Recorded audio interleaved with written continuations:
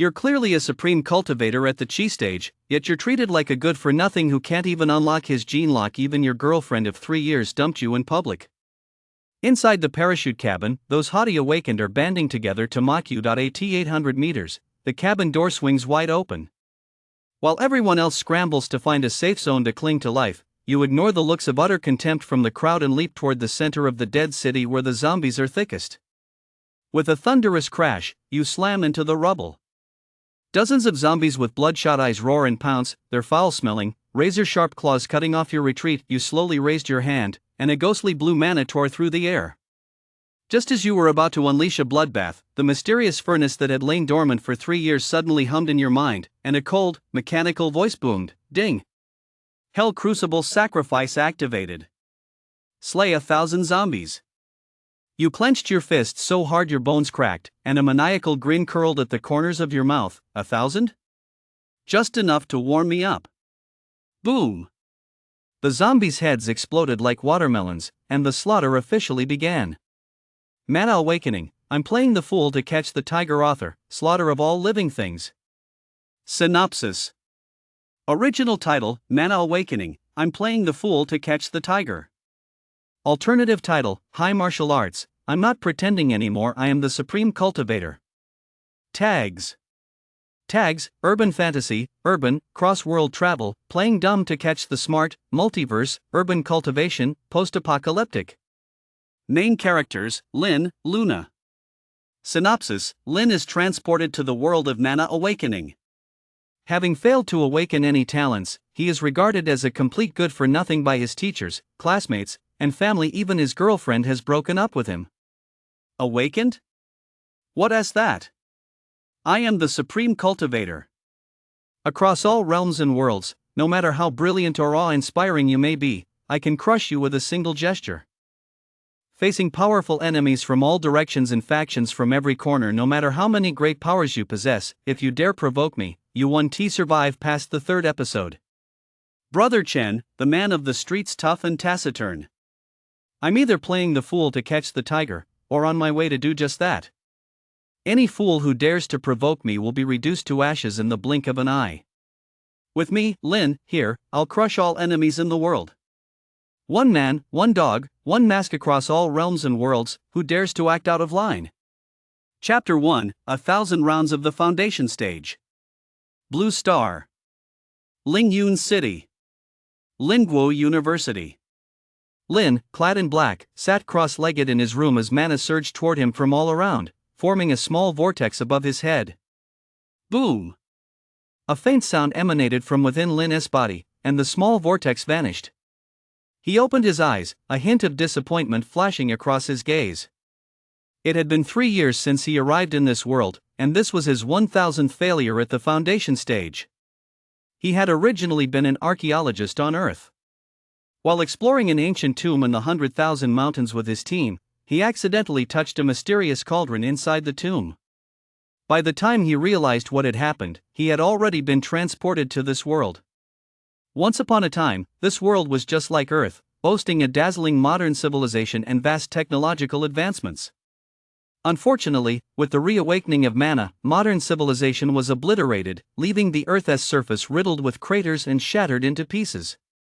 Terrifying monsters emerged and began wreaking havoc. Even more terrifying was that most humans mutated overnight, eventually turning into mindless, ravenous zombies. In the struggle against monsters and zombies, humans accidentally activated the gene lock, becoming the Awakened. The Awakened possessed immense power capable of standing up to the monsters, and from that moment on, humanity saw a glimmer of hope. Boom! With a wave of his hand, Lin conjured an ancient cauldron before him. The cauldron was rust-stained, stood on 3 legs, and bore indistinct markings. Its entire surface glowed a crimson hue. This cauldron was the very cause of Lin's dimensional travel. In the 3 years since he arrived here, the cauldron had shown its extraordinary power only once, granting Lin a secret technique called the Chi Stage Art, which included methods for the Foundation stage, and had remained dormant ever since. The Chi Stage has 9 levels. With the Chi Stage Art, Lin reached the peak of the Chi Stage in just 2 months. The next step was the Foundation stage. Unfortunately, over the past 3 years, he had attempted the foundation stage 1,000 times, failing every single time. Could it be that I'm being too impatient? Lin muttered to himself. It seemed he would have to put the matter of breaking through on hold for the time being. Over the past 3 years, he had been attempting the foundation stage practically every day. He had indeed been a bit too impatient. Lin, today is the school's graduation exam. Don't be late. An urgent voice called out from outside the door. Go ahead without me. I'll be right there. Lin put away his alchemy cauldron. Every year, Lingwu University conducts an assessment of its students.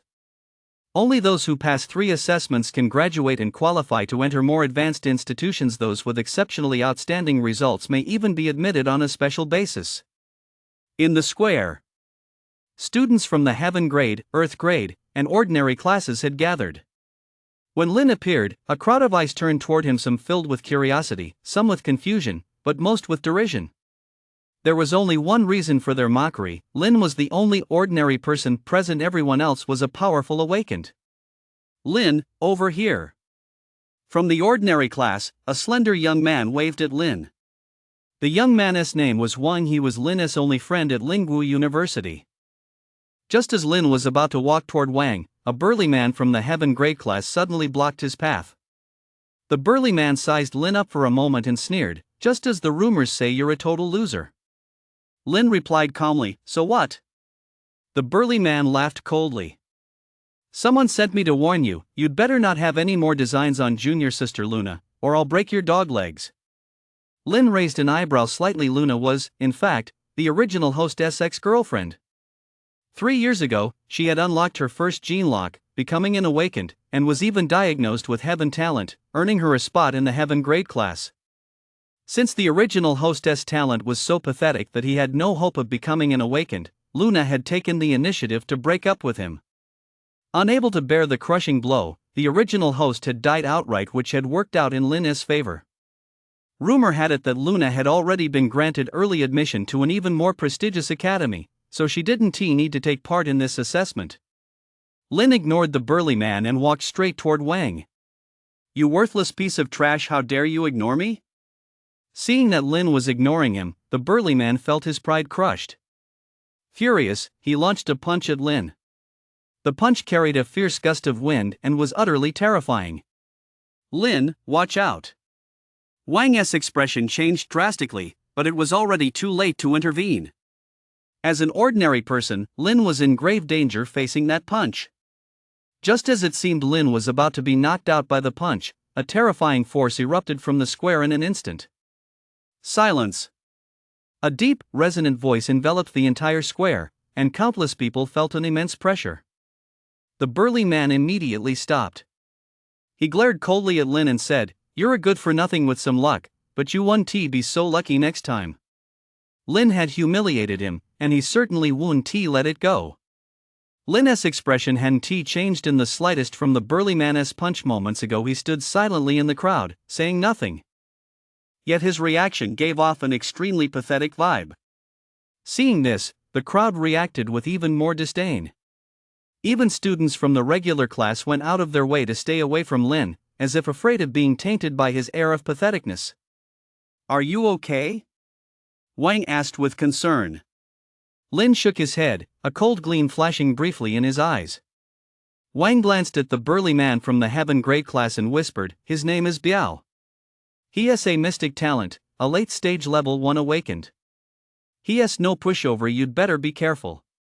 The human body contains 9 gene locks. Unlocking the first gene lock allows one to become an awakened. With each subsequent gene lock unlocked, one's strength increases exponentially. There are 9 levels of awakened, each further divided into 3 sublevels: early, middle, and late. Talents are classified into 4 major grades: heaven, earth, mystic, and yellow. The higher the talent grade, the more gene locks one can unlock. Generally speaking, mortal talent is the lowest. Typically, one can only unlock the first gene lock, and unlocking the second is extremely difficult. Mystic talent allows one to unlock 3 gene locks. Earth talent allows one to unlock 5 gene locks. Heaven talent allows one to unlock 6 or more gene locks. As for Lin, he possesses a rankless talent below the Huang grade and cannot unlock even a single gene lock. However, nothing in this world is absolute sometimes, talent isn't the only measure of strength, and there are always exceptions. A middle-aged man appeared in the square, clad in a star-patterned robe and exuding an unfathomable aura. The man glanced impassively at the students from the 3 classes and said, "My name is Feng. I'm from Astral Academy, and I'm a level 6 peak awakened. I'll be in full charge of your assessment this time." Whoa! A level 6 peak awakened? From Astral Academy? The crowd sucked in a sharp breath. At Spirit Martial University, the dean was the strongest and even he was only a level 4 awakened. This man, however, was a peak level 6 awakened, a true powerhouse. Astral Academy was one of Blue Star's premier institutions of higher learning and the place most coveted by countless awakened. If Lingwu University taught theoretical knowledge, then Astral Academy focused on practical training, teaching students how to become stronger. Chapter 2: The No Man's Land Assessment. Everyone looked at Feng with awe and reverence. There was only one person in the room who remained completely composed, Lin. Coincidentally, his composure caught Feng's eye. Feng scrutinized Lin. Strange he didn't sense the slightest trace of an awakened aura from him. The man was clearly just an ordinary person. How could he remain so calm and composed in the face of Feng's overwhelming presence? Without giving it much thought, Feng turned his gaze back to the crowd and pulled out a crystal. "Do you all know what this is?" "Spirit crystals." The crowd answered in unison. Spirit crystals contain immense power and are essential cultivation resources for the awakened. Spirit crystals are also the universal currency in the world following the revival of mana. With them, one can purchase many valuable items. There is only one way to obtain spirit crystals, by hunting monsters and zombies. Feng nodded and said, "That's right. These are indeed spirit crystals." He continued, "The focus of your assessment this time is related to spirit crystals. You'll be sent to the uninhabited zone. The minimum requirement is to bring back 1 spirit crystal. The more spirit crystals you bring back, the better your score will be. The top 3 performers in this assessment will receive direct admission to Astral Academy." Whoa! The crowd erupted once again in a chorus of excitement and anticipation. A spot at Astral Academy, that was the greatest reward of all. Everyone's eyes immediately lit up with determination, and they began rubbing their hands in anticipation. "I'm definitely going to secure a spot at Astral Academy this time." Diao clenched his fist and declared boldly he was extremely confident in his own abilities. The others remained silent, but their eyes also burned with a fierce fighting spirit. Seeing everyone so excited, Feng said calmly, "Regarding this assessment, I want to emphasize 2 points. First, the assessment will last 3 days. There will be no monitoring throughout the entire process. I will only look at the final results. Second, this assessment is extremely dangerous and carries the risk of death at any moment. If you're afraid, you may withdraw early and wait for next year's assessment."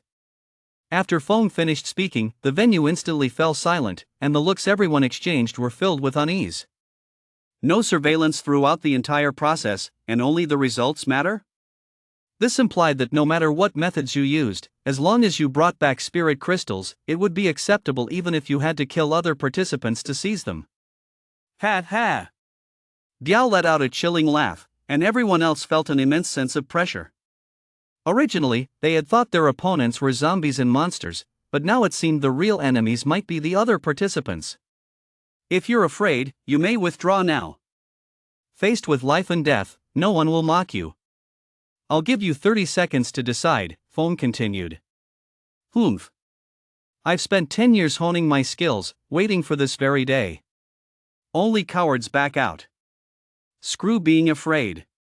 Even if I die, I'll die in battle. A spot at Astral Academy, how enticing.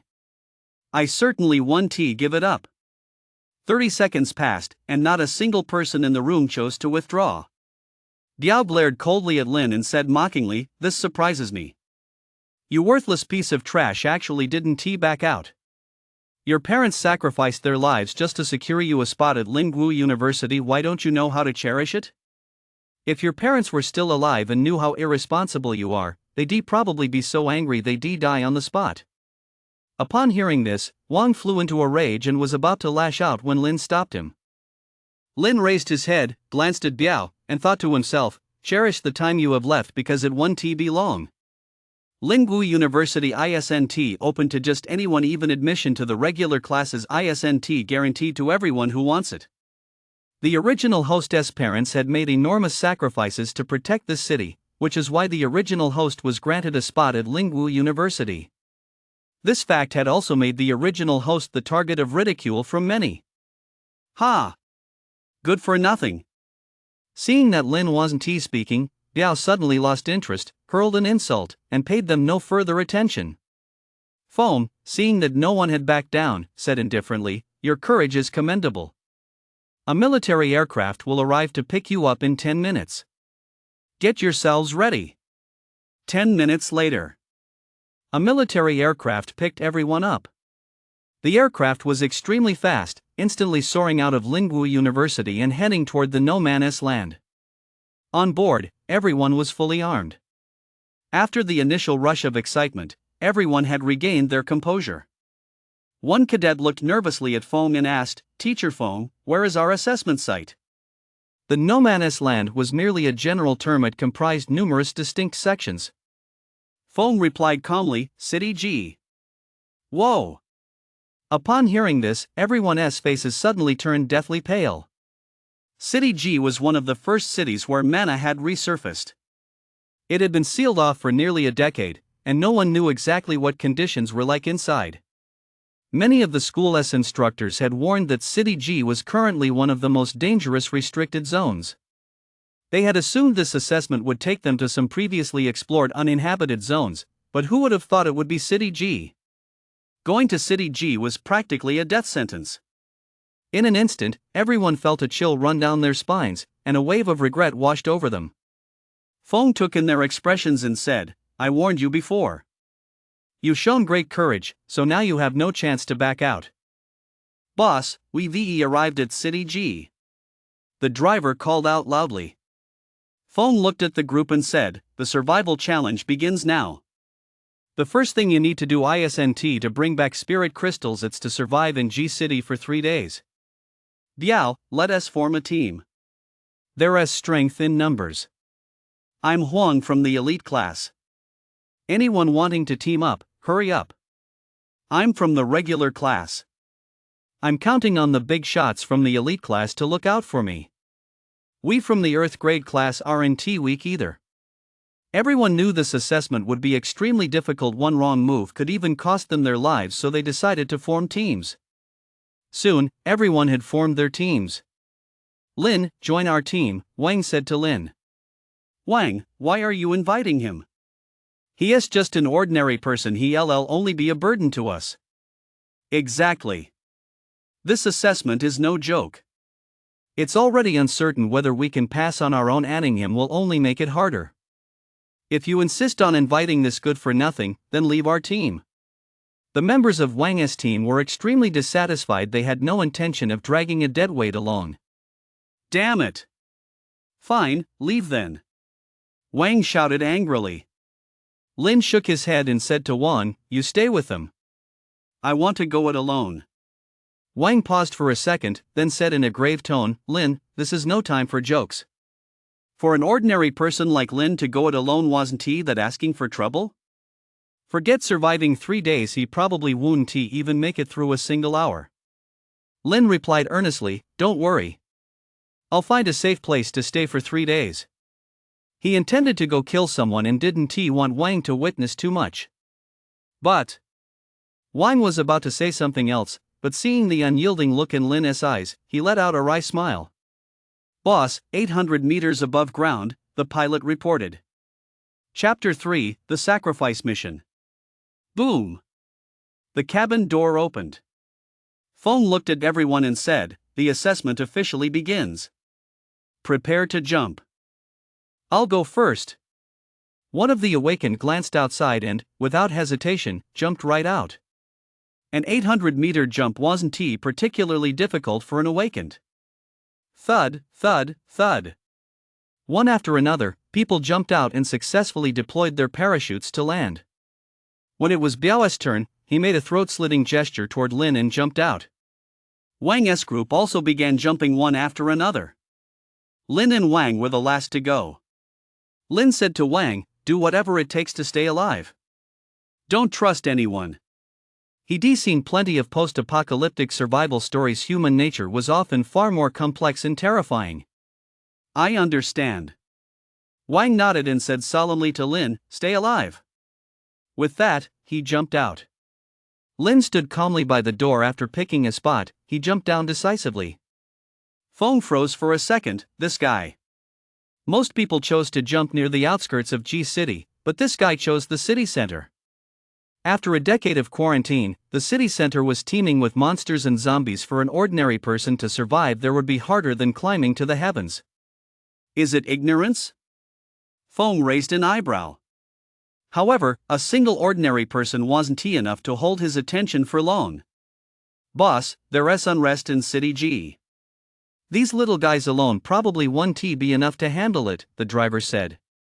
Feng replied calmly, "The academy has already sent a team over." Thud. A heavy thud echoed. Lin successfully touched down on the ground. He looked at the city before him. Huge cracks ran across the ground, moss covered the ground, and the once towering buildings had completely collapsed into ruins. Zombie cars were parked haphazardly, long since damaged and covered in a thick layer of dust. The entire city was eerily silent. Lin knew that danger lurked in the corners you couldn't see. In the shadows, countless pairs of eyes were staring intently at you, ready at any moment to tear you to pieces. Lin closed his eyes. While he was on the plane, the furnace which had been dormant for 3 years finally showed signs of new activity. The furnace was right inside Lin's brain. A message appeared on the rusty furnace: "Hell Crucible's first sacrifice mission has begun. Mission details: hunt down 1,000 zombies and complete the sacrifice incineration. Mission success: reward the martial technique Mystic Moon Seal. Mission failure: the furnace master's cultivation will be drained. Mystic Moon Seal." Seeing this reward, Lin felt a stir of excitement. He possessed peak 9th layer chi stage strength, yet he didn't have a single martial technique. It was like guarding a treasure mountain but being unable to fully mine its riches. With a martial skill, he could unleash his full potential. A martial skill was truly vital to him. Hunting down 1,000 zombies was a task other candidates wouldn't even dare to imagine, but for Lin, it posed little difficulty. Whoosh! Suddenly, a cold gleam shot toward Lin. Lin casually tilted his head slightly. The cold gleam whizzed past his ear and embedded itself in the wall behind him. It was a dagger. Whoa! I never thought a worthless piece of trash like you could actually dodge that attack. That's a bit beyond my expectations. A mocking voice rang out. A man of ordinary appearance appeared before Lin. Lin sized up his opponent but said nothing. The man said playfully, "My name is Zhang, from the elite class. Remember me, the one who's going to kill you." As soon as he finished speaking, a terrifying aura erupted from his body. He unleashed a punch at Lin with full force right from the start. He was a mid-level 1 awakened. He didn't need to use his full strength against an ordinary person, but he simply enjoyed crushing ants with overwhelming power. It gave him an inexplicable sense of pleasure. When he jumped from the plane, he had deliberately delayed opening his parachute in order to spot Lin. He hadn't expected the other man to land right in the center of the city, which took him by surprise. As his fist was about to strike Lin's head, the smile on Zhang's face grew even more savage. The sight of blood spattering everywhere sent his blood boiling. Unfortunately, his smile vanished almost immediately. Boom! Zhang's body suddenly flew out like a kite with a broken string, slamming violently into the wall, causing the thick structure to collapse instantly. Lin waved his hand, telekinetically grabbing Zhang's neck, which he instantly clamped in his grasp. Cough, cough. You, how is this possible? Zhang, covered in blood, stared at Lin in terror. He was a mid-level 1 awakened, yet he'd been knocked flying by a powerful force without even touching Lin's clothes. Wasn't Lin supposed to be a loser? How had he suddenly become so powerful? In that moment, Zhang was overcome by endless fear. He realized that everyone had been deceived. Lin wasn't a loser at all, but a wolf in sheep's clothing. Lin said nothing, but slightly tightened his grip. Zhang struggled frantically, his heart filled with terror. He sensed that Lin intended to crush him to death. Lin, no, don't kill me. I'm an elite student in the heaven grade class. If you kill me, the school won't let you off the hook. Ah! Lin, please don't kill me. As long as you spare my life, I'll tell you who's behind this, who sent me to take you down. Lin loosened his grip slightly and looked at Zhang impassively. Having narrowly escaped death, how could Zhang dare to withhold anything now? He said frantically, Diao issued a threat to everyone in the top tier class: whoever encounters you must strike ruthlessly on the spot, and he'll offer a generous reward. As far as I know, he's just doing someone else's bidding. Crack! No sooner had Zhang finished speaking than Lin snapped his neck. His eyes widened, filled with confusion. He'd already told him everything. Why did Lin still have to kill him? You came here to kill me. Did you really think you'd walk away alive? Lin said coldly. If you're going to act, don't waste your breath. Roar!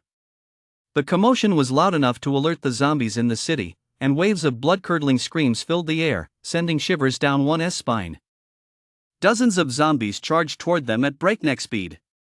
Their rotting bodies exposed, the bones beneath their hair was sparse, and thick black veins ran along their necks. Their faces were sallow and gaunt, their ferocious eyes glowing with a bloodthirsty light, and their sharp fangs were ready to tear their prey to shreds at any moment. It had been a long time since they smelled the scent of fresh blood. Roar! The zombies roared frantically, lunging viciously at Lin. Whether in strength or speed, the zombies far surpassed ordinary humans by several times. They felt no pain, making them extremely difficult to deal with. In the early days of the Mana Awakening, countless people had perished at the hands of these zombies. Once bitten by a zombie, an ordinary person would turn into a zombie within a minute.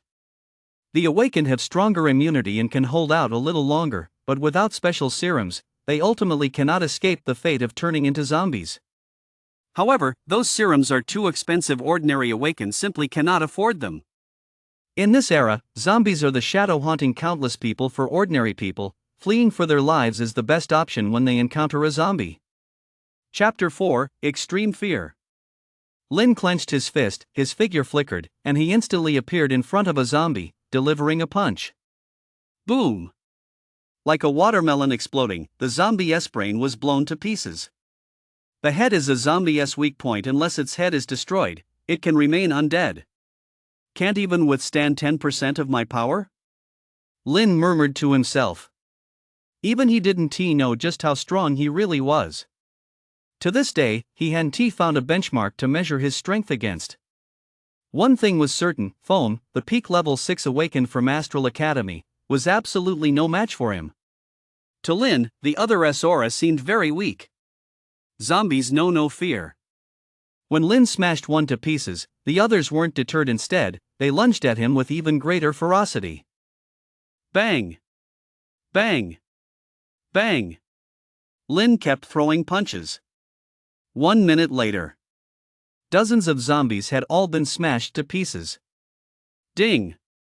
A lustrous spirit crystal fell to the ground. Lin waved his hand, and the spirit crystal flew into his palm. According to the collective experience of countless awakened, the drop rate for spirit crystals from killing zombies is 1%. In other words, killing 100 zombies might yield a single spirit crystal. The probability of obtaining spirit crystals from killing monsters is slightly higher. Awakened can use spirit crystals for cultivation, and so can Lin. Lin looked at the corpses on the ground and couldn't help but raise an eyebrow. The Hell Crucible's sacrifice quest, to put it simply, involved throwing zombies into a furnace to burn them. This location wasn't ideal for summoning the furnace directly, and moving these zombies elsewhere wasn't an option Lin was considering. To be on the safe side, he decided to leave these dozens of zombies behind for now. As he was pondering, Lin heard voices and found a hidden spot to hide. Soon, a group of about a dozen people appeared. Leading them was a man with an earring and a sinister expression. This man seemed to be named Huang. He was from the top-tier class, and Lin had a vague recollection of him. Captain, Zhang is dead. One team member, looking terrified, pointed at Zhang's body. He covered his mouth, afraid to speak too loudly for fear of attracting zombies. Zhang wasn't considered particularly formidable in the Tianpin class, but he did have some reputation. Now that he had died here, it naturally caused some panic among those present. Less than 10 minutes had passed since they parachuted in, and already someone had died. G City was indeed treacherous. Huang frowned and said, G City is unpredictable and treacherous, teeming with zombies and monsters. Isn't it only natural for someone to die? Besides, Zhang was a good for nothing to begin with. He deserved to die. It's not that simple. A woman wearing a black bodysuit stepped forward from the group. She examined Zhang's body and said, Zhang's bones are all broken, clearly shattered by a massive force. His fatal wound is to the neck. It looks like someone crushed it with their bare hands. She then fixed her gaze on the zombies at the scene and added, these zombies were likely killed by the same person. The opponent is ruthless and extremely powerful. There's a mysterious powerhouse lurking nearby. We must leave this place quickly, lest we become his targets, Black Fox said gravely to Huang. Huang replied nonchalantly, Black Fox, you're overreacting. With so many of us here, why should we fear a single opponent? He was a late-stage level 1 awakened, far superior to a good-for-nothing like Zhang, and felt no fear. Black Fox replied calmly, the smell of blood is too strong here. A horde of zombies will be here soon. If you want to stay, go ahead. I won't be joining you. Huang realized what was happening the moment he heard this. Gritting his teeth, he said, let us get out of here first. Lin watched as Huang and the others left, a faint smile curving his lips as he thought of a perfect sacrifice. He quietly followed behind Huang and the others. The once silent city was thrown into complete chaos. More terrifying zombies awoke from their slumber. Not long after Huang and his group left, they were surrounded by over 20 zombies. Captain, what should we do? The team members gripped their weapons, their faces filled with panic. Even though they were all awakened, they harbored an instinctive fear of zombies. Huang said in a firm voice, fight our way out. Attack! His power surged, and he and Black Fox charged forward first. Seeing this, the others had no choice but to grit their teeth and follow suit. Lin stood atop a high-rise building, silently watching the fierce battle below. His expression was impassive. With over 10 awakened facing more than 20 zombies, yet moving so hesitantly, their combat experience clearly left something to be desired. Only Huang and Black Fox were slightly stronger, but only slightly. Both were late-stage level 1 awakened. Dealing with a dozen or 20 zombies shouldn't have been difficult, yet they seemed to be struggling. Zombies possess strength and speed several times greater than ordinary humans and feel no pain. However, unlike humans, they lack consciousness. In other words, they don't know how to dodge, they only lunge forward. Under these circumstances, as long as you can accurately hit one in the head, you can take it down. For the awakened, this isn't particularly difficult. Ah! Don't come near me! You bunch of beasts, all of you get the hell away from me! Captain, save me! I don't want to die. Before long, the 3 team members were knocked to the ground by the zombies. Overcome by extreme fear, they felt completely drained of strength, unable to muster even the slightest bit of energy. Ah! A piercing scream rang out as the 3 were devoured by the zombies. Rip! Rip! The zombies' teeth were razor sharp. The group watched in horror as their teammates were torn apart, their bodies reduced to a bloody mess. The ground was stained red with blood, and the gruesome reality sent chills down their spines. Damn it! What are you standing around for? Let us get out of here! Huang roared in anger, knocking a zombie in front of him away with a punch, then immediately charged forward. Seeing this, the others didn't dare linger. They followed in a panic. The group began their desperate escape from the apocalypse. The number of zombies chasing them kept growing, snowballing from a dozen or so to dozens, then hundreds. It was as if this group had stirred up a nest of zombies and was being relentlessly chased. Damn it! Damn it! Huang roared as he ran. This damn assessment was way too extreme. Facing so many zombies, he felt a lack of confidence in his own abilities for the first time. If he had the chance to choose again, he definitely wouldn't have signed up for this assessment. A spot at Astral Academy was tempting, but only if you were still alive to enjoy it. Stop complaining. There's a church up ahead. Let us take cover inside, Black Fox said in a steady voice. Bang! The group rushed into the church and slammed the doors shut. Phew! Seeing that the church was empty and free of zombies, they finally let out a sigh of relief. Chapter 5: The Mystic Moon Seal. Thud, thud, thud. The zombies charged toward the church, pounding relentlessly on the front doors, sending everyone's hearts racing. Huff, huff, huff. The pounding of the doors mingled with the group's heavy breathing, creating an eerie atmosphere. Huang took out some water and took a sip. Glancing at the group, he saw that of the original 15-person team, only 12 remained, a devastating loss. Everyone kept their heads down, their spirits low. Suffering such a massive blow so early in the assessment, they deeply regretted participating. Teammates who had been full of life 1 second were devoured the next. No one knew if they would be the next target. Tap. A sudden sound snapped everyone out of their thoughts. Who's there? Black Fox reacted with lightning speed, instinctively reaching for his weapon. A mysterious force struck silently before Black Fox could even draw his weapon. He lost consciousness. The others met the same fate. Only after everyone had fallen to the ground did Lin step into view. He slowly walked toward the church door and opened it. Roar!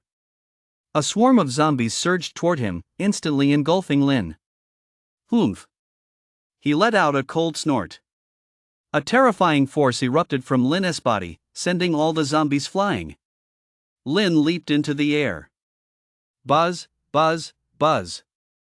Mana from the heavens and earth surged toward him. Stay down!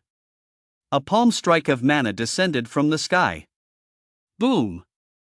Hundreds of zombies were slammed to the ground.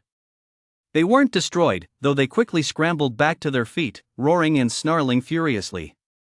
These zombies felt no pain and possessed tenacious vitality. Unless their heads were struck, they wouldn't be destroyed. Ha! Lin remained unfazed. Clenching his fists, he charged straight into the horde of zombies. Half an hour passed. The entire church was piled high with the bodies of zombies, and a layer of foul-smelling, blue-tinged blood pooled on the floor. 1,000 zombies had been hunted down. Lin's black clothes were splattered with some zombie blood, but this time, his mana expenditure hadn't been too great. Boom! With a wave of his hand, the furnace instantly appeared in the air. This furnace was even more mysterious and massive than before. 3 meters tall and 2 meters in diameter, a blazing crimson inferno erupted from within it, capable of incinerating all things, a truly terrifying sight. Even Lin was momentarily overwhelmed by the furnace's overwhelming presence. This furnace has become so ugly. Hum! As the furnace trembled, a terrifying suction force emanated from within.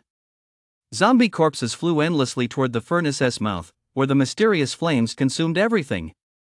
The zombies' bodies, which had been incredibly tough, were instantly incinerated by the flames, leaving not even a trace behind.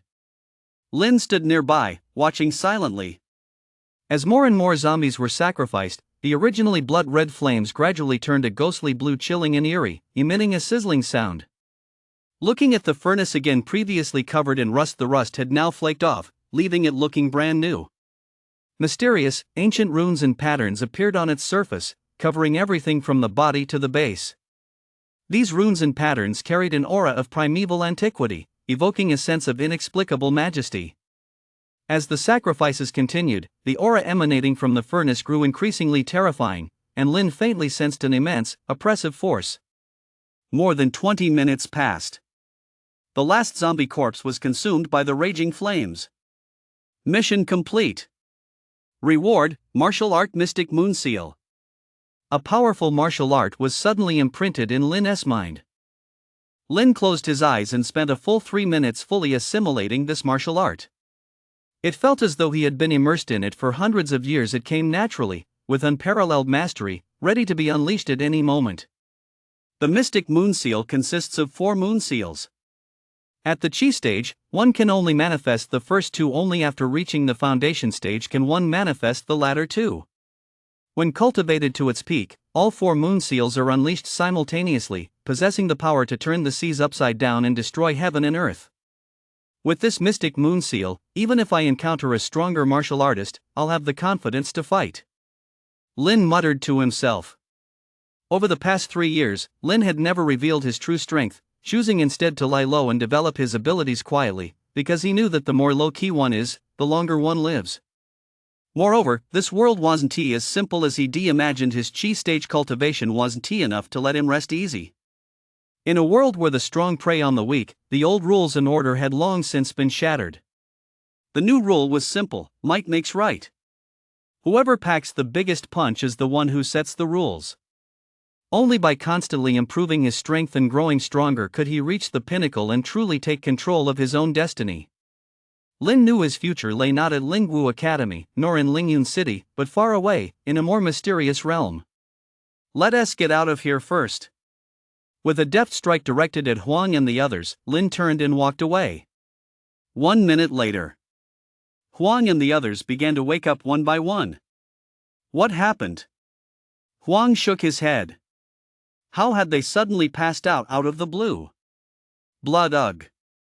One member woke up, wet himself in terror at the sight of the zombie blood, and immediately began to vomit. Black Fox's eyes widened as well. The entire floor of the church was covered in zombie blood. It would have taken the slaughter of at least 1,000 zombies to produce that much blood. What exactly had happened while they were unconscious? And why had they passed out in the first place? The unknown is the source of terror. Black Fox felt a chill run down her spine. She vaguely remembered seeing a figure just before she lost consciousness. Damn it! Let us get out of this disgusting place first. Huang looked around with disgust. The stench was overwhelming, and he didn't want to stay there a moment longer. After leaving the church, Lin found himself in front of a villa in the city center. Compared to other buildings, this villa was in relatively better condition. The villa's door was chained shut. Crack! Lin threw a punch, shattering the chain. Bang! He pushed the door open.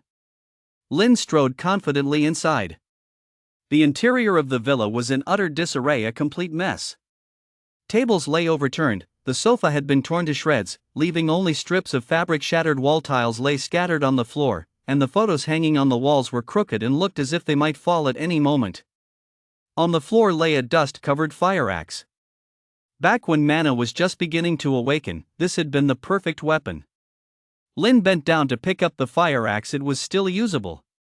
Chopping zombies with this was much easier than using his fists. Roar!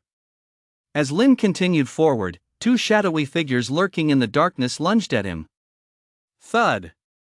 Thud! Lin had anticipated this. He sprang to his feet instantly and swung the fire axe. 2 zombies lay on the ground. This fire axe handles pretty well, Lin murmured under his breath. After locking the door, he made his way to the second floor of the villa. The second floor was just as chaotic, with only a skeleton lying scattered on the floor. The villa had a third floor, but the door was locked. Bang! Lin smashed open the door to the third floor. The scene before him, however, left Lin stunned. Chapter 6, Night Falls. Before him lay a luxurious swimming pool. The surroundings were resplendent with gold and splendor. There was plenty of fitness equipment, and numerous shelves lined the area like a supermarket, stocked with all kinds of food. This city had been sealed off for nearly a decade. Lin was surprised to find a place so well preserved. As he walked toward the pool, Lin noticed that the water inside didn't smell foul. It's not stagnant water, Lin murmured. In the early days of Mana's revival, water resources had been severely polluted. Many people had no water to drink and died of thirst. Fortunately, in the years that followed, water quality gradually recovered. Covered in blood, Lin decided to take a shower. Whoosh! Suddenly, a pale yellow afterimage lunged at him. Little guy, you can't hide anymore? Lin smiled calmly and reached out to grab it. Smack! That was quick. He had a yellow-haired Shiogo puppy firmly in his hand. Woof, woof, woof. The Shiogo puppy's round eyes widened, giving it a slightly fierce yet adorable look. Lin examined the puppy in his hand. It was a familiar Chinese native dog. To his surprise, this puppy hadn't mutated. After all, since the revival of mana, many animals had mutated overnight, becoming extremely ferocious. However, something seemed off about this puppy. The third level was locked, so it must have been here for quite some time. Despite its small size, it was actually quite old. After petting the puppy for 2 minutes, Lin tossed it out. Little guy, go play somewhere else. The puppy landed steadily on the ground, instantly ducking into the corner behind a shelf, then poked its head out and glared fiercely at Lin. Lin pulled out a spirit crystal and tossed it over, saying, I took your spot here as some compensation. Whoosh! The puppy seemed to know that spirit crystals were valuable. It immediately leaped up, swallowed it in one gulp, and then collapsed. Soon, a powerful force erupted from within it. Its yellow fur began to fall out, only to be replaced by new fur. After his bath, Lin felt completely refreshed. Glancing at the puppy, he saw the little guy lying motionless on the ground, but the aura emanating from it was anything but ordinary. You're one lucky little guy, Lin murmured, ignoring the puppy as he began to explore the area. This was a decent spot, perfect for a camp. Red wine, of all things. Lin discovered red wine on the shelf, a pleasant surprise. The other food had surely gone bad, but the alcohol was still in perfect condition. Night fell. Terror reawakened, and the city became rife with danger. On the rooftop, Lin held a glass of red wine, crossed his legs, and calmly gazed at the battered city beneath the moonlit night. Endless zombies have fully awakened from their slumber.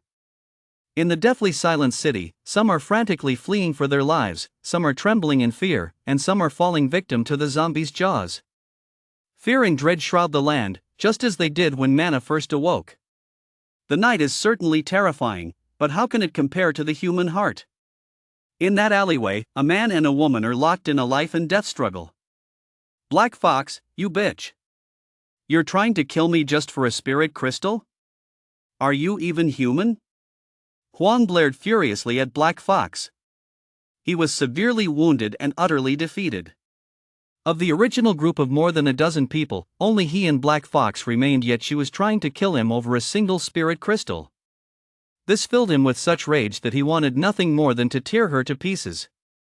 Black Fox knew full well that villains die from talking too much, so she remained silent, instead continuously swinging the dagger in her hand. Both Huang and she were late-stage level 1 awakened beings. Under normal circumstances, she naturally wouldn't be able to kill Huang, but after her earlier sneak attack had severely wounded him, she was now fully confident she could finish him off. Damn it!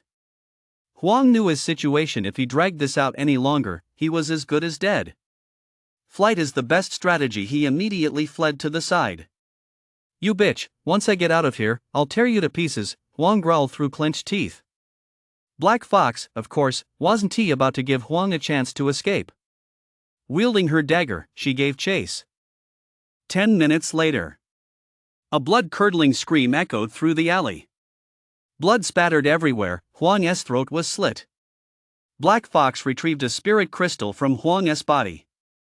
A look of relief flashed across her face. With this spirit crystal, she passed the assessment without a hitch. However, her goal wasn't just the assessment, it was a spot at Astral Academy. In her view, dealing with humans was far easier than dealing with zombies. On the other side of the street, hundreds of zombies were frantically chasing a group of people. Head of the family, you go first, we'll hold them off.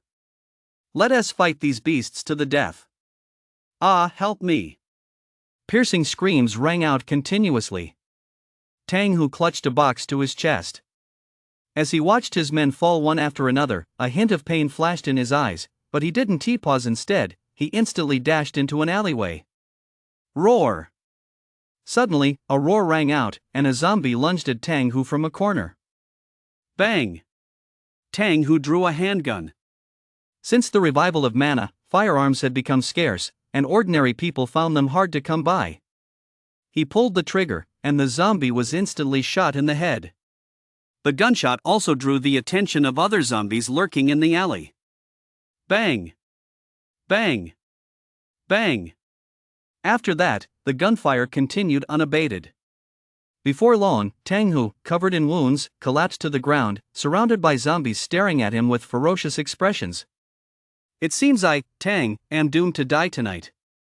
Tang Hu smiled bitterly as he raised his pistol. There was one bullet left in the chamber, one he had deliberately saved for himself.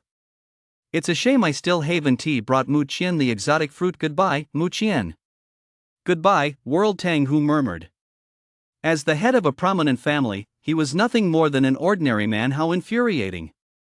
Just as he was about to take his own life, the zombies around him suddenly began falling in droves. A young man dressed in black was hacking his way through the horde with a fire axe. In his eyes, the terrifying zombies were no more than cabbages, which he sliced and chopped at will. Soon, every zombie in the vicinity lay dead on the ground. Tang Hu's eyes widened, his expression blank. He was clearly stunned by the scene before him. He knew firsthand just how terrifying these zombies were, yet this young man was able to slaughter them as easily as chopping vegetables. This young man was terrifying.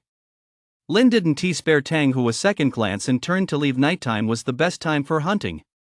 Wait! Seeing that Lin was about to leave, Tang Hu immediately spoke up. Lin stopped in his tracks. Tang Hu struggled to meet Lin's gaze and said, "Young man, I don't have long to live. Before I die, could I ask you for a favor?" Upon hearing this, Lin continued walking forward. Villains die from talking too much, heroes die from meddling too much. One of the rules of post-apocalyptic survival is, don't stick your nose into other people's business. I can offer you a reward, Tang Hu said, his face pale. Hearing the word reward, Lin stopped in his tracks, turned to face Tang Hu, and said indifferently, "Tell me about the reward first." Chapter 7, Disturbing My Peace of Mind, damn it.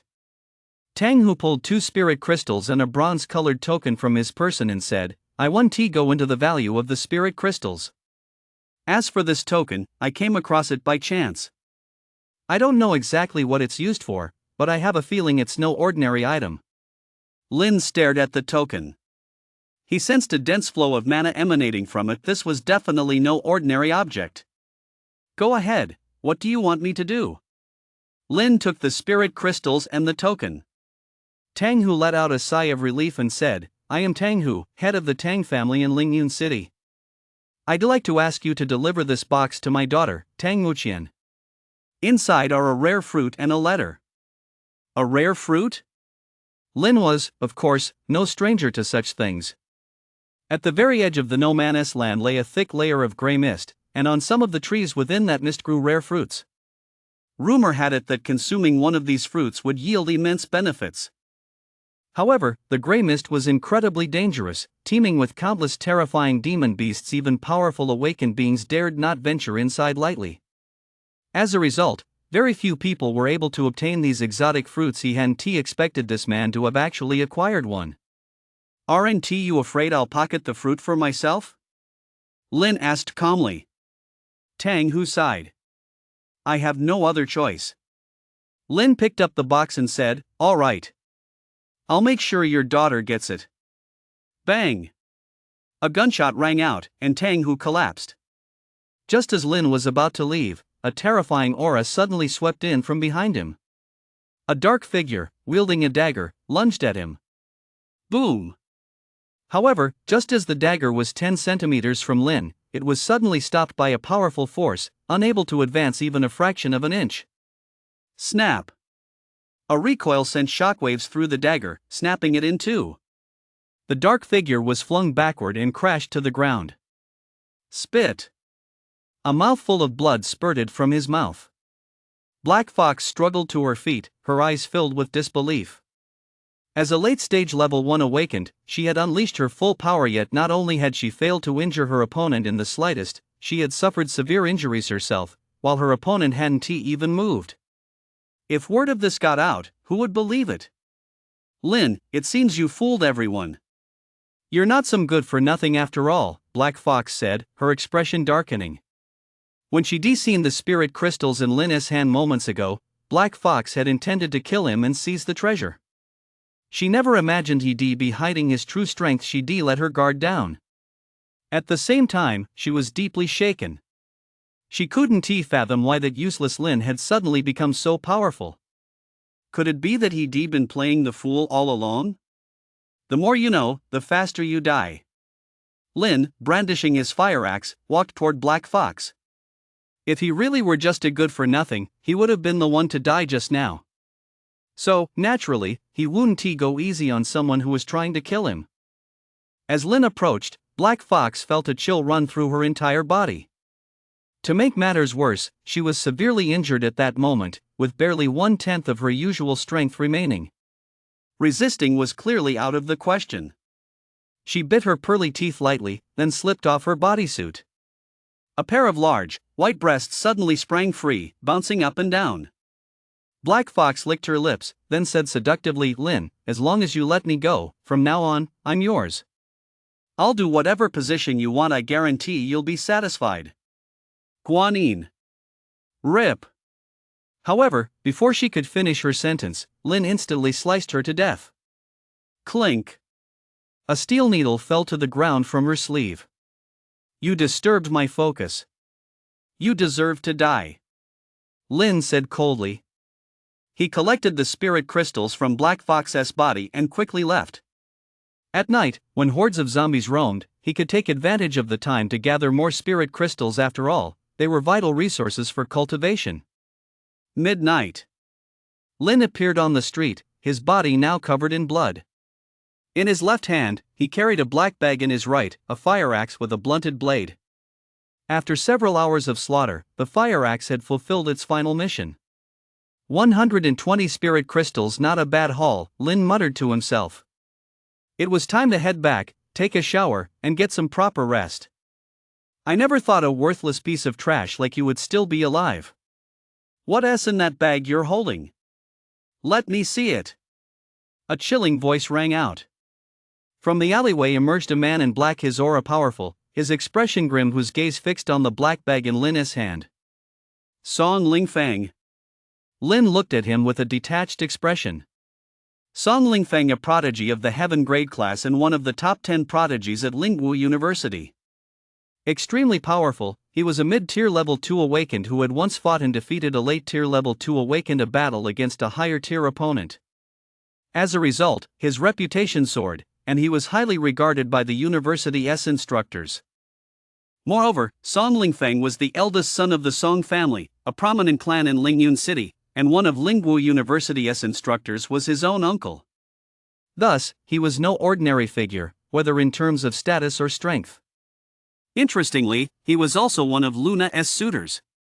Song Lingfang had warned Lin many times to stay away from Luna. If it weren't for the university instructors stepping in, the grass on that guy's grave would probably be over a meter tall by now.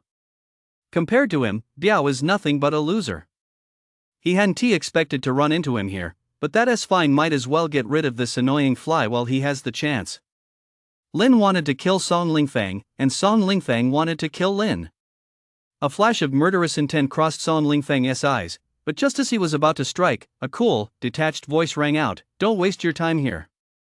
7 or 8 people appeared on the scene, led by a stunningly beautiful woman with a tall, slender figure, skin as smooth as cream, and a cool, aloof expression. Snow, the granddaughter of the Lingwu University dean, was known alongside Luna as one of the university's 2 most gifted young women, a heaven talent and a level 2 peak awakened. Logically speaking, like Luna, she should have already been granted early admission and had no reason to participate in this assessment. Song Lingfang suppressed the murderous intent in his eyes and said arrogantly to Lin, "Don't worry, I wouldn't kill you, it would only dirty my hands. You may have had a stroke of luck, scraping by for a day in this no man's land, but completing this assessment is utterly impossible. After all, a good for nothing is a good for nothing. Even with a bit of luck, you're still a good for nothing." Snow said calmly, "Let us go." Song Lingfang flipped Lin the middle finger and said, "Pathetic loser.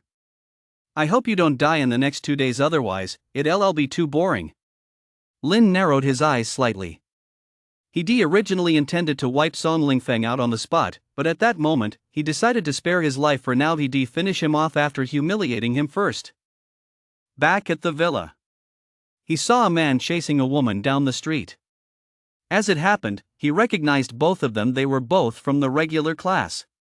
The man sneered, "Zhao Qian, you slut. You love acting all aloof in class. I've been chasing you for so long, and you wouldn't even glance my way. Now that you're in my clutches, I'm going to make you wish you were dead." The woman looked terrified as she kept running forward. When she saw someone ahead, her heart leaped with hope, but the moment she realized it was Lin, her heart sank. Why did it have to be that good for nothing Lin? "Lin, save me." Still, she decisively ran toward Lin. Although this good for nothing was just an ordinary person, to Zhao Qian, he was her only lifeline. She quickly hid behind Lin, then, her eyes flashing with determination, she pushed him from behind with both hands. "Lin, hurry up and stop Wu Hao. P.S. The readers group has been set up. Click on Song Sheng's homepage to join directly. Chapter 8, Deserving of Death. She didn't expect Lin to actually stop him. She only hoped he could buy her a moment to escape. Unfortunately, as Zhao Qian pushed with both hands, she realized Lin was standing rooted to the spot, not moving an inch. "Ha ha ha ha. I never expected it to be you, you good for nothing. I've had it with you for a long time. Die." Wu Hao laughed savagely as he channeled all his strength and slammed a palm strike toward Lin. Just as the palm strike was about to hit Lin, he grabbed Zhao Qian and thrust her in front of him. Boom! The strike instantly struck Zhao Qian in the chest. Put! Zhao Qian spat out a mouthful of blood. Her heart meridians were shattered on the spot, and she died instantly. She probably never imagined she would meet such an end. She had intended for Lin to serve as her human shield, but the tables had turned unexpectedly. Lin casually tossed Zhao Qian to the ground, then said in a deep voice, "Wu Hao, for murdering your classmate, you deserve to die 1,000 deaths." Without giving Wu Hao a chance to react, Lin struck out with a palm strike, unleashing a terrifying burst of power. Boom! Wu Hao instantly turned into a mist of blood, dead beyond any doubt. Having done all this, Lin entered the villa with a blank expression. After taking a shower, Lin walked to the window with a glass of fine wine in hand.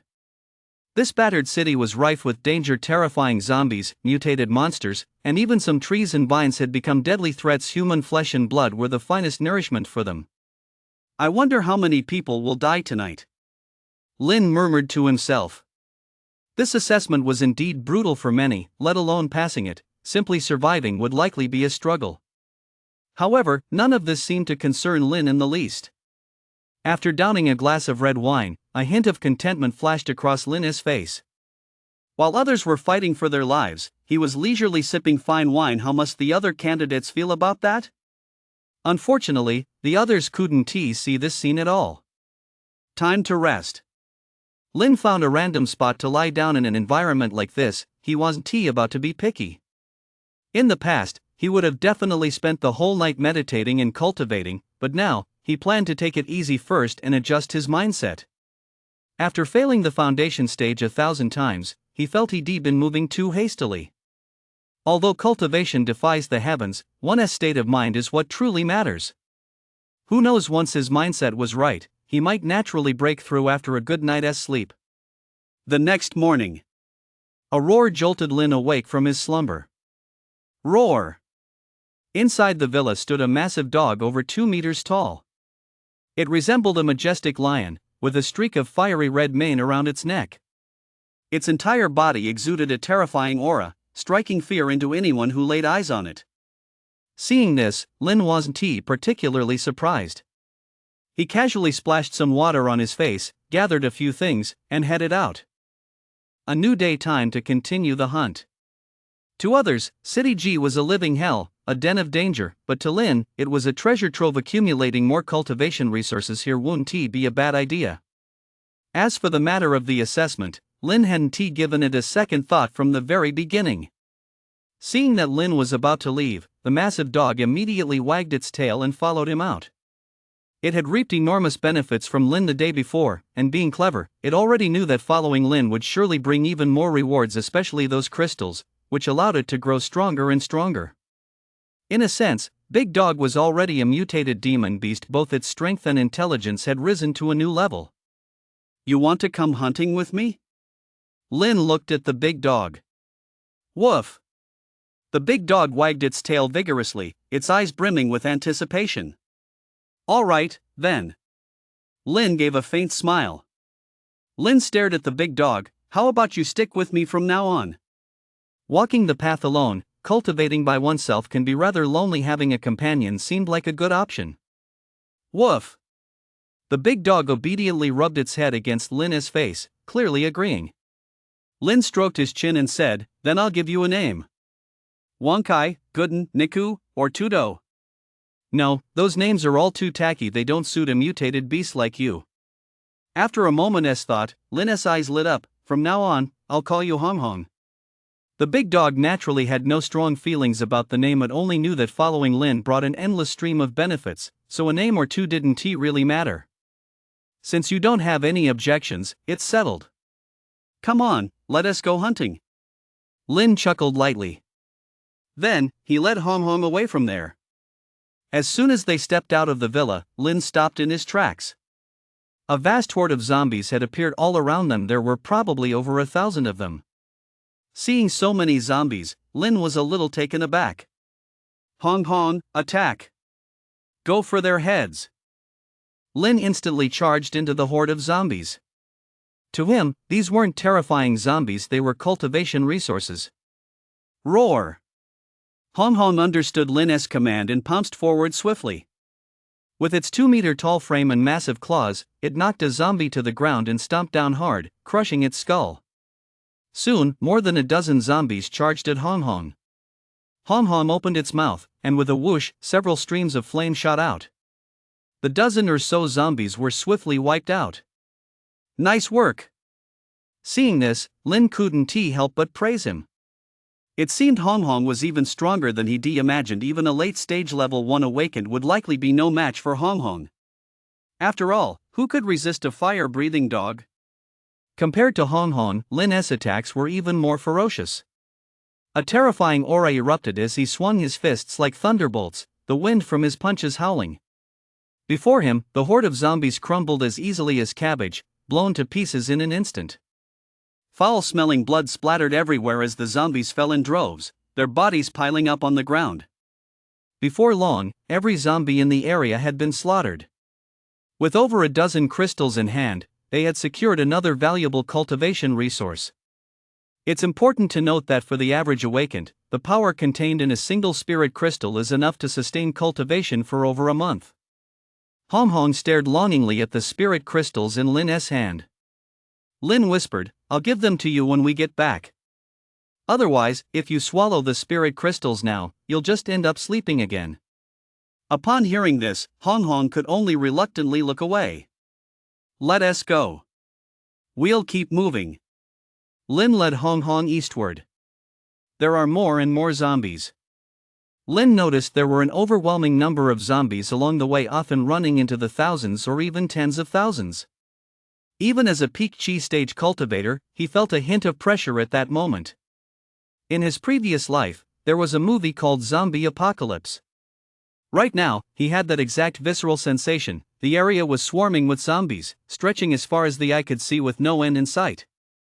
The ground had been completely overrun by them, only the sky above remained safe. There weren't this many zombies roaming around yesterday. It seems something must have happened, Lin said, a gleam flashing in his eyes. Whoosh! Lin's figure flickered and appeared atop a high-rise building. From his vantage point high above, he could see that the streets in every direction were overrun by zombies. Their constant roaring was utterly terrifying. These zombies all seemed to be surging toward the same direction. Lin noticed that the zombies appeared to be heading toward a single location, as if drawn by some mysterious force. I'll go check it out. You stay right here, Lin told Hong Hong. Chapter 9, The Silver Moon Zombie King. Inside a grand theater. Millions of zombies had surrounded the theater, leaving no room to move. Within a radius of several hundred meters, the area was swarming with zombies, and their numbers continued to grow. It was as if these zombies had been drawn here by some mysterious presence inside the theater. Roar! A thunderous roar echoed through the sky. A military aircraft appeared overhead. Whoosh, whoosh, whoosh. More than a dozen figures leaped from the aircraft and landed steadily on the roof of the theater. There were 15 of them in total, each exuding a terrifying aura. Even the weakest among them was a level 5 awakened. One of the women served as the team leader. She wore silvery white battle armor, was tall and slender, with jet black hair cascading casually over her shoulders. Her skin was as white as snow, her beauty peerless, her demeanor cool and aloof, and she radiated an air of mystery. Greetings, Commander Yi.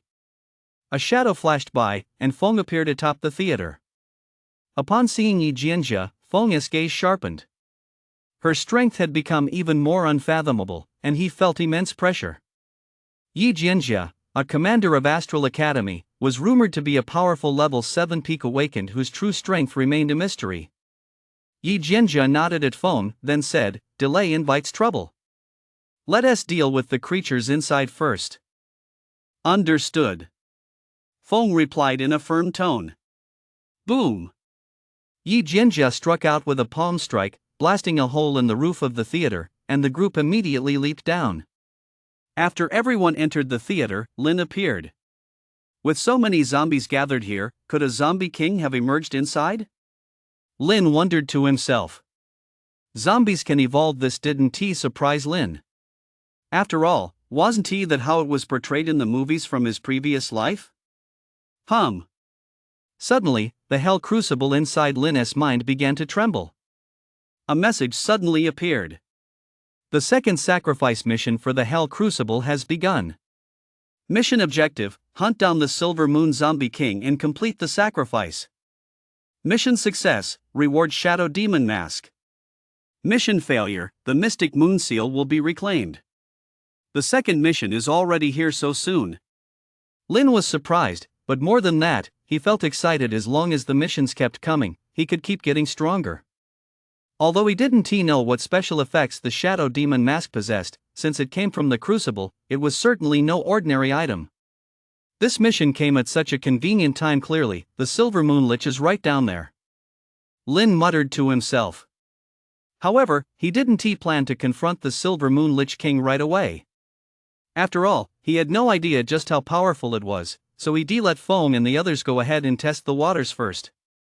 Yi Jianjia and the others had just entered the theater when they encountered 4 copper-colored zombies. The aura emanating from these 4 zombies was terrifying, several times stronger than that of the zombies outside. Of course, these 4 copper-colored zombies weren't their target. Their target was the rusty coffin guarded by them. Roar! The moment the 4 copper-colored zombies spotted the humans, their crimson eyes instantly glowed with a bloodthirsty intensity. They pounced on the group in an instant. Their speed and strength were incomparable to those of the zombies outside. In terms of strength, they were likely on par with a level 2 awakened, or perhaps even stronger. Yi Jianjia's eyes were cold and steely. In a flash, she appeared right in front of one of the zombies and delivered a flying kick. Boom! A terrifying burst of power erupted, and the copper zombie's head was blown to pieces. Then, her figure shifted once more. Boom! Boom! Boom! 3 thunderous explosions rang out as the 3 copper zombies were obliterated. Yi Jianjia, like a female war goddess, reappeared before the group. This woman does have some skill. Lin watched from the shadows, wondering if she would be able to handle the monstrous entity inside the coffin. After vanquishing the 3 bronze corpses, Yi Jianjia said to the group, "Step back." She was about to open the coffin. Feng and the others immediately retreated, their expressions on high alert, ready to intervene at any moment. With a flash, Yi Jianjia appeared in front of the coffin. Boom! Suddenly, a powerful aura erupted from inside the coffin. The coffin lid suddenly flew toward Yi Jianjia, carrying terrifying force. Humph! Yi Jianjia snorted coldly and struck out with her palm. Boom! The coffin lid shattered under her blow. Watch out! Feng's voice rang out. A silvery white figure shot out of the coffin and lunged rapidly toward Yi Jianjia. The Silver Moon Corpse King had emerged, its aura utterly terrifying. Yi Jianjia reacted with lightning speed, transforming her palm strike into a fist and striking out swiftly with a force as overwhelming as a tidal wave.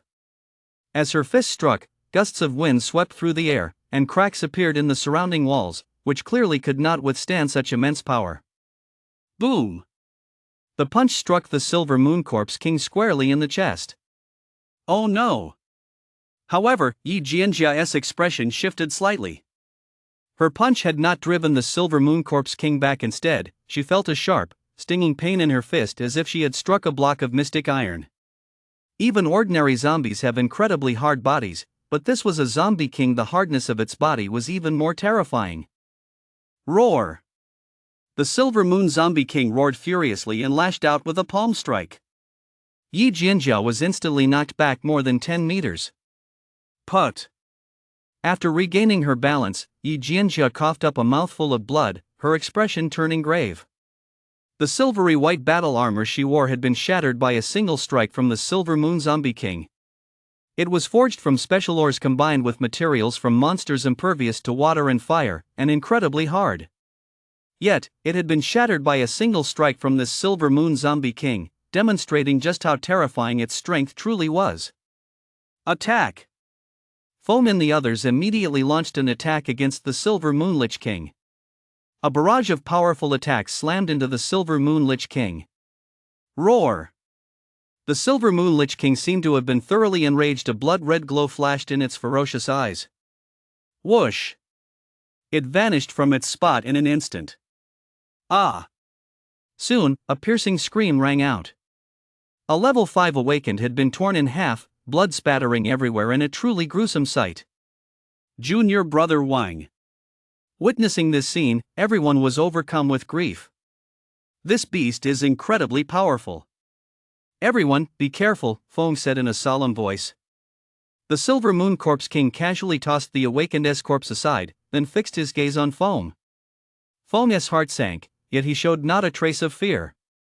His hands formed a special seal, and a terrifying aura surged from them, unleashing a raging gale that shook the heavens and the earth. Wind blade slash!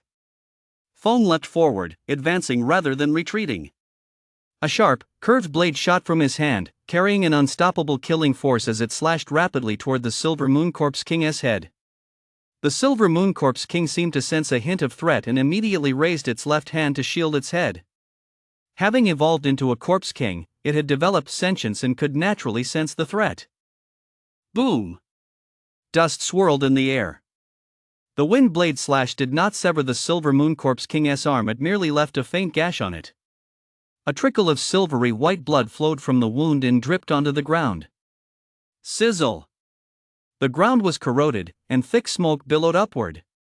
The Silver Moon Zombie King glanced at the wound on its hand, then turned its gaze back to Feng. Boom! Suddenly, Feng was sent flying backward like a cannonball, his body slamming violently into the wall and shattering it to pieces. Senior brother Wohan. Everyone was stunned. Chapter 10, Xian Du Kai Tian Hand.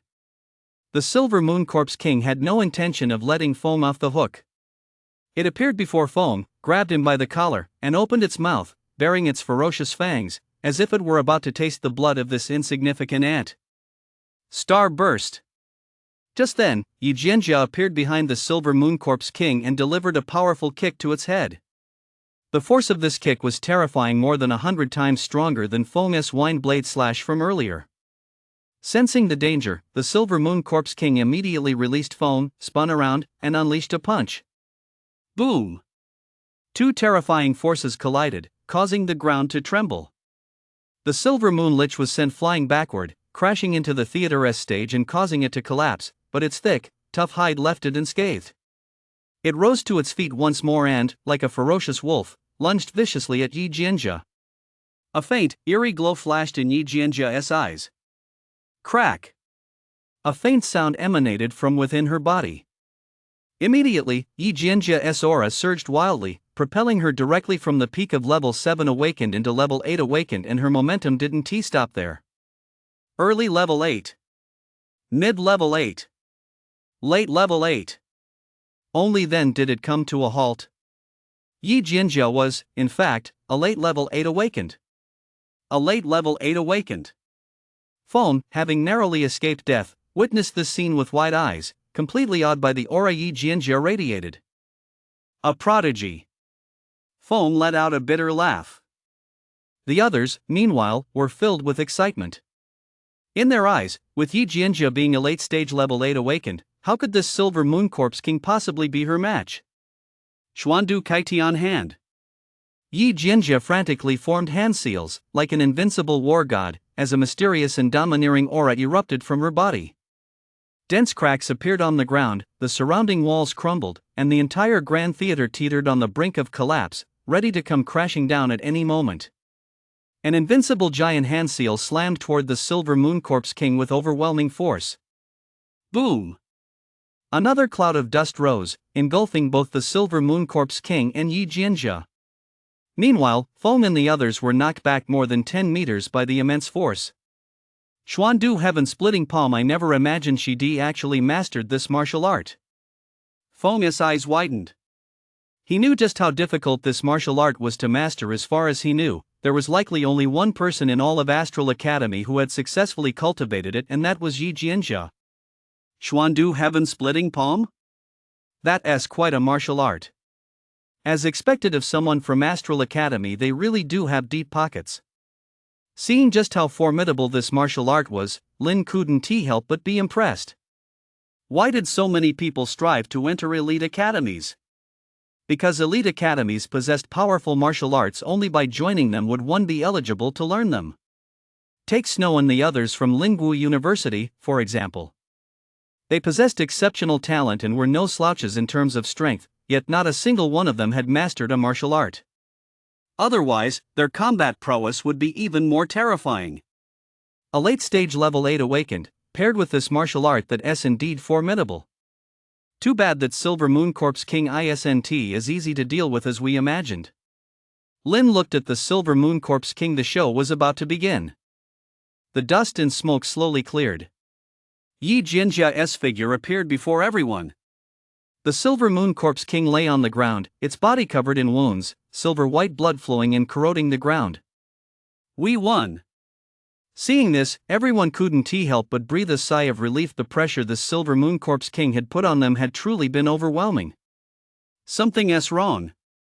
Feng's heart sank, however, because he noticed that Yi Jianjia didn't look well. Crack! The Silver Moon Corpse King, which had been lying on the ground, suddenly twitched a finger, and its aura began to surge wildly. It slowly raised its head, its eyes growing even more bloodthirsty and terrifying. Roar! The Silver Moon Corpse King roared furiously at that moment. It seemed to have been thoroughly enraged. It slowly crawled to its feet. The bleeding had stopped, and its wounds were rapidly healing. Such a bizarre sight sent a chill down Yi Jianjia and the others' spines. It seemed the Silver Moon Lich King possessed some kind of powerful force. Kill! Yi Jianjia's gaze turned icy as she unleashed a starburst at the Silver Moon Lich King. The Silver Moon Corpse King did not dodge but stood its ground. A strange mark appeared between its eyebrows, jet black, faintly visible, some sort of special rune. Just as Yi Jianjia closed to within a meter of the Silver Moon Corpse King, a silvery white force barrier materialized in front of it.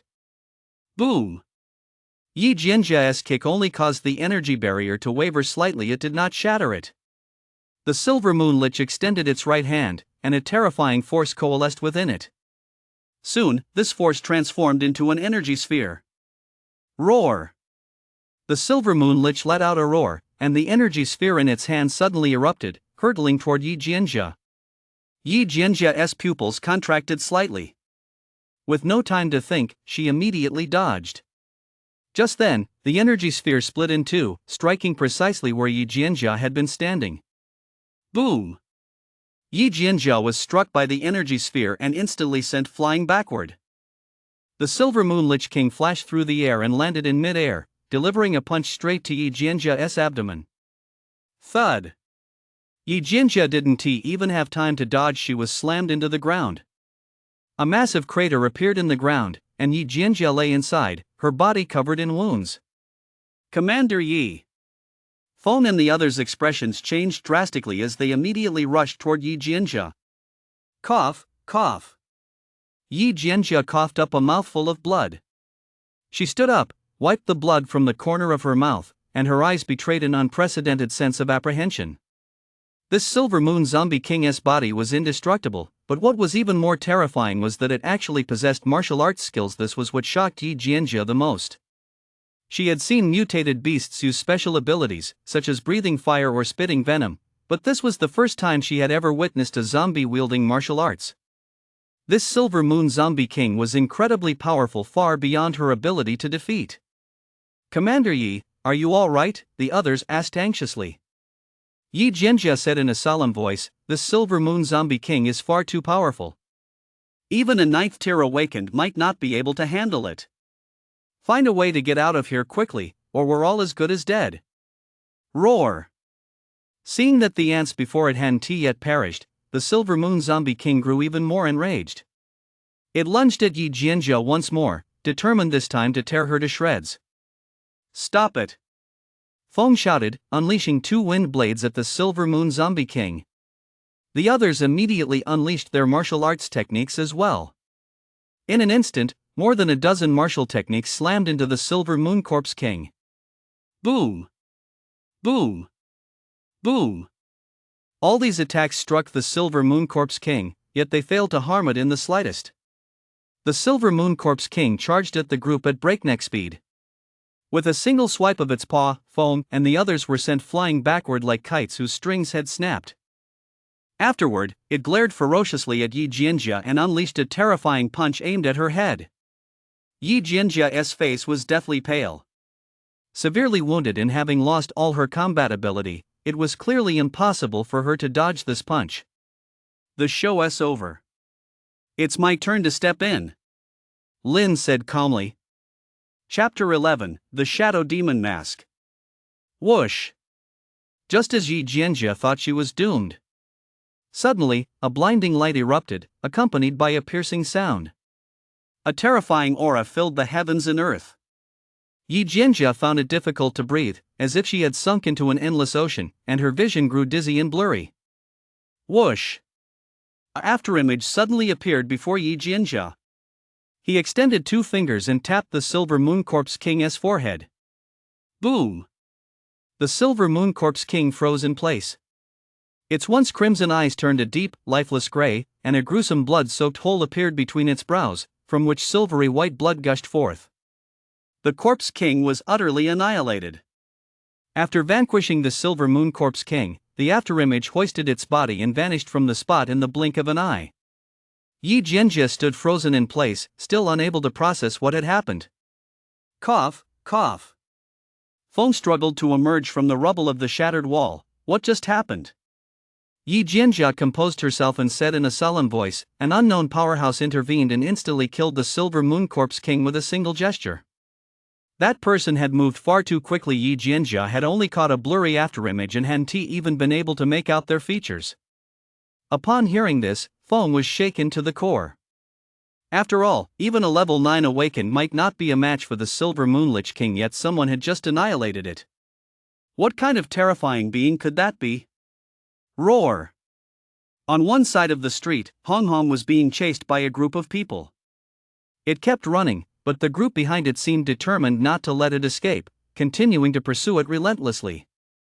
Soon, Hong Hong's eyes lit up when it spotted Lin. Hong Hong ran up to Lin and rubbed its head against his face. Lin gently stroked Hong Hong's head. Suddenly, Lin's expression darkened as he noticed a bloodstain on Hong Hong's ear. He narrowed his eyes and turned to look at the crowd that had caught up to them. Good for nothing Lin. The crowd quickly recognized Lin. After all, he was a rather unique figure at Lingwu University, the only ordinary person on campus. His reputation as a good-for-nothing was well known, and there were few who didn't know him. Seeing Lin, everyone was astonished an ordinary person had actually survived into the second day in the No Man's Land. That was some damn good luck. However, what shocked them even more was that Lin had actually reached out to stroke this mutated beast's face, and the creature seemed to be enjoying it. What was going on? Aren't mutated beasts supposed to be extremely ferocious? When did they become so docile? Lin looked at the crowd and said, "Did you guys hurt my pet?" Your pet? I've set my sights on this mutated beast since when did it become the pet of a worthless loser like you? A cold, menacing voice rang out. A man with slanted eyes stepped forward, glaring at Lin with disdain. You worthless piece of trash, get out of the way. Don't interfere with my hunt for this mutated beast, or I'll slaughter you too. Sun Gung, a student in the Earth grade class at Lingwu University and a mid-level 1 awakened, was of average strength but extremely ruthless. He had a long history of bullying others to assert his power. The most heinous of his crimes was when he set his sights on the daughter of a minor family and attempted to force himself on her. When she fought back with her life, he flew into a rage and, in a single night, slaughtered every single one of the family's 30-plus members, committing an unspeakable atrocity. Because he was an awakened and had powerful backers, the incident was covered up. However, it's certain that he has committed countless similar acts. He is a complete bully. Go ahead and try, Lin said coldly. Lin had no interest in what Sun Gung had done in the past, but since the other had provoked him, he would certainly ensure that Sun Gung met his end. Upon hearing this, the crowd was taken aback at first, then burst into roaring laughter.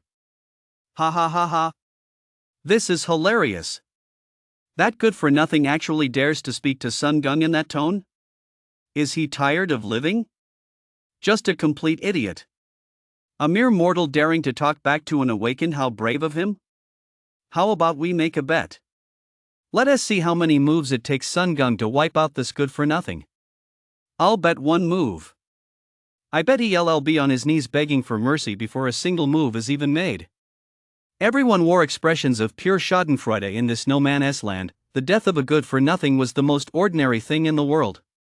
They were even looking forward to the spectacle of Sun Gung finishing off Lin with a single strike. Sun Gung's lips curled slightly as he said with a hint of amusement, "Interesting. You, a worthless piece of trash, actually dare to talk back to me? Very well. Since that is the case, I, young Master Sun, shall grant you death. Die, you worthless piece of trash." Suddenly, he leaped into the air and kicked toward Lin's head, as if intent on killing him in the most humiliating way possible.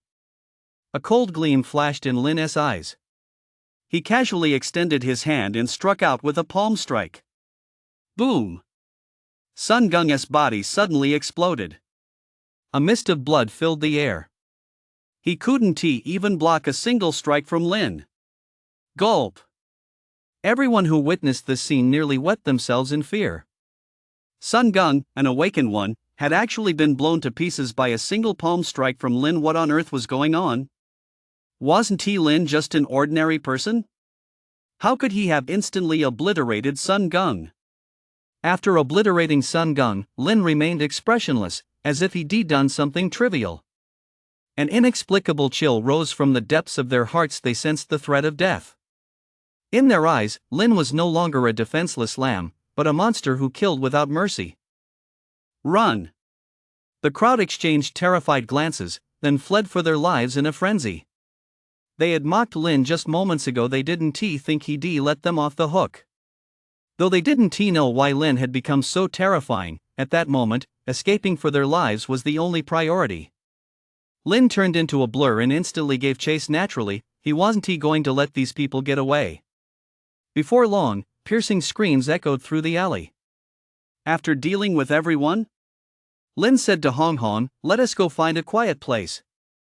In an abandoned warehouse, a silvery white zombie corpse lay on the floor. Boom! The Hell Crucible flew out of Lin's body and hovered in the air. When the Hell Crucible appeared, Hong Hong, who had been standing nearby, was terrified.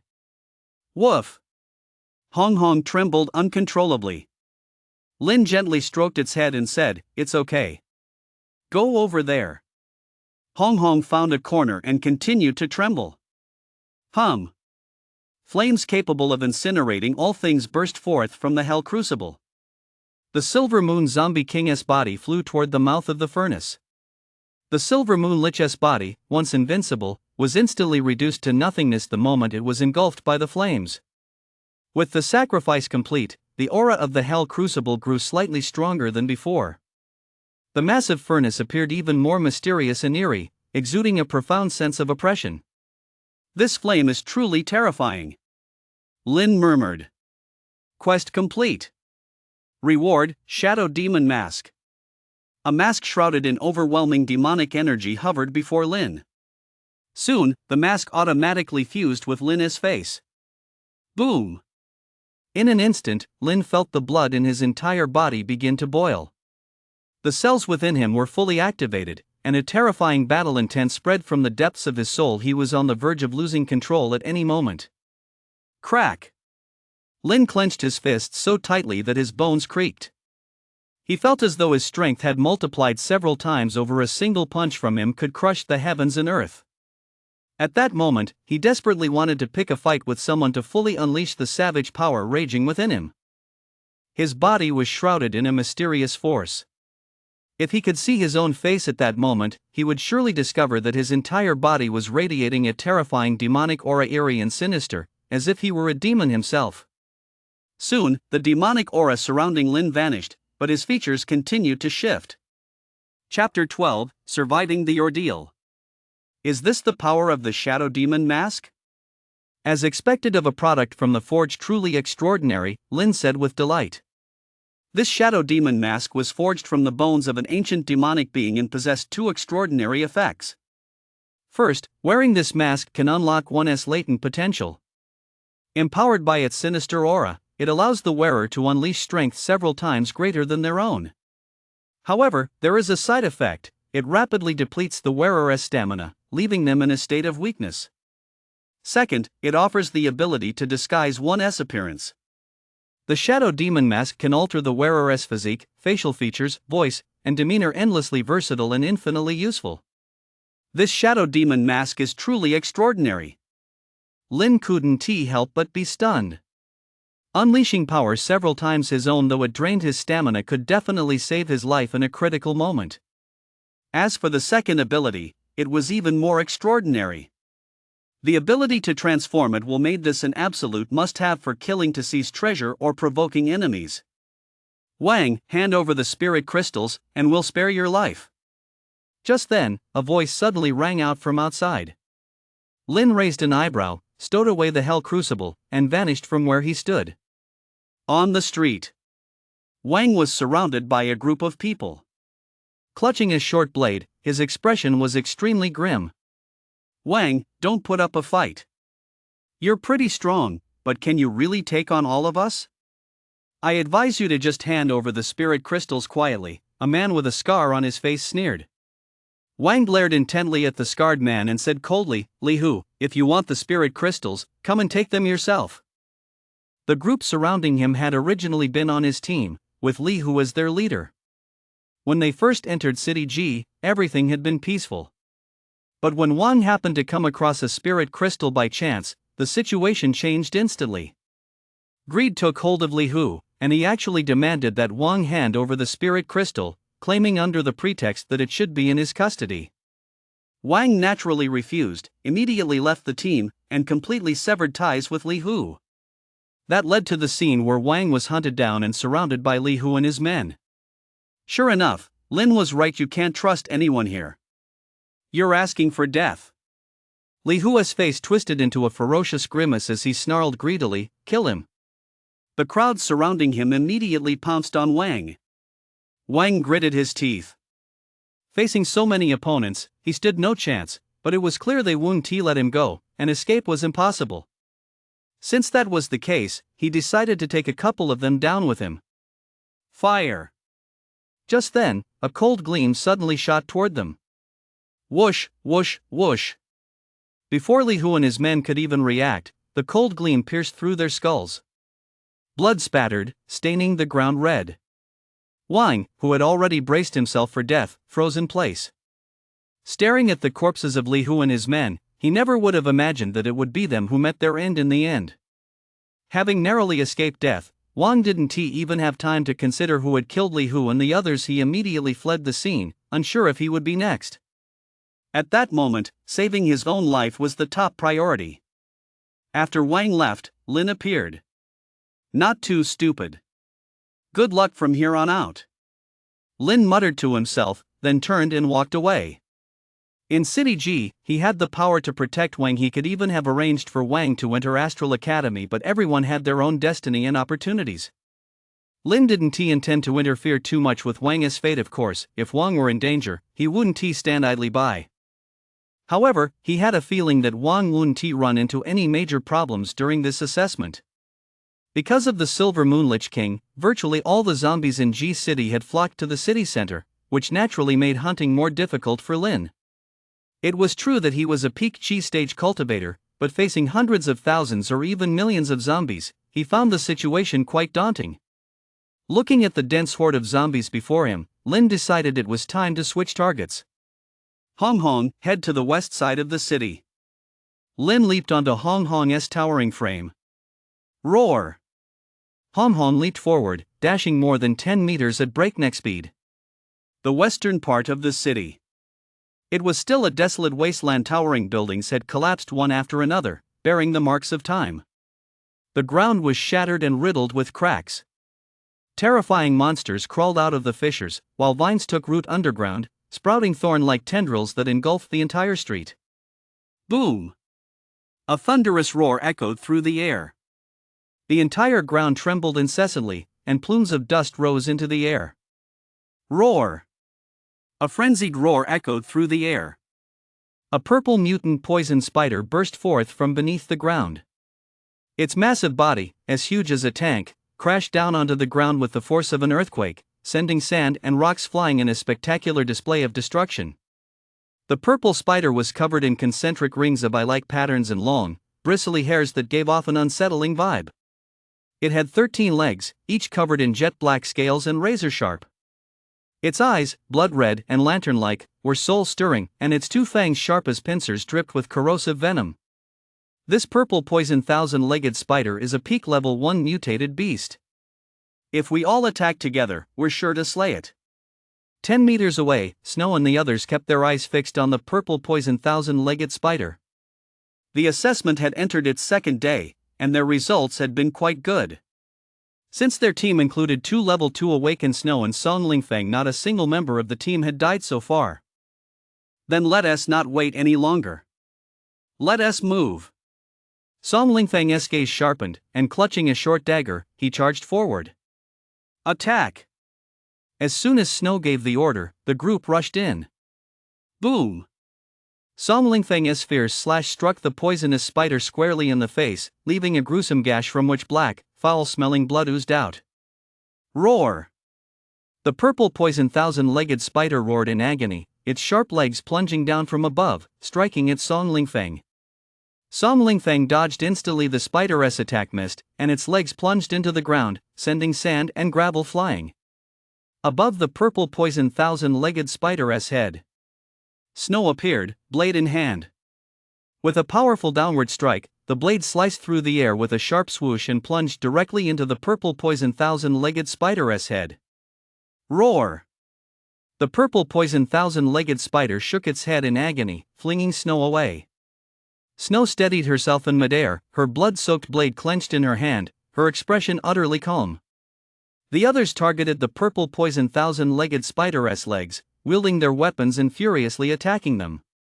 It was clear that this team worked together flawlessly. There were no weak links, making them far superior to any other team. Crack! As several of their weapons struck the spider's legs, sparks flew. Damn it! This beast's legs are protected by scales. We can't cut through them at all, one of them said in a deep voice. Fall back! Snow spoke up immediately. The group, acting in perfect unison, retreated at once. Just as they were pulling back, the purple poison thousand-legged spider's body suddenly leaped upward, then slammed down with such force that it shattered the ground. Fortunately, they had retreated quickly enough, otherwise, they would have been crushed into mincemeat by now. Break it! Song Lingfeng gripped his sword once more and charged forward. His target remained the purple poison thousand-legged spider's face. The domineering sword energy, carrying terrifying might, seemed capable of splitting heaven and earth with a single strike. Though this man was certainly detestable, there was no denying that he possessed a certain degree of skill. Having been caught off guard once, the purple poison thousand spider naturally wouldn't let that happen a second time. Its body tilted downward, and its 13 legs formed a cage-like barrier, surrounding it from all sides and shielding it completely. Crack! A shower of sparks erupted. Song Lingfeng's blade was blocked by the purple poison thousand spider's legs, failing to inflict even the slightest scratch on it. However, despite all this, Song Lingfeng's expression remained completely unchanged. On the contrary, the corners of his mouth curled up slightly. For Snow had already appeared above the purple poison thousand-legged spider, blade in hand. Chapter 13, The Purple Poison Golden Spider. Snow held her blade, her eyes sharp and piercing, her black hair dancing in the wind. A powerful aura radiated from her body, and the blade glowed with infinite light, exuding a terrifying might. Slash! In an instant, the blade slashed down vertically. A blinding burst of cold light erupted, and a gale swirled like rolling thunder, its momentum so fierce it could tear through anything. Boom! The blade struck the purple poison thousand-legged spider directly on the head, leaving a gruesome gash as blood spattered everywhere. Roar! The purple poison thousand-legged spider trembled all over in agony, its massive body swayed wildly, flinging foul-smelling, corrosive blood in all directions.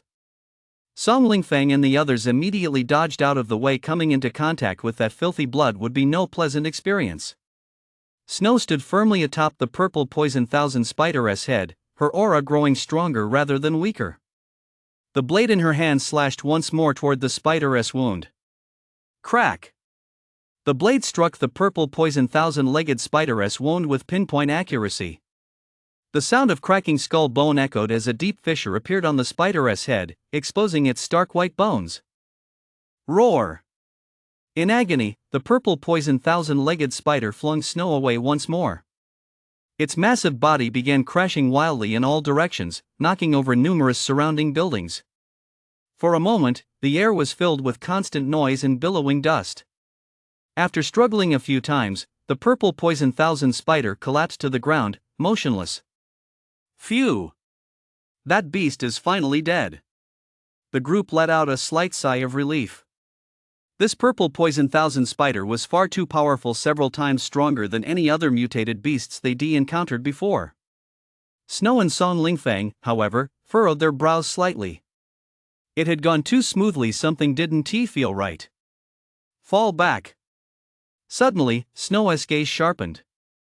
Without a second thought, the group immediately retreated more than 10 meters. Roar! The purple poison thousand spider, which had been lying on the ground, suddenly leaped up, its bloodthirsty eyes brimming with savagery. Whoosh, whoosh, whoosh! Suddenly, several strands of silk shot out from the purple poison thousand spider's tail. These strands began to intertwine, crisscrossing back and forth, and quickly formed a massive web imbued with an extremely powerful corrosive force. The web descended from above, instantly enveloping Snow. Break it! Snow showed not a trace of panic as he swung his blade. Boom! The thread snapped. Snow flickered and reappeared 10 meters away. Attack together, Snow told the group. Charge! Without hesitation, the group immediately charged at the purple poison thousand spider. Whoosh, whoosh, whoosh! The purple poison thousand spider spewed out more threads, forming one massive web after another, which then flew toward the group. One of them, whose reaction was just a split second too slow, was engulfed by a large web. He struggled desperately to break free, but the more he struggled, the tighter the web tightened around him. The purple poison thousand spider opened its mouth and swallowed him whole. Damn it! Witnessing this scene, an inexplicable sense of fear crept into the group's hearts. During the previous trials, they had proceeded without a hitch and encountered no real danger, but at that moment, they felt death was so close. Don't be afraid, everyone. This beast is already gravely wounded, it's merely on its last legs now. If we give it one last push, we can finish it off. Song Lingfeng said in a deep voice. Kill! Gritting their teeth, the group immediately charged forward. They swiftly closed in on the purple poison thousand-legged spider, unleashing a barrage of powerful attacks. The purple poison thousand-legged spider looked down at the swarm of ants before it, a hint of derision appearing in its bloodthirsty eyes. Suddenly, the purple down on its body grew even deeper in hue. The scales on its 13 legs gradually shifted from jet black to golden yellow. Even the exposed, stark white bones began to turn golden, and the gruesome scars on its head were rapidly healing. The purple poison thousand-legged spider's aura surged wildly, becoming several times stronger than before, and it continued to grow even more powerful. Oh no! This purple poison thousand-legged spider is mutating into a level 2 purple poison golden spider. Everyone, fall back! Snow's expression changed drastically as she immediately shouted the warning. However, it was already too late. The purple poison thousand-legged spider's legs lashed out swiftly before anyone even had time to react. They were pierced through and instantly killed. Damn it! Snow instinctively clenched her delicate fists. She cast a dark gaze at Song Lingfeng, then said, "While this beast hasn't fully completed its mutation yet, let us act quickly and eliminate it." All right. Song Lingfeng gripped the short dagger in his hand tightly. Kill. The two figures charged swiftly toward the purple poison thousand-legged spider. 1 minute later, Song Lingfeng fled the scene in disarray. Because the purple poison thousand-legged spider had completed its mutation, transforming into a level 2 purple poison golden spider. Useless. Seeing Song Lingfeng flee, a trace of mockery flashed across Snow's face. Gripping her blade, she calmly surveyed the purple poison golden spider, a hint of fighting spirit gradually emerging in her eyes. A level 2 mutated beast, let me see just how strong you really are. Snow said coldly. Boom! Her aura surged wildly. She leaped directly from the peak of level 2 awakened to level 3 awakened. Early stage. Mid-stage. Snow had transformed into a level 3 mid-stage awakened. This was her true strength. She had merely been holding back before. However, even at full power, she knew she might not be a match for the purple poison golden spider. Level 1 mutated beasts require a level 2 awakened to handle. Level 2 mutated beasts require at least a level 4 awakened to handle. She just wanted to use the purple poison golden spider to warm up. Fight! Snow charged at the purple poison golden spider, a cold glint flashing in her hand as she swept her blade across. At this moment, the purple poison golden spider was even more terrifying. It spewed out threads, rapidly weaving a web that descended to envelop her. The massive web covered a 10-meter radius around her. Such a cliché move. Snow scoffed, slashing with her blade. Rip! The spider web was cut through as easily as tofu. Splash! Just as Snow broke free from the web, the purple poison golden spider spat a stream of venom from its mouth. Snow dodged immediately. The venom splattered against the wall, corroding a large hole in it. Rip! The purple poison golden spider's sharp legs lunged at Snow at lightning speed. Snow's expression darkened, and she was about to dodge. However, another web appeared, trapping her. Break! Snow swung her blade. The web was no match for her, of course, but in that brief moment of delay, the purple venom golden spider's leg had already struck. Before Snow could even react, she saw a leg glowing with golden light lunging toward her head. There was simply no time to dodge. She could only instinctively raise her blade to shield herself. Bang! A tremendous force struck the blade. Snow was sent flying over 20 meters, her body slamming into a boulder, which shattered on impact. Cough, cough.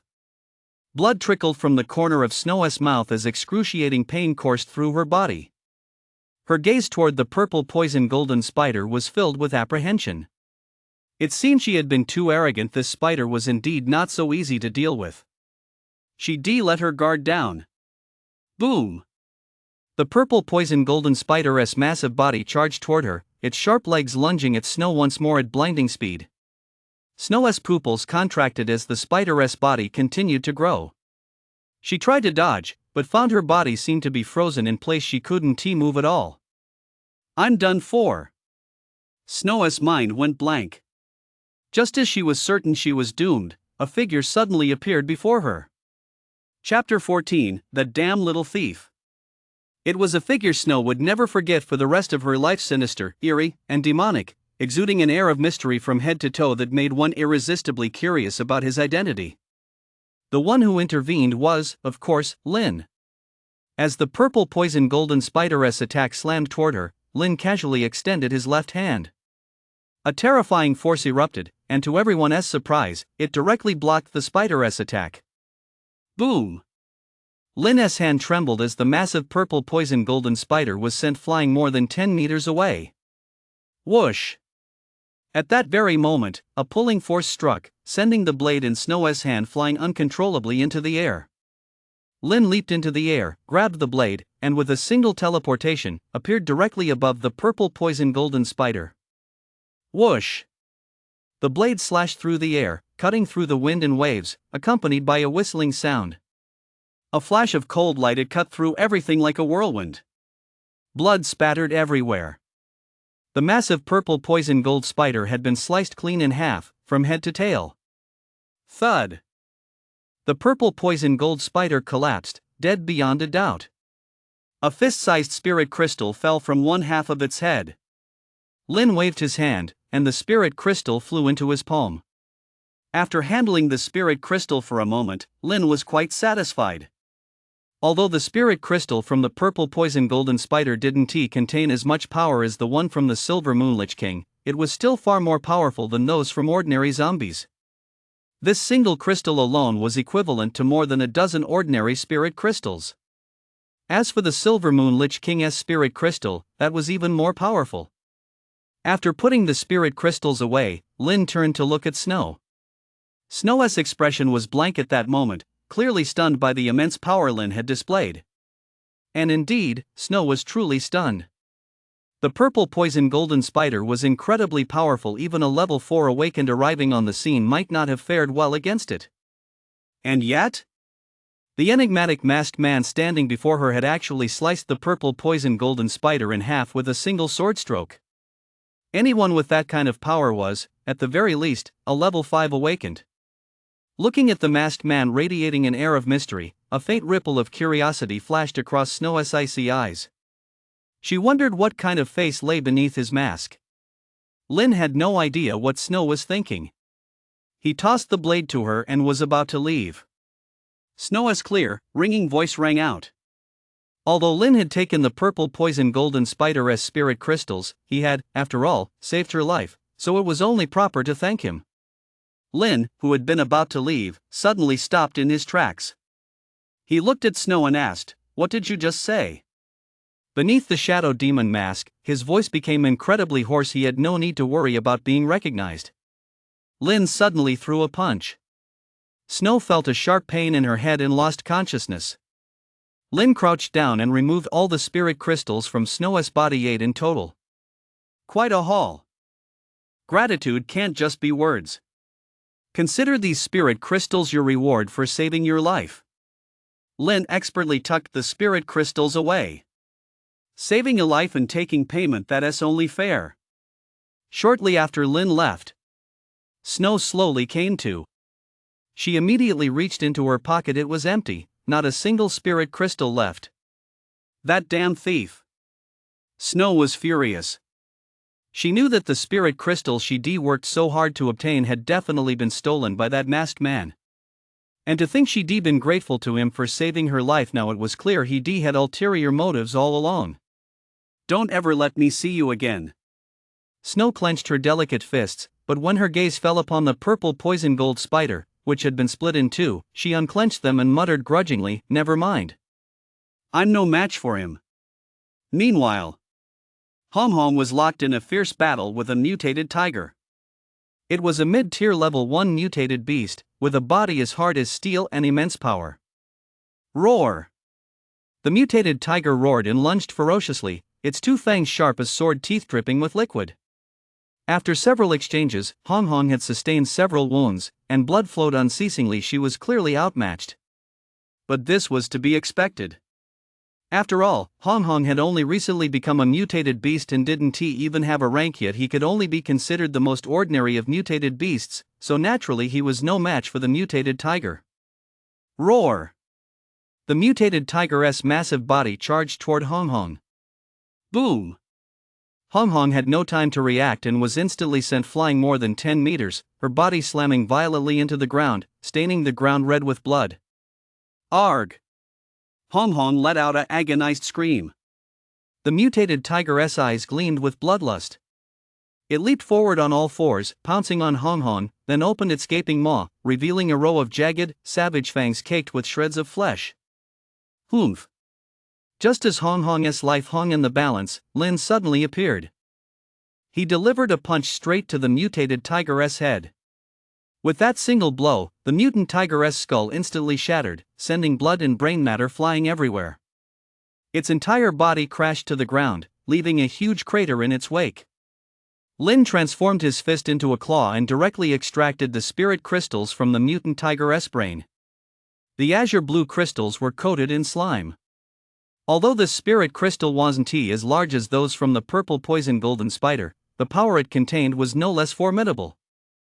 Many powerful hunters avoided targeting zombies during hunts because the probability of obtaining spirit crystals from them was too low, only 1%, while the probability of obtaining them from mutated beasts, mutated vines, and the like was essentially 100%. Moreover, the spirit crystals from mutated beasts and mutated vines contain even more powerful energy. Woof! Hong Hong stared intently at the spirit crystal in Lin's hand. It felt that if it swallowed this spirit crystal, it would surely reap immense benefits. Lin gently patted Hong Hong on the head and said, "Don't worry. You'll get your share when we get back." Woof!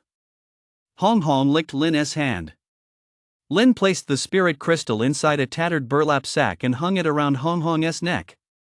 "I'm going down there to hunt. You stay up here and keep watch. If you spot any danger, let out a cry right away." Lin looked at the fissure before him. The fissure was bottomless and teeming with terrifying monsters, so few dared to venture down into it. Without a moment's hesitation, Lin leaped straight down. Before long, terrifying roars echoed up from the depths. Half an hour later, the ground shook and began to collapse continuously. Lin burst out of the fissure, covered in dust and dirt. "Hong Hong, let us get out of here." Lin mounted Hong Hong, his face as pale as death. He'd taken a major hit and had nearly met his end. 50 meters into the fissure, he spotted numerous mutated beasts. Without a moment's hesitation, he began hunting them. Though the mutated beasts were powerful, they posed no threat to Lin. He could kill them with a single wave of his hand. After clearing out the mutated beasts 50 meters deep, Lin discovered a layer of toxic mist deep underground. It seemed there were even more powerful mutated beasts below. So, he ventured deeper underground to investigate. Chapter 15: Enemies Reunited. To his surprise, deep underground lay a giant mutated squid. Its body, as massive as a mountain, was covered with hundreds of thick tentacles, and its aura was terrifying. It seemed to be an epic-level mutated beast. Even with his peak chi stage cultivation, Lin nearly met his end at the hands of the giant squid. This giant squid possesses at least foundation stage strength, Lin said solemnly. Sure enough, this world wasn't as simple as he'd imagined. His chi stage cultivation wasn't enough to let him rest easy. It seemed he'd have to keep lying low for now. Playing it safe and developing his strength was the way to go. If a single fissure could harbor such terrifying mutated beasts, how many such terrifying creatures were there throughout all of G City? And what about the entire Blue Star? For a moment, Lin felt an immense sense of pressure. Roar! Hong Hong seemed to sense the danger as well and immediately turned into a blur, vanishing from the spot. Just as Lin and Hong Hong had left, a massive tentacle shot out of the ground at breakneck speed, sweeping across the area. A deafening roar echoed as a 15-meter-tall abandoned building was brought crashing down. Smoke and dust rose instantly, lingering in the air for a long time. It wasn't long before the tentacle retracted. 500 meters away, Lin and Hong Hong appeared. Roar! A roar echoed from the distance. Lin looked up and saw more than a dozen mutated wolves frantically chasing a man. Ha! It's him! The man being chased was none other than Biao. Enemies meeting only intensified their animosity. Since they run into each other, Lin naturally wasn't going to let him off the hook. Diao also spotted Lin. His expression was one of shock. He clearly hadn't expected Lin to have survived this long. That good-for-nothing sure has some damn good luck, Diao muttered resentfully. He turned his head to glance at the pack of wolves hot on his heels, then looked back at Lin. With a savage grin, he suddenly picked up speed and charged toward Lin. Divert the threat elsewhere. Zhao Qian had done something similar before. The result? The other guy died. You good for nothing, go ahead and prove your worth for the last time. Diao sprinted past Lin. His speed was incredible. In the blink of an eye, he appeared 100 meters away. Diao stopped in his tracks, choosing not to flee any further, because he wanted to witness with his own eyes the sight of Lin being torn to shreds by the pack of wolves. Roar! The pack of wolves pounced on Lin. Lin's expression remained calm as he clenched his fist. This is fucking hilarious. What the hell is this good-for-nothing trying to do? Take on a pack of wolves alone? What a moron! Diao sneered. But soon, Diao's expression suddenly froze. He saw Lin raise his hand and blow the head off one of the mutated beasts with a single punch. After that, Lin kept throwing punches. In less than a minute, all of the dozen or so mutated wolves were wiped out. This can't be. Diao's body trembled, and his words came out incoherently. In his mind, Lin was nothing more than a good-for-nothing ant he could crush with a single flick of his wrist. But now, this ant had suddenly bitten an elephant to death. How was he supposed to believe it? After slaughtering all the mutated wolves, Lin looked at Diao with an amused expression. How did you, a good-for-nothing, suddenly become so powerful? I don't believe it. As a good-for-nothing, you should spend your whole life under my foot, never to rise again. Diao shook his head in anger, finding it hard to accept the reality of Lin's power. Ha! Lin smiled indifferently. The harsher you insult me, the more miserable your death will be. When Diao saw the smile on Lin's face, his heart skipped a beat. An invisible chill swept over him, instantly making his scalp tingle. Without a moment's hesitation, he immediately fled into the distance. Cat and mouse let the game begin. Lin, with his hands behind his back, gave chase at a steady, unhurried pace. 10 minutes later, Diao's composure had completely shattered. No matter how frantically he ran, Lin remained 20 meters behind him, impossible to shake off. It was a game of cat and mouse. Diao knew exactly what Lin was thinking. The other man was clearly toying with him and humiliating him on purpose. You son of a bitch, don't you dare fall into my hands, or I'll grind your bones to dust and scatter them to the winds. Diao growled through clenched teeth. He was the one who usually humiliated others, yet today he was being humiliated by someone he considered a worthless piece of trash. How could he, who prided himself on his arrogance, possibly tolerate this? After hurling his curse, Diao continued to flee for his life. He knew that if he fell into Lin's hands, his fate would be utterly miserable. You little ant, the game is over. Suddenly, Lin's voice rang out in Diao's ear. Immediately afterward, a terrifying force struck him. Boom!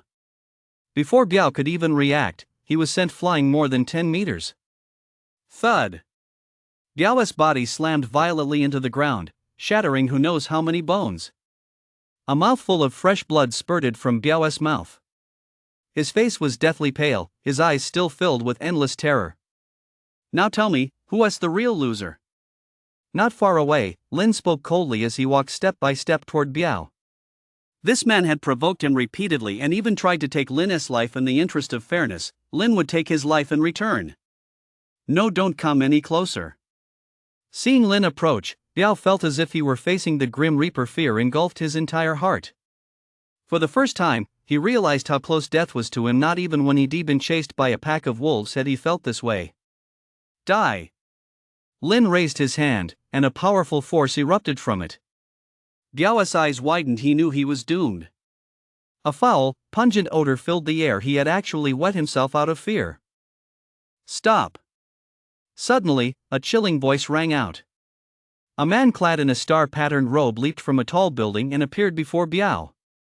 Biao, who had thought his death was certain, suddenly looked filled with hope. Senior brother Ini, save me.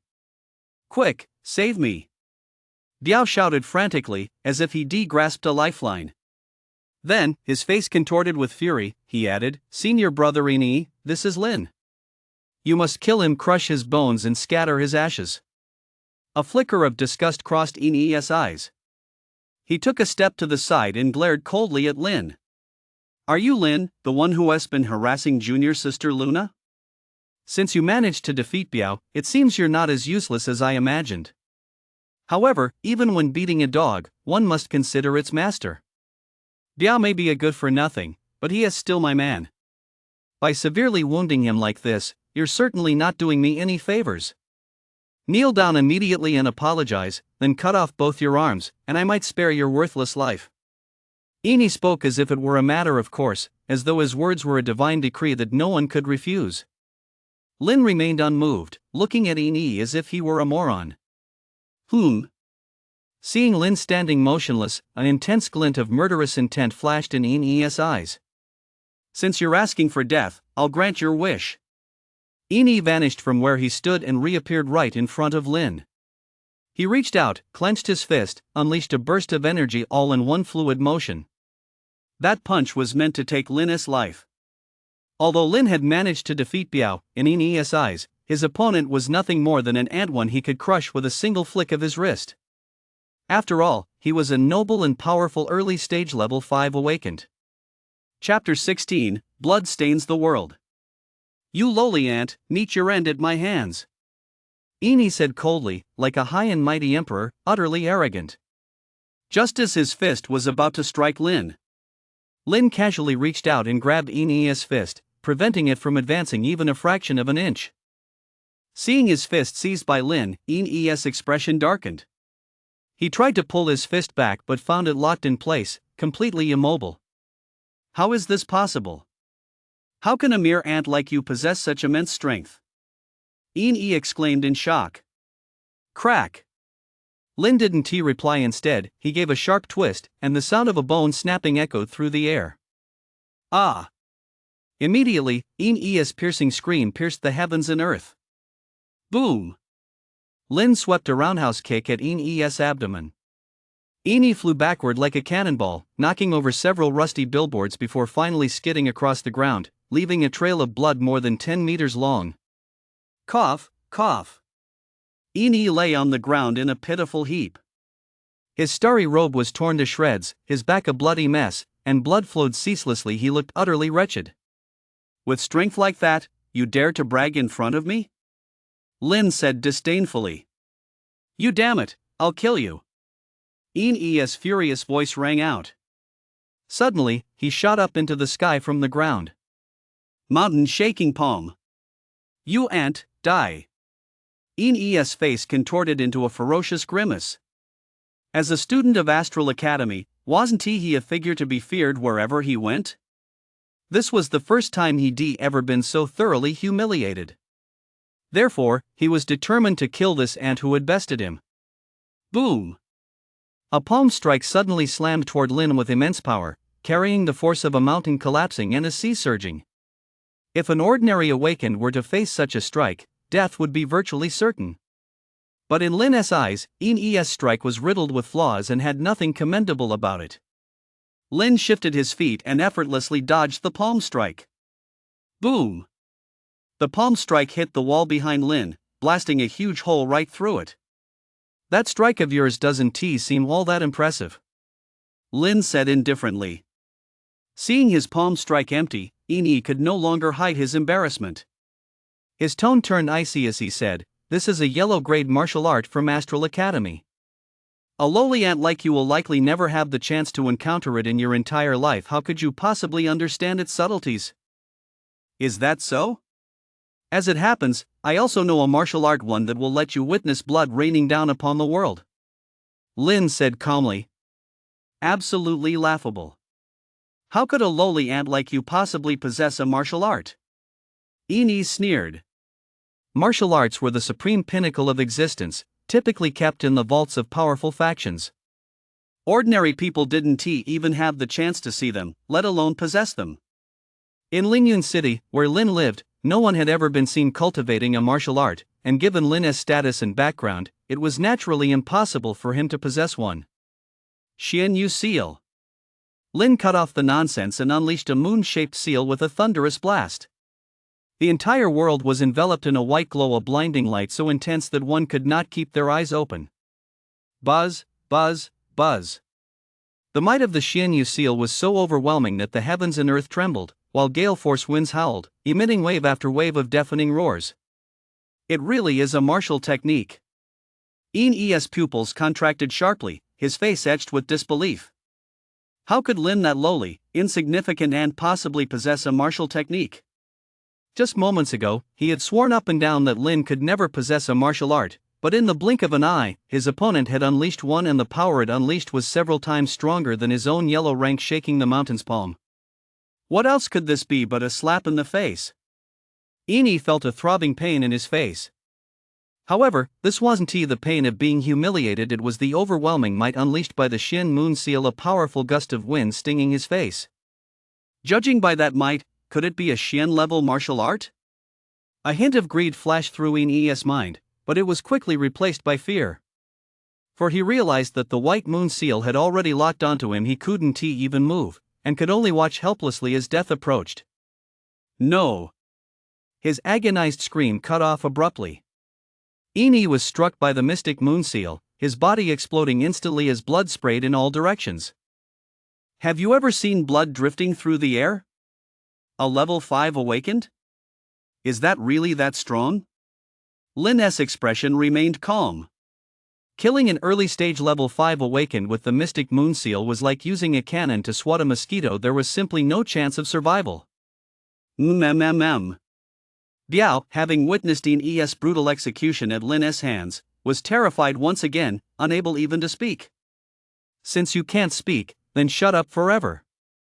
Lin tapped the ground lightly, sending a pebble flying. With a flick of his finger, the pebble flew toward Biao.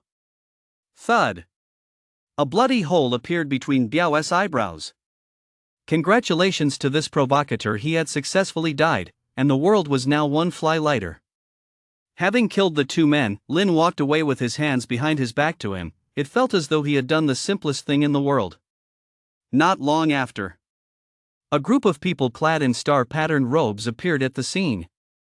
It was Yi Jianjia, Feng, and the others.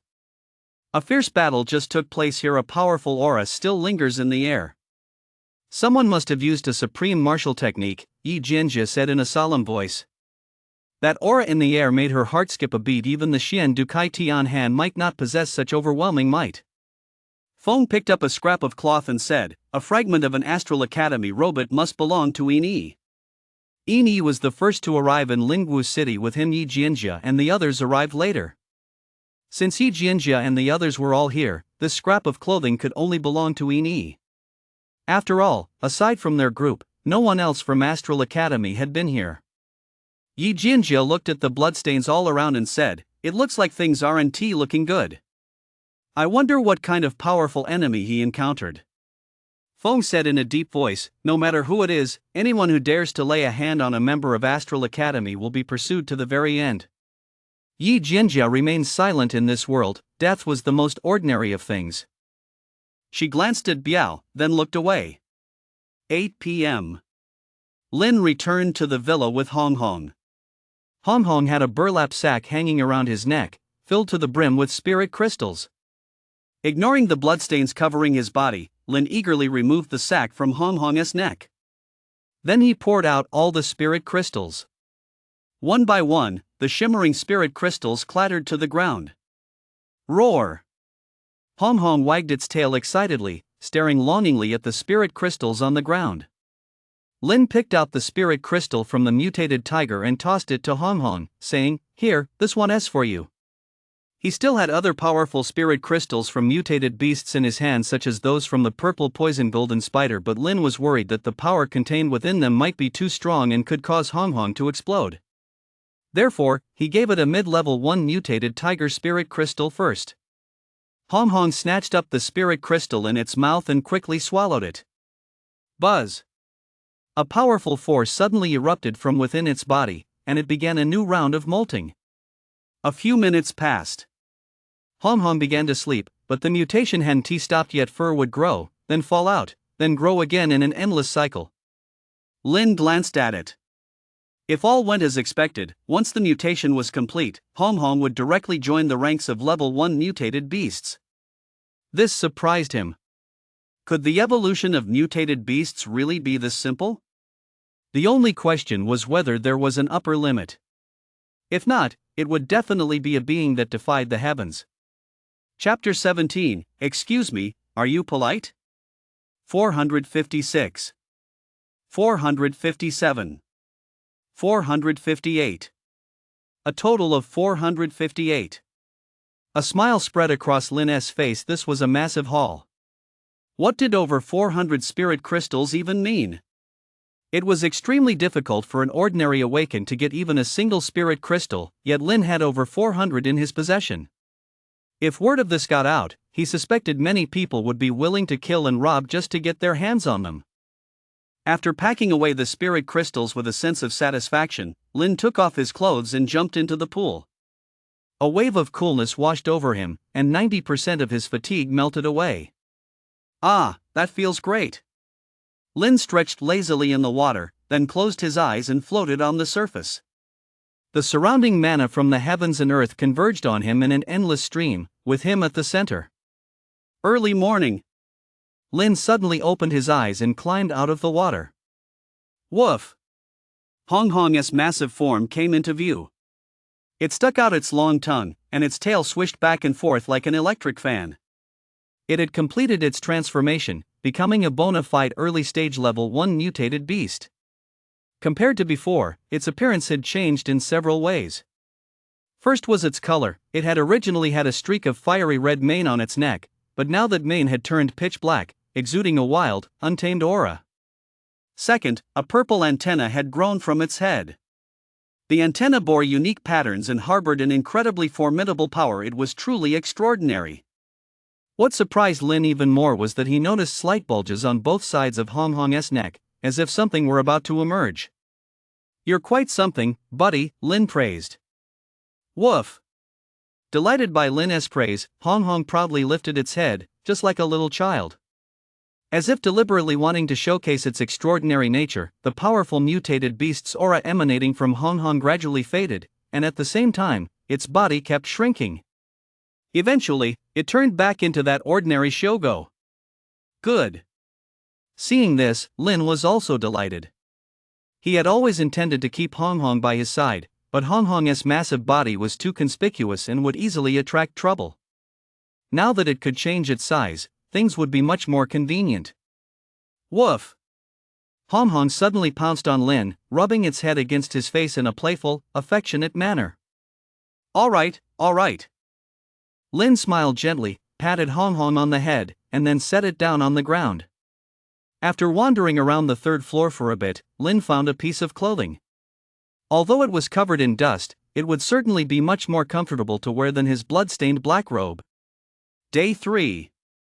Lin had no intention of going out hunting again. Taking it easy for a day was a good option. Now, all he had to do was wait quietly for the military transport to come and pick him up. Woof, woof, woof. Suddenly, Hong Hong began barking toward the main gate. Bang! The gate was smashed open by a tremendous force. A woman with skin as smooth as cream and beautifully arched eyebrows came into Lin's view. It's her. Lin's expression turned strange. Lin? When Snow saw Lin, she paused for a moment, clearly not expecting to find anyone here. Glancing around, she was stunned by her surroundings. This city had been sealed off for nearly a decade, yet there were places preserved so well. What shocked and delighted her even more was that there was a swimming pool here. Thinking back to where she'd been staying just 2 days ago, a mountain of corpses and a sea of bones, with a foul stench permeating the air, and then looking at this place, it was nothing short of a paradise on earth. Comparing oneself to others is enough to drive a person mad. Woof, woof, woof. Hong Hong glared fiercely at Snow, ready at any moment to tear this intruder to shreds. Hong Hong, come here. Lin spoke, and only then did Hong Hong come over to his side. Lin, how did you find a place like this? Snow asked. She naturally recognized Lin after all. The name good-for-nothing Lin was known throughout the entire school. Lin eyed Snow up and down, then said casually, by chance, just like you. He wondered whether to knock her out again, but decided against it. One more time would be going too far. Snow felt a wave of discomfort wash over her at Lin's blatant stare, as if she'd been defiled by a toad. Endless disgust welled up inside her, and she said coldly, "I'm going to take a shower here. Please step outside." Lin raised an eyebrow. This was his turf, after all. Want to take a shower? Did you even ask me first? And you're telling me to leave? Where's your manners? What? Do you want to keep watching? Snow said coldly. Lin remained expressionless, feeling deeply disdainful inside. This woman was really too full of herself. It's just a body, isn't it? What's there to look at? In my past life, I had 365 G of storage, all filled to the brim. I watched 1 G every day. What kind of thing haven't I seen? Do you really think I'm impressed? But just then, a flicker of surprise flashed in Lin's eyes, and he quickly walked out of the room. Seeing Lin leave, a smug look flashed across Snow's brow, but after the smugness faded, a hint of indescribable disappointment followed. She walked toward the swimming pool, then stripped off her clothes one by one, revealing a delicate, beautiful body as soft and smooth as jade, full, round, and perky breasts, and slender, straight legs as white as sheep's fat. To continue reading, pay. Not long after, a piercing scream rent the sky. Chirp! A massive, fiery red mutated bird appeared in the sky, obscuring the sun and radiating an overwhelming aura. With the bird's arrival, countless mutated beasts in the city center began to tremble, as if suppressed by a primal, bloodline-level force. On the villa's rooftop, Lin narrowed his eyes slightly. This giant mutated bird exuded an incredibly powerful aura. Though not as strong as that mutated squid, it was certainly far beyond what the purple poison golden spider could match. Hong Hong's fur stood on end as he cowered in terror at Lin's feet. The pressure this mutated bird exerted on him was simply too overwhelming. A level 5 mutated beast, the scarlet flame bird. This is a species from within the mist. Isn't it supposed to be unable to cross the mist? How did it end up here? A voice filled with shock rang out as Snow, having just finished her shower, walked over. Her expression was extremely grave, and her eyes held a hint of disbelief. Lin picked up on some details. This mutated beast came from within the mist? At the edge of the no man's land lay a thick layer of gray mist. Within that mist lurked extremely dangerous beings. Even powerful awakened dared not venture into it. Ever since the revival of mana, those dangerous beings had never crossed the mist to enter human territory. That thick layer of mist seemed to act as a protective barrier, trapping those terrifying entities within. Therefore, although humans knew there were many terrifying beings within the mist, they didn't worry too much about them. But now that a mutated beast from the mist had appeared right before his eyes, Lin couldn't help but dwell on it. If those terrifying beings within the mist were to emerge en masse, it would undoubtedly spell another massive catastrophe for humanity. Get stronger. Lin clenched his fists, desperate to grow stronger. Only by becoming powerful enough could he face the unknown crisis. Snow's expression was grim. Clearly, she, too, had been thinking about certain things. Puff! The scarlet flame firebird spat out a jet of flame, instantly turning everything within 100 meters into a sea of fire. Chapter 18, The Scarlet Flame Firebird. How did this scarlet flame firebird get out here? On the roof of a high-rise building, Feng's expression was extremely grave. Over the years, powerful figures from major factions had repeatedly ventured into the gray mist in search of opportunities. The Scarlet Flame Firebird clan was one of the powerful mutated species discovered within the mist.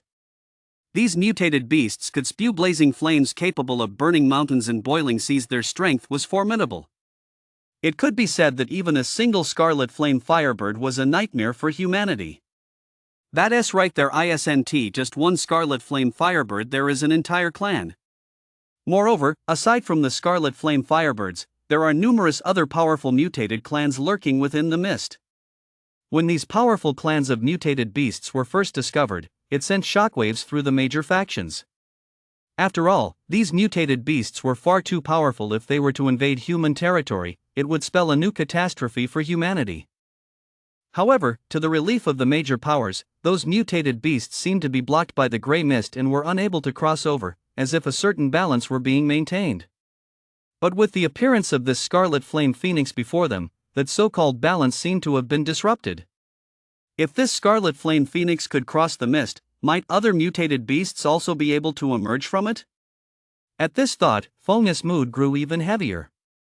"We must report this to the academy immediately," Feng said in a solemn tone.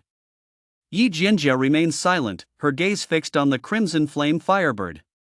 Its aura was even stronger than that of the Silver Moon Corp's king. With their current strength, they stood no chance against it. Not to mention, she was still injured. "Commander Yi, there are two people over there." An Astral Academy student looked toward where Lin and Snow were standing. "They're assessment candidates from Lingwu University." Feng immediately sensed trouble.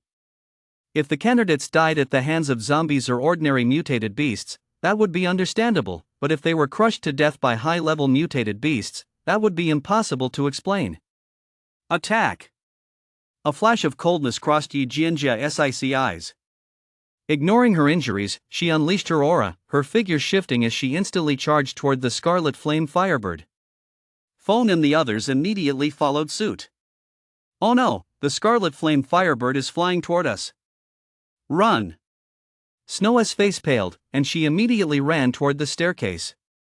Lin, however, stood calmly where she was. Mere level 5 mutated beasts were no match for her. She could wipe them out with a single gesture.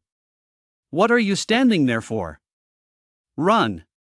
Seeing Lin still standing there frozen, Snow grew impatient. Although she didn't care for him, she didn't want to watch him die a gruesome death right before her eyes. Lin cast a sidelong glance at Snow. With this woman around, he couldn't very well intervene. Should he just knock her unconscious? In that brief moment of hesitation, Yi Jianjia and the others had already lunged at the scarlet flame firebird. Star burst. Yi Jianjia kicked the scarlet flame firebird in the head. Although she hadn't fully recovered from her injuries and was operating at less than 10% of her usual strength, the power of that kick was still not to be underestimated. Boom! The kick struck the scarlet flame firebird's head, causing it to lose its balance and nearly fall from the sky. Chirp! In pain, the scarlet flame firebird furiously lunged at Yi Jianjia. Wind blade slash. Feng immediately unleashed his martial technique, sending several wind blades hurtling toward the scarlet flame firebird. Sizzle, sizzle, sizzle. All the wind blades struck the scarlet flame phoenix, sending sparks flying, yet they failed to harm it in the slightest. The scarlet flame phoenix's feathers were as hard as scales, indestructible, and Feng's attacks had absolutely no effect on it. The scarlet flame phoenix paid no attention to Feng, for its target was Yi Jianjia. Whoosh! The scarlet flame bird unleashed a torrent of fire at Yi Jianjia. The flames were so powerful that the air trembled wherever they passed. Meteor palm. Yi Jianjia struck out with her palm, sending a massive palm print crashing into the flames. Boom! Two powerful forces collided. Cough, cough.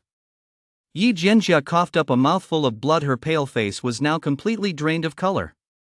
She was already severely injured, and giving it her all at that moment had only worsened her condition. Moreover, the Crimson Flame Phoenix was a formidable foe. Even at the peak of her powers, she would not have been a match for it. Whoosh! The Scarlet Flame Firebird spewed another blast of intense flame, shattering the palm strike until it vanished into thin air. The powerful flames swept toward her, knocking Yi Jianjia back dozens of meters. "I pushed myself too hard." Yi Jianjia sighed. She turned to Feng and the others and said, "Take them away. I'll hold them off." "But Commander Yi, your injuries." Feng was deeply concerned. Yi Jianjia's current condition didn't look good. Yi Jianjia said coldly, "Stop wasting time. Hurry up and go. Staying here will only get you killed." Feng was silent for a moment, then turned to the others and said, you take those two and get out of here. Commander Yi and I will hold the rear. Gritting their teeth, the group immediately rushed toward Lin and Snow. Yi Jianjia said nothing more. She took a deep breath. A fierce battle lay ahead. Sheep! The scarlet flame bird let out a loud cry, flapping its wings furiously. Whoosh, whoosh, whoosh! Dozens of scales and feathers shot out from beneath its wings. These scales and feathers were incredibly sharp, cutting through the air with a piercing whistle. A direct hit would mean certain death. Yi Jianjia mustered all her strength.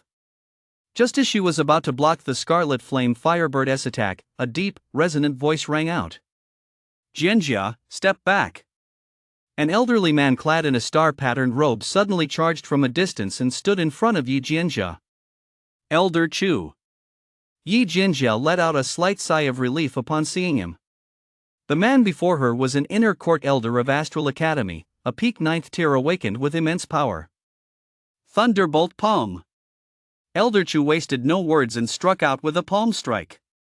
The sound of thunder rang out as a massive thunderbolt palm imprint surged forward, its momentum overwhelming and terrifying. Clang! Clang! Clang! The scaled feather was blocked by the thunderbolt palm imprint and could not advance even a fraction of an inch. Whoosh! Seeing that its attack had failed, the crimson flame firebird flew into a rage. It lunged rapidly toward Elder Chu, its sharp talons slashing out at the thunderbolt palm imprint. Rip! The thunderbolt palm imprint was torn apart. Elder Chu staggered back 5 steps, his face flushed red and his breath ragged. As expected of a level 5 mutated beast truly powerful. But unfortunately, you're doomed today, Elder Chu said in a deep voice. He looked into the distance, then shouted, Martial King, please step in and slay this beast. Whoosh! It seemed as though the void itself was responding. Suddenly, a spear shot down from the void, carrying an unstoppable force. With a tearing sound, the spear instantly pierced the crimson flame firebird's body, pinning it to the ground as blood flowed, staining the ground red. Chirp! The crimson flame firebird struggled for a moment before dying completely. Foam stared solemnly at the spear that had pinned the bird to the ground. The bird's scales and feathers were extremely hard, making it difficult for ordinary weapons to harm it. Yet this spear before him had effortlessly slain the scarlet flame firebird because it was a spirit weapon. I never expected that person to show up here. Feng thought to himself. Spear that pierces the void, Dongchang. A hint of surprise flashed in Yi Jianjia's eyes as the image of a towering, peerlessly powerful figure emerged in his mind. P.S. Mutated beasts have 9 tiers. Tier 1 is roughly equivalent to Tier 2 of the awakened stage. As stronger mutated beasts appear later on, new tiers will be gradually introduced. Chapter 19, The Peerless Martial King, Dongcheng. It seems the gray mist can no longer contain that group of mutated beasts. A calm voice rang out. A burly man clad in a white astral robe appeared on the scene. With sword-like eyebrows and starry eyes, his face was as fair as white jade, unparalleled in beauty. He exuded a unique aura, natural and otherworldly, standing apart from the world, as if he were a peerless divine king. This man was Dongcheng, the peerless martial king of Astral Academy. His true strength was a mystery even to the gods and demons. With a casual wave of his hand, Dongcheng summoned the sky-shattering spear into his grasp. Greetings, Martial King. Yi Jianjia bowed in respect. The 9th tier awakened realm was not the pinnacle of cultivation in this world. Beyond the peak of the 9th tier lay new realms. Dongcheng had stepped into this new realm, though very few knew exactly what level he had reached. Dongcheng gave Yi Jianjia a slight nod. Elder Chu, how did you end up here? Yi Jianjia asked. Elder Chu smiled faintly and replied, I heard that a secret realm had emerged on Qingfeng Mountain, so the Martial King and I came to investigate. We happened to be passing through City G, which led to what just happened. Qingfeng Mountain is not far from City G. It used to be a tourist attraction, but after the revival of mana, the road leading to Qingfeng Mountain was sealed off. Very few people know what the situation is like there now. A secret realm. Yi Jianjia's heart skipped a beat. She was, of course, no stranger to secret realms. After all, the martial arts techniques she used, as well as the sky-piercing spear in Dongcheng's hand, all originated from secret realms. Even the vast Astral Academy had been founded on the basis of a stellar secret realm, which showed just how extraordinary these realms truly were. After Mana's revival, some secret realms had emerged into the world. If one were to liken space to a folded sheet of paper, the secret realms would be located within the folds. However, due to certain special circumstances, the paper had been straightened out, causing the secret realms to naturally reveal themselves. Secret realms harbor immense opportunities, but they are also treacherous and unpredictable. Even a level 9 awakened is as insignificant as an ant within a secret realm. Even an awakened who has entered the new realm must proceed with the utmost caution when facing one. Therefore, every time a secret realm emerges, a large number of people are bound to die. Elder Chu said, "We've already located the secret realm. Based on my and the Martial King's estimates, it will open in a few days." "It seems there is no way I can miss the secret realm," Yi Jianjia murmured. Elder Chu nodded with a smile. Yi Jianjia possessed exceptional talent. She was a key trainee at the academy, and her future achievements were boundless. With the secret realm opening and such immense opportunities at stake, there was no way he would let her miss it. On the rooftop, Lin's gaze fell on the piercing void spear in Dongcheng's hand. That spear is no ordinary weapon, Lin thought to himself, which made him feel a bit more excited about Astral Academy. "Stop staring. That's a spirit artifact. Even if it were in your hands, you wouldn't be able to use it," Snow said coldly. With the danger past, she had resumed her previous aloof demeanor. As the granddaughter of the dean of the Spirit Martial Arts College, she naturally knew more than others. First the Crimson Flame Firebird, and now the spirit artifact before her. A spirit weapon. Lin's face lit up with understanding. Having read so many novels in his previous life, he naturally knew what a spirit weapon was. He just hadn't expected that the one in Dongcheng's hands was actually a spirit weapon. If this item fell into his hands, it would definitely send his combat power through the roof. For a split second, Lin even entertained the thought of killing someone to seize the treasure. However, he quickly dismissed that thought. 2 p.m. More than 20 military aircraft landed in City G. The assessment was about to end. Damn it! After hiding for 3 days, I'm finally leaving this hellhole. I've really had enough. I want a shower, I want barbecue, I want a drink. I absolutely hate this place. Ha ha ha. With the spirit crystals in hand, I've got nothing to worry about for this assessment. No. Stop. Killing people is way easier than killing zombies. First place in this assessment is mine for the taking. You said as long as I let you have sex with me, you'd give me a spirit crystal. Why are you going back on your word? You bitch, you poisoned it. Hearing the sound of the military aircraft, all the surviving candidates were overcome with excitement. One person, who had been hiding for 3 days, got carried away by the excitement and immediately rushed out, only to be torn to shreds by zombies in the blink of an eye. The final test was to safely board the military helicopter. The villa's rooftop. A military helicopter happened to be parked there. Lin boarded the helicopter with Hong Hong, still carrying a filthy burlap sack in his hand. "What's in that sack?" Snow asked with a look of disgust. She really couldn't understand what this man was thinking. They were about to leave, and yet he was still carrying a filthy sack. If she knew the sack was full of spirit crystals, she wondered if she'd still find it so disgusting. Lin replied casually, "I came across a slain mutated beast earlier. I heard that materials from mutated beasts can be used to craft weapons, so I collected some." Hearing this, Snow didn't ask any further questions. She took out a spirit crystal and handed it to Lin, saying, "Here, take this." She believed that, given Lin's strength, he wouldn't be able to pass this assessment at all, so she kindly gave him a spirit crystal. After all, she had more than enough spirit crystals of her own, and she was absolutely certain she'd come in first place in this assessment. What a shame. Lin sighed softly. What? Snow looked at Lin in confusion. Nothing. You should keep it. I have my own spirit crystals. I'll have no trouble passing this assessment. Lin pulled out a spirit crystal. Where did you get that spirit crystal? Snow asked in surprise.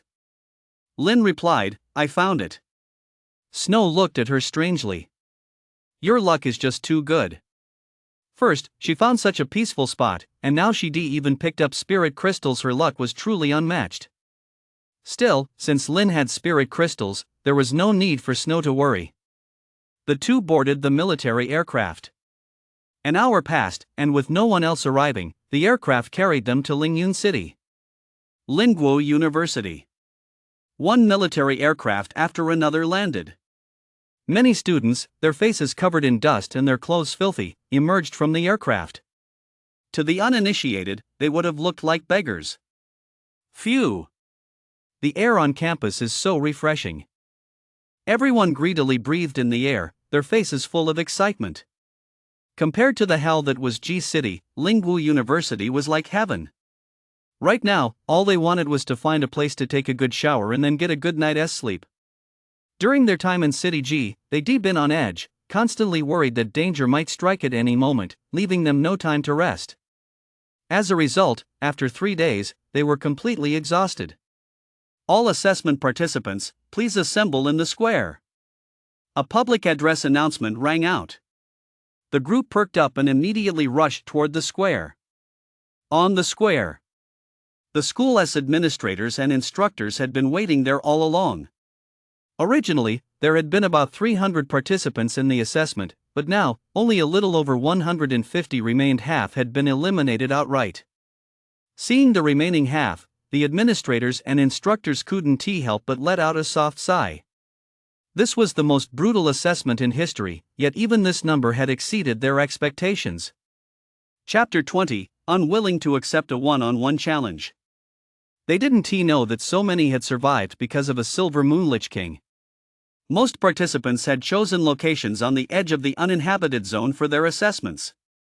When the Silver Moon Lich King appeared, the zombies on the outskirts swarmed toward the city center, reducing the pressure on the participants by several-fold. Lin! An excited voice rang out as Wang spotted Lin walking side by side with Snow. Without a moment's hesitation, he rushed over. The two shared a tight embrace. Lin smiled and said, I'm so relieved to see you're okay. Wang rubbed his stinging eyes, then laughed and grumbled, I was so damn close to biting the dust. First, I almost got killed by someone, and then I barely escaped being devoured by zombies. It was a wild ride, but thankfully I'm still alive. It feels so damn good to be alive. As long as you're okay, Lin said comfortingly. Wang's gaze lingered on Lin and Snow for a second, then he asked with a sly grin, so, what's the story here? Everyone else was filthy, looking like beggars, while Lin and Snow, by comparison, were clean and well-groomed. They didn't look at all like they'd just come out of a life or death trial. Snow ignored Wang and walked straight ahead. Lin said to Wang, don't talk nonsense, you're no match for her. Wang chuckled, he'd only been joking around. Lin, you're one lucky piece of trash. A grim voice rang out as Song Lingfang appeared. Like everyone else, he looked a mess. At that moment, he was glaring at Lin in annoyance. He simply couldn't figure out why Lin, that good for nothing, had managed to survive this long. With so many zombies in G City, why hadn't they killed him off already?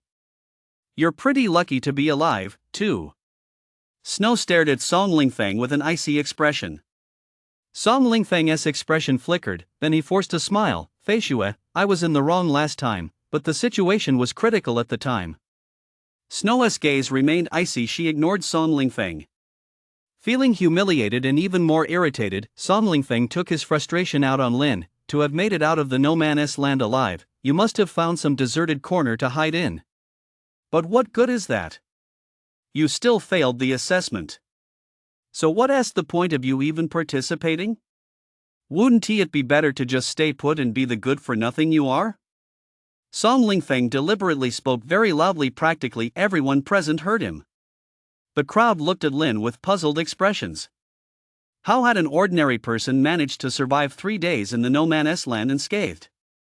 The students from the Heaven grade class were particularly astonished, for they knew that the threats Lin had faced weren't limited to zombies and mutated beasts.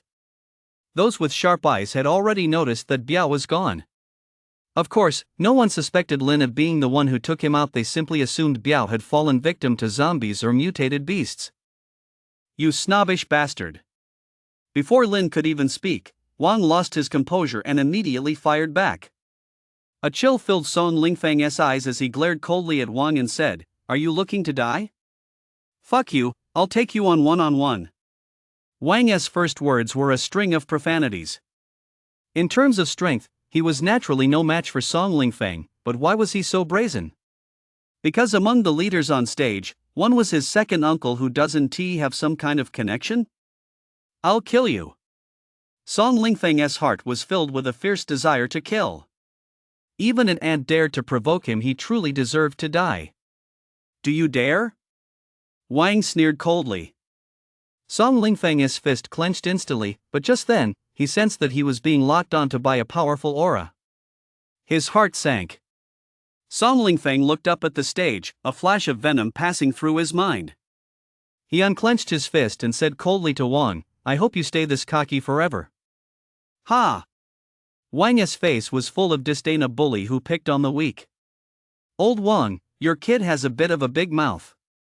Why don't I teach him a lesson for you?" A middle-aged instructor on the stage spoke in a cold, sharp tone. His name was Song Zhong, Song Lingfang's uncle, a mid-tier level 3 awakened. The sons of the Wang family are disciplined by the Wang family itself. Outsiders likely have no right to do so. Beside him, a refined middle-aged man spoke calmly.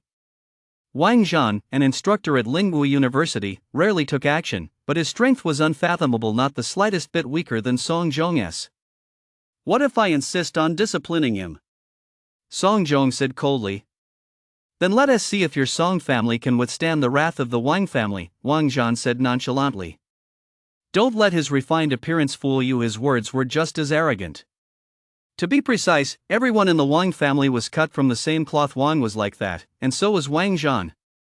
The other leaders nearby, seeing this, made no move to intervene. They had witnessed such scenes countless times and were long accustomed to them.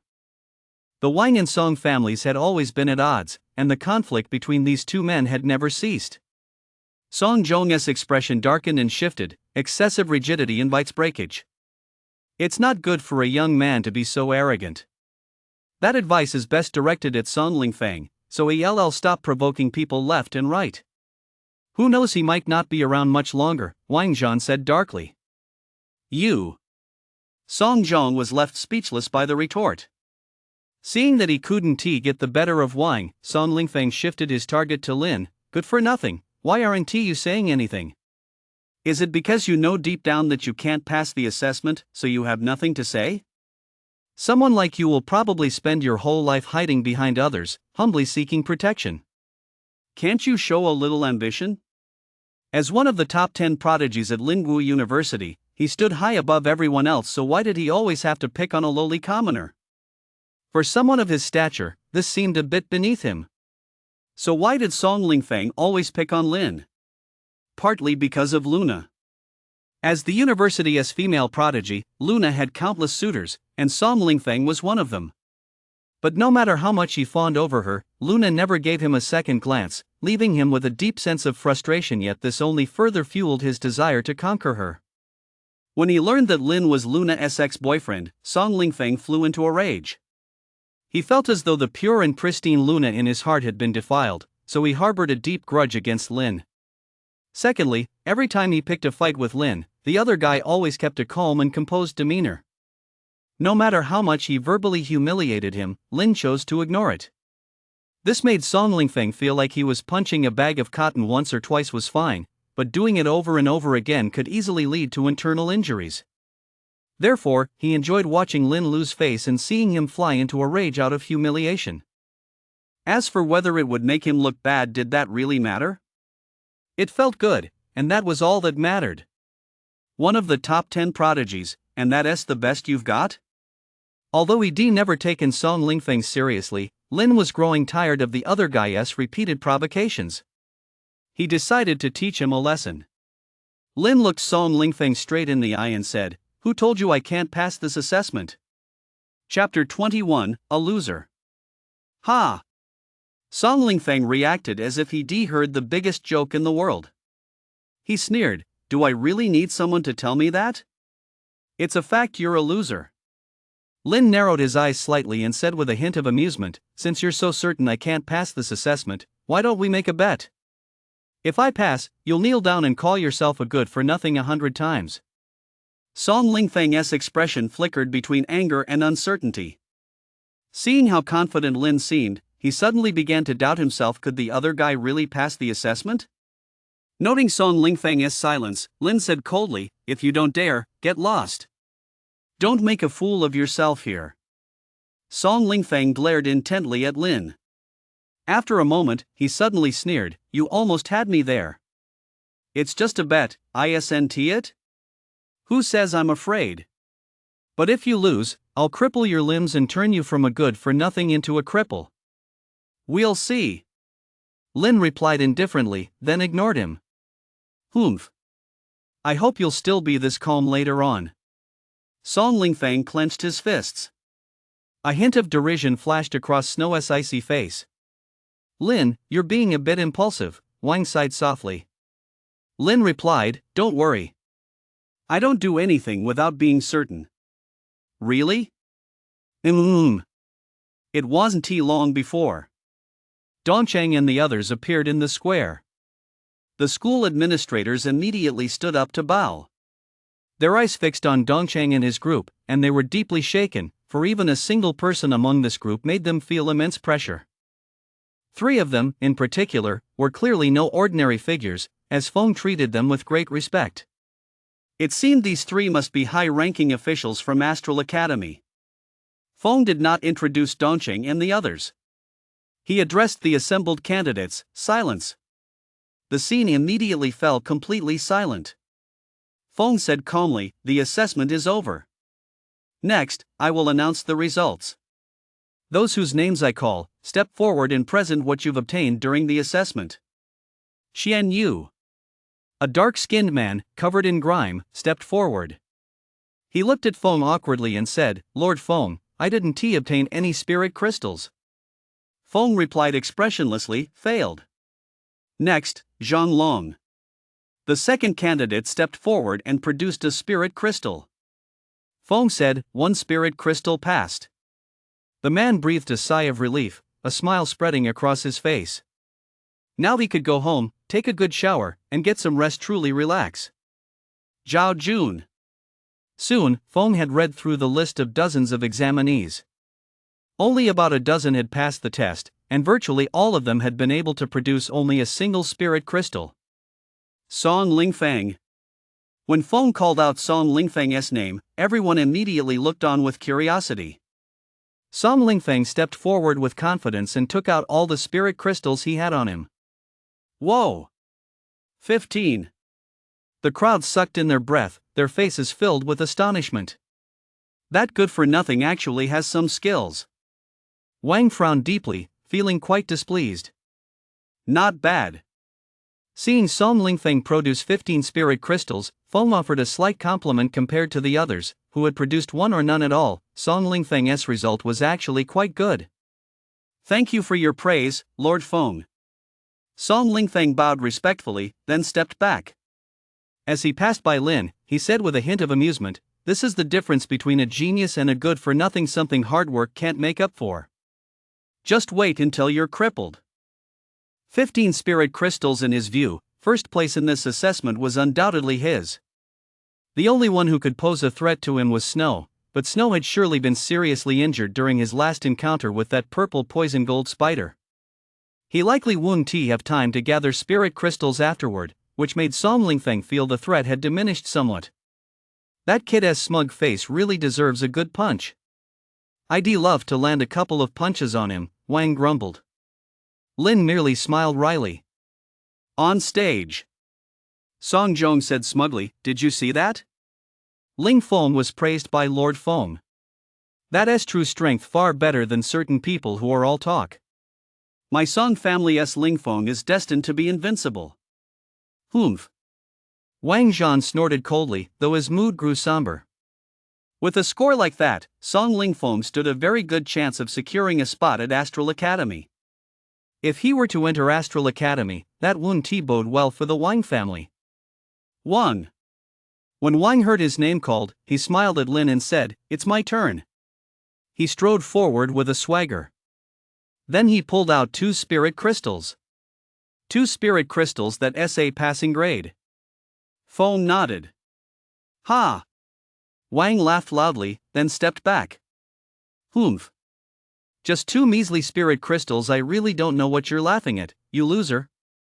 Song Lingfeng sneered. Wang sneered, you don't know shit. I just killed 2 zombies and ended up with 2 spirit crystals. That kind of luck is way beyond what a loser like you could ever understand.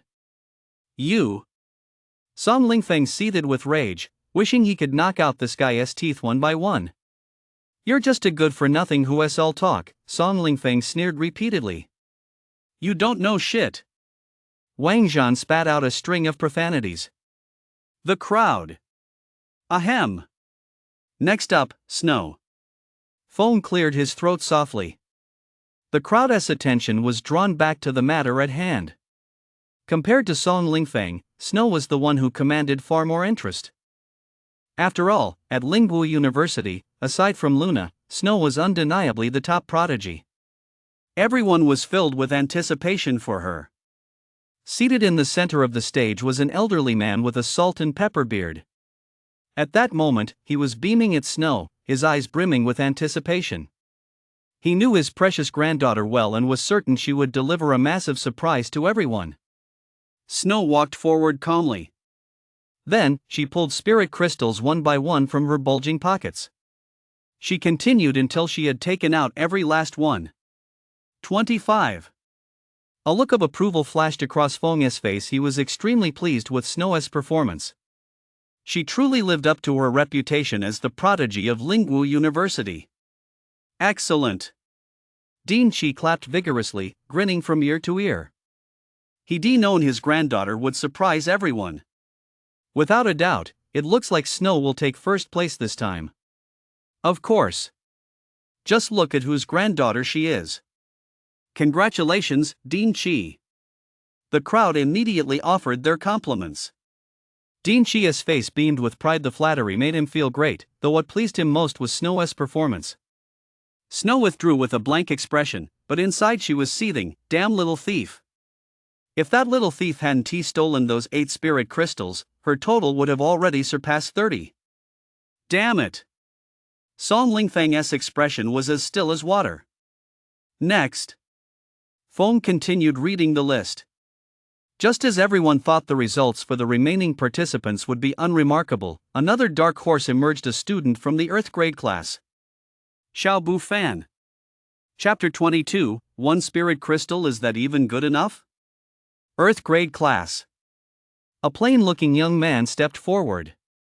When he produced all the spirit crystals he was carrying, the entire audience was stunned. Xiao Bu Fan, 26 spirit crystals. Feng announced his score. Everyone stared at Xiao Bufan with wide eyes, filled with shock and disbelief. No one had expected this man to be the ultimate dark horse. After all, up until that moment, Xiao Bufan had been a complete unknown, the sort of person who would easily be overlooked if lost in a crowd. Yet his result was so astonishing that it completely overshadowed Snow's. Could this be the legendary saying, "He who remains silent is forgotten, but when he speaks, he astonishes the world"? Snow was momentarily taken aback. This outcome had caught her off guard as well. It seemed she wouldn't be able to hold on to first place after all. Damn it!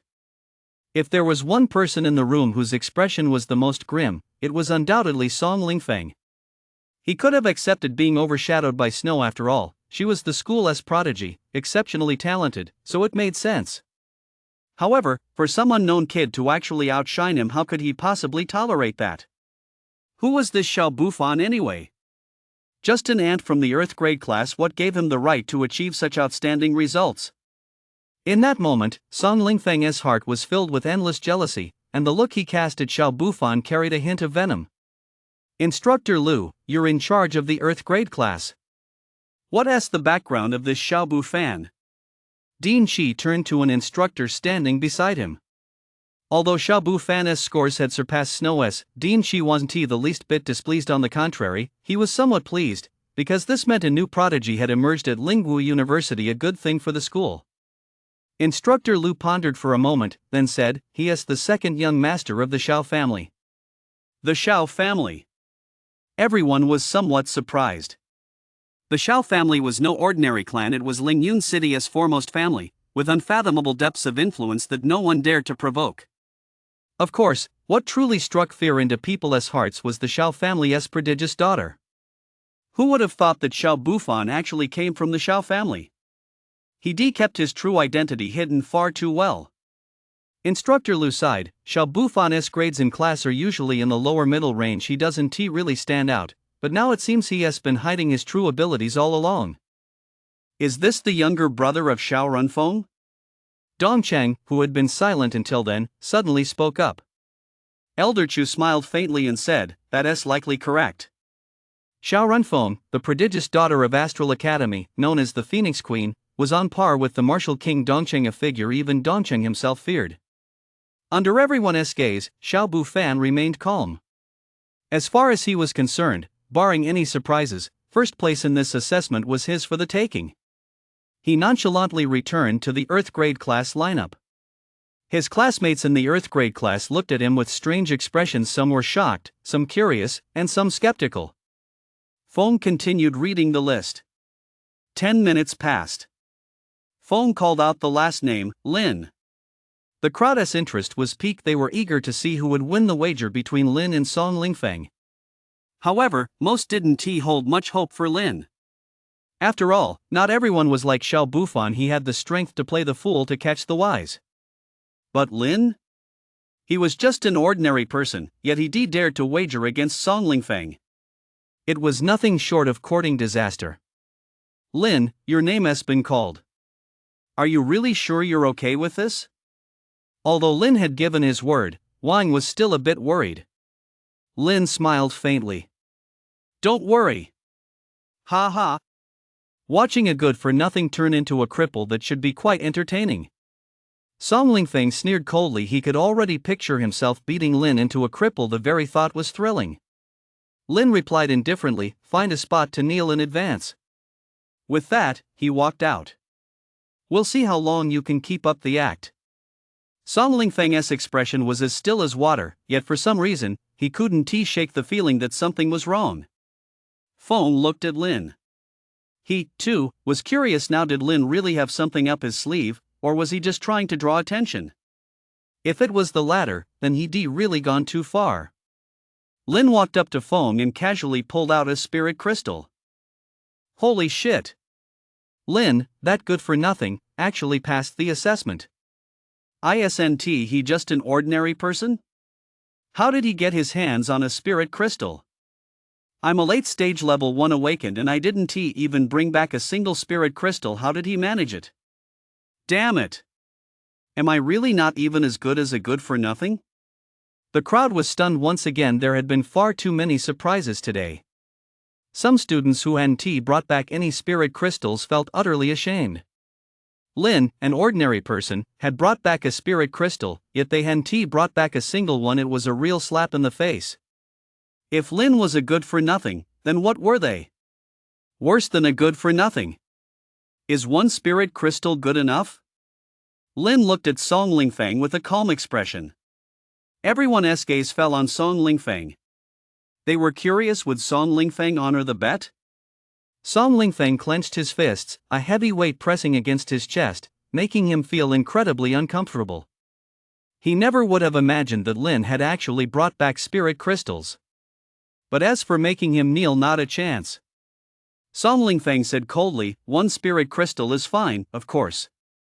But since you obtained this spirit crystal through underhanded means, it doesn't count at all." Song Lingfeng shouted, "Earlier, I saw you arrive with Snow. If I'm not mistaken, you must have begged Snow to give you a spirit crystal, didn't you?" Upon hearing this, the crowd realized that Lin and Snow had indeed appeared together earlier. Could it really be, as Song Lingfeng claimed, that the spirit crystal in Lin's possession was given to him by Snow?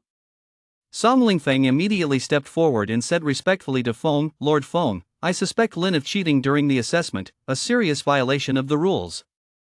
I implore you to conduct a thorough investigation. Snow furrowed her delicate brows slightly and immediately replied to Foam, I report to Lord Foam that I have never given Lin any spirit crystals. Foam shot Song Lingfeng a cold glance. He had already made it clear that he would judge solely by the results. What was this idiot up to? Unfortunately, Song Lingfeng didn't seem to notice Foam's gaze. Lin calmly said to Song Lingfeng, since you claim this spirit crystal was given to me by Snow, what about this one? He pulled another spirit crystal from his pocket and said, Snow gave me 2 spirit crystals. Do you believe me? Everyone instinctively shook their heads.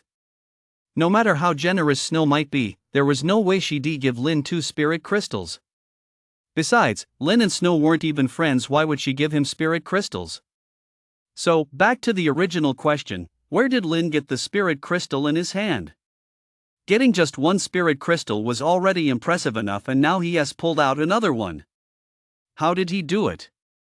Have ordinary people become this impressive these days? Song Lingfeng retorted defiantly, humph. Snow can produce over 20 spirit crystals. Isn't it perfectly normal for her to give you 2? What's the big deal? You won't believe it until you see it. Well, what about these? Lin let out a cold laugh as he kept pulling spirit crystals out of his pocket. Soon, a small pile of spirit crystals appeared in front of Foam. Everyone stared blankly at the pile of spirit crystals, their jaws dropping in shock. Chapter 23, Daring Not. A total of 27 spirit crystals. After counting them, Foam felt a mix of emotions. Today really has been full of twists and turns. He'd already been surprised when Xiao Bu Fan produced 26, but he never expected Lin to pull out 1 more. The key point was that Lin wasn't an awakened, he was just an ordinary person. To obtain 27 spirit crystals, one would have to kill 27 mutated beasts, even if that were the only way. But mutated beasts were far stronger than zombies and possessed some level of intelligence. It was virtually impossible for an ordinary person to hunt them down. Xiao Bufan furrowed his brow slightly. The first place spot he thought was firmly in his grasp had suddenly slipped away, and this left him feeling a bit annoyed. He sized up Lin. Aside from being more handsome than him, there was nothing special about him. He didn't even give off the slightest hint of being an awakened. He was a complete ordinary person. So how had he managed to bring back so many spirit crystals? Xiao Bufan couldn't quite wrap his head around it. Snow silently watched Lin, feeling a bit uneasy. Earlier, she'd even considered giving Lin a spirit crystal, but now she suspected that when he saw hers, he must have been mocking her inwardly. Snow's ears grew hot, and she found herself disliking Lin even more. Holy shit! Damn it! Wang had been in a daze for quite a while, but now he finally snapped out of it. Inside, he couldn't help but admire how awesome Lin was. Only now did he realize why Lin had been so calm, because he'd been completely confident all along. As for how Lin had obtained the spirit crystals, Wang wasn't particularly curious. He just knew that Lin had completely outshone everyone else. 27 spirit crystals, that's South fucking first place. An ordinary guy snagging first place in this assessment? That's way too much of a show-off. He is stealing all my spotlight, Wang pouted. Lin looked at Song Lingfeng with a blank expression. Still want to talk trash? I'll fucking slap you right in the face. Song Lingfeng's face was ashen. Everyone around him was staring at him right now, and he could sense the mockery and derision in their gazes. Lin, you're a good-for-nothing. How could you possibly have so many spirit crystals? Spill it. Where did you steal these spirit crystals from? Song Zhong's icy voice suddenly rang out. This was to save Song Lingfeng from embarrassment. Sure enough, as soon as Song Zhong spoke, Song Lingfeng felt the pressure ease considerably. However, since Lin had humiliated him so thoroughly, he clearly wasn't going to let Lin off the hook. Damn good for nothing, just you wait. Song Lingfeng's eyes flashed with a fierce killing intent. Faced with Song Zhong's interrogation, Lin chose to ignore him. You're nothing but a good for nothing. Say what I tell you to say, or don't blame me for being rude. Seeing that Lin was ignoring him, Song Zhong's tone turned icy cold. And just how do you plan to be unforgiving? Feng's aura suddenly erupted, crushing down on Song Jiang. Song Jiang's expression changed drastically, and he hurriedly said, I wouldn't dare. Humph. Feng glared coldly at Song Jiang and said, I'm in charge of this assessment. Is that clear? Moreover, as I said before the assessment began, I'll only be looking at the results. I hope everyone will give me a little face. Understood. Song Jiang replied respectfully with his head bowed. Though he felt extremely resentful inside, he dared not say another word. He was merely a mid-level level 3 awakened, while Feng was a peak level 6 awakened. For Feng to kill him would be easier than crushing an ant. Ha! Wang Zhan let out a derisive chuckle. Seeing Song Jiang at a loss naturally gave him great satisfaction. Lin looked at everyone impassively and said, I know you're all curious about how an ordinary person like me acquired so many spirit crystals. Actually, I don't mind telling you I found them in a villa in the No Man's Land. They must have been accidentally left behind by some powerful figure from the past. Oh. The crowd didn't harbor much doubt about Lin's explanation, because it was the only one that made sense. Otherwise, it would be impossible for Lin, an ordinary person, to acquire so many spirit crystals. Still, that was some unbelievably incredible luck. Why couldn't they find any? Of course, those who had previously considered themselves failures secretly breathed a sigh of relief. It seemed they weren't any worse than Lin, they just weren't as lucky as him. Snow thought back to that spotless villa. Someone must have lived there before. Perhaps it was the powerful cultivator Lin had mentioned. If that were the case, Lin's explanation made perfect sense. He really was just incredibly lucky.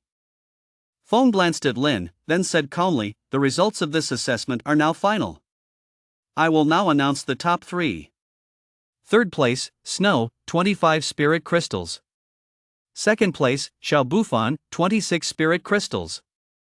First place, Lin, 27 spirit crystals.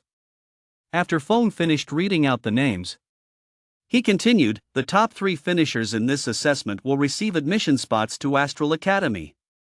Everyone looked on with envy. Securing one of these spots meant direct admission to Astral Academy, where the sky would be the limit. Damn it!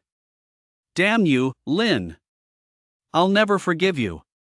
Song Lingfeng roared with rage in his heart, nearly spitting blood in his fury.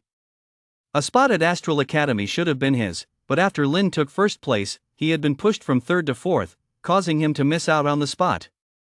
How infuriating! But he didn't stop to think. His skills were inferior to others. Who else could he blame? Lord Feng, I have something to say. Song Jiang hesitated for a moment before speaking again. What is it? Feng had no high opinion of Song Jiang, so his tone was naturally rather cold. Song Jiang said solemnly, as everyone knows, Astral Academy only accepts prodigies, while Lin is nothing more than an ordinary person. Even if he joins Astral Academy, he'll never make the slightest progress in his lifetime.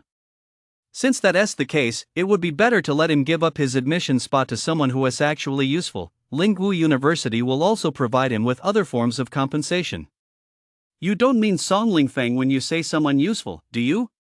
Wang Zhan asked sarcastically. Song Jiang replied, whether in terms of talent or strength, Lingfeng ranks among the very best at the school. He is fully qualified to receive this spot. Song Lingfeng's eyes lit up, and a glimmer of hope suddenly welled up in his heart. You're a fucking shameless bastard. Wang Zhan sneered coldly. Song Jiang said matter-of-factly, I think that aside from the Astral Academy admission spot, the spirit crystals Lin brought back this time should also be handed over to the school in their entirety and given to someone who is actually useful. After all, he is just an ordinary person. Spirit crystals are of no use to him whatsoever and will only bring him trouble. My suggestion is simply to protect him. 27 spirit crystals even for Song Jiang, that was no small sum, and naturally, he was very envious. Stop spouting that fucking nonsense, Wang snapped angrily. You little bastard, shut your mouth, Song Jiang said darkly. Old fart, did you eat shit? Your breath stinks that bad. Wang showed no fear whatsoever, determined to prove his point by spewing insults. You're asking for death. Song Jiang's eyes flashed with intense murderous intent. How dare this mere ant provoke him time and again? Was he looking to die? Who is asking for death? Wang Zhan looked at Song Zhong with a cold, indifferent tone. Song Zhong. Instructor Song, that's enough. Dean Chi frowned. With so many high-ranking figures from Astral Academy present, how dare Song Zhong keep butting in time and again? Couldn't he see that even the dean himself was keeping silent? Song Zhong completely ignored Dean Chia's thoughts and instead shouted, "Dean, my actions are solely meant to help Astral Academy produce a true prodigy." I'm sure Lin will understand, right? Lin. Not really. Lin's expression was impassive. For the first time, he realized that Song Zhong was even more shameless and despicable than Song Lingfeng. Hand over an admission spot? And spirit crystals too? Why don't you just go die? Song Zhong declared with righteous indignation, Lin, for the future of Lingwu University, and to ensure Lingfeng's admission to Astral Academy, what is the harm in making a small sacrifice? Besides, didn't I say the school would compensate you? You're quite the master of moral blackmail.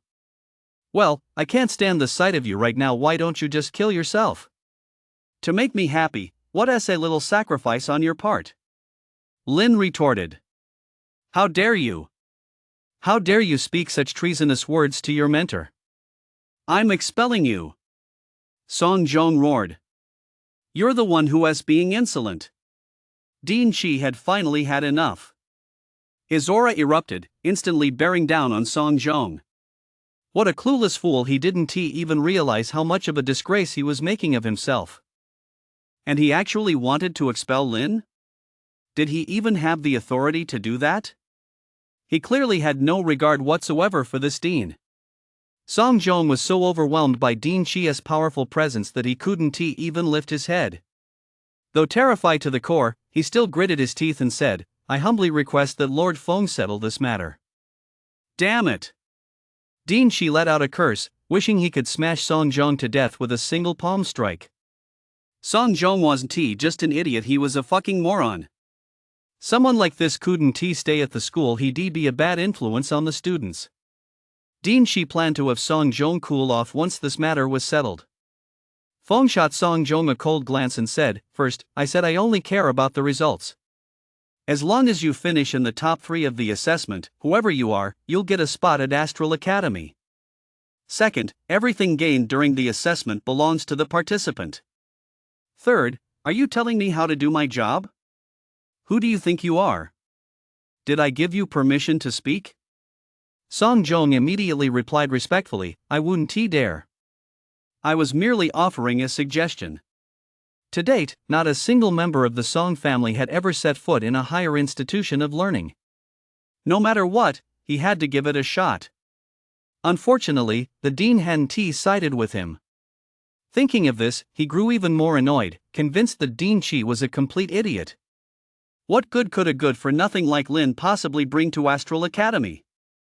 On the contrary, if Song Lingfeng were admitted to Astral Academy, it would bring enormous benefits to Lingwu University.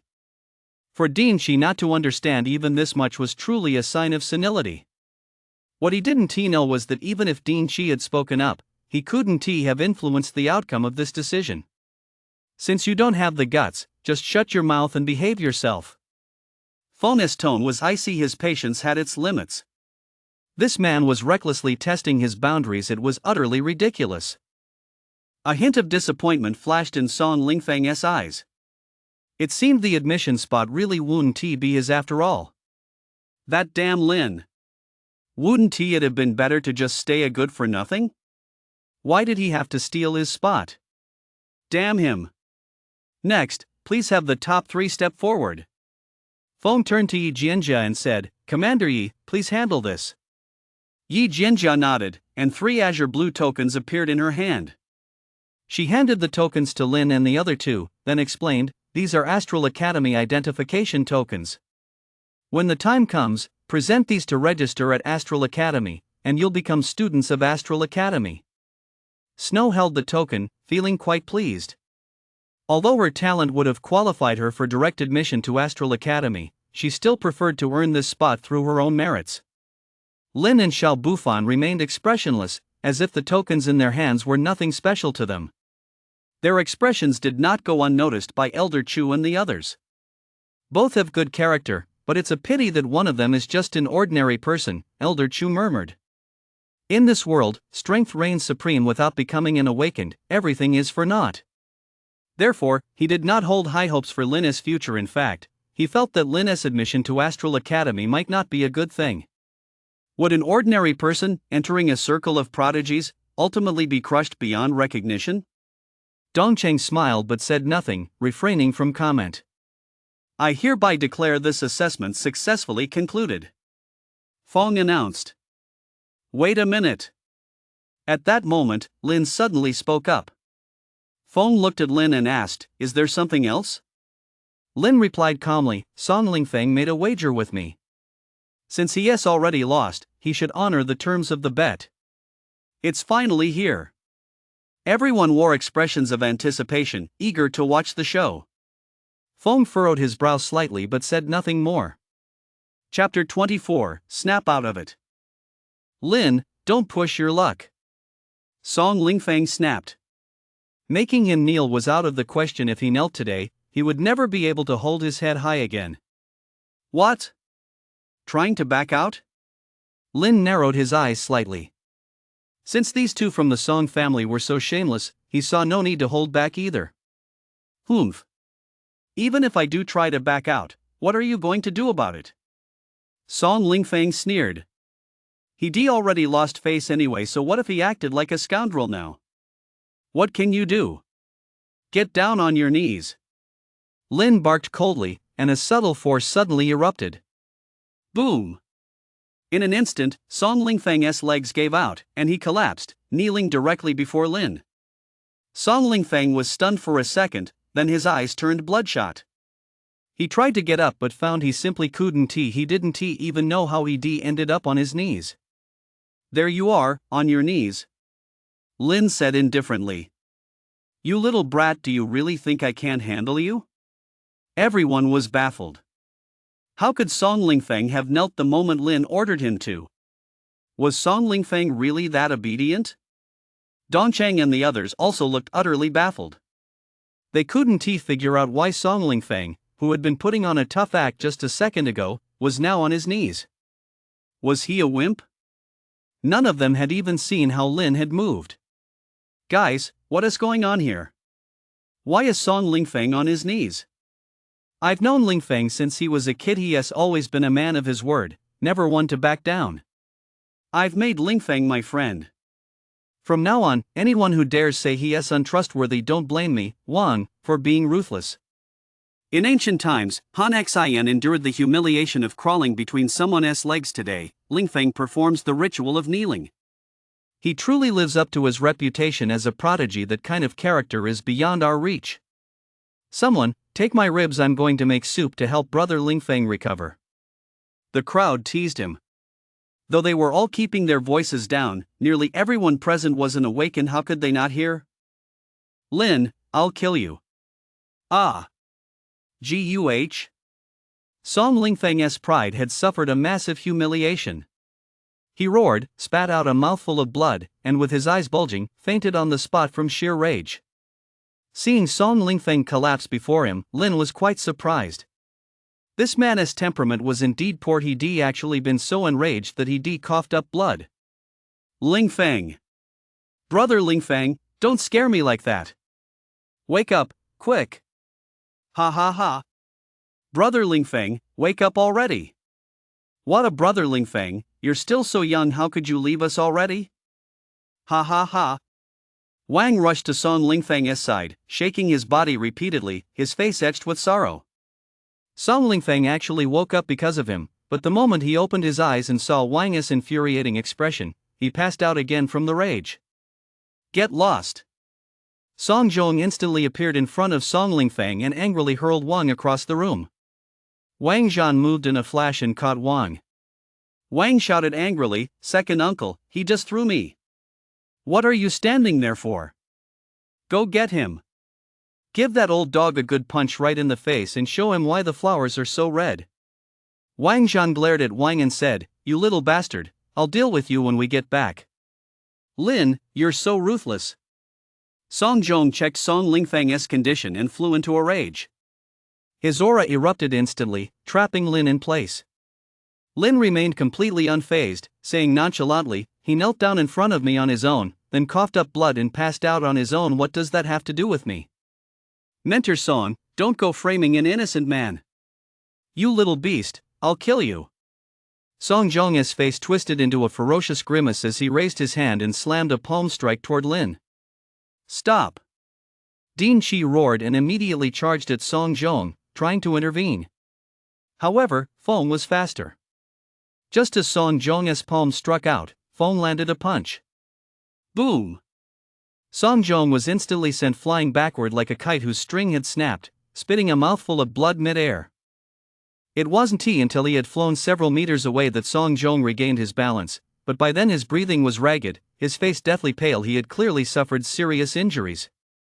Feng glared coldly at Song Jiong and said, "I can turn a blind eye to disputes among young people, but for an adult like you to bully a junior is simply unacceptable. Lin is already a prospective student of our Astral Academy. How dare you lay a hand on him? Do you want to die?" After showing patience time and again, did he really think Feng had no temper? Song Jiong was filled with shock and rage, but facing Feng, he felt powerless.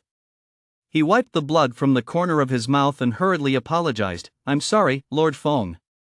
I acted impulsively just now. Please forgive me." The fact that Feng had severely injured him with a single move truly terrified him in that moment, and he fully realized just how terrifying Feng truly was. If Feng had struck with full force just now, he would already be a dead man. "Get out," Feng said coldly. Song Jiong slowly made his way over to Song Lingfang, picked him up, and was about to leave. "Mentor Song, let me give you some advice. Let me take Brother Lingfang away instead." "Your name is inauspicious." Song Jiong sends off the dead.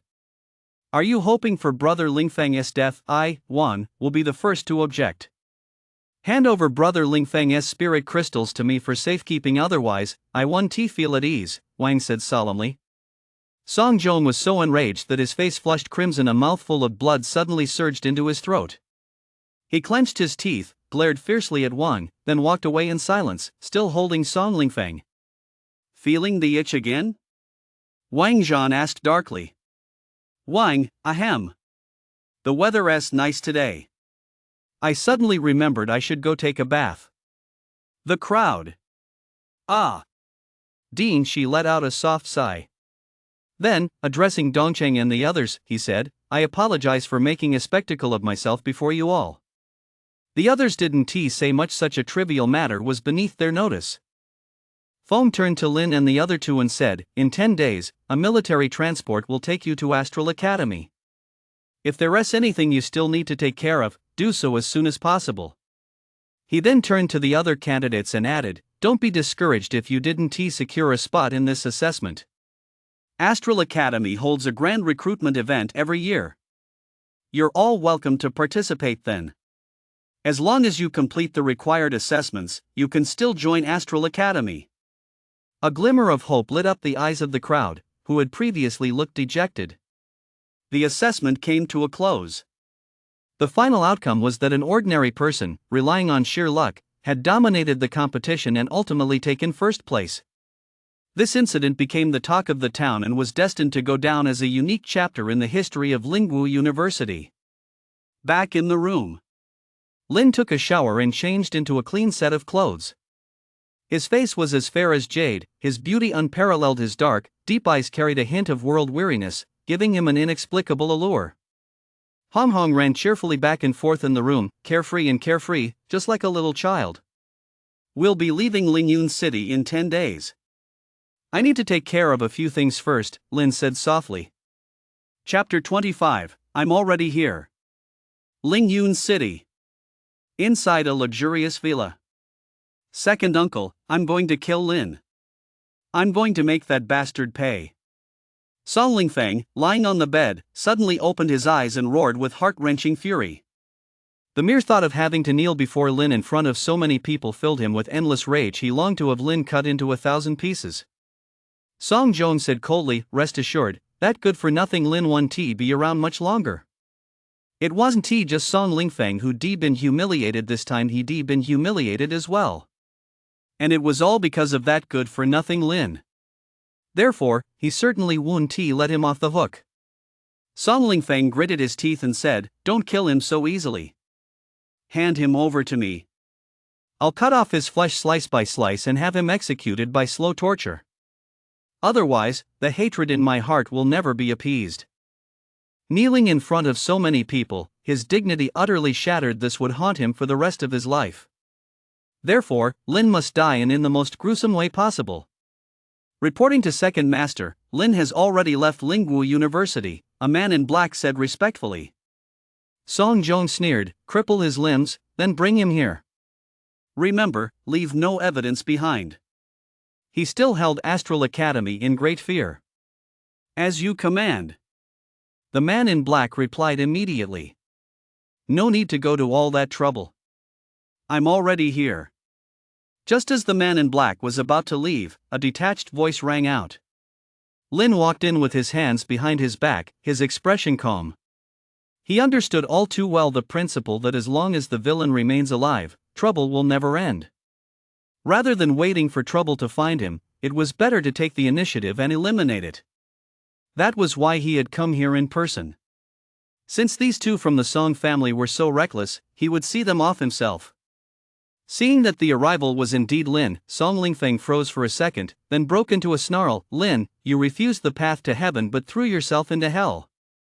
I never thought a good-for-nothing like you would dare follow me here." Very good indeed. He'd just been planning to kill Lin, but never expected Lin to show up on his own. How perfect. It seemed heaven was still on his side. Song Zhong was also surprised to see Lin here, but he quickly broke into a cold, sinister smile. Since this good-for-nothing was asking for death, he'd grant him his wish. It would save him the trouble. "Take him out," Song Zhong ordered the man in black. Without a moment's hesitation, the man in black charged at Lin and unleashed a punch. As a late-stage level 1 awakened, dealing with an ordinary person was child's play for him. Just as the man in black was 2 meters away from Lin, Lin casually struck out with his palm. Boom! The man in black's body exploded instantly, blood spattering everywhere and staining the entire room red.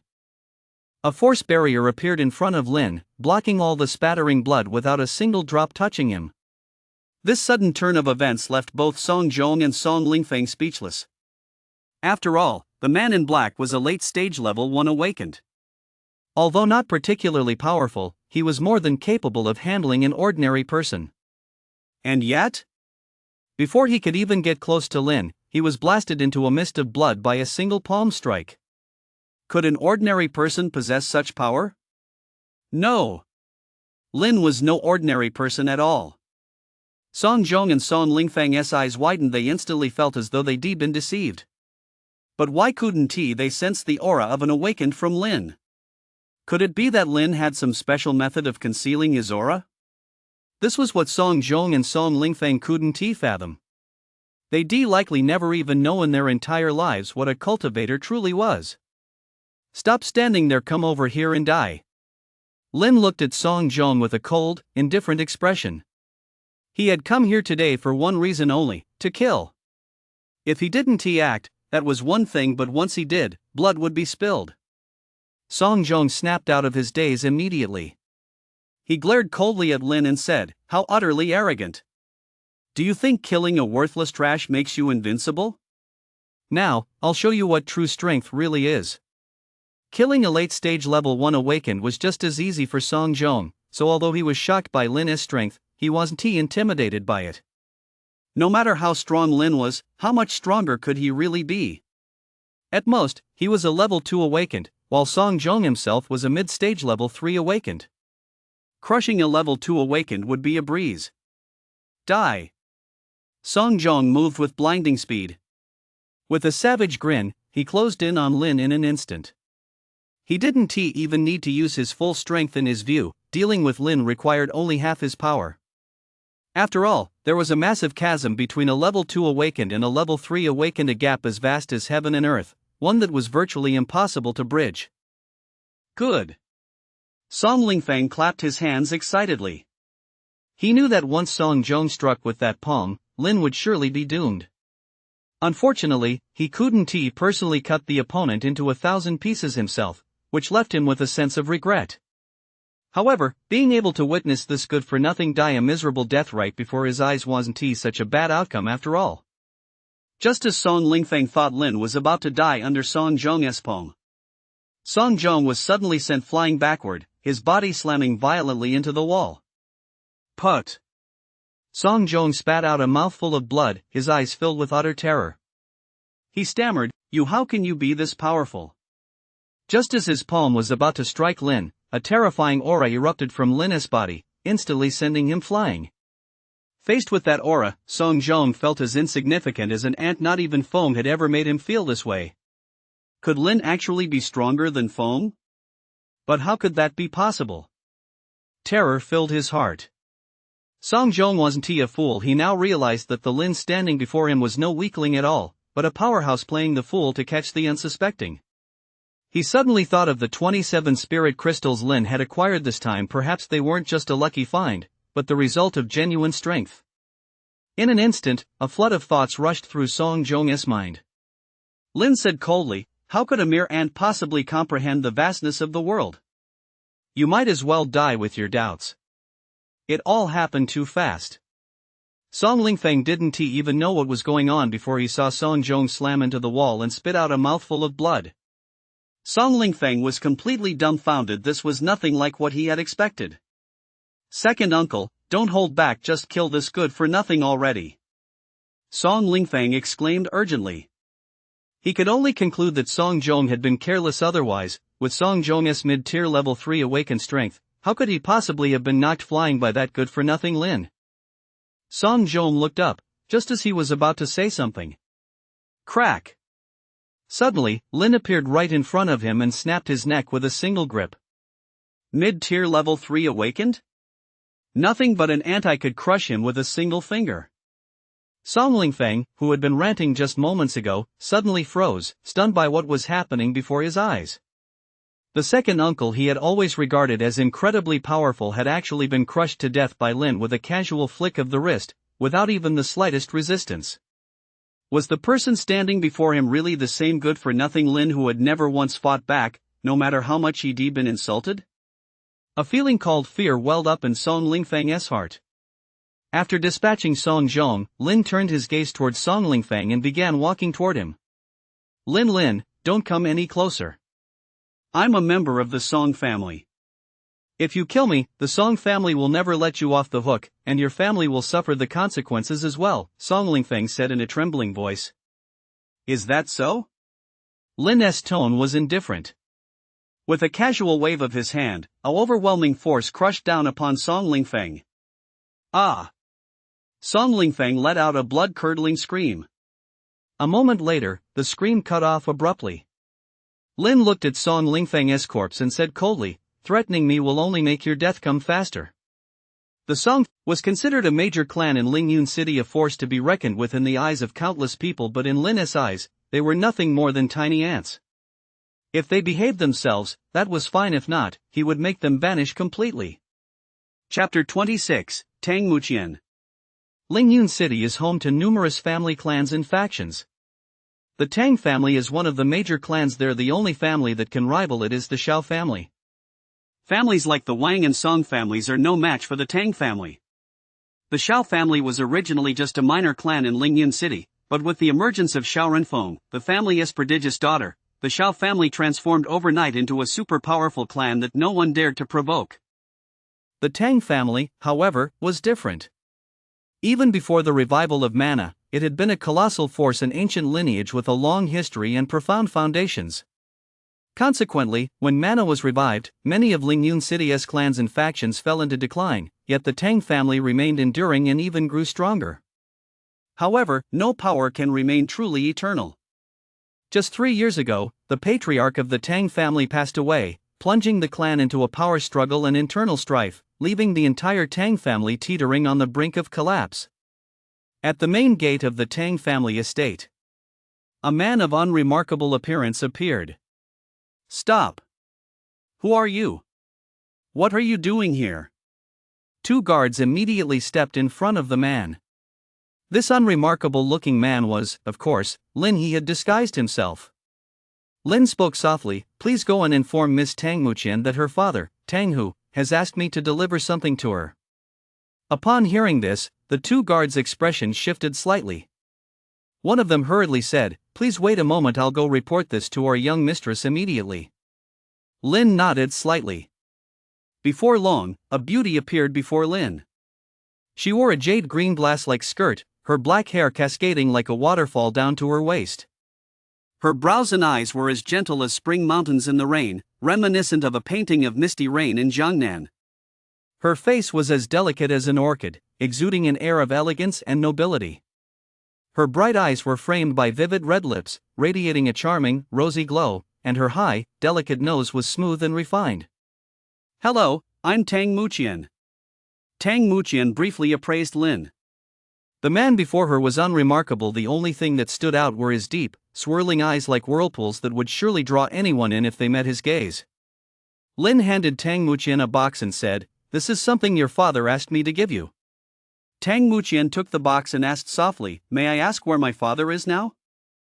Half a month ago, Tang Hu had left the Tang family with a group of awakened and had not returned since. Even Tang Muqian herself didn't know where he had gone. Lin replied calmly, "I only met him once in City G. He paid me to deliver this to you. As for anything else, I know nothing." Lin had no intention of telling Tang Muqian about Tang Hu's death. After all, that wasn't part of his agreement with Tang Hu. Tang Muqian paused for a second, then said, "Thank you, my friend, for delivering this here. Please come inside and rest. I've already asked the kitchen to." "No need." Lin interrupted Tang Muqian, saying, "I accepted payment from your father and agreed to deliver this item to you. Now that the task is complete, I should take my leave." The reason he'd come here in disguise was to avoid any unnecessary trouble. Otherwise, he would have lost money on this deal.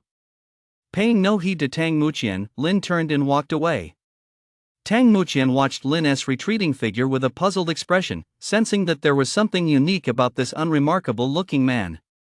After a moment's thought, Tang Muqian returned to her room. She opened the box, and a blue glow spread out, filling the entire room with a rich fragrance. Inside the box lay a strange blue fruit, 2 spirit crystals, and a letter. On the main street, a group of people was quietly following Lin.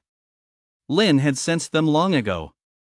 He turned and entered an alleyway. Soon, he resumed his true form and strode out with confidence. The group followed him into the alley, but in the blink of an eye, they realized they'd lost their target. Their expressions darkened. A villa belonging to the Tang family. A middle-aged man with a dragon tattoo stretching across his neck was carefully polishing a throwing knife. This man was the second master of the Tang family, Tang Hao. Reporting to second master, your subordinate has failed and lost track of the target. Please punish me, a subordinate said with his head bowed. Whoosh! The throwing knife in Tang Hao's hand suddenly shot out like a flash of cold light, pinning a mosquito to the wall. He said calmly, "It's not your fault. There are countless talented and extraordinary people in the world. Since my eldest brother sent this man to deliver the package, it means he has got some skills." "Second master, what should we do now?" "Should I look into this man's background?" the subordinate asked. Tang Hao smiled calmly. "This man has only met my eldest brother once, and he is unwilling to set foot in the Tang family compound." "That shows he doesn't want to get involved in the Tang family's internal affairs." "Since that's the case, we shouldn't provoke him either. These are turbulent times, we must both tread carefully." After a moment's thought, Tang Hao added, "Starting now, take some men and secretly protect Muqian. I have a premonition that something major is about to happen within the Tang family." The subordinate was taken aback. Internal strife was constant within the Tang family, with the conflict between Second Master Tang Hao and First Master Tang Hu being the most intense. Now Tang Hao was actually ordering him to protect Tang Muqian. What was going on? Tang Hao gazed out the window and said wistfully, "The strong prey on the weak, only the fittest survive. The conflict between my elder brother and me stems solely from differing philosophies. He wants to develop the Tang family conservatively, avoiding any trouble, but I know that approach simply won't work. The world has changed, rules are now forged by brute force. Only by wielding immense power can we truly ensure the Tang family's safety. Yet, both he and I share the same ultimate goal, the prosperity of the Tang family. As for Mu Qian, if she remains ordinary, I will protect her for the rest of her life. If she ascends to the heavens, then what harm is there in entrusting the entire Tang family to her? The subordinate was deeply moved. It turned out that everything the second young master had done was for the sake of the Tang family. Only at that moment did he understand the second young master's well-intentioned efforts. Unfortunately, some people were completely oblivious. They only saw the second young master resorting to any means necessary to seize power, but failed to see all he had done for the Tang family. Reporting to second master, Miss Mu Qian requests an audience. A voice rang out from outside the door. Tang Hao looked surprised and said, "Let her in." Soon, Tang Mu Qian walked in. Mu Qian greets second uncle. Tang Mu Qian said softly, "Mu Qian, is there something you need from second uncle?" Tang Hao asked with a light chuckle. Tang Mu Qian handed a letter to Tang Hao and said, "Second uncle, this is a letter from my father for you." Tang Hao paused slightly. He took the letter and, without giving it a second thought, opened it right in front of Tang Mu Qian. However, he read it with a blank expression. After finishing, Tang Hao said to Tang Mu Qian, "The gist of the letter is that your father has run into some minor trouble and can't return for the time being, so he asked me to take good care of you." Tang Mu Qian replied softly, "I understand, uncle. I'll take my leave now." With that, she turned and walked away. After Tang Mu Qian had left, a flicker of pain crossed Tang Hao's eyes. He addressed his subordinate, "Convey my orders, mobilize all the secret guards. Starting now, for 24 hours, protect Mu Qian without leaving her side for a single moment. If anything happens to her, you'll all pay with your lives." The subordinate's heart skipped a beat, and he replied in a deep voice, "As you command." As soon as Tang Mu Qian left Tang Hao's residence, her face turned deathly pale. She murmured, "Father, something has indeed happened to you." In truth, the moment she saw that exotic fruit, she had realized exactly where Tang Hu had gone. If Tang Hu were safe and sound, he certainly wouldn't have entrusted such a precious exotic fruit to an outsider to deliver to her. Combined with the letter Tang Hu had sent to Tang Hao, her heart sank to the very depths. Chapter 27, Hunter Guild.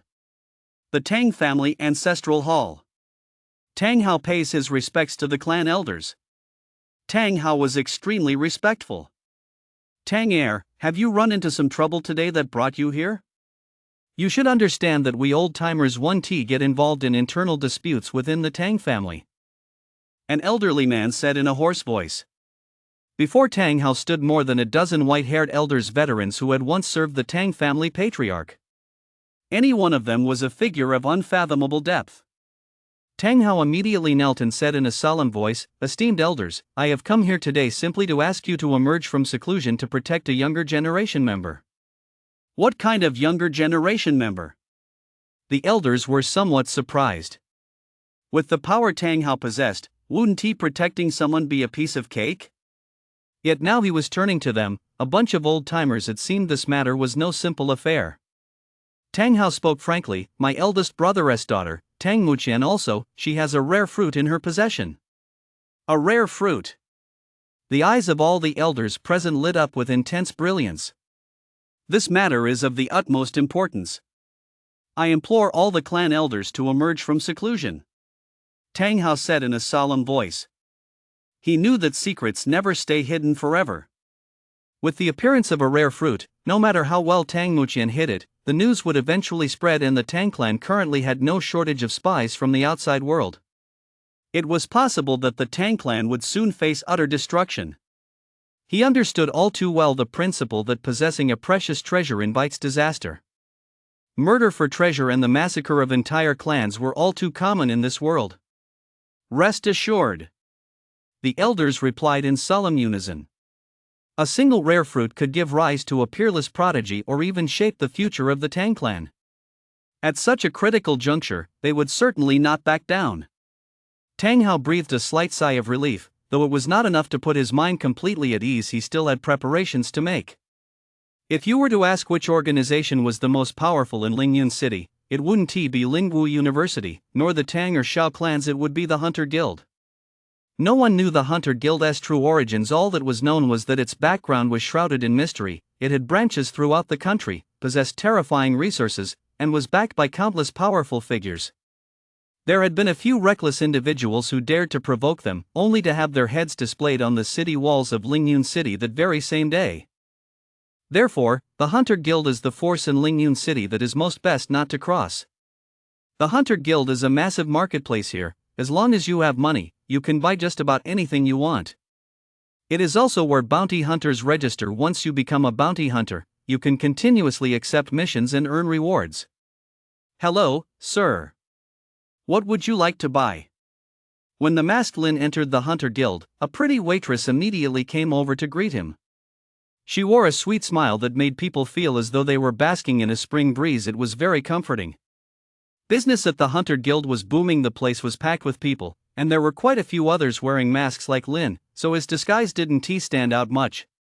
Besides, in the eyes of some awakened, Lin was just an ordinary person. He truly didn't emit even the slightest trace of an awakened aura.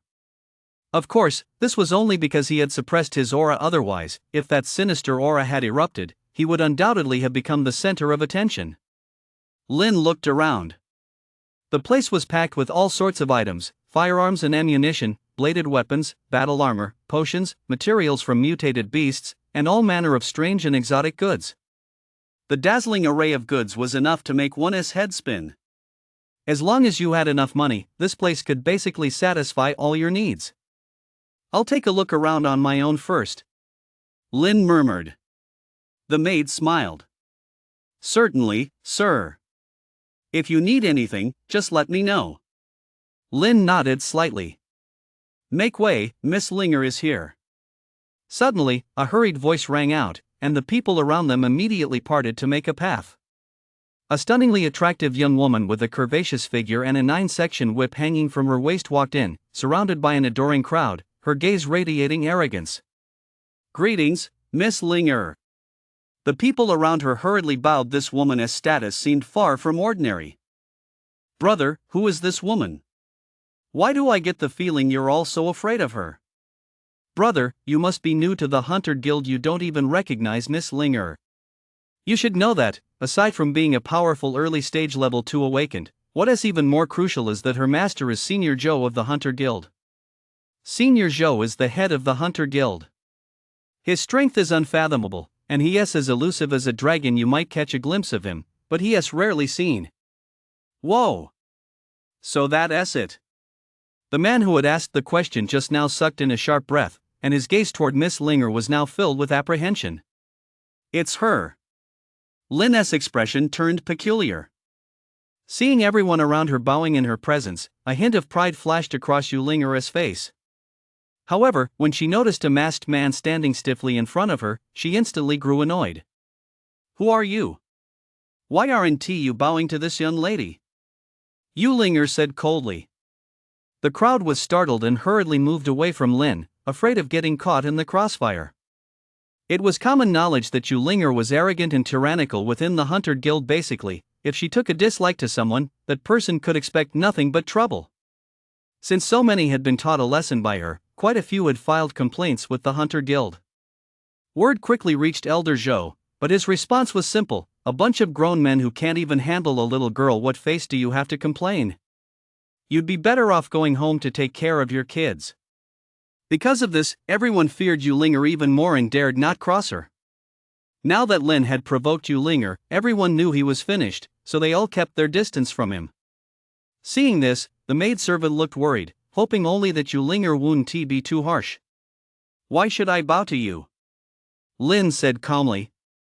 Linger sneered, in this Hunter Guild, do I, Linger, need a reason to make you bow? Crack! She instantly drew the 9-section whip from her waist. A sharp whistling sound cut through the air as the whip lashed toward Lin at blinding speed. The crowd immediately stepped back. They had already envisioned Lin being reduced to a bloody mess. In their eyes, Lin was just an ordinary person. How could he possibly withstand a strike from Linger, an early stage level 2 awakened? Just as the 9-section whip was about to strike Lin, he suddenly reached out and caught it with ease. This. The crowd looked stunned. The outcome before them had exceeded their expectations. They had assumed that Yu Linger's strike would either kill or severely injure Lin, but instead, he had effortlessly caught her whip.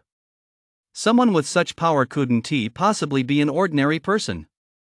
Everyone realized they had misjudged him. Chapter 28, The Bounty Hunter. Seeing that Lin had actually grabbed her whip, Yu Linger was startled.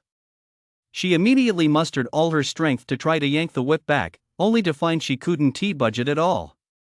Lin, on the other hand, looked utterly at ease. He hadn't even exerted any effort yet.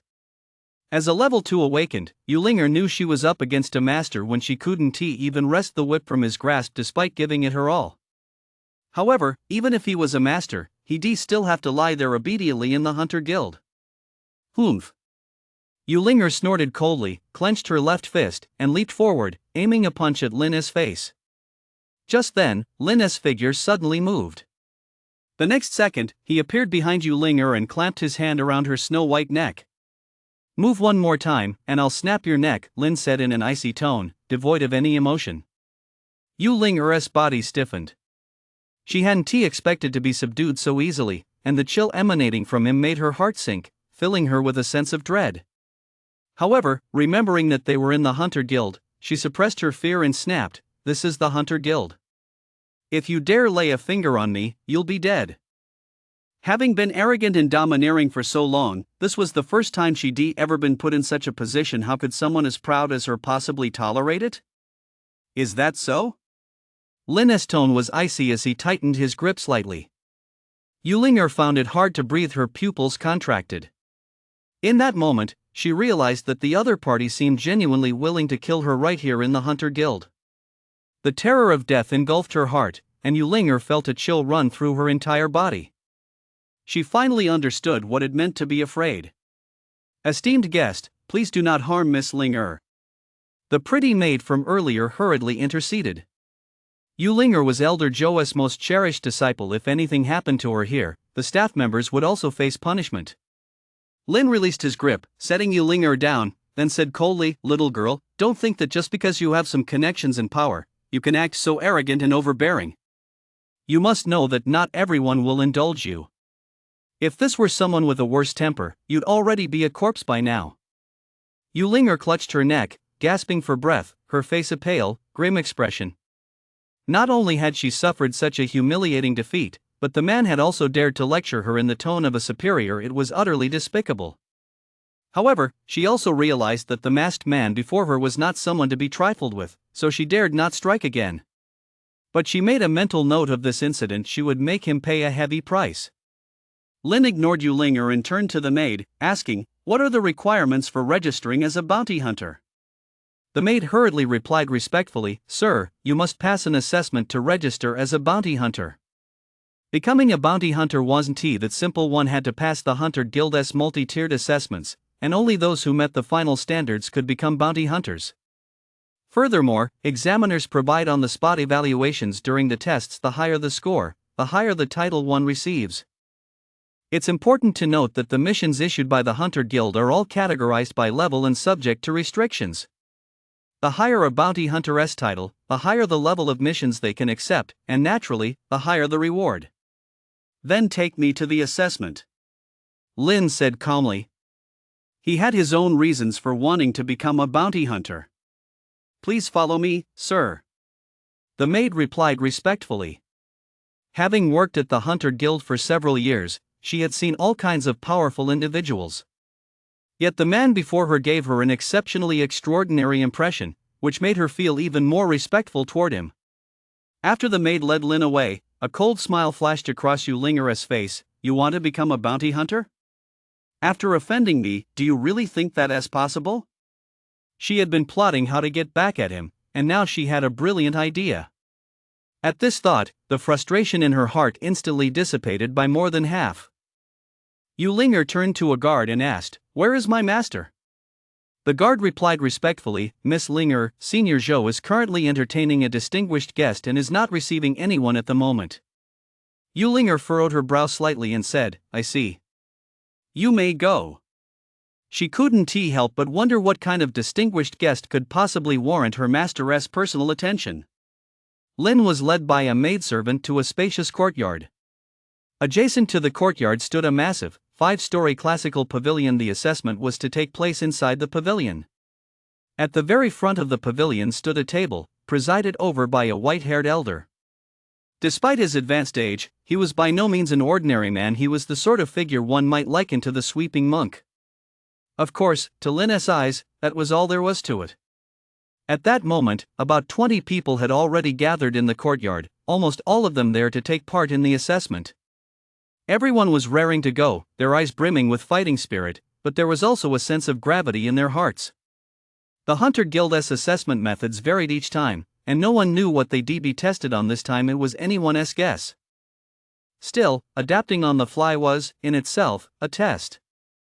"All right, come forward and pick a number now," the old man said indifferently. The crowd's expression shifted, and they immediately stepped forward. A maid said to Lynn, "Good luck, sir." Lynn nodded slightly, "Okay." Soon, Lynn received a number 20. Until the assessment was fully completed, this would be his code name. Once the assessment was over, he would register his identity and could then choose a unique name. "Numbers 1 through 5, enter the assessment area now," the old man announced. Squeak! The loft door opened automatically. Inside, the loft was pitch black, resembling the snarling maw of a ferocious beast ready to devour the dawn, giving off an extremely eerie feeling. The 5 candidates, their mood somber and even slightly panicked, took a deep breath and strode into the loft. Bang! At that very moment, the loft door suddenly slammed shut, preventing anyone from seeing what lay within. 15 minutes later. It was the turn of candidates 16 through 20 to take the test. Lynn and the other 4 entered the attic. It was pitch black. They couldn't see their own hands in front of their faces. Click!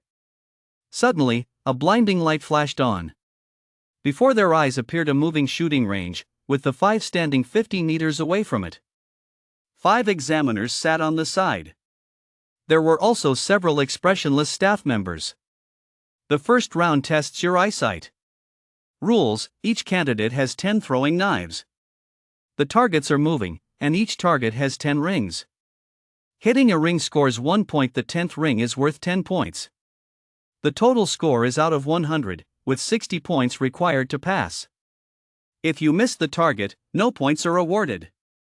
The time limit is 60 seconds. After one of the examiners finished speaking, a staff member distributed the throwing knives to the candidates. When the 10 throwing knives reached Lynn's hands, he discovered that they were all made of plastic light as a feather. Could these be toys belonging to old Wang's kid next door?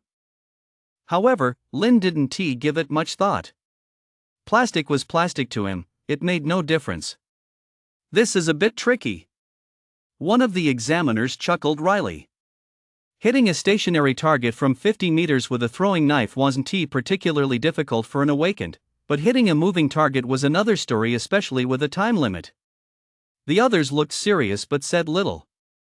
Becoming a bounty hunter was naturally no easy feat. If just anyone could become a bounty hunter, the prestige of the title would be too low, so it was understandable. Everything came down to sheer ability. P.S. This bounty hunter assessment sets up an important plot point and is key to the protagonist's later rise to prominence. Please bear with me as the story unfolds. Chapter 29, Convinced in Heart and Mind. The assessment will proceed in order one at a time. Number 16, get ready. The examiner said calmly as he pulled out a stopwatch. Number 16 was a heavy-set man. He took a deep breath, gripping his throwing knife, his expression utterly serious. Lynn watched this scene and was reminded of the year he took the college entrance exam the moment the test papers were handed out. The deep breathing and mental affirmations the teacher had instructed beforehand had indeed been useful. The moment he saw the test, he wasn't the least bit flustered. But when it came time to actually put pen to paper, he realized he didn't know a single question. Holy crap! So, while off-form performance does involve some nervousness, it's mostly due to a lack of ability. If you're truly skilled, then no matter how nervous you are, those questions won't be that difficult for you. You'll actually get more and more excited as you go, like you're on a sugar high. If you're not skilled enough, no matter how calm you stay, you'll still only end up with that measly score. Go! The staff member ordered. Whoosh, whoosh, whoosh. Number 16 immediately hurled his throwing knives. Stop! Soon, the 60 seconds were up. Number 16 had just thrown his last knife. The staff member next to the target range immediately recorded number 16's score. In the end, number 16's total score was 45 points in 60 seconds. The examiners shook their heads and declared him a failure. Then, number 16 was escorted through a security corridor. He would not be participating in the rest of the assessment. Seeing this, the others realized just how strict the Hunter Guild's assessments were. Soon, number 17 took the stage. Unfortunately, he performed even worse than number 16. When the 60 seconds were up, he still had 2 throwing knives left in his hand, with a total score of 40 points. Candidate number 18's performance was barely passing, 52 seconds and 65 points. Candidate number 18 passes. As the examiner announced the result, candidate number 18 breathed a sigh of relief. Next up was candidate number 19. He wore a silvery white mask, making it impossible for outsiders to see his face. He was seen casually holding a set of throwing darts. Lin's gaze fell on him, and he felt a twinge of surprise. This man's grip on the throwing knife was unique. Clearly, he trained extensively. As the starting signal sounded, the throwing knife in number 19's hand glinted with a cold light and shot forward with a whoosh. Bang! The first throwing knife struck the 10th ring of a moving bullseye with pinpoint accuracy. Whoosh, whoosh, whoosh. Next, thanks to number 19's unique technique, every dart struck the moving bullseye with flawless precision. And every single one landed in the 10th ring. The staff and examiners present were all stunned by the sight, their eyes filled with awe as they looked at number 19. The staff quickly regained their composure and hurried to record the score. Number 19, 10 seconds, perfect score. A moment later, the examiners announced number 19's score with trembling voices. Although the content of each assessment varied, the difficulty level was generally comparable. In all their years as examiners, they had seen no more than a handful of candidates achieve a perfect score on the first round. Clearly, number 19 had given them a pleasant surprise. Not bad. The examiners nodded approvingly at number 19. Number 19 didn't say much in response, standing calmly to the side. For him, this test was truly too boring. He felt no pressure at all. After all, any young person in the clan could easily achieve this. Number 20. Finally, it was Lin's turn. Lin casually pulled out a black cloth. Get the hell out of the way, everyone, I'm about to show off. Number 19 looked at Lin, furrowing his brow slightly, unsure what Lin was up to. However, when he saw Lin cover his eyes with the black cloth, he instantly realized what Lin was doing. Are you out of your mind? Number 19 said blankly. Shooting at a moving target while blindfolded was something even he would find difficult. That this guy would dare to do something like this, was he just trying to show off? If the distance were shorter, relying on his hearing, hitting the target wouldn't be too difficult, but this was 50 meters away. Even the best hearing wouldn't do him any damn good. Number 19 didn't believe for a second that Lin's stunt would yield any good results. He was more convinced that Lin was just trying to grab everyone's attention. The examiners and staff exchanged glances but didn't say much.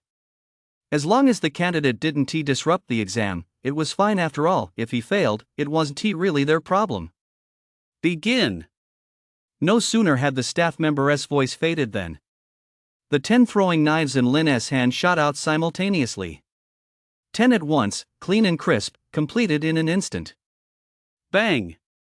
Bang! Bang! All 10 throwing knives struck their 10 moving targets simultaneously, and each one pierced right through the bullseye. All 10 perfect scores. The room fell deathly silent. The examiners and staff were stunned. Whoa! Soon, a series of gasps filled the air. The visual impact Lin had made on them was several times more intense than that of number 19. To hit all 10 bullseyes even while blindfolded and with all the throwing knives launched simultaneously, was this even human? Number 19 was equally stunned by Lin's performance. Just a second ago, he thought Lin was just showing off, but the next second, he was thoroughly proven wrong. Who is this guy? Number 19 was utterly stunned. He knew virtually everyone in Lingyun City who had mastered the art of throwing knives, but he had absolutely no recollection of this Lin standing before him. Could it be that this person wasn't he from Lingyun City? More importantly, the opponent didn't seem to emit even the slightest trace of an awakened aura. An ordinary person? Impossible. Number 19 didn't believe he lost to an ordinary person. Soon, Lin's score was announced. Number 20, 1 second, 200 points. The examiners excitedly announced Lin's score. This score would set a new record for the Hunter Guild, and they were the witnesses to this new record. 200 points. Unprecedented in the Hunter Guild. 200 points? Everyone present was stunned and couldn't help but wonder if the examiners had made a mistake. The maximum score was only 100 points. Where did 200 points come from? Examiners, the maximum score is only 100. Where did 200 come from? Number 19 asked, furrowing his brow. Although Lin's performance was truly stunning, the examiners shouldn't be spouting nonsense otherwise. How could they win everyone's trust? One of the examiners said solemnly, the 10 throwing knives in number 20's hand are made of plastic. As he said this, the examiner looked at one of the staff members, the very person responsible for distributing the throwing knives. The staff member's expression shifted slightly, his scalp prickled, cold sweat poured down his face, and he felt a vague sense of regret. If only he'd known, he shouldn't have listened to Yulinger. Fortunately, the examiner quickly looked away. The 10 plastic throwing knives ended up in the hands of contestant number 19. He took a look, they were indeed plastic. At that moment, he was thoroughly convinced. Contestant number 18 was trembling in the corner. Earlier, he'd been smug about his passing score, but now he realized he was too embarrassed to even show it. It was no match for the two monsters standing before him. Lin removed the black cloth and sighed, am I supposed to be testing my eyesight here? The crowd. Who dared say he wasn't he? Ahem. Candidates 18, 19, and 20 proceed to the second level to take the second test, an examiner said with a light cough. After the 3 had left, one of the examiners sucked in a sharp breath. If I'm not mistaken, number 20 seems to be an ordinary person. He probably isn't. He might have used some special method to mask his aura.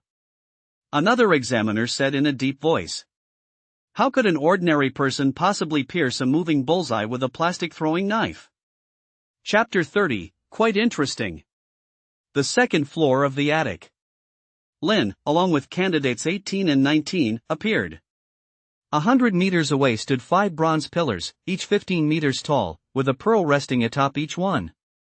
In addition, each pillar was wrapped in an iron chain that sloped down from the peak of Chitianjai to the trio's feet. The second trial tests speed and agility. Rules: retrieve the pearl from the stone pillar. The trial lasts 5 minutes. Scoring: 100 points for retrieving the pearl within 1 minute, 90 points within 2 minutes, 80 points within 3 minutes, 70 points within 4 minutes, 60 points within 5 minutes. The time limit is 5 minutes. Failure to retrieve the pearl within that time results in failure. Everyone may participate in the test simultaneously. The examiner on the second level briefly announced the rules. Retrieving the night pearl from the bronze pillar seemed simple enough, but the 3 of them knew this second stage test would certainly not be easy. Number 18 tapped the bronze pillar with his foot and then smiled wryly. It's been coated with oil, it's incredibly slippery. I knew it wouldn't be that simple. The 3 already knew how the test would proceed. They would have to climb the iron chains to seize the night pearl atop the bronze pillar. Number 19 said indifferently, if that's all there is to this second stage, it's going to be a huge letdown. Number 18. He glanced at Lin. Though he couldn't make out Lin's face, he knew the masked man before him was just as composed. All right. These two were heavyweights, nothing like a nobody like him. Begin! At the staff member's command. Number 19 charged forward first, covering 10 meters with a single stride at blinding speed. In the blink of an eye, he had already reached the 20-meter mark. The lubricant on the iron chains seemed to have no effect on him whatsoever. His strides were steady, and his body remained stable. Seeing this, number 18, not to be outdone, immediately charged forward. Lin, however, vanished from his spot in an instant. Whoosh, whoosh, whoosh. Just as number 19 reached the 30-meter mark, hundreds of arrowheads suddenly flew from all directions, blanketing the area. Number 19 dodged immediately, but the arrows were so dense that he was forced to retreat to the 20-meter mark. This is interesting. Number 19's interest was piqued. An assessment like this was much more exciting if it had been just the slippery oil. It would have been far too easy, utterly lacking in challenge.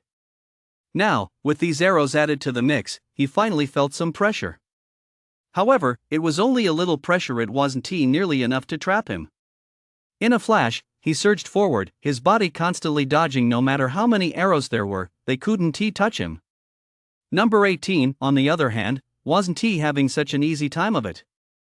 The chain was already slippery, making it hard to maintain his balance, and now with these arrow feathers added to the mix, he felt immense pressure.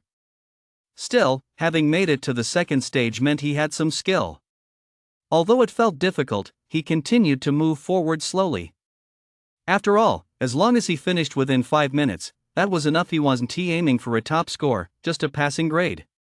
Number 19 was moving quickly, his body drawing ever closer to the pearl. Finally, he leaped onto the top of the bronze pillar and snatched the pearl. First place should be mine this time, Number 19 thought to himself. He was confident his time would be under a minute. He instinctively glanced to the side. Suddenly, he froze. Because, at some point, Lin had already taken the pearl in his hand and was playing with it. Judging by his movements, he'd been doing so for a while. Holy shit! Number 19's body trembled, and the pearl nearly slipped from his hand. Once again, he was deeply shaken. He glanced briefly at number 18, who was still struggling hard, and felt a little comforted. It seemed he wasn't doing too badly after all. Thank goodness. Time is up. The staff member's voice rang out. Damn it! I almost didn't make it. Number 18 successfully snatched the pearl at the very last second. He let out a huge sigh of relief, and the smile on his face grew much broader. However, when he saw the two big shots lazily playing with the pearl on the bronze pillar, the corner of his mouth twitched slightly. The smile on his face vanished instantly, replaced by a look of deep resentment. They're cheaters. I'm not going to compare myself to them. That's right, I won't compare myself to them. Number 18 consoled himself silently. Now, I'll announce everyone's scores, ahem. Number 18, time, 5 minutes, 60 points. Number 19, time, 1 minute and 17 seconds, 80 points. Number 20, time, 1 second, 100 points. No, that's a new record, it doesn't count. Once the examiner had announced everyone's scores, all eyes in the room turned to Lin, filled with astonishment and disbelief. 100 meters in 1 second? What kind of freak is this? Are you Superman or something? Cheaters. The same word popped into the minds of number 18 and number 19 at the same time. They were both curious about how Lin had managed it. Faced with the crowd's skeptical stares, Lin remained utterly calm. Isn't running 100 meters in 1 second pretty simple? First do this, then do that, and then you're done. Got it? Hearing you speak for a moment is worth 10 years of studying. The third stage. This stage tests the level of the awakened. Compared to the first and second stages, the third stage is the simplest. All you need to do is demonstrate your power. Before the three of them stood a 2-meter-tall testing pillar. The pillar was crafted from a special material, indestructible, and inlaid with 9 sapphires, each corresponding to awakened ranks 1 through 9. The testing pillar worked on a simple principle, similar to a dynamometer. It contained a force-sensing device. When the appropriate level of force struck the pillar, the corresponding sapphire would light up. For example, if the force you unleash causes only one sapphire to light up, then you are a level 1 awakened. However, the testing pillar does have some limitations. It cannot accurately measure an awakened's true rank and can only provide a rough assessment. For instance, if you are a level 1 awakened at the peak of the late stage but can unleash the power of a level 2 awakened, you will be judged as a level 2 awakened. This shows that the Hunter Guild focuses more on the examinee's actual strength, because only by gaining a deeper understanding of their true capabilities can they accurately assess their rank. There was only one examiner for this stage, a bald old man. With a smile, he looked at the three of them and said, "Congratulations to all three of you for reaching the third stage. In fact, the moment you arrived here, you've already become bounty hunters." Number 18 froze for a second. He was already a bounty hunter? What was going on? The bald old man explained with a smile, "There are 7 ranks of bounty hunters, D, C, B, A, S, SS, and SSS. When you completed the first and second rounds of testing, it meant you had already become D-rank bounty hunters." Number 19 frowned and asked, "Then what's the point of this third stage assessment?" Chapter 31, I'll take my leave now. The bald old man continued, "The third stage assessment is a turning point. If your strength meets the standard, you can participate in higher level assessments. If it doesn't, you'll have to stop here. Of course, you'll still be rated as D-rank bounty hunters. It's similar to a placement match in a ranked game. A Class D bounty hunter is the lowest rank." Number 18 asked curiously, "I wonder what the standard is?" The bald old man explained patiently, "If your strength is below level 3 awakened, you stop here. If it's level 3 awakened or higher, you can proceed to the next assessment. Do you understand? Looks like this is as far as I'll go." Number 18 let out a soft sigh, but showed no sign of disappointment. According to the old man, he was already a Class D bounty hunter and that had been his goal all along. Now that he achieved it, he was overjoyed. Number 19 asked in a deep voice, "Does that mean anyone with power below level 3 awakened really can't take the subsequent assessments?" The bald old man shook his head. "It's practically suicide. Level 3 awakened is just the minimum requirement." Hearing this, number 19 furrowed his brow slightly, realizing he had no chance of advancing to the next stage. He looked at Lin. Then he asked curiously, "What if someone performs exceptionally well in the first and second rounds, even breaking historical records, but their strength doesn't meet the standards for the fourth round assessment? What happens then? Do they still get the D-rank bounty hunter title?" The bald old man chuckled wryly. "They still receive the D-rank bounty hunter title, but they have an advantage when it comes to promotion. Aside from the initial rank obtained during the first assessment, bounty hunters must rely on continuously completing missions to advance. The Hunter Guild evaluates ranks based on a comprehensive assessment of a bounty hunter's mission volume, mission level, and success rate. If you break a record during the initial assessment, it will be recorded in your hunter file, granting you extra points toward promotion. Most notably, every time you break a record, you'll receive a generous reward from the Hunter Guild. This was an unspoken rule, though few were aware of it. It certainly existed. A reward? Numbers 18 and 19 felt a stir of excitement. Their eyes brimmed with envy as they looked at Lin. The Hunter Guild's rewards were surely nothing to sneeze at. Never mind, there's no point in saying more. Now let us test your strength. Who's first? The bald old man looked at the three of them. "I'll go first." Number 19 didn't hesitate for a moment and punched the strength testing pillar. The pillar didn't budge an inch. A second sapphire flashed with a blinding light. "Level 2 awakened." The bald old man murmured softly. He handed the wooden token to number 19 and said, "Take this token to the Hunter Guild's main hall, and you can register as a bounty hunter. Furthermore, the Hunter Guild will keep all assessment results confidential. Your information will absolutely never be disclosed to the outside world." That was, of course, for the best. Boom! Number 18 also unleashed a punch at the strength testing pillar, causing a sapphire to light up. Level 1 awakened. This was to be expected naturally. Even among level 1 awakened individuals, he was among the very best. He was a level 1 awakened at the peak of the late stage, just a small step away from entering the ranks of level 2 awakened. The bald old man handed number 18 a token as well. Afterward, his gaze fell upon Lin. If there was one person among the three present whom he found most difficult to read, it was undoubtedly Lin. This was because he hadn't sensed the slightest trace of an awakened aura from Lin from every angle. The other appeared to be nothing more than an ordinary person. But the bald old man wouldn't underestimate Lin because of this. After all, anyone who had made it this far must possess some level of strength. He was more inclined to believe that Lin had employed some special method to conceal his aura. Although he had never encountered such a method before, that didn't mean it didn't exist. Number 18 and number 19 also turned their gaze toward Lin. They wanted to see just how strong Lin really was. In the first and second rounds, Lin had utterly crushed them with his overwhelming power. They were curious to see if he could do the same in this round. Seeing the three of them watching him, Lin didn't hesitate. With a casual punch, he struck the strength testing pillar. Boom! A surge of ferocious power swept out.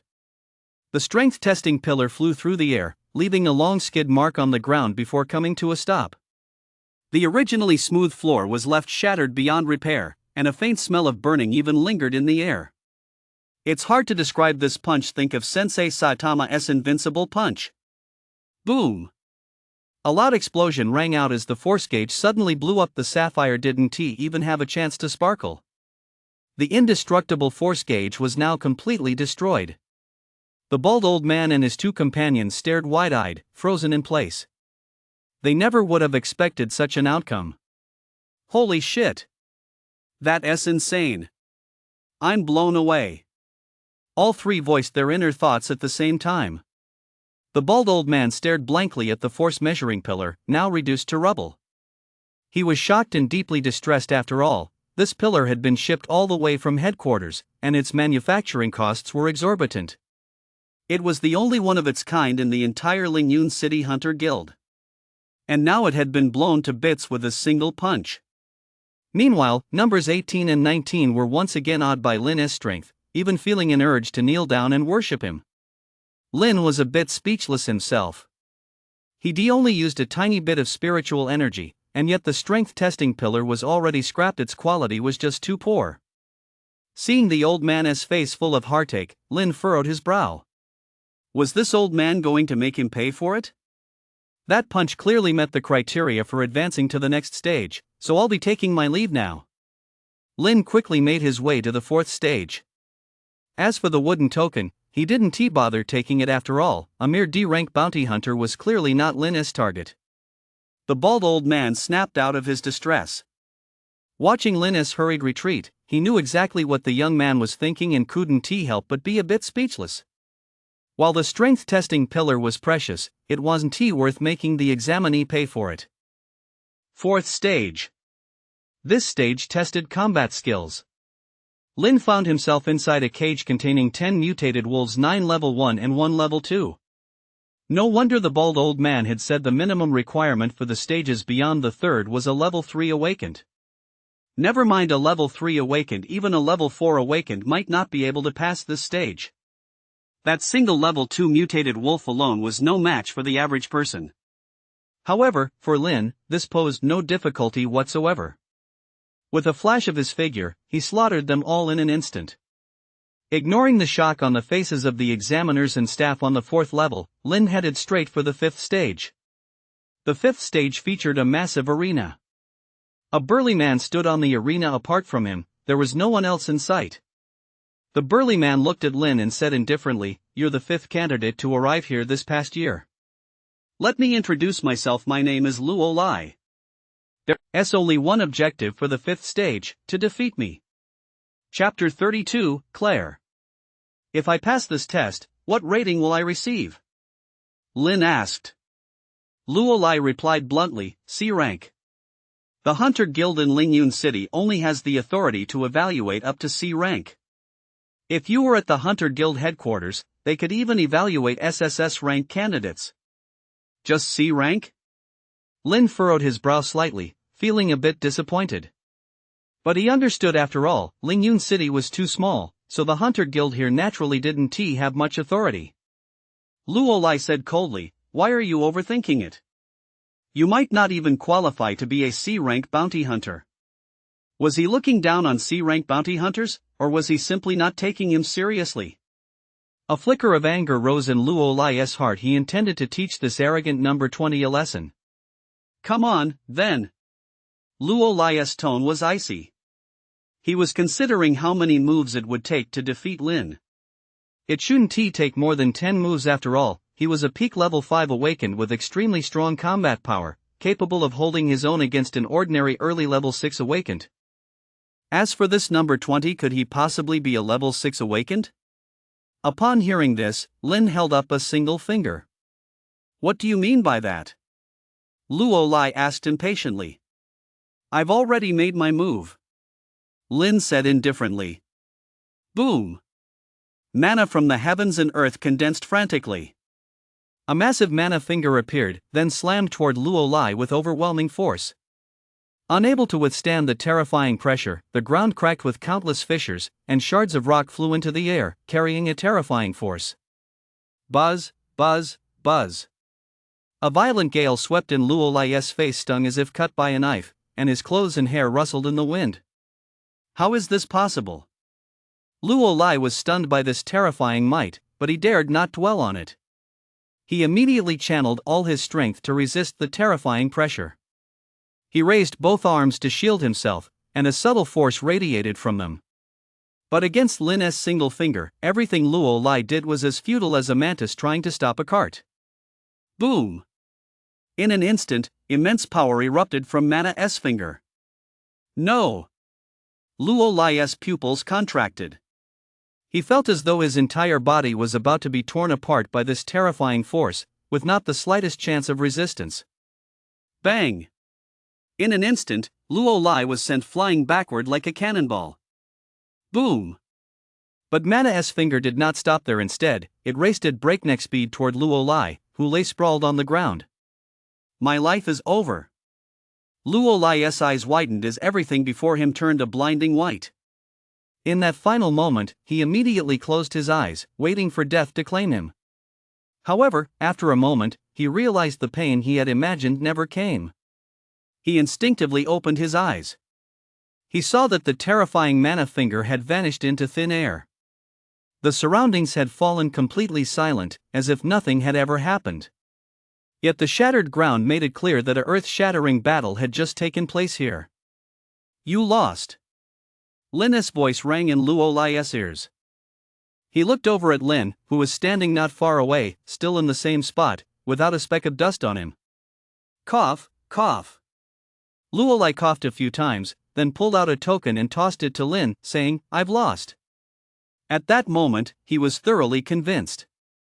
His opponent had defeated him with a single move, and judging by what had just happened, the other party had clearly held back. Otherwise, that finger strike would have been a death sentence for him. Luo Lai was filled with astonishment and suspicion. When had such a terrifying being appeared in Lingyun City? How come there hadn't been a single rumor about it?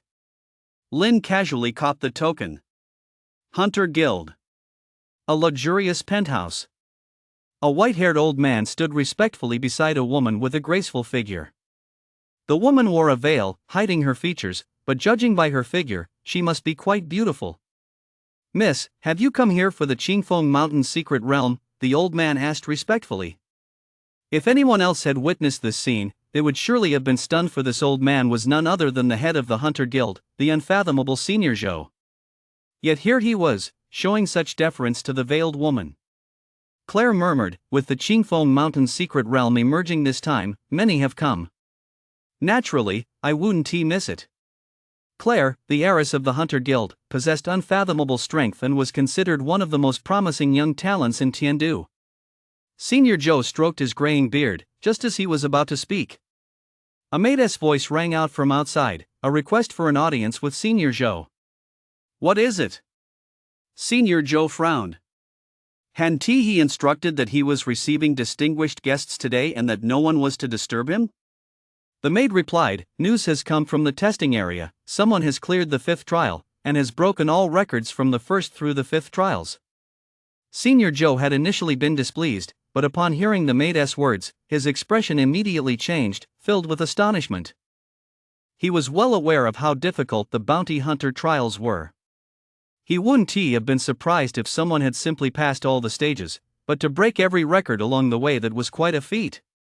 He was curious to know who exactly had broken all those records this time. Claire sensed what Senior Joe was thinking and said softly, "Let us go take a look together." As for her, what kind of prodigy hadn't she seen? Naturally, she wasn't interested in a mere assessment, she was just bored and wanted to wander around. The 5th floor of the tower. After the assessment ended, Lynn was about to leave. Wait! Just then, a voice rang out. Lynn stopped in his tracks and saw a white-haired old man accompanied by a woman with a graceful figure appear. Luolai struggled to his feet and bowed, saying, "Greetings, Senior Joe." Senior Joe nodded at Luolai. Luolai looked quite bedraggled at the moment, dusty and disheveled, but his injuries weren't as severe as one might have imagined. After all, Lynn had held back, otherwise, Luolai would already be dead. "Is there something you need?" Lynn asked indifferently. "I've already seen your results." "You did quite well." Senior Joe praised him with a smile. Lynn replied indifferently, "If there's nothing else, I'll be taking my leave." He really didn't want to listen to their nonsense. Number 20, don't get out of hand. "The person before you is Senior Joe from the Hunter Guild," Luolai said immediately in a deep voice. However, Lynn didn't even give him the time of day. A loser who has the right to talk so much? He ignored the group and walked away. Luolai clenched his fists, his expression grim. Senior Joe also raised an eyebrow. "My friend, do you want to become a higher-ranked bounty hunter?" A gleam flashed in Claire's eyes. Having led the Hunter Guild for many years, she prided herself on her keen insight. Few could hide secrets from her. Yet at that moment, she found herself unable to see through the masked man before her. It was as if a veil of mystery shrouded him, piquing her curiosity. Lynn stopped in his tracks but said nothing. Claire continued, "The Hunter Guild's assessment in Lingyun City only grants a C-rank bounty hunter title, but I can help you obtain a higher level title." After Claire finished speaking, Luolai's heart skipped a beat. He immediately looked at Elder Joe. Seeing the man's expressionless face, he instantly realized that this woman before him was no ordinary person. The ability to grant a higher level bounty hunter title? Only those at headquarters have that privilege. And only those of exceptionally high status and standing possess such authority. Lynn looked at Claire and said indifferently, "Tell me the requirements." A Class C bounty hunter, that was indeed a bit low. Claire smiled calmly. "If you can defeat me, I'll grant you a Class B bounty hunter title. What do you say?" Excited by the prospect of a challenge, she couldn't resist showing off her strength. She just hoped he wouldn't disappoint her. Lynn, however, shook his head. "What?" Claire asked, puzzled. Lynn was silent for a moment before saying calmly, "You're very strong. It would be extremely difficult to defeat you. I might even lose my life." "You do have some insight," Claire thought to herself. Although she couldn't quite figure Lynn out, that didn't mean the other person was stronger than her. After all, she had already taken that step. Claire said, "So what do you want?" Lynn thought for a moment, then said, "I need a higher rank. If I defeat you, give me the S-rank bounty hunter title." Claire shook her head. "I can't grant you an S-rank title yet, but if you can defeat me, I can give you an A-rank title. Of course, in addition to that, you'll have to take on a trial quest." An A-rank bounty hunter title was the highest authority Claire could grant. As for S-rank and above, only the elders of the Hunter Guild had the authority to evaluate such matters. Deal. This time, Lynn didn't even hesitate. He agreed immediately. He wasn't really hoping for an S-rank. He'd just mentioned it offhand. Seeing Lynn agree so quickly, Claire was taken aback. She looked at him strangely and said, "You don't actually think you can defeat me that easily, do you?" Lynn shook his head. "No. Like I said earlier, you're very strong. I might end up kneeling and begging for mercy." "Kneeling and begging for mercy? Begging you not to kill me?" Claire smiled lightly and said, "Don't worry. It's just a friendly sparring match. I won't hurt you." In her view, no matter how strong the masked man before her might be, he couldn't possibly have reached that realm. After all, across all the major factions, only a handful had ever set foot in that realm, and she knew every single one of them. Clearly, Lin wasn't one of them. "Then I'll make my move." Lin wasted no time. He stamped his foot, sending several pebbles flying into the air. Then, with a wave of his hand, the pebbles all shot toward Claire. "You've got some skill." Seeing this, Claire showed not the slightest sign of panic. With a wave of her delicate hand, a powerful force surged forth, causing the hurtling pebbles to hover before her, unable to advance even a fraction of an inch. Just as she was about to send the pebbles back at Lin, an afterimage suddenly tore through the pebbles in front of her and charged toward her. The opponent's speed was so great that she could only see a blurry afterimage. "Oh no!" Claire's expression shifted slightly as she prepared to dodge. "You've lost." At that very moment, Lin's detached voice rang out. He pressed a single finger against the center of Claire's forehead. Just one more step forward, and he could have killed Claire. Claire was stunned. Her expression kept shifting, though Lin couldn't see it through her veil. She never imagined she would lose to a stranger, no less especially since she hadn't even seen how he struck. 2 moves, just 2 moves, and she was defeated. To be precise, it was just one move, a move she hadn't even had time to see clearly. Chapter 33, The Innate Stage. Senior Zhou and Luo Lai stood to the side in shock, their eyes fixed on Lin with utter disbelief. Just a second ago, they had been speculating that Lin would be defeated by Claire in a few moves, but the very next second, Claire was taken out in an instant. This outcome was somewhat difficult for them to accept. Senior Zhou knew Claire's identity and understood that she had long since entered a new realm, her strength ranked among the very best of the younger generation across all major factions. He never imagined she would be defeated by an unknown candidate. It was truly inconceivable. As for Luo Lai, his shock stemmed purely from the realization that the person sent from headquarters must possess truly terrifying strength. Defeating Lin should have been a breeze, yet the outcome had fallen short of expectations. Claire fell silent for a moment before saying, "I didn't expect to be fooled by you." "You've already entered the innate stage, haven't you?" The so-called innate stage is a realm that follows the 9th level awakened. Level 9 awakened is not the ultimate realm of cultivation. Once one breaks through level 9, they can enter the innate stage. The innate stage is a whole new world, a new realm humans reach after shattering their shackles. In the eyes of powerful figures from major factions, the 9 gene locks within the human body are a form of restraint, a set of shackles. Only by breaking these 9 gene locks can humans unlock their boundless potential and evolve to higher levels. The innate stage is the first step in humanity's evolution toward higher levels. Without entering the innate stage, one remains nothing more than an ant.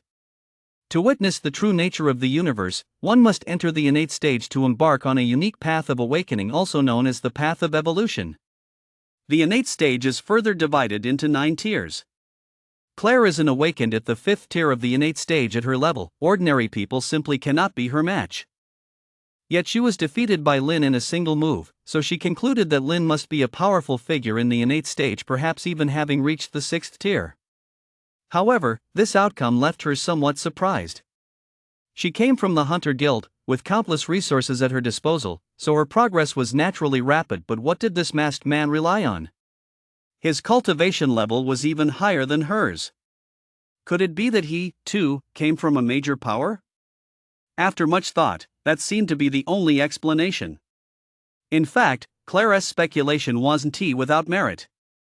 If Lin were just an ordinary awakened in Lingyun City, it would indeed be extremely difficult for him to reach the innate stage. Cultivation resources alone would be a massive limitation. Unfortunately, Lin wasn't an awakened, he was a cultivator. Based on Claire's brief remark, Lin gleaned some useful information. The innate stage begins after level 9, so there must be other realms beyond the innate stage. I didn't lie to you. In the world of martial arts, speed is the ultimate weapon. It's your own fault for being too careless, Lin said calmly. Claire naturally didn't believe Lin's words. She might have been a bit careless, but the overwhelming might Lin unleashed in that instant was undeniable. It was an aura of absolute dominance. Even if she gave it her all, she might not be a match for Lin. She just didn't know which major faction this freak belonged to. Since you've already defeated me, all you need to do now is complete one assessment mission to become an A-rank bounty hunter. And the mission is to protect the Tang family, Claire said softly. Lin raised an eyebrow. That's no easy task. Claire sighed, stop obsessing over S rank. My authority only extends to a rank. If you fail the mission, I'll still grant you a B rank title. Lin replied indifferently, I simply think the mission is no easy feat. Claire retorted, an explanation is just an excuse. Lin. Hunter Guild Hall. Humph. You've offended this lady, and you still think you'll pass the exam? You won't even make it past the first round. Yu Linger thought smugly to herself.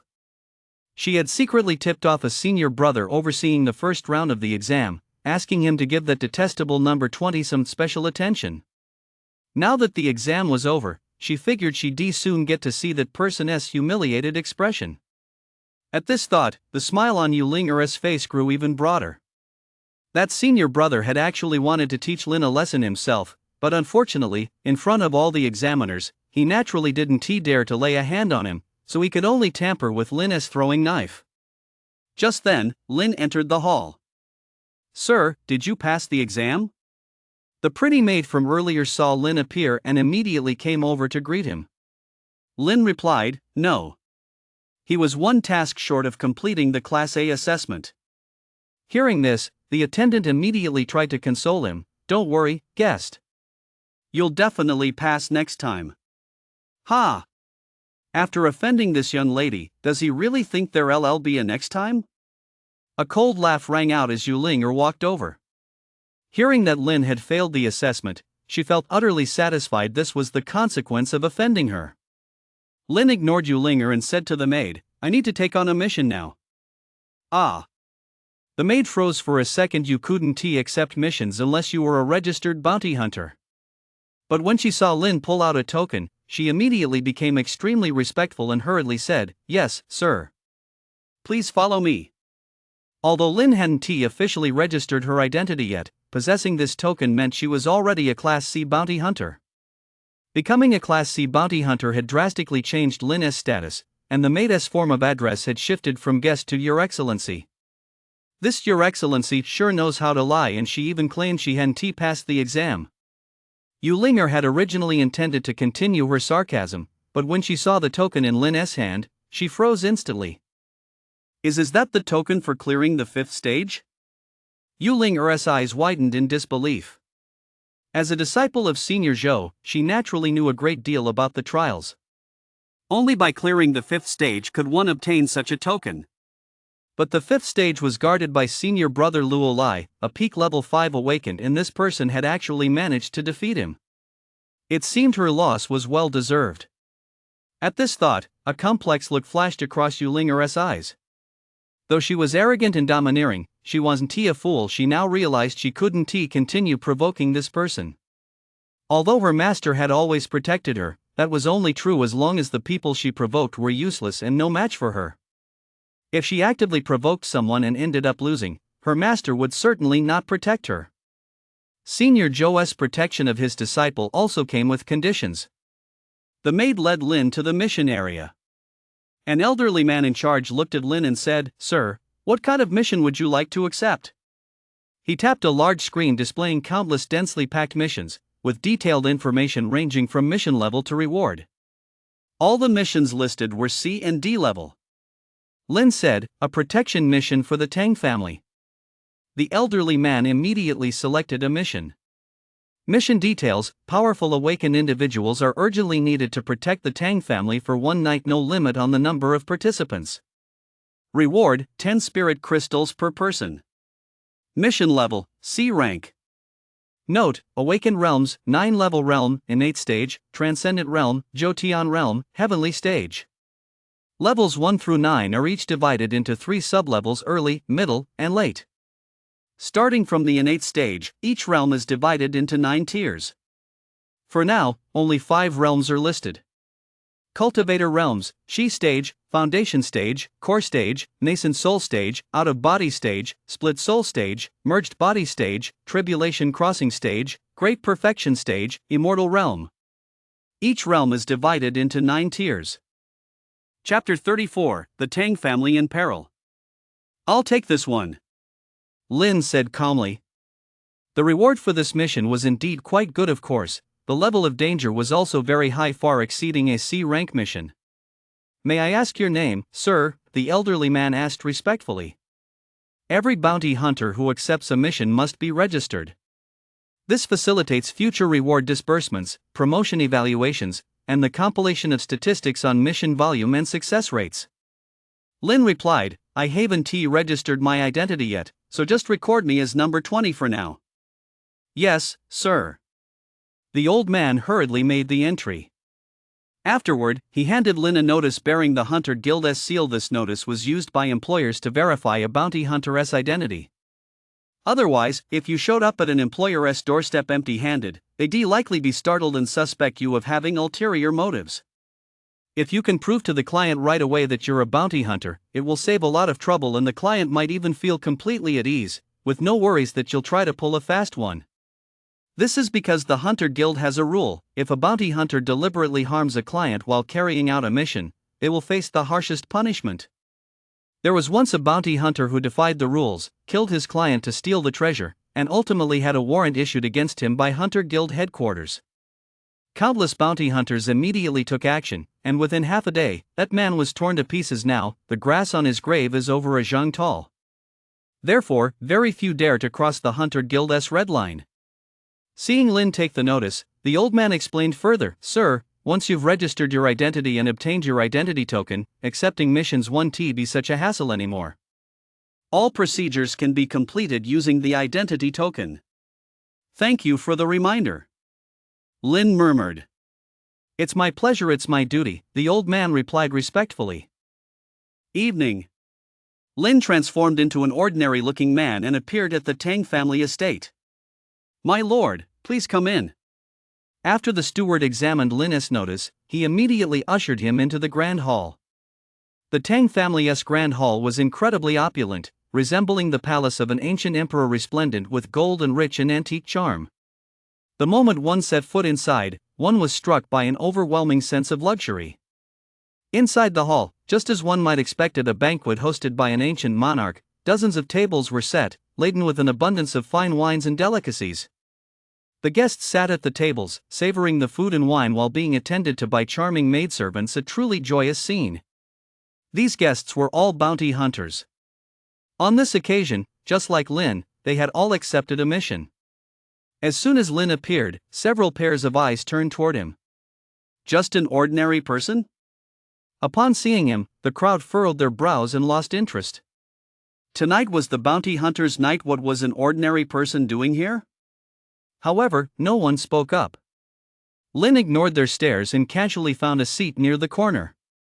The fine wine and meat on the table weren't half bad. A waitress nearby, noticing this, immediately poured Lin a glass of wine. Regardless of who Lin was or what his status might be, it wasn't for them to speculate. Their job was simply to dutifully serve these gentlemen. Lin didn't hesitate. He picked up the glass the waitress had poured and began to savor it. The wine was rich and full-bodied, with a rich aroma that lingered long after the first sip. It was indeed a fine wine. After finishing a cup, Lin glanced around, taking in the scene.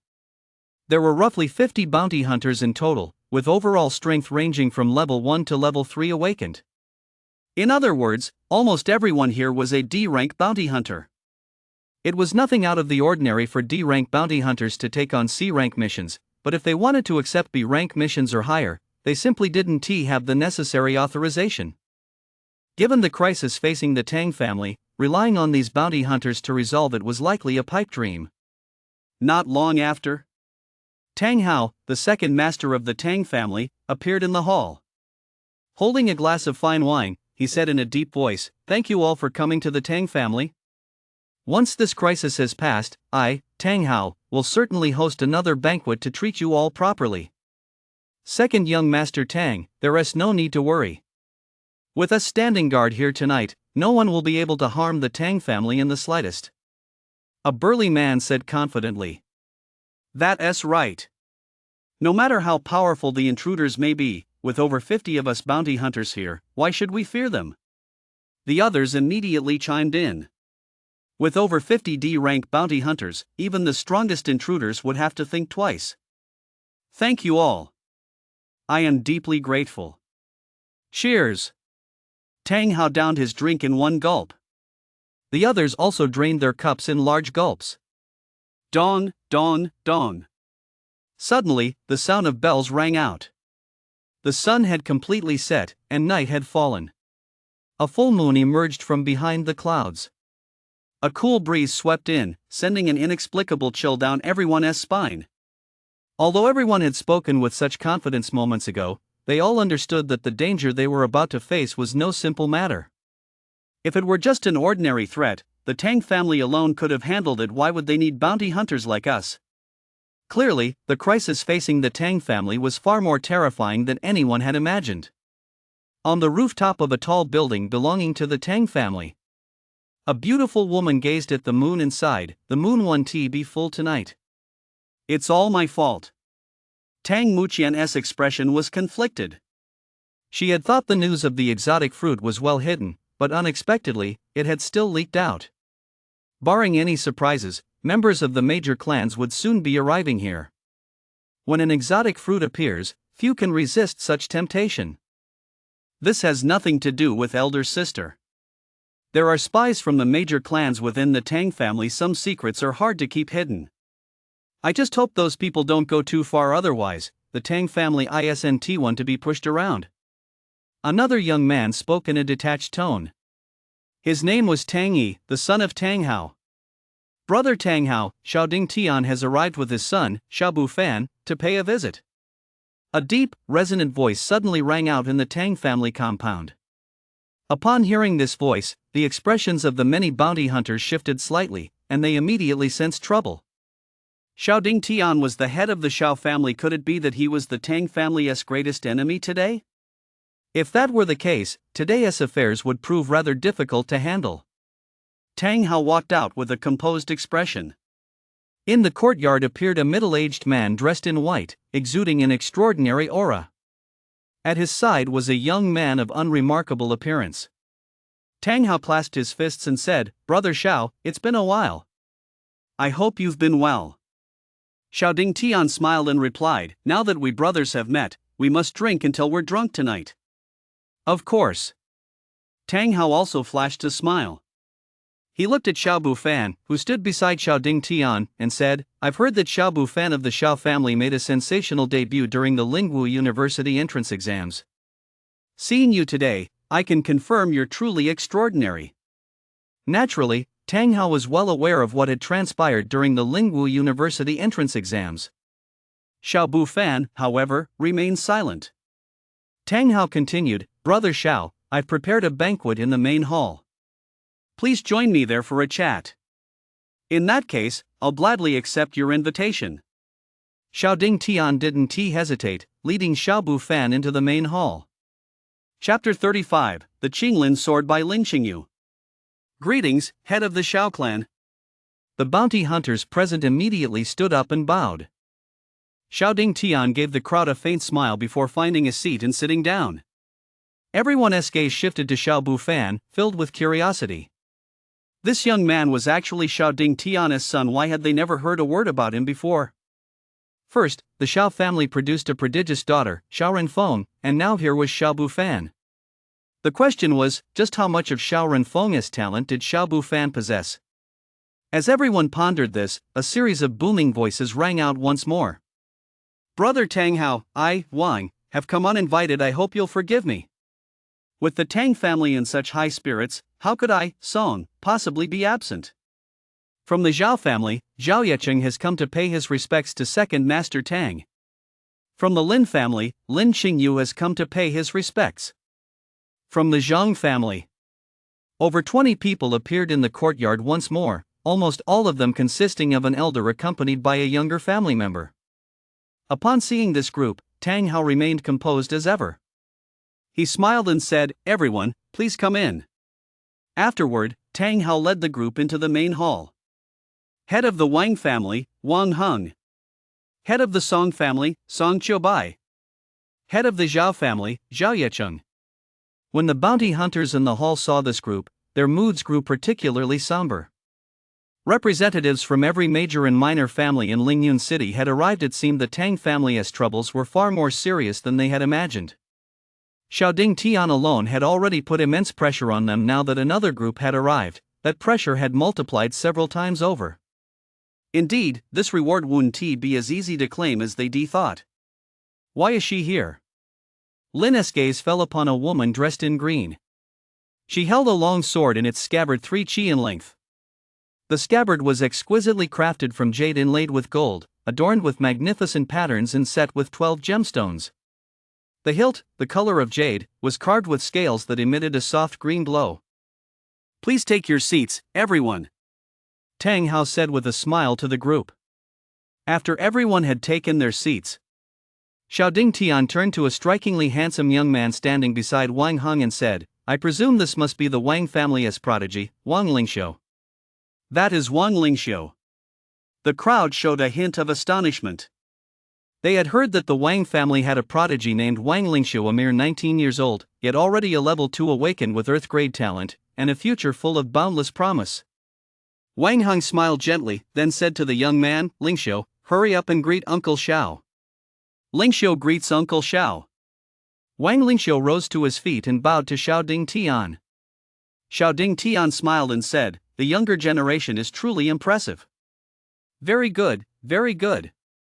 I'm afraid I'm not worthy of such praise." Wang Lingxiu spoke humbly, his expression calm and composed. Everyone present nodded to themselves. Wang Lingxiu was indeed just as extraordinary as the rumors suggested. The future of the Wang family might well rest on this young man. Xiaoding Tian smiled and looked at the young man standing beside Song Qiubai, the head of the Song family, asking in surprise, "I've heard the Song family has a prodigy named Song Lingfeng. Could this be him?" Song Qiubai chuckled lightly. "My eldest son, Lingfeng, is a bit of a troublemaker. I have no idea where he has run off to." "This is my youngest son, Song Lingyun." "Song Lingyun, it's a pleasure to meet you, Uncle Xiao." Song Lingyun bowed respectfully to Xiaoding Tian. Yet a fleeting shadow of darkness flashed across his eyes. While the outside world knew only that his older brother, Song Lingfeng, was the Song family's prodigy, they had no idea that he, Song Lingyun, was every bit as exceptional. One day, he would prove to the world that he, Song Lingyun, was the Song family's true prodigy. He would ensure that whenever anyone mentioned the Song family's prodigy, the first name that came to mind would be his Song Lingyun. Xiaoding Tian nodded at Song Lingyun without saying much else. His gaze quickly fell upon the young woman in green, or, to be precise, upon the long sword she held. The Qinglin sword, a level 2 peak. "Awakened little girl, you're from the Lin family, aren't you?" Xiaoding Tian said to the young woman in green. "The Lin family." Everyone's pupils contracted slightly. The Lin family was now merely a minor clan in Lingyun City, but anyone familiar with the family knew that before the Mana Awakening, the Lin family had been one of Lingyun City's great clans, much like the Tang family, boasting an ancient legacy. Rumor had it that the Lin family possessed a Qinglin sword, a treasured artifact revered by the family for generations. Only those of peerless talent could draw it from its sheath. Some who doubted this tale had gone to the Lin family to try and draw the blue Qilin sword, but without exception, they all failed. From then on, the name of the blue Qilin sword resounded throughout Lingyun City. After the revival of Mana, a peerless figure emerged from the Lin family, the only person in hundreds of years capable of drawing the blue Qilin sword.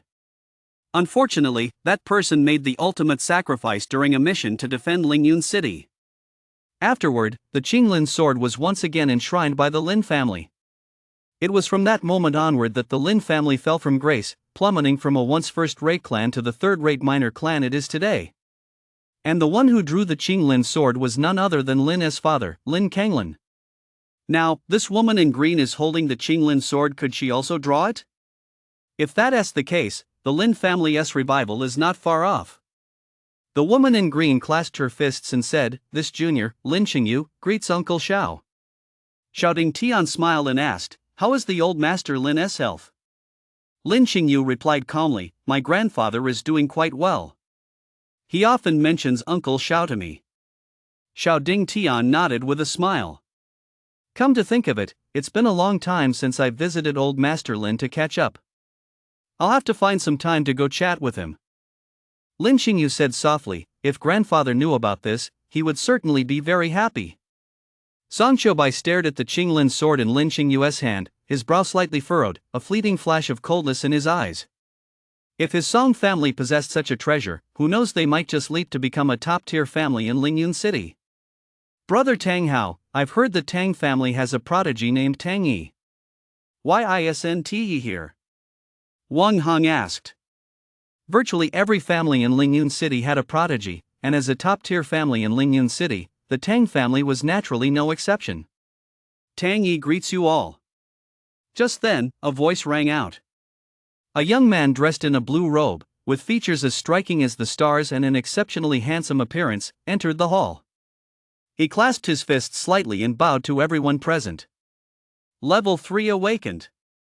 Some powerful figures instantly saw through Tang Yi's cultivation level. Among the younger generation in Lingyun City, anyone capable of reaching the ranks of a level 3 awakened was truly a prodigy. Moreover, as a member of the Tang family, his true strength was absolutely far beyond that of an ordinary level 3 awakened. Among the younger generation of Lingyun City, those with such a cultivation level could be counted on one hand, and Tang Yi could undoubtedly be ranked among the top 3. A natural prodigy, Xiao Ding Tian remarked to Tang Yi. Tang Yi shook his head and said, unfortunately, those 4 words carry too much weight, I simply cannot bear them. However, I do know of 2 people who are worthy of that title. Everyone was curious to know who these 2 people Tang Yi was referring to. Some had guessed one of them, but had no idea who the second one was. Tang Yi said softly, the first person, I'm sure everyone knows, is Uncle Xiao's daughter, Xiao Renfeng. As for the second person, I've never seen his true face. He wears a mask, but his strength is truly terrifying. Just thinking of that masked figure left Tang Yi feeling a wave of helplessness. It was precisely because of this immense shock that, as soon as Tang Yi returned to the Tang family, he immediately broke through to a higher cultivation realm. But even so, Tang Yi still felt that the masked figure was unfathomable. Hearing this, the crowd was startled once more. Everyone naturally knew just how extraordinary Xiao Renfeng was, but the second person Tang Yi mentioned. For a moment, the crowd found it hard to believe. If there truly existed a prodigy capable of rivaling Xiao Renfeng, why hadn't they heard a single word about it? Song Lingyun said coldly, perhaps the second person doesn't even exist. Just how extraordinary was Xiao Renfeng? In Lingyun City, it was simply impossible for anyone else to compare to her. That was a universally acknowledged fact. Song Lingyun instinctively felt that Tang Yi was deliberately bragging to intimidate others. Tang Yi cast a casual glance at Song Lingyun but said nothing more. Before he had encountered that masked figure, he, too, had believed Xiao Renfeng to be unbeatable, but after seeing that person, he no longer held that view. Of course, he hadn't witnessed that man display his true strength, nor did he know just how powerful Xiao Renfeng really was. It was all just his own speculation. Therefore, he didn't bother to refute Song Lingyun's words. Whether Lingyun City truly has such a prodigy of extraordinary talent is a matter for another time, said one of the clan heads with a smile. But since so many prodigies are gathered here, it might be worth letting them spar with one another. No sooner had he finished speaking than everyone's eyes lit up. It made sense. With so many prodigies present, a friendly sparring match would certainly be a sight to behold. Brother Tang Hao, what do you think? Song Qiubai asked. Tang Hao smiled faintly. Of course, that is fine. However, I only hope the young people will stop short of causing serious injury and avoid straining our relations. Naturally. Song Qiubai replied solemnly. The others exchanged glances and all broke into smiles. Everyone understood that the outcome of the upcoming matches would determine the ultimate fate of the Tang family's rare fruit. Although no one had mentioned the rare fruit, everyone had come here for it. However, some also knew that even if they won, getting the Tang family to hand over the rare fruit would not be an easy task. My name is Zhao Ziwen. I'd like to exchange a few moves with Brother Tang Yi. A prodigy from the Zhao family stepped forward first. He was an early stage level 2 awakened and was eager to see just how great the gap was between himself and this Tang family prodigy. Zhao Yeqing, the head of the Zhao family, furrowed his brow slightly but said nothing. Go ahead, Tang Yi said calmly. Take this punch. The Zhao family prodigy clenched his fist and slammed it toward Tang Yi. The fist's wind swept through the air, carrying a fierce killing intent and overwhelming might. The very air trembled violently. This young man wasn't foolish. He knew Tang Yi's strength was no joke, so he went all out from the very start. Facing the Zhao family prodigy's punch, Tang Yi remained utterly composed, a flash of sharp determination gleaming in his eyes. Whoosh! He vanished from his spot in an instant. Boom! The Zhao family prodigy's punch missed its mark. Where is he? The Zhao family prodigy's expression hardened. Chapter 36, Commendable Courage. It's over. Suddenly, a voice rang out in his ear. Oh no! The Zhao family prodigy immediately spun around, trying to dodge. Thud! Unfortunately, Tang Yi was too fast. Just as the prodigy was about to evade, a flying kick swept across his abdomen. The Zhao family prodigy was instantly sent flying and slammed hard into the ground. Thank you for the match. Tang Yi gave the Zhao family prodigy a slight bow with clasped fists. The Zhao family prodigy got to his feet, his eyes betraying a hint of reluctance, but he knew he had lost. If Tang Yi's kick had struck his head instead of his abdomen just now, he would have been finished. I've lost. The Zhao family prodigy retreated, his face grim. Brother Tang Yi, you're quite skilled. Let me spar with you. Wang Lingxiu leaped forward, instantly appearing before Tang Yi. Tang Yi replied calmly, I humbly ask for your guidance, Brother Wang.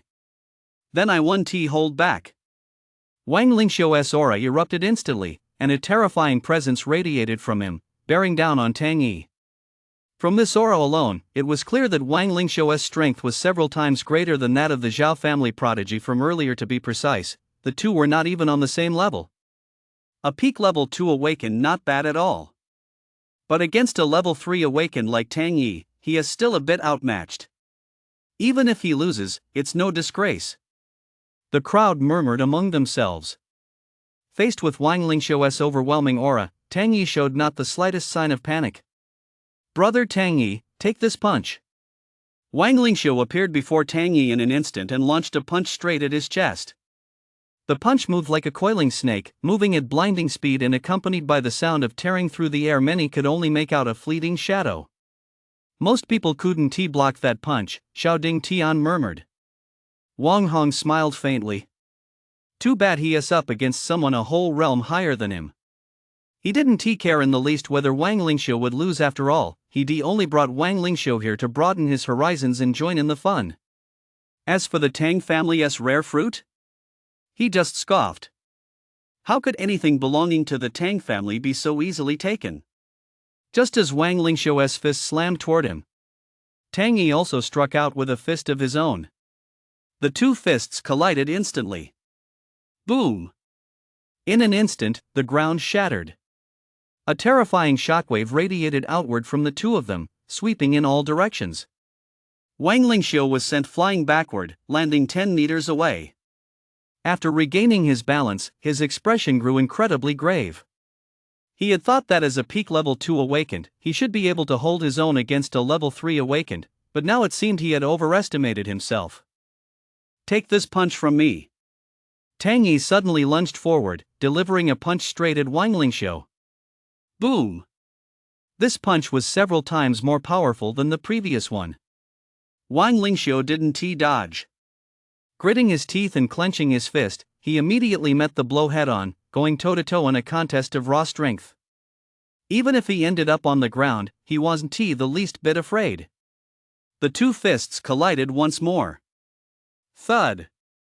Wang Lingxiu spat out a mouthful of blood, his entire body flying backward like a cannonball once more. Thud! He didn't come to a stop until his body slammed into a pillar in the hall. Tang Yi, on the other hand, stood there with a calm expression. Wang Lingxiu's arm trembled as excruciating pain swept through his body. He took a deep breath, then looked at Tang Yi and said, "Thank you, brother Tang, for going easy on me." He knew Tang Yi had held back with that punch, otherwise, his arm would have been crippled by now. Tang Yi nodded slightly. He had overwhelmed Wang Lingxiu with his superior cultivation level. There was nothing to be proud of in that. If Wang Lingxiu had been at the same cultivation level as him, this battle likely wouldn't have ended so quickly. The crowd present wasn't surprised by this outcome. A level 2 awakened facing off against a level 3 awakened wasn't as easy as one might imagine. After all, there was a whole cultivation level between them. Among the younger generation present, it was likely only Xiao Bufan who could hold his own against Tang Yi. As for Lin Xingyu, if she had drawn the Qinglin sword, she might have stood a chance, but winning would have been quite difficult. After defeating Wang Lingxiu, Tang Yi turned to Xiao Bufan and said softly, "I've heard that Brother Xiao is exceptionally powerful. Might I ask for your guidance?" The crowd immediately grew excited. A showdown between the prodigies of two top-tier clans who would come out on top. To everyone's disappointment, Xiao Bufan did not accept the challenge. Instead, he said, "I'm no match for you. I concede defeat." Xiao Ding Tian. The crowd. Tang Yi. After a second of silence, Tang Yi said, "Could it be that Brother Xiao feels my meager strength is unworthy of a battle against you?" Xiao Bufan shook his head and said, "I truly am no match for you." Xiao Ding Tian furrowed his brow slightly. He had brought Xiao Bufan here specifically to let him compete for the rare fruit, but to his surprise, Xiao Bufan had simply conceded defeat, something he hadn't anticipated. However, he knew Xiao Bufan's temperament well. Since the other party didn't want to fight, no amount of persuasion would change his mind. That good-for-nothing brat, does he really want to stay the 6th-ranked disciple forever? Xiao Ding Tian thought to himself. Seeing that Xiao Bufan was unwilling to fight, the others couldn't help but wonder if he truly wasn't a match for Tang Yi. After all they knew was that Xiao Bufan had achieved outstanding results in the Lingwu University entrance exams and had even secured a spot at Astral Academy, but his true strength remained a mystery.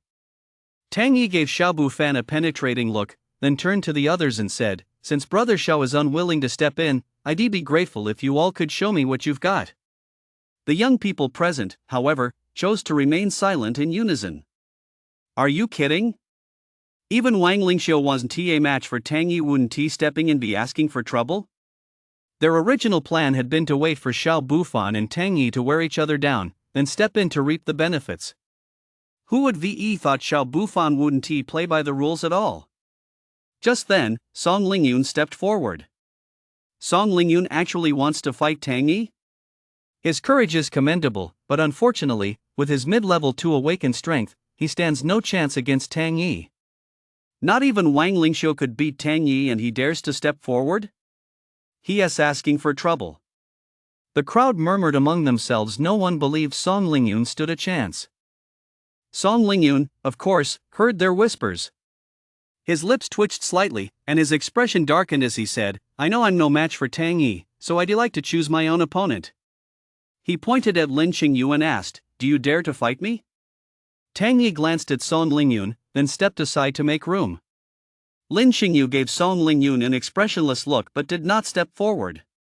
Seeing that Lin Xingyu hadn't stepped forward, Song Lingyun couldn't help but sneer, "What's the matter? You're wielding the Lin family's most precious treasure, yet you don't dare to fight me?" At that moment, he felt immensely smug, convinced that Lin Xingyu was afraid of him and simply didn't dare to fight him. Lin Xingyu remained silent. In her eyes, Song Lingyun was nothing more than a clown, not worth her attention. You don't even have the courage to fight. It seems the Qinglin sword is being disgraced in your hands. Why don't you consider handing it over to me for safekeeping? Song Lingyun continued provocatively. Song Qiubai smiled with amusement, his gaze fixed on the Qinglin sword with a hint of greed.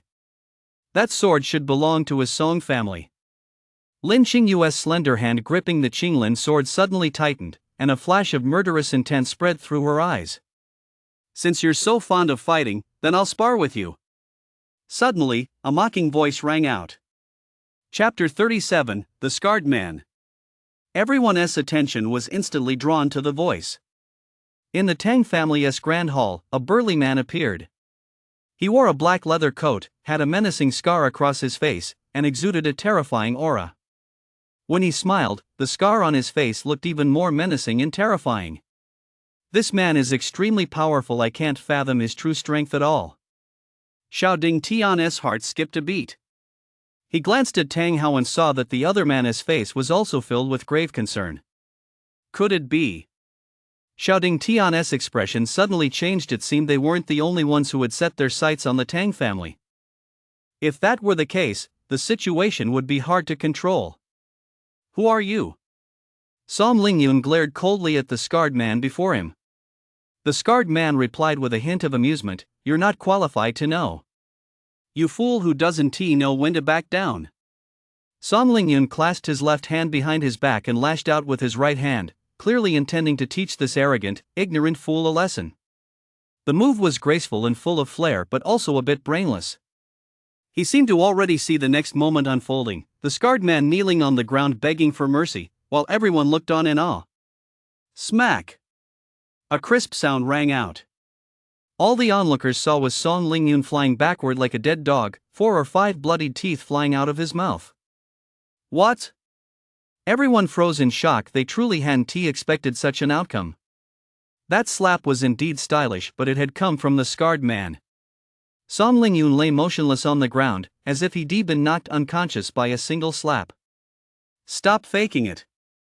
I controlled the force of that slap perfectly. It would knock out a few of your teeth at most, but it wouldn't knock you out, the scarred man said with a hint of amusement. You beast. You beast.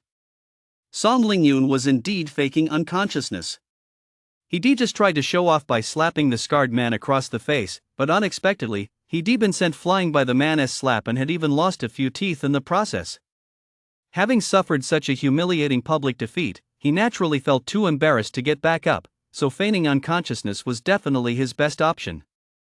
He never expected this man to see right through him. It was utterly infuriating. He truly wanted to grind this beast's bones to dust and scatter them to the winds. The crowd exchanged strange glances. To strike at the heart, wasn't that exactly what this was? That scarred man was too ruthless. You're asking for death.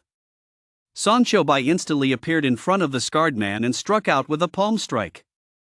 A powerful aura erupted, sending shivers down everyone's spines. Ha! A mere mid-level 4 cultivator, and you dare to act so cocky?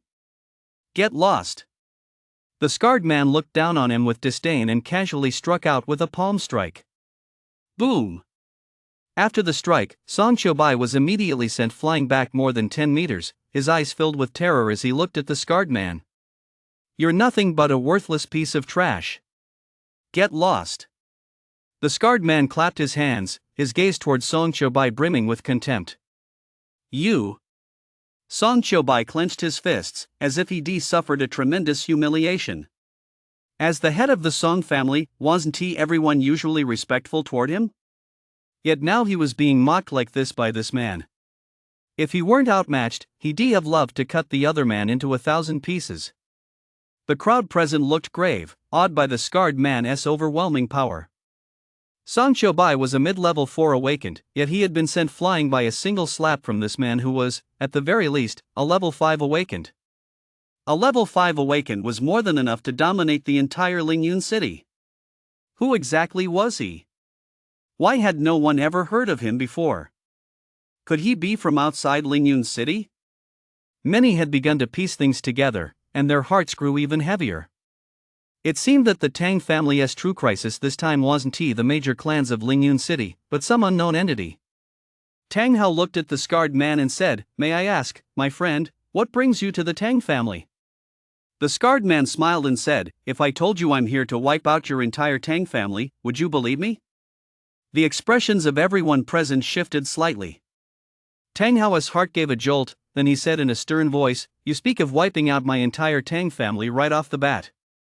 Has my family done something to offend you?" The scarred man smiled faintly.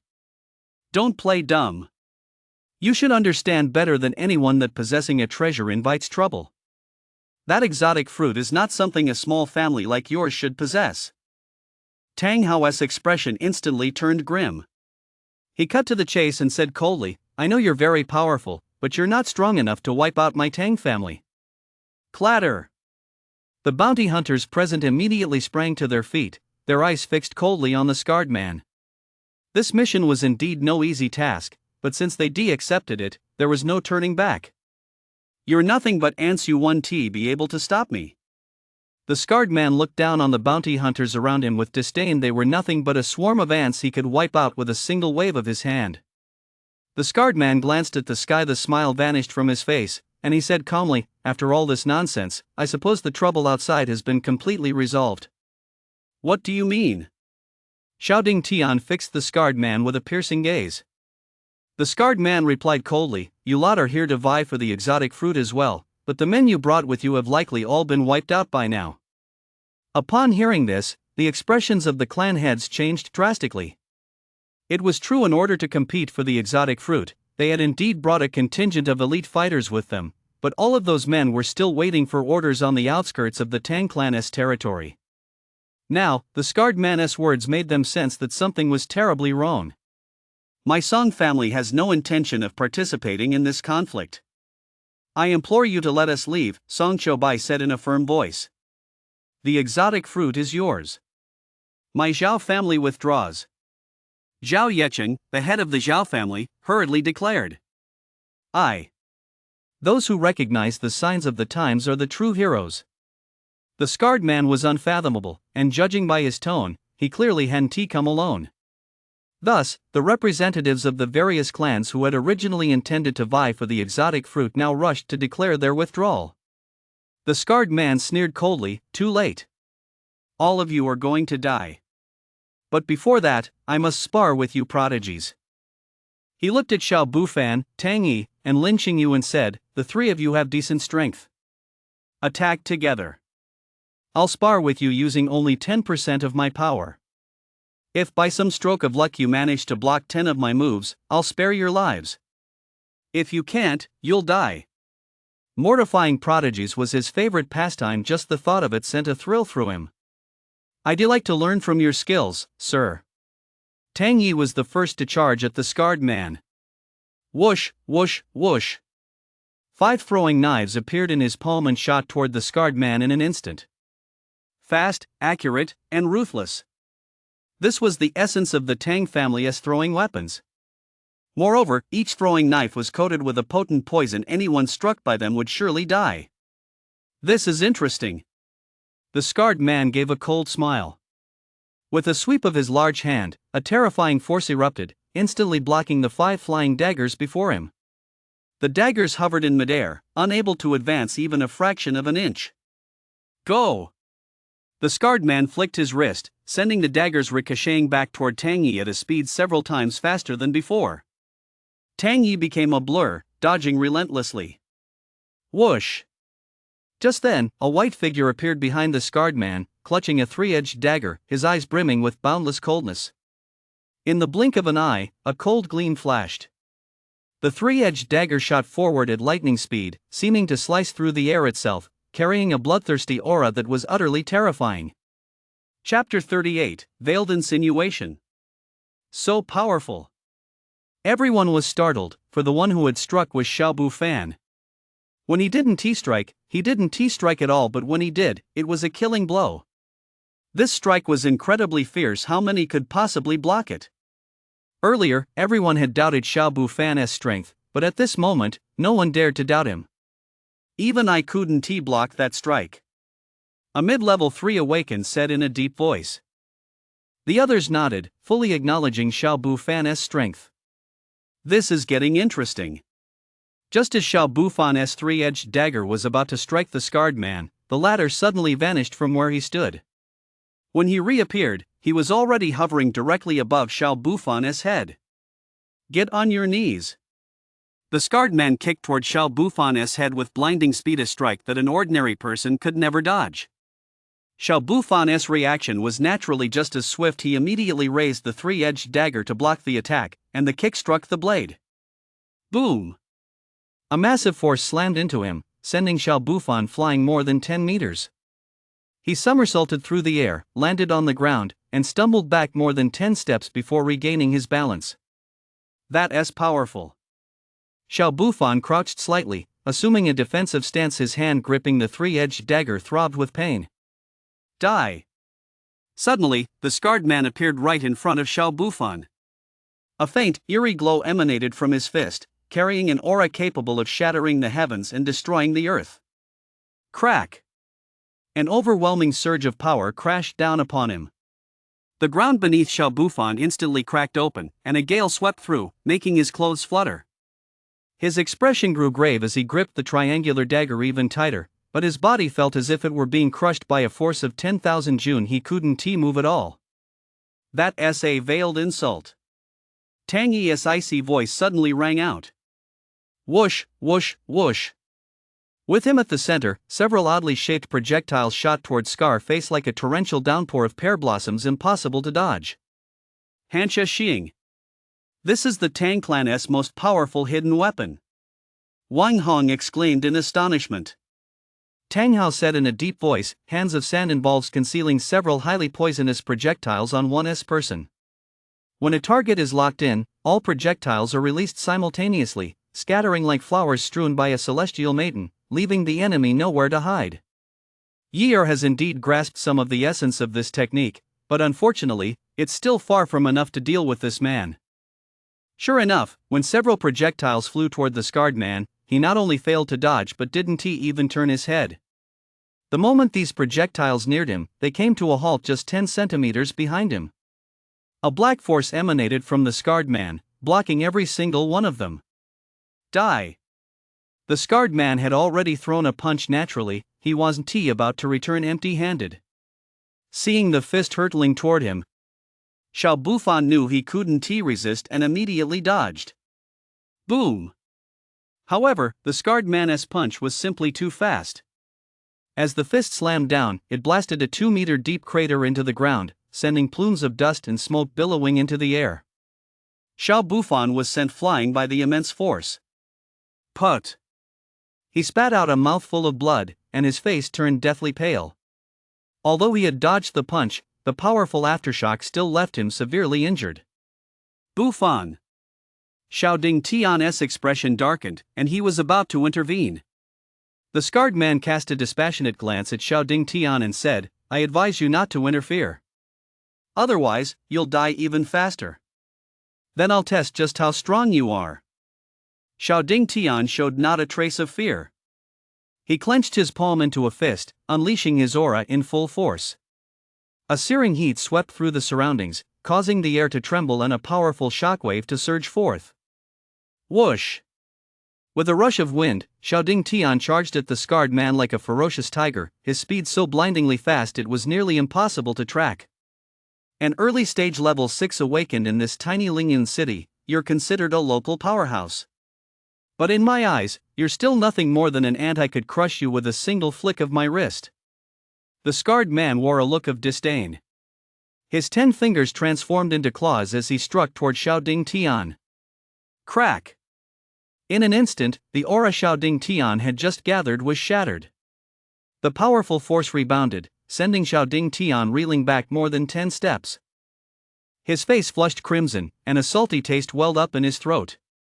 The look in his eyes as he gazed at the scarred man was filled with apprehension. He was an early stage level 6 awakened, yet this scarred man had shattered his aura with a single move and even left him severely injured. This man was at the very least a peak level 6 awakened, perhaps even a level 7 awakened. You dared to provoke me? Then I'll grant you your wish. Die! The scarred man turned into a streak of light and closed in on Xiao Dingtian in an instant. With a savage grin in his eyes, he launched a punch straight at Xiao Dingtian's head. Xiao Dingtian instinctively tried to dodge, only to discover that he had been completely locked in place by the scarred man's aura. He couldn't move at all. Just as the scarred man's punch was about to land, a throwing knife suddenly shot toward the scarred man's head. Tang Hao had struck. His speed in wielding throwing weapons was several times faster than Tang Yi's, and the aura he exuded was similar to Xiao Dingtian's. He, too, was an early stage level 6 awakened. Little dour. The scarred man casually parried the attack. Rip! A spatter of blood flew. Blood trickled from the scarred man's hand. Yet he had caught the throwing knife in his grasp. The scarred man stared at his wounded hand, then turned to Tang Hao, his face contorted in a ferocious grimace. I never thought a lowly ant like you could injure me. Very well indeed. Since that's the case, now you're all going to die. Boom! A terrifying aura erupted from the scarred man, several times stronger than before. At this moment, he was no longer holding back his true power. His true cultivation level was peak level 7 awakened. Anyone below level 7 was as insignificant as an ant. Who could possibly stop him? Here, he could slaughter without restraint. Thud! Before Tang Hao could even react, he saw a blur of movement lunging toward him. Suddenly, a searing pain shot through his chest. He was sent flying by a single punch from the scarred man. Faced with that punch, he had not even the slightest strength to resist. The terrifying force swept through his entire body, shattering his tissues. That single punch alone shattered at least 10 of his bones.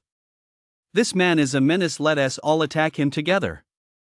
A bounty hunter charged at the scarred man, weapon in hand. Boom! However, the moment he reached the scarred man, the latter shattered his skull with a single punch, killing him instantly. Such a blood-soaked scene sent a chill down everyone's spine. The other bounty hunters who had just been about to attack were also terrified and didn't dare take another step forward. Die! The scarred man vanished from where he stood. Piercing screams rang out. One after another, people were blown to pieces, and blood stained the entire Tang family hall red. The scarred man had no intention of playing games anymore. He was going to slaughter everyone present. The slaughter continued. In just a minute or two, only a dozen or so bounty hunters remained. At that moment, within the Tang family compound, over 100 men in black appeared. They all wielded gleaming weapons and radiated a fierce killing intent. Clearly, they had emerged from the piles of corpses. Kill! At the command, the 100+ men in black charged toward a room. Bang! The leader kicked the door open and was the first to storm inside. As soon as he entered, he saw more than 200 figures clad in blood-red robes, shielding a beautiful woman with their lives. Kill! The beautiful woman was, of course, Tang Muqian. Facing such a massive force, she remained composed, her tone icy. The moment she uttered the word kill, the 200 secret guards immediately charged forward. Instantly, blood spattered, and the casualties mounted. On the rooftop, at the pinnacle of the Tang family tower, stood 4 figures. Among them were 2 beautiful women, one with a cool, aloof expression, the other with a seductive demeanor. The remaining 2 were a white-haired, one-eyed old man and a dwarf child. The child was hideously ugly, wearing a necklace made of human teeth and sporting a vacant smile on his face. Chapter 39, The Moon Rises Over the 9-story tower. Just for a single rare fruit, Sister Yuli actually sent out the one-eyed man, the ugly servant, and Scarface. TSK. It seems Sister is intent on wiping out the entire family. The alluring woman held an orchid in her hand, gently caressing her delicate cheek. Her voice was seductive, sending shivers down one's spine. The aloof woman replied coldly, even a lion gives its all when hunting a rabbit, let alone the Tang family. They're not as simple as we imagine. Besides, my purpose in coming here isn't just for a single exotic fruit. Oh my! Master of the tower, you're so biased you didn't even tell me the true purpose of this mission. How awful of you, the alluring woman said, feigning displeasure. Yuli paid her no mind, her gaze fixed on the Tang family compound with a dark, menacing intensity. Seeing this, the alluring woman refused to let it go. She leaned in close to the aloof woman and whispered, Sister Yuli, last night the guild master asked you to come to his room, did you too? Are you looking to die? A terrifying killing intent suddenly erupted from Yuli's eyes and body, and a sharp crescent blade instantly slashed toward the alluring woman. The alluring woman's figure flickered, and when she reappeared, she was already 10 meters away. She toyed with her flowing hair and said lazily, Sister Yuli, are you trying to kill me? If Brother Ruofeng knew about this, he'd definitely protect me. Oh, I forgot Brother Ruofeng has already been killed by you. He'll never come back. He. Yun Hongyan, shut your mouth.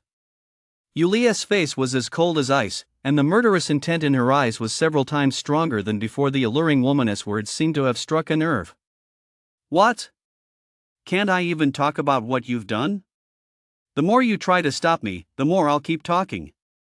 Back then, you and Brother Ruofeng were so deeply in love you were even the divine couple envied by countless people in the tower. But what happened in the end? Someone killed Brother Ruofeng over a single spiritual artifact. The funniest part is, she even ended up in the Tower Master's bed. If Brother Ruofeng were still alive, that would be so amusing, Yun Hongyan said mockingly. I'll kill you. Yuli could no longer hold back. A moonlit glow flickered as she, like a fairy from the Moon Palace, appeared before Yun Hongyan in the blink of an eye. In an instant, several moon blades shot forth. Boom! Boom! Boom! Yun Hongyan was incredibly fast. The moment Yuli appeared before her, she turned into an afterimage and vanished from where she stood. The moon blades struck empty air, ultimately hitting a pavilion, which collapsed instantly, sending a cloud of dust billowing into the air. Not far away, Yun Hongyan reappeared and giggled, hee, as fellow peak 9th level awakened practitioners from the 9-story moon tower. Sister Yuli, you're thinking too highly of yourself if you think you can kill me unless you practice a bit more with the Tower Master. Yuli's gaze was icy cold. The killing intent radiating from her was nearly tangible. If looks could kill, Yun Hongyan would have died 1,000 times over. Just as she was about to strike again, a deafening roar suddenly echoed from the Tang family's main hall.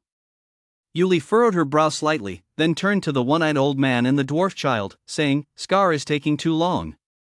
One-Eye, Shircho, it's your turn to act. Upon hearing this, the one-eyed old man and the dwarf child leaped into the air and appeared within the Tang family compound. They fixed their gaze on the Tang family's main hall, cruel smiles spreading across their faces. A bloody feast was about to begin. Just as they were about to enter the hall, more than a dozen white-haired elders suddenly appeared before them. You two, stop right there. One of the elders said in a chilling tone. The Tang family elders had mobilized. Ha! The one-eyed old man let out an eerie laugh, like the shriek of a malevolent ghost, sending chills down one's spine. You are about to end up in a coffin, the dwarf child said in a ghostly voice. He licked his lips, his eyes turning blood red, like a vicious dog ready to tear its prey apart at any moment. Kill! Without a word, more than a dozen Tang clan elders immediately launched their attack. The moment they struck, a deluge of throwing weapons rained down. Inside the hall, after the scarred man had slaughtered dozens of bounty hunters, he still felt unsatisfied. He looked up and spotted an unremarkable-looking man in the corner, who was sipping his drink with a look of contentment on his face, seemingly unfazed by the bloody scene. Lin's composure infuriated the scarred man in his eyes. This unremarkable ant should have been trembling in fear.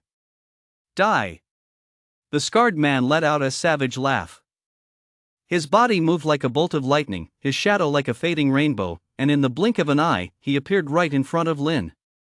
Clenching his fist, he slammed it toward Lin's head, already anticipating the thrilling sight of brains splattering in the next second. Clang! Suddenly, a cold, blinding light burst forth, enveloping the heavens and earth. Lin Qingyu had drawn his sword. As the Qinglin sword emerged, sword energy surged in all directions, terrifying in its intensity. This strike was even more fierce than the one Xiao Bufan had unleashed earlier. The scarred man instinctively pulled his fist back, then raised his arm to shield his face. Whoosh! A 3-chi-long sword, radiating waves of icy light, swiftly pierced toward the scarred man. Rip!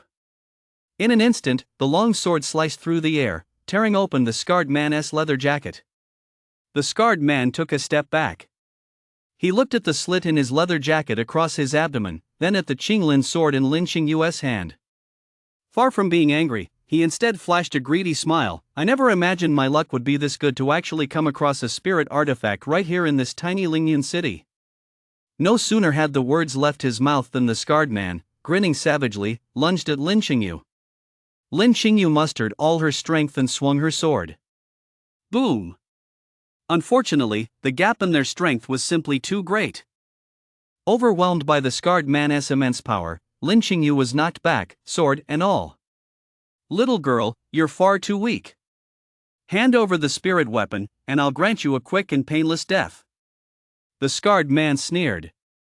If he could get his hands on this spirit weapon, his status at the Moon's 9-story tower would surely rise to new heights.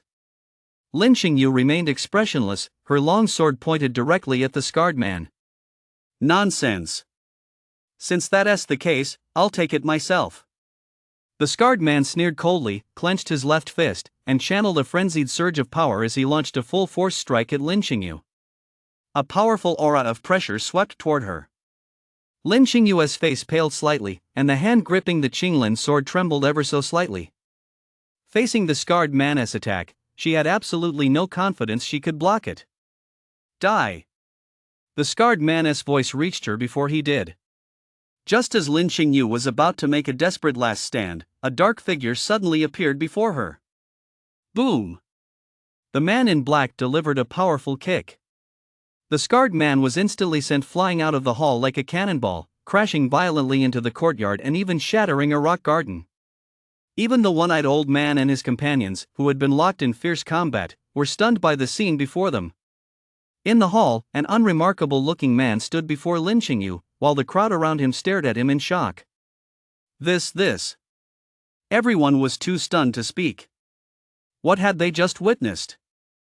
The scarred man, who had been so arrogant just moments ago, had actually been kicked flying. What on earth was going on? Who was this man? Why was he so powerful? To be able to kick the scarred man a peak level 7 awakened across the room with a single kick, this man must be at least a level 8 awakened. Xiao Dingtian looked at Tang Hao with a mix of shock and suspicion. Tang Hao was just as baffled. He thought Lin was just an ordinary bounty hunter, but it turned out the man had been hiding his true strength all along. For a moment, Tang Hao felt a mix of emotions. Now that he had his fill, it was time for Lin to make his move. He cast a casual glance at Lin Qingyu, then reached out his hand. Whoosh! The Qinglin sword instantly slipped from Lin Qingyu's grasp and flew into Lin's hand. The Qinglin sword! Lin Qingyu's expression changed drastically. Ignoring the shocked stares of those around him, Lin, holding the Qinglin sword, walked out of the hall at a steady, unhurried pace. Chapter 40, Lord Yuli, save me. After Lin walked out of the hall, everyone who had been fighting immediately stopped, their gazes fixed on Lin. Cough, cough. The scarred man struggled to crawl out from beneath the pile of rubble, his face a pale, ashen shade. He never imagined that he, a peak level 7 awakened, would be kicked flying by someone in this tiny clan he could have wiped out with a single gesture. For him, this was a profound humiliation. He glared intently at Lin, his gaze filled with anger and humiliation, but more so with apprehension and gravity. He wasn't a fool. The fact that the man before him could send him flying with a single kick wasn't due to his own carelessness. Lin's true strength was something he couldn't quite fathom. Whoosh! The Qinglin sword suddenly pointed at the scarred man.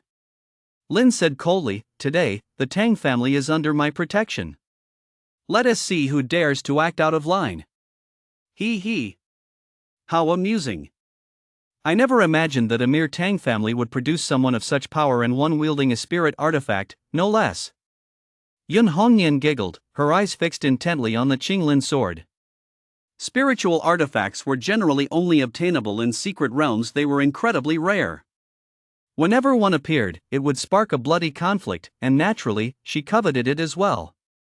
Scar, One Eye, and Ugly Servant, this person is a bit strange. Attack him together, Yuli said coldly. The three Scar, One Eye, and Ugly Servant exchanged glances, then flashed forward, surrounding Lin. How dare you! The Tang clan elders glared furiously at the trio, ready to intervene. Stand back! At that moment, Lin turned to face the Tang clan elders, his expression impassive. Kill! Without the slightest hesitation, Scar, One Eye, and Servant Cho immediately launched their attack on Lin. Realizing he would be a formidable opponent, they struck with all their might from the very start. Take this mountain-shattering fist! Scar led the charge toward Lin, unleashing a martial technique of terrifying might, a force capable of splitting mountains and overturning seas, unstoppable against any obstacle. This martial technique was one Scar had earned at the cost of his own life. Though merely a yellow-grade technique, it was his greatest asset. He had used this fist technique to vanquish countless powerful foes. Based on past experience, once the mountain-shattering fist was unleashed, no enemy could withstand it. All troubles were resolved with a single punch. The mountain-shattering fist could shatter mountains and subdue the sea. The fist soared like the heavens, its momentum as thunderous as a great bell. A massive fist slammed toward Lin's face, carrying the might to split mountains and shatter rocks. Faced with the scarred man's powerful punch, Lin remained completely motionless. Oh no! That's a martial art. Seeing Lin stand motionless, the Tang clan elders immediately sensed something was terribly wrong, assuming Lin had been stunned into stupor by the scarred man's terrifying punch. Die! The scarred man, seeing Lin standing rigidly in place, likewise believed Lin had been intimidated by the mountain-shattering fist. With that, a vicious glint flashed in his eyes, and a savage grin spread across his face. It made sense. In a small place like Lingyun City, it wasn't unusual for someone with great strength to appear from time to time, but it was simply impossible for them to master a martial art. After all, only major powers could obtain such techniques. Perhaps this man, seeing such a terrifying martial art for the first time, had been scared out of his wits. At this thought, the scarred man couldn't help but feel a sense of smug satisfaction. After all, back then, he had risked his life countless times on missions in the tower just to obtain this mountain-shattering fist, and it had taken him a near-death experience to finally redeem this martial art. Just as the scarred man was basking in his triumph, convinced that Lin would be crushed by a single punch, Lin's hand twitched slightly. Whoosh! The Qinglin sword shot out instantly. Rip! Blood spattered as the Qinglin sword pierced straight through the scarred man's chest. The immense force sent the scarred man flying backward uncontrollably, and he finally slammed into a wall. Blood trickled down the wall, creating a rather gruesome sight. Ah! The scarred man clutched the Qinglin sword tightly with both hands, his face contorted in agony. Lin reached out toward the scarred man. The Qinglin sword suddenly vibrated, unleashing a powerful burst of energy. Rip! Blood sprayed everywhere as the scarred man was torn to pieces, a scene of extreme horror. Whoosh! The Qinglin sword flew back into Lin's hand. It all happened too fast. It unfolded in the blink of an eye. In fact, the onlookers hadn't even had time to react. The powerful scarred man had been torn to pieces in the blink of an eye. Seeing this, the one-eyed old man and the dwarf child who had been lunging at Lin immediately retreated dozens of meters. Their strength was on par with the scarred man, as all were peak level 7 awakens. Since the man before them could slay the scarred man with a single sword strike, he could naturally slay them as well. Still trying to retreat? Lin's icy voice suddenly rang in the one-eyed old man's ear. No good. The one-eyed old man's body stiffened as he felt a wave of cold air wash over him. Immediately afterward, a searing pain shot through his chest. A 3-chi-long sword had pierced right through his body. Thud! The sword was yanked out in an instant, and blood gushed forth. No! The one-eyed old man let out an agonized scream of resentment before finally collapsing motionless onto the ground. Perhaps even he himself had never imagined that, having come to wipe out an entire family, he would end up dying a gruesome death right there on the spot. Lin, holding the bloodstained Qinglin sword, looked expressionlessly at the dwarf child. The dwarf child's heart skipped a beat, his scalp prickled, and his whole body grew cold. With death staring him in the face, he didn't even have the courage to meet the other's gaze.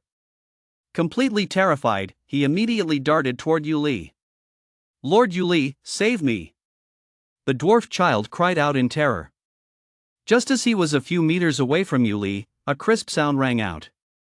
Whoosh! In the moonlit night, a sword shot forth, piercing the dwarf child's body, sending blood spattering 3 feet in all directions. The dwarf child was dead. Yuli's beautiful eyes narrowed. From the scarred man to Shi Cho, the deaths of the 3 had occurred in the blink of an eye. It was only at that moment that Yuli realized something was terribly wrong. What are you thinking about? Just then, Lin's icy voice rang in her ear. Lin, holding a long sword, had already appeared behind Yuli. Startled, Yuli swung her hand, and several moon blades shot out instantly. The curved moon blades, bathed in moonlight, looked even more chilling and exceptionally sharp. However, facing these moon blades, Lin did not dodge, for when they were just 5 centimeters away from him, they could not advance a single millimeter further. Innate stage. Seeing this, Yuli's expression changed drastically. She immediately retreated 100 meters, then fled in terror toward the distance. Below the innate stage, all are mere ants. Although she was a peak level 9 awakened, facing a powerhouse at the innate stage, she was as helpless as an ant, utterly powerless to resist. She simply couldn't fathom how such a small family as the Tang clan could produce an innate stage powerhouse. It seemed the information from the tower had been incorrect. Had she known this earlier, she would never have come here. As for Yun Hongyan, she had long since vanished without a trace. Yuli's expression grew even more grim. She had absolutely no confidence in her ability to escape from an innate stage powerhouse. Didn't he come after me? However, to Yuli's relief, after retreating several hundred meters, she realized he hadn't pursued her. Chapter 41, A Class Bounty Hunter. In the courtyard. Everyone stared at the man on the roof with awe. Bathed in moonlight, the 3-chi-long sword in the man's hand radiated a eerie, icy glow even from a distance. Everyone could still feel the bone-chilling cold. Lin looked in the direction Yuli had fled but did not give chase. For him, today's mission was simply to ensure the Tang family's safety. There was absolutely no need to slaughter people indiscriminately. It wouldn't be worth the cost. As for whether any survivors might seek revenge, Lin wasn't the least bit worried. After all, he wasn't using his true face right now. Even if they came looking for him later, there was no way they'd recognize him. Lin Xingyu stared at Lin with a grave expression. The Qinglin sword was the Lin family's most treasured artifact. If it were lost while in her possession, she would be held fully responsible. However, given how powerful this man was, the chances of her reclaiming the Qinglin sword were extremely slim. At this thought, Lin Xingyu felt a sense of helplessness. Whoosh! Lin waved his hand, and the Qinglin sword flew toward Lin Xingyu. Then, with a clang, it slid back into its scabbard. Lin Xingyu stared blankly at the Qinglin sword in her hands, stunned for a few seconds. This man had actually returned the sword. Lin stood with his hands behind his back, his tone calm as he said, "I've already taken care of the major trouble for the Tang family. You can deal with the remaining small fry yourselves." With that, his figure flickered, and he vanished from the spot. Tang Hao opened his mouth, intending to say something, but unfortunately, Lin had already vanished. Tang Heir, where did you find this master? An elder of the clan looked at Tang Hao in shock. Xiaoding Tian and the others also looked at Tang Hao with a mix of surprise and suspicion. If they'd known the Tang family had such a master on their side, they wouldn't have bothered coming here to join the fray. Now look at them. Not only were they themselves seriously injured, but their elite forces had been completely wiped out. On top of that, they hadn't even gotten a glimpse of what the exotic fruit looked like. It was truly a case of losing both the battle and the war. Tang Hao gave a wry smile. As expected, this master must have accepted the quest I posted on the Hunter Guild, which is why he appeared at the Tang clan. He felt somewhat relieved that he made extra preparations beforehand. Otherwise, after tonight, the Tang clan would cease to exist in Lingyun City. Boom! Just then, a loud explosion rang out from one of the rooms. Tang Hao and the clan elders' expressions shifted slightly, and they immediately rushed toward that room. Hunter Guild. Lin registered the name Defiant. Afterward, Claire handed him a golden token. It was exquisitely crafted, bearing the word Defiant and a rank designation of A. Identification tokens for the Hunter Guild are all crafted according to rank. D-rank bounty hunters receive iron tokens. C-rank bounty hunters receive an iron token.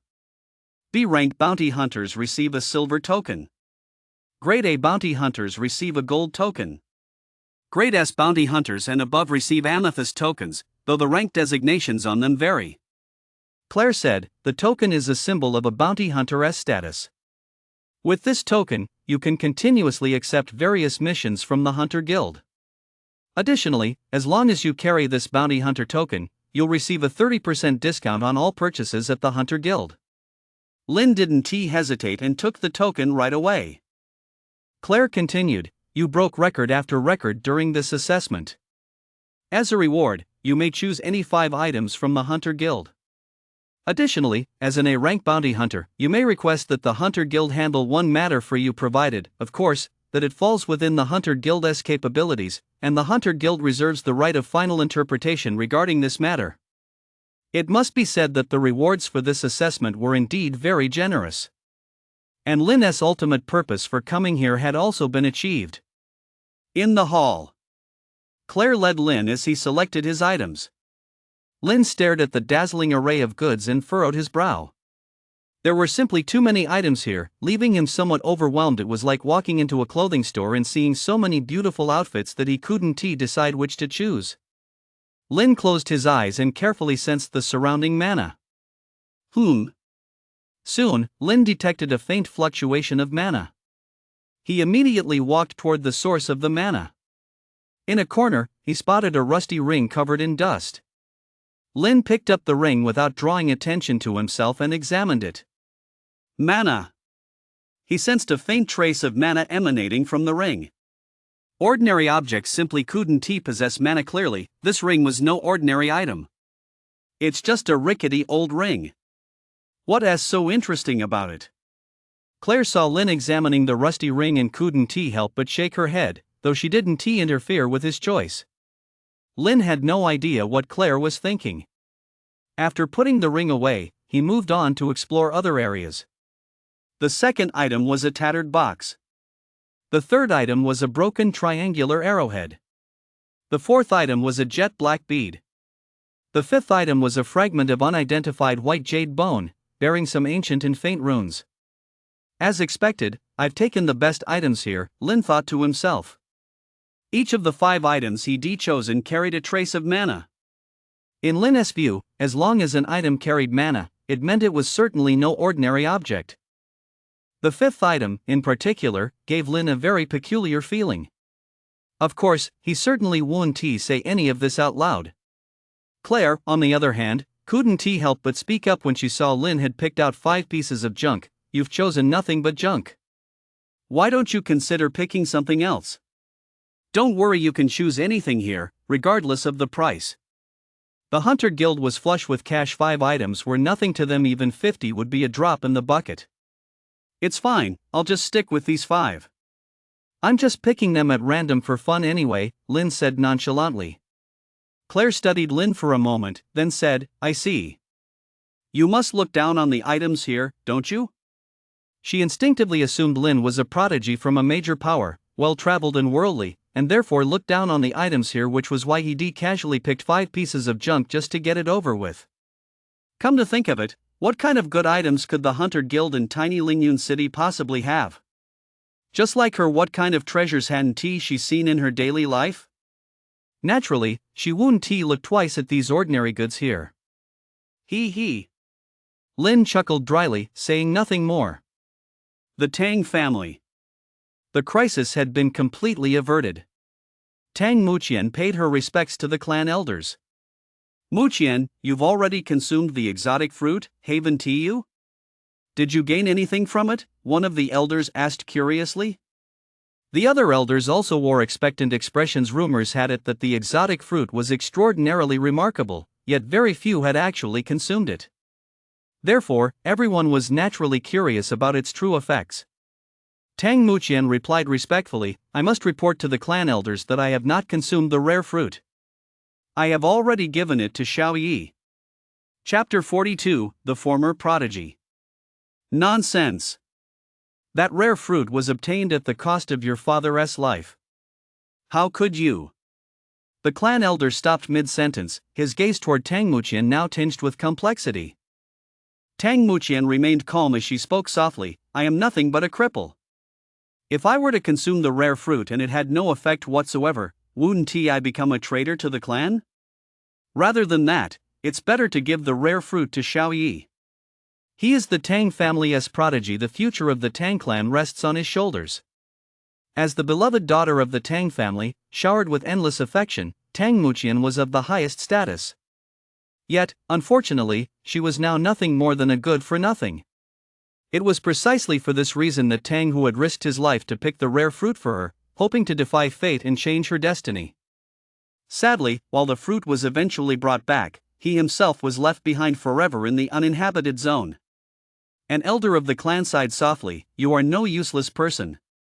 You must remember that you were once the Tang family's greatest prodigy. Even Xiao Runfeng paled in comparison to you, if only it weren't for." This story begins 5 years ago. Back then, Tang Muqian was not only the Tang family's prodigy but also the greatest prodigy in all of Lingyun City.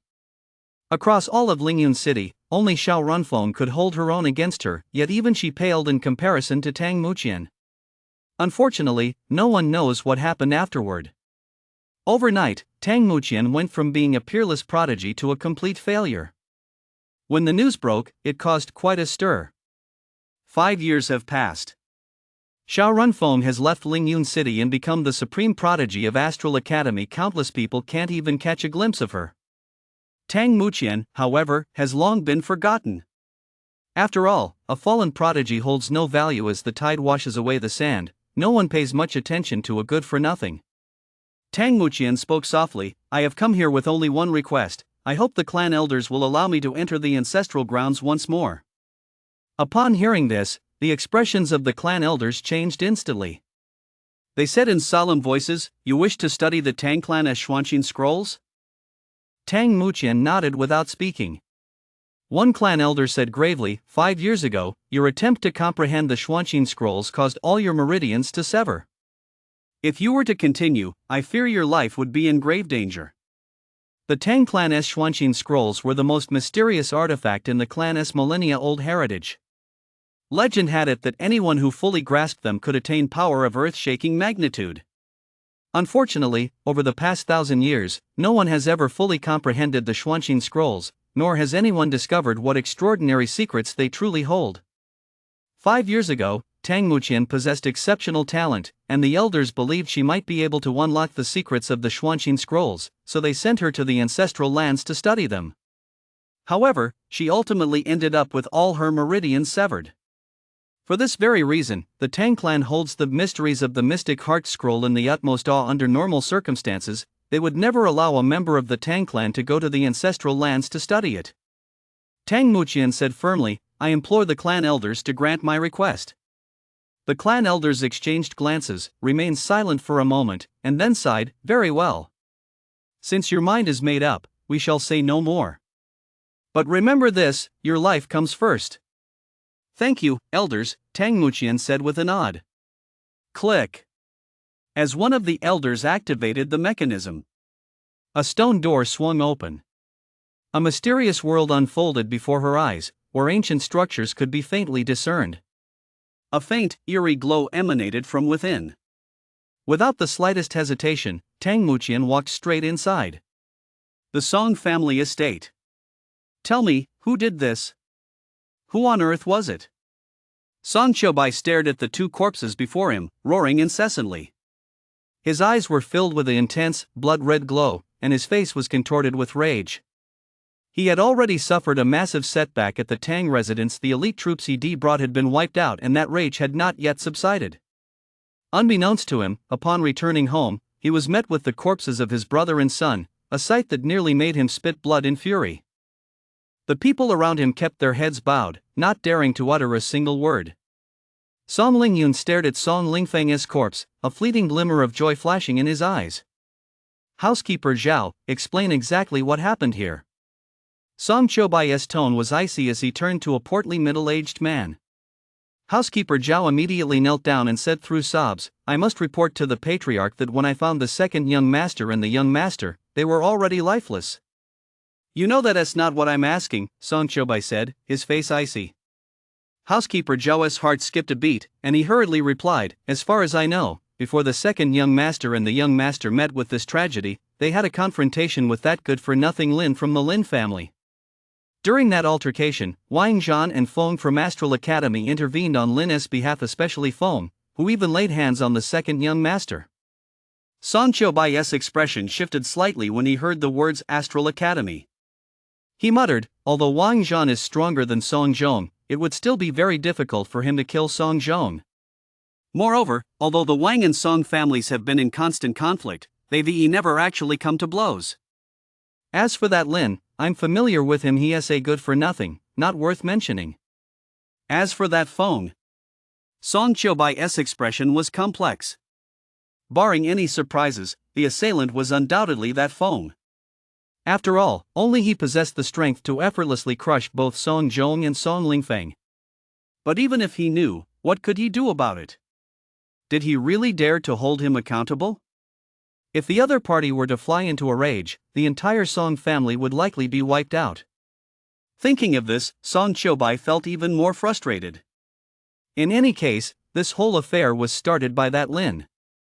Song Qiubai clenched his fists, his eyes flashing with a fierce glint. He knew it was utterly impossible for him to go after Wang Zhan and Feng, so he had no choice but to pick on a weakling to vent his frustration. Though it was humiliating, it would at least give him a way out. If he did nothing, the Song family would soon become a laughingstock in Lingyun City. So, he had no choice but to pin this on Lin. What Song Qiubai didn't know was that Lin had indeed been behind it all. The scapegoat was actually the killer wolf. Father, I'm willing to personally lead a force to wipe out the Lin family, to honor the memories of second uncle and my eldest brother. Song Lingyun's tone was somber, and he feigned deep sorrow, though in reality, he was overjoyed inside. With Song Lingfeng's death, he would be the one calling the shots among the younger generation of the Song family. He would be the sole heir to the clan. From now on, when people spoke of the Song family as prodigy, it would no longer be Song Lingfeng, it would be him, Song Lingyun. Just thinking about it made his blood boil. Song Qiubai took a deep breath and said, "Very well. Immediately lead 300 of the Song family's strongest warriors to wipe out the Lin family. Remember to uproot them completely. Also make sure to bring back the Qing Lin sword." Having witnessed the might of the Qing Lin sword today, his greed had intensified several-fold. If he could get his hands on it, his strength would increase many times over. By then, how many people in Lingyun City would be a match for him? Perhaps he could even go head-to-head with the Tang and Shao clans. With that thought, he realized that the gloom in his heart had actually lifted somewhat. Father, rest assured. The insignificant Lin family, your son can wipe them out with a single gesture, Song Lingyun assured him. Is that so? Just then, an icy voice rang out. Chapter 43, Dealing with Trouble. Who is there? Song Qiubai's gaze turned sharp as he instantly looked toward the main gate. Whoosh! However, what met him was a flash of cold light. Put! Blood spattered. Before Song Qiubai could even react, a bloody hole appeared between his eyebrows. A look of confusion flashed in his eyes. He seemed unable to fathom how he had died so suddenly. It all happened in the blink of an eye. It wasn't until Song Qiubai collapsed that everyone finally realized what had happened. Father! Head of the family! Shocked cries rang out, and the entire Song family hall instantly descended into chaos. Just then, a mysterious, masked figure walked into the Song family hall. He exuded a sinister aura that instilled an inexplicable sense of fear in everyone. The newcomer was, of course, Lin. He wasn't one for trouble. If the Song family had simply behaved themselves, everything would have been fine. But since they'd gone so far as to attempt to wipe out the Lin family, he wasn't going to hold back. Someone! Quick, someone! Song Lingyun roared, his eyes bloodshot as his rage reached its peak. Soon, over 300 awakened appeared, instantly surrounding Lin. These were all personal guards the Song family had cultivated at great expense. It could be said that such a force was an absolutely terrifying presence in Lingyun City. Kill him! Song Lingyun bellowed. He hadn't felt the slightest bit of sorrow over the deaths of Song Zhong and Song Lingfeng, but the death of Song Qiubai sent a chill deep into his heart. Because Song Qiubai was the head of the Song family, with his death, the entire Song family would fall apart, perhaps even be destroyed. By then, his position as the young family head would be gone. How could he not be furious? Kill him! Over 300 awakened instantly pounced on Lin. Lin's expression remained impassive. With a casual flick of his hand, mana from the heavens and earth instantly converged upon him, coalescing into a razor-sharp mana-curved blade. Whoosh! With a piercing whistle, the mana-curved blade shot forth. A cold gleam flashed, and spatters of blood flew. The terrifying curved blade tore through everything in its path, its momentum as swift as a soaring swan, utterly domineering. The more than 300 awakened had barely closed in on Lin when they were swept away by the razor-sharp blade. Whoosh! Blood spattered everywhere. Before they could even react, the more than 300 awakened were sliced in half at the waist. Corpses piled up on the ground. Blood instantly stained the entire Song family hall red. It would not be an exaggeration to describe it as a river of blood. Lin stood among the corpses, his feet treading on blood, his gaze icy as he looked at Song Lingyun, then walked toward him. Song Lingyun was terrified. His entire body instantly went limp on the ground. He cried out in terror, "You don't come any closer." Boom! Lin casually waved his hand, unleashing a terrifying burst of power. Song Lingyun's body was instantly reduced to a mist of blood. The Song family father and son were completely wiped out. Afterward, Lin turned his gaze to housekeeper Zhao and, without a moment's hesitation, struck out with a palm strike. Housekeeper Zhao was dead. Only after completing all this did Lin depart. As for the remaining members of the Song family, he did not go so far as to wipe them out completely. After all, with Song Choubai and Song Zhong dead, the Song family was doomed to extinction. He was confident that soon, other clans would come to divide up the Song family's assets in this era. Such things were perfectly normal. Just as Lin had anticipated. Not long after the events at the Song family estate, several clan factions immediately set out for the Song residence. Subsequently, the entire Song family was wiped out overnight. Having completed all this, Lin returned to Lingwu University. Inside the dorm room. Seeing Lin return, Hong Hong, who was lying on the floor, lazily opened its eyes, wagged its tail a few times, and then closed its eyes again. "You guy, you sleep during the day and sleep at night. If this keeps up, you'll probably turn into a pig," Lin said, propping his chin in his hand. Unsurprisingly, Hong Hong completely ignored him and continued sleeping. So what if he turned into a pig? His mutated form was several times better than a pig, after all. Seeing that Hong Hong wasn't paying him any attention, Lin ruffled its doggy head. Then he found a spot to sit down by himself. He took out the 5 items he obtained from the Hunter Guild. All 5 of these items are imbued with mana. They're clearly no ordinary items. Lin picked up the battered box. Strangely enough, there was no visible lock on the outside, yet he couldn't open it no matter what he tried. It was as if it had been glued shut. Lin mustered all his strength, trying to force it open. The result left him disappointed. Even with all his might, he still couldn't open the box. But this only further proved that whatever was inside was no ordinary item. How do I open this? Lin pondered for a moment, then finally summoned the Hell Crucible.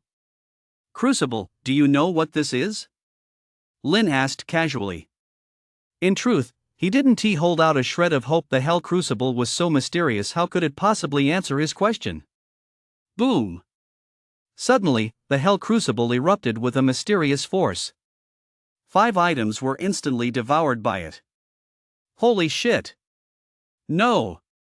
Seeing this, Lin instantly let out a curse, but it was already too late to stop it. Heart-wrenching. Absolutely heart-wrenching.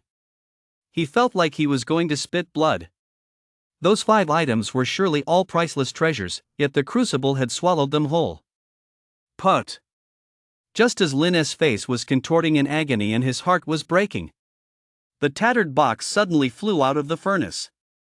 Lin was overjoyed and immediately clutched the tattered box tightly to his chest. Click.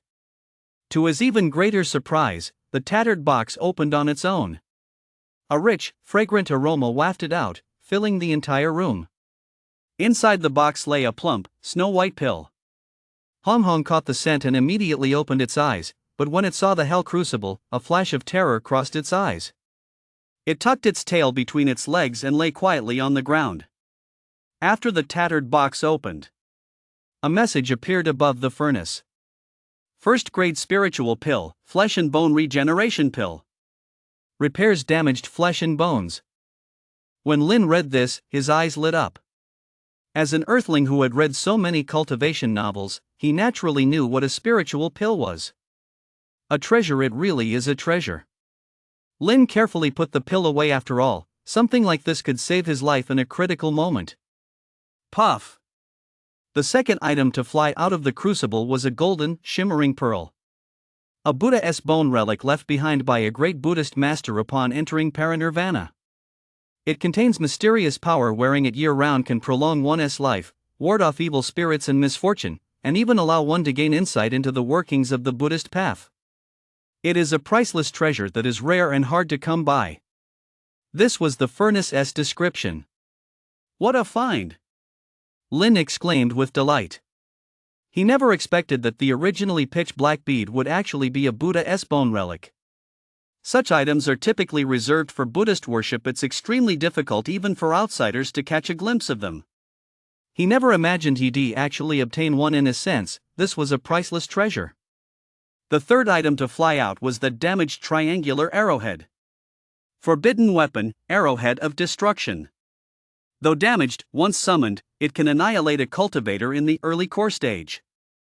This item can still be used once. A forbidden weapon. The smile on Lin's face grew even broader. Prohibited artifacts in novels all share one characteristic: immense power and a limited number of uses. Generally speaking, deploying a prohibited artifact can completely turn the tide of battle. If even this damaged triangular arrowhead could annihilate an early core stage cultivator, wouldn't an undamaged version be capable of taking down a Yuanling stage powerhouse? What a score! A huge score, indeed. He was even more eager to see the fourth and fifth items. The fourth item to fly out was that white jade bone fragment. Chapter 44, The Storage Ring. However, compared to before, all the runes on the white jade bone fragment had vanished.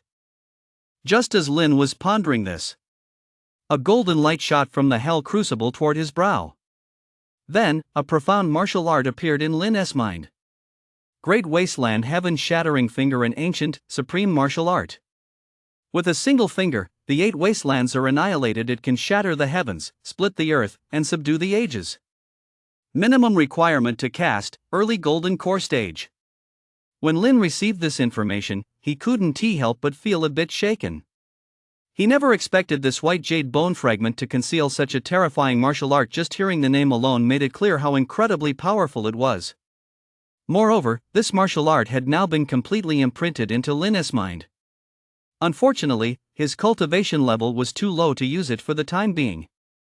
After all, the more powerful the martial art, the greater the energy drain. If he forced himself to use it, he would likely be drained dry in an instant. A martial art like this could only be used in a life or death situation. Once I reach the golden core realm, I'll subdue the 8 desolations with a single finger. A hint of longing flickered in Lin's eyes. The last item to fly out was the ring. Unlike its previously rusty appearance, this ring was now set with a blue gemstone, radiating a deep azure glow.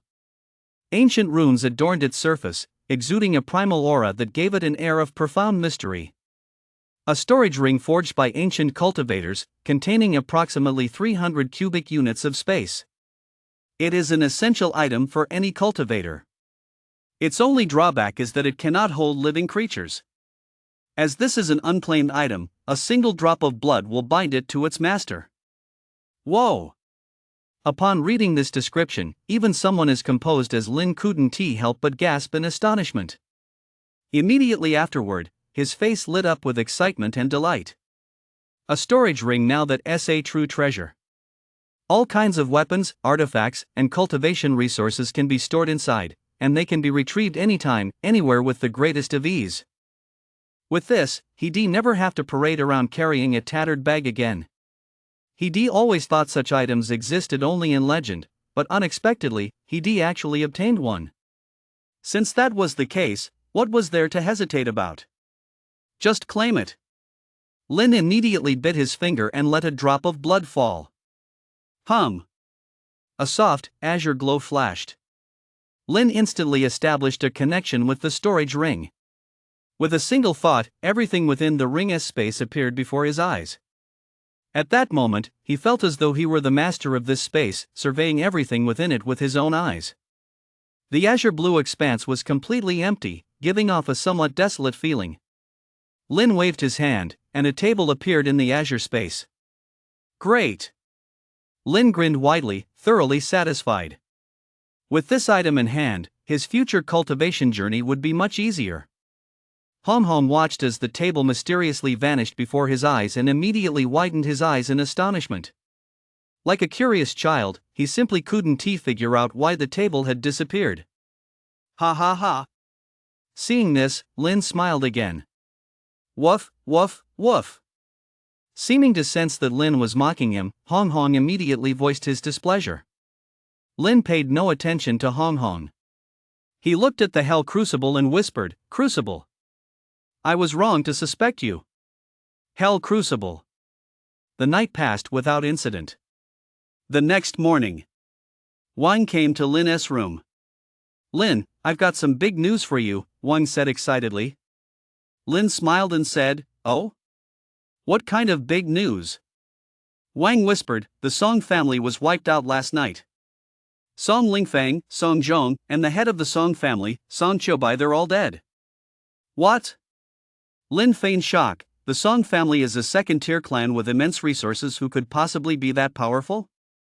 Wang shook his head. According to rumors, the Song family's downfall was likely because they provoked someone they shouldn't have. Then who exactly was behind it?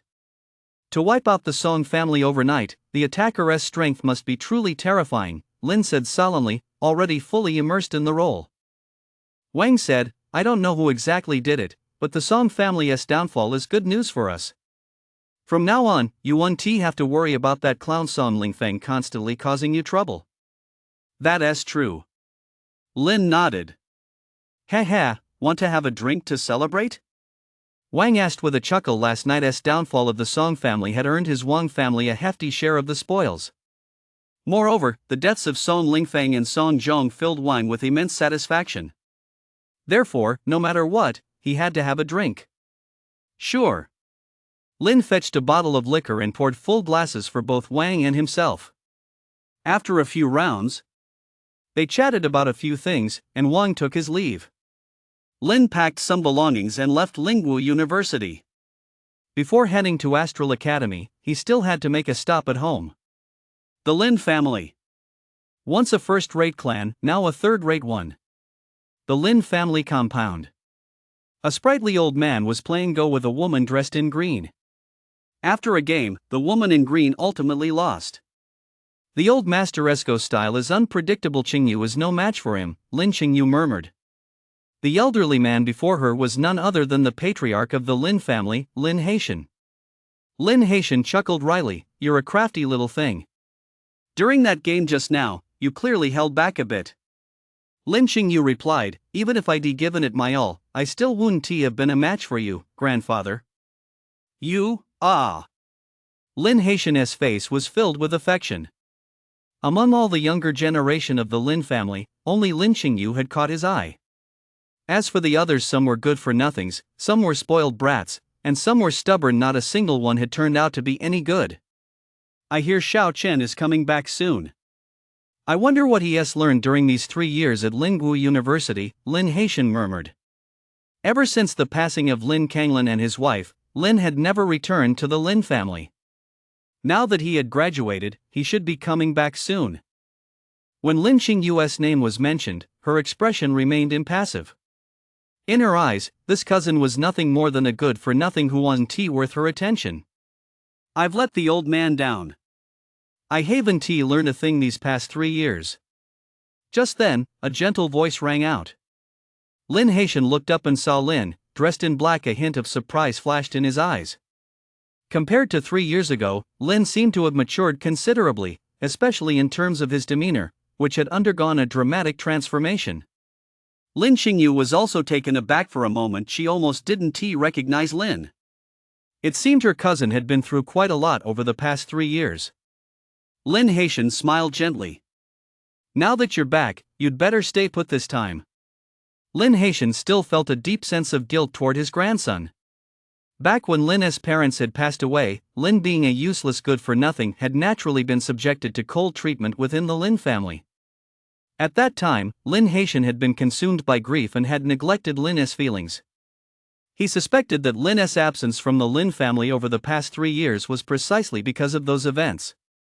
Now that he was back, as his grandfather, he certainly couldn't let him suffer any more injustices. So what if Lin was a good-for-nothing? With the Lin family's vast wealth, surely they could support him? Lin Xingyu said softly, "Grandfather, please continue your conversation.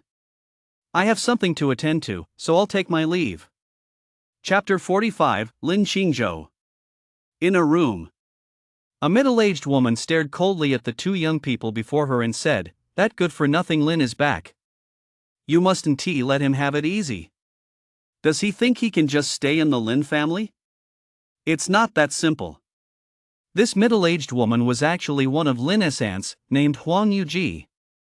After Lin's parents passed away, she was the one who was happiest. That's because Lin's father had once been the head of the Lin family. With his death, that position naturally fell to Lin's eldest uncle. Now that Lin had returned, it naturally made her uncomfortable. "Mother, Lin is just a good-for-nothing. Is it really necessary to make things difficult for him?" the slightly older man asked with a frown. His name was Lin Han. He was Lin's cousin. Because of his stubborn nature, old Master Lin often called him stubborn. "Eldest brother, you're mistaken. Since Lin is a good-for-nothing, he shouldn't be allowed to stay in the Lin family. After all, our family is a prominent and respected presence here in Lingyun City. If a good-for-nothing were to tarnish the Lin family's reputation, that would be disastrous." The other man, slightly younger, was named Lin Xian, the good-for-nothing old Master Lin had spoken of. At that moment, his face was etched with scorn. "Humph. That's utter nonsense. Just because we kick Lin out of the Lin family, does that mean he is no longer one of us?" Lin Han said coldly. "Even so, we shouldn't let a good-for-nothing stay in the Lin family." Lin Xian retorted. "Enough." Seeing the two of them arguing endlessly, Huang Yuji said coldly, "Now that Lin has returned, the old master's attitude toward him has changed somewhat. All you need to do is put a little pressure on him, so he knows who is really in charge of the Lin family." With the old master around, they naturally couldn't go too far, otherwise, they would be the ones to suffer in the end. Don't be fooled by the fact that Lin's uncle is currently in charge of the Lin family. In reality, the old master still calls the shots. "Don't worry, mother. This is as easy as pie for me." Lin Xian smiled faintly. From start to finish, he hadn't given Lin a second thought. After all, the other was nothing but a good-for-nothing. However, since his mother disliked him, he would reluctantly step in. Lin Han said nothing, but felt a pang of unease. What was there to fight over in a tiny little Lin family? Rather than this, he'd be better off devoting his energy to cultivation. If he was going to compete, he should do so against other clans. In fighting within the family, what was the point of that? Huang Yuji glanced at her two sons and said, "Tonight is grandfather's birthday banquet. The Yu family will certainly be in attendance. I've heard that the head of the Yu family intends to form an alliance through marriage with our Lin family. Don't let this opportunity slip by." Upon hearing this, both Lin Han and Lin Xian looked stunned. After all, although the Yu family was only a third-rate clan, in terms of background, it was actually a notch above the Lin family. They never expected the Yu family patriarch to be considering a marriage alliance with the Lin family. This was quite surprising. Huang Yuji continued, "Among the young men of the Lin family, only the two of you are worthy of consideration. Therefore, the prospective marriage partner will certainly be chosen from between the two of you, provided, of course, that your performance is satisfactory enough to the other party." In an instant, the looks Lin Han and Lin Xian exchanged took on a different tone. If they could secure a connection with the Yu family, the resources they would gain would surely multiply several times over. "Who is the Yu family's chosen match this time?" Lin Xian asked. Huang Yuji replied, "Barring any surprises, it should be the Yu family's eldest daughter, Yu Jinghong." An image of a woman of unparalleled beauty instantly flashed through Lin Han and Lin Xian's minds. Yu Jinghong, she was the Yu family's prodigy.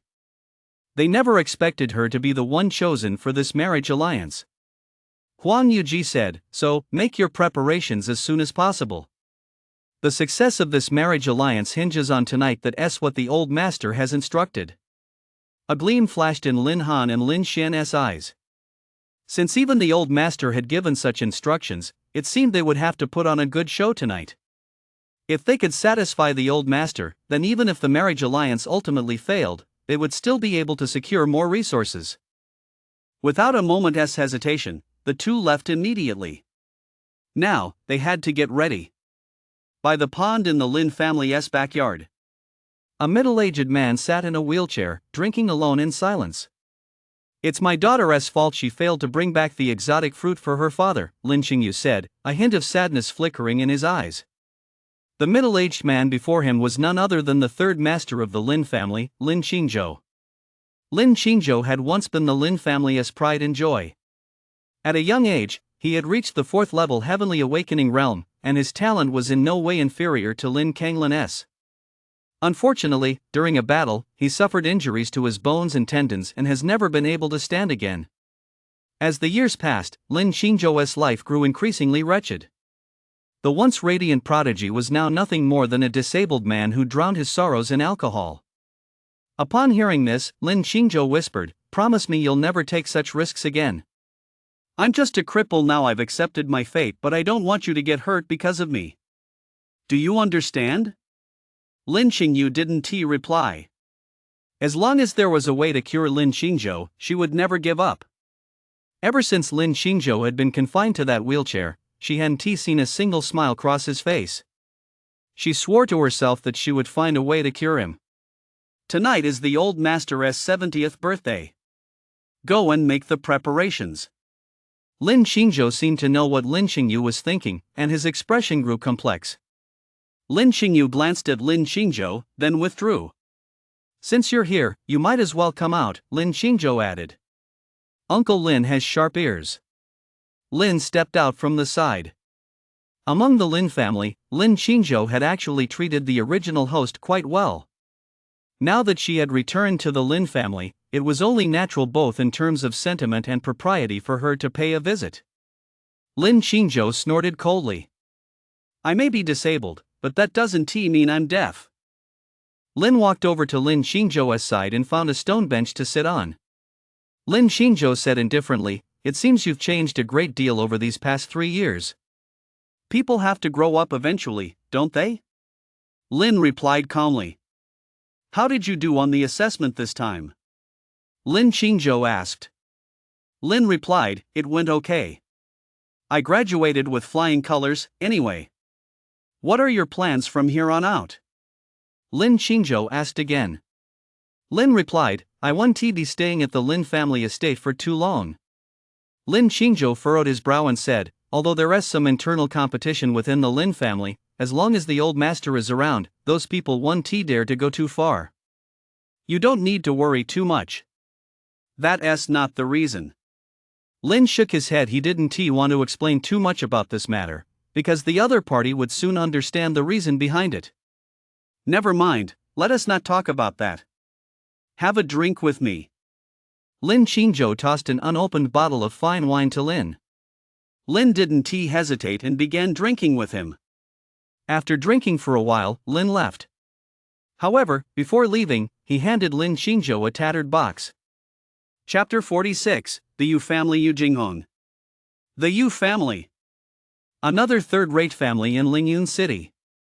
Though considered third-rate, no one dared to provoke them, because the Yu family had an extraordinary relationship with the Hunter Guild. To provoke the Yu family was to offend the Hunter Guild. Unless one wanted to die, no one dared to cause trouble at the Yu family estate. At that moment, within the Yu family compound, a fair-skinned, beautiful woman with a gentle and elegant demeanor was playing the zither. A gentle breeze ruffled her hair. She resembled a fairy by a river, refined and captivating. The zither's melody was clear and melodious, at times like a gurgling spring, at others like a gentle breeze sweeping over mountain ridges. The intricate notes gradually evoked images of drifting blossoms and falling leaves, bringing joy to both body and mind and leaving one utterly enchanted. After a short while, the music ceased. A middle-aged man appeared in the courtyard. "Jinghong, what are your thoughts on this arranged marriage?" the middle-aged man asked softly. He was the head of the Yu family, Yu Ziming, a level 3 peak awakened. For a third-tier clan, having a peak level 3 awakened as its head was already quite impressive. After all, even in second-tier clans like the Song family, the strongest member was merely a mid-level 4 awakened. Yu Jinghong rose to her feet, a faint fragrance wafting from her, and spoke softly, looking at the younger generation of the Lin family. "Lin Han is far too rigid in his ways. Getting along with someone like that would be far too dull. As for Lin Xian, he is nothing but a spoiled playboy with a gloomy disposition. Though he has a bit of cunning, he is unlikely to amount to much. In the entire Lin family, only Lin Xingyu is truly presentable, but unfortunately, she is a woman." Yu Ziming said, "Actually, there is another young man in the Lin family named Lin. I've heard he is exceptionally handsome." Yu Jinghong shook her head and said, "I do know that man. He is a good for nothing, not worth mentioning. In a world where the strong reign supreme, if I were truly forced to choose, I might opt for Lin Han. Although Lin Han has a stubborn temperament, he is naturally several times better than Lin Xian and Lin." Yu Ziming sighed softly and said, "This matter has certainly put you in a difficult position." Yu Jinghong smiled sweetly and replied, "Whether it's a difficult position or not, I'll only know once I've met the Lin family members." That afternoon, the Lin family plaza. Dozens of young Lin family members were practicing their martial arts. Lin Han, wielding a long sword, walked among them, immediately correcting anyone whose movements were off. "Your punch is too slow. You're hesitating. With a punch like that, your opponent will likely dodge it before it even lands. And your footwork is unsteady, and your posture is wobbly. I advise you to hold back a bit, otherwise, you'll end up crippled. You're doing quite well. Your punches cut through the air with great momentum and full of intensity. But your weakness is obvious. You're expending your strength too quickly. I suggest you better control your power. Fist techniques shouldn't just be fierce and intense, they must also balance strength and flexibility." As one of the top talents among the younger generation of the Lin family, Lin Han certainly had his merits. At the very least, in all his time teaching the younger members of the Lin family, he had yet to encounter anyone who could dispute his teachings. "Big brother sure is serious and responsible. It makes me, as your younger brother, feel a bit ashamed." A teasing voice rang out. Lin Xian walked over, holding a silvery white spear. Clad in white robes that fluttered in the breeze, he looked quite dignified and commanding alongside the spear. Lin Han replied calmly, "The future of the Lin family rests on every member of the clan, so naturally I must be serious and responsible." He. "I don't understand all that high-minded talk, but I do know that it's been a long time since we brothers last sparred. I wonder if you'd be willing to give me a lesson today, big brother?" Lin Xian spun the spear in his hand, tracing a graceful arc in the air, its tip radiating a chilling aura. Seeing this, the Lin clan members present immediately stopped their training and looked on with anticipation. They were also curious to see who was the stronger of the two, Lin Han or Lin Xian. Clang! Lin Han planted his broadsword on the ground and said calmly, "Since you wish to spar, I'll gladly oblige." "Then I won't hold back." Lin Xian's spear shot toward Lin Han in an instant, moving so fast it was hard to follow with the eye. He was a late-stage level 2 awakened, possessing immense strength. Clang! Lin Han tightened his grip on the broadsword. He lifted it and swung it out with a single strike. The broadsword, weighing dozens of jin, swung through the air as if it were a toy in his hands, with effortless ease. In terms of strength, he was in no way inferior to Lin Xian. The two immediately clashed. They didn't notice that, at that very moment, 3 people were watching them from a short distance away. These 3 were none other than Old Master Lin Haitian, Yu Jinghong, and Lin Xingyu. Lin Haitian chuckled lightly. Although Lin Han has a straightforward temperament, he sees the future of the Lin family. He is not half bad. As for Lin Xian, his talent is also quite good, but he lacks some real-world experience and isn't quite mature enough yet. Yu Jinghong praised, having witnessed the prowess of the 2 young masters today. I've come to realize that there are always greater heights to reach and more talented individuals out there. After all, even the prodigies from second-tier clans were only at the level 2 awakened realm. Take Song Lingfeng, for example. He possessed both talent and strength and was often praised. Yet, as scions of a third-tier clan, Lin Han and Lin Xian were also at level 2 awakened, a fact that was truly astonishing. It seemed the Lin family was far from as simple as one might imagine. Come to think of it, the Lin family had originally been a first-tier clan. Though it had fallen on hard times, some of its underlying strength still remained. Now, Yu Jinghong seemed to understand a bit better why the old master had sought an alliance through marriage with the Lin family. Clearly, the old master had seen something of core significance. She had originally thought that Lin Qingyu was the only one in the Lin family worth mentioning, but now it seems that Lin Han and Lin Xian are no slouches either. Take Lin Xian, for example. The outside world knows him only as a playboy who spends his days indulging in pleasure, yet few ever mention his true strength. Sure enough, you can't judge a book by its cover. Who knows, maybe he is just hiding his true abilities.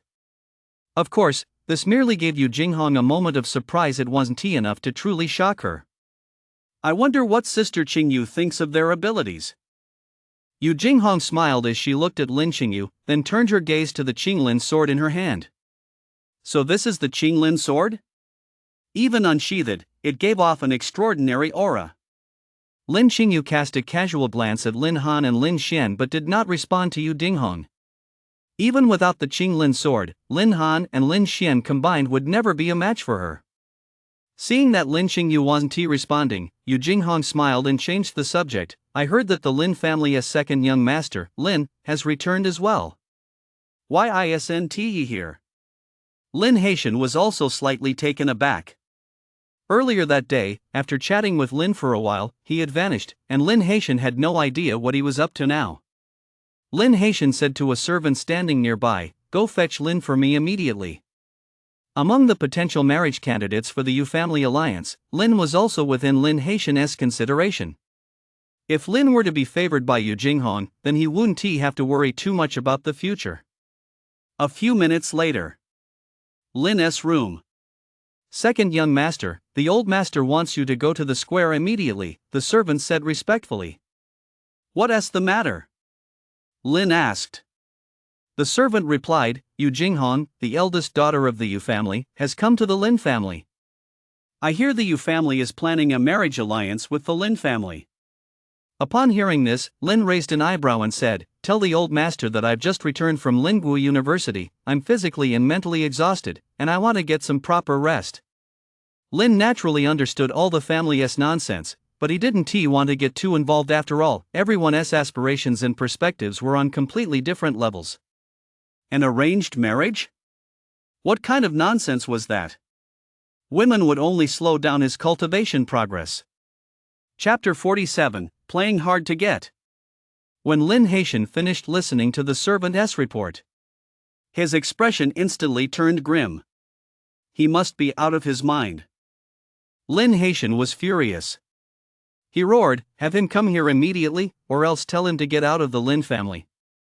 He had intended to pave the way for Lin, but never expected the other party to be so good for nothing. How could he not be furious? A good for nothing isn't scary. What is truly terrifying is a complete lack of ambition. Competition within the clan is fierce to begin with. Although he could protect Lin for a time, he couldn't shield him forever. One day, he too would pass away, and what would become of Lin then? On the other hand, if Lin could secure a connection with the Yu family, then it could be said that from now on, no one in the entire Lin family would dare to bully him, and he himself could confidently entrust a portion of the Lin family's interests to him. Yu Jinghong felt a tinge of curiosity. That good-for-nothing second young master didn't seem eager to see him. How amusing. Didn't he realize that by aligning himself with her, the resources at his disposal would multiply many times over from now on? Was he playing hard to get, or was he genuinely disdainful? Regardless, he had succeeded. For at that moment, Yu Jinghong did indeed feel a twinge of curiosity toward Lin. She was actually curious to see what he looked like after all these years. The servant left, gritting his teeth. A few minutes later, the servant returned, bringing a bored-looking Lin with him. The moment she saw Lin, Yu Jinghong's eyes lit up. After all these years, he had become even more handsome. In particular, the calm, composed aura he exuded took her by surprise. The change was simply too drastic. However, Yu Jinghong's delicate brows soon furrowed slightly, and a hint of disappointment flashed in her eyes. Sure enough, just as the rumors suggested, the second young master was indeed a good-for-nothing. He didn't possess even the slightest trace of an awakened aura. In this era where the strong reigned supreme, failing to become an awakened meant one was destined to fade into obscurity among the masses. Moreover, awakened individuals lived much longer than ordinary people. With that in mind, Yu Jinghong had already ruled Lin out as a possibility. Reporting to the old master, the second young master has been brought in. The servant spoke respectfully, then stepped aside. Lin gave a half-hearted bow and said, "Greetings, old master." "Humph." Lin Haitian snorted coldly, then said, "You've just returned. You need to build relationships with the younger generation of the Lin family. What's the point of staying cooped up in your room all day?" Lin Han was right. The future of the Lin family rested on the younger generation. As the second young master of the Lin family, if Lin wished to gain control over part of the family's assets, it was essential to cultivate good relationships with the younger generation. Whether within the family or in the martial arts world, everything depended on social connections and political maneuvering. If you don't take the initiative to build relationships, who will support you when you eventually take power? This, then, is what is meant by perspective. The old master Lin sees only the Lin family, while Lin's vision extends to the entire Blue Star and even broader horizons. Neither perspective is inherently right or wrong, they simply differ in scope. "You're absolutely right, old master," Lin replied humbly. Seeing this, Lin Haitian's expression softened slightly. He continued, "Let me introduce you. This is Yu Jinghong, the daughter of the Yu family. I imagine you've met her before." Lin looked at Yu Jinghong and clasped his fists in a bow, saying, "Hello, Miss Yu." The Lin and Yu families have always been on good terms, and Lin had accompanied his parents on visits to the Yu household in the past. He met Yu Jinghong a few times and considered her an acquaintance. Yu Jinghong pursed her lips and giggled coyly, "It's been a few years, and you've changed quite a bit, second young master. I almost didn't recognize you." Lin smiled indifferently and said nothing more. Lin Haitian glared at Lin, feeling frustrated that his son wasn't living up to his potential. Boom! Suddenly, a thunderous sound rang out.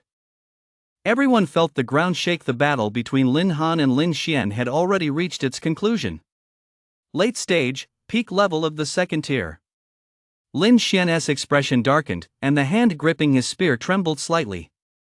He had thought he and Lin Han were on equal footing, but unexpectedly, his opponent had managed to gain a slight edge. Lin Han said calmly, "If you spent less time on wine and women, you could be just like me." "Humph."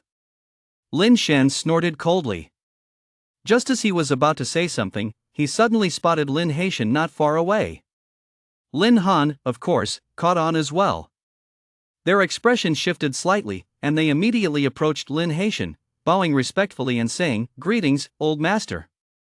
At the same time, both of their gazes fell on Yu Jinghong, and a look of astonishment and admiration flashed in their eyes.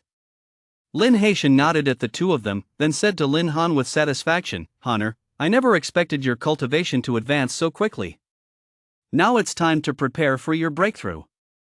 If you're short on resources, go to the accounts office to claim them." Lin Han's heart leapt with joy, and he hurriedly replied, "Thank you, old master. Please rest assured within 3 months, Lin Han will definitely reach the third-level heavenly awakening realm." In fact, he was confident he could break through within a month, but one must never be too presumptuous, otherwise, if something unexpected happened, he'd lose face terribly. Lin Xian felt a twinge of jealousy, but naturally, he wouldn't show it in front of outsiders. Lin Haitian then turned to Lin Xian and said, "Lin Xian, you're doing quite well too. As long as you continue to work hard, your breakthrough won't be far off. When that time comes, the clan's resources will be directed toward you as well." "Thank you, elder." Lin Haitian smiled faintly. "This applies not only to the two of you, but to everyone else as well. Any member of the Lin family who performs exceptionally well will receive equal cultivation resources. I'm making this clear today, you must all continue to work hard and never let me down. Yes. Hearing this, the other young members present also wore expressions of excitement. In this era, becoming stronger requires a steady stream of resources. Clearly, the Lin family placed great importance on nurturing its younger generation. Only when every member of a clan is a standout among their peers can that clan be considered truly powerful. You young people must have plenty to discuss among yourselves. I won't disturb you here, I'll go back and have some tea. Lin Haitian gave a light chuckle, leaving Lin and the others to seize the opportunity on their own.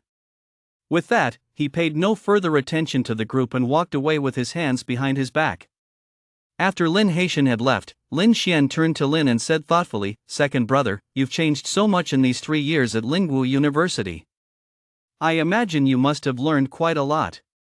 Lin was silent for a second, then replied, "If I told you I didn't learn a single thing, would you believe me?"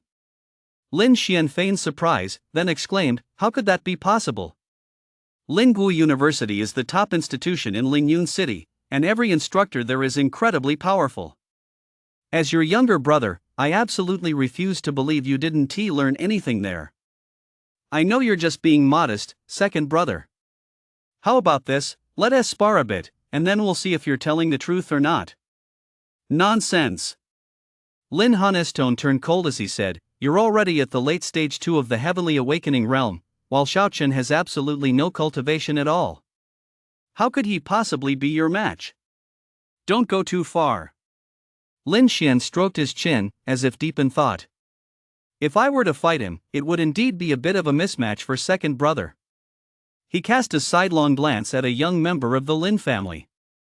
That young man understood what he meant and immediately stepped forward, saying, "Let me spar with second young master.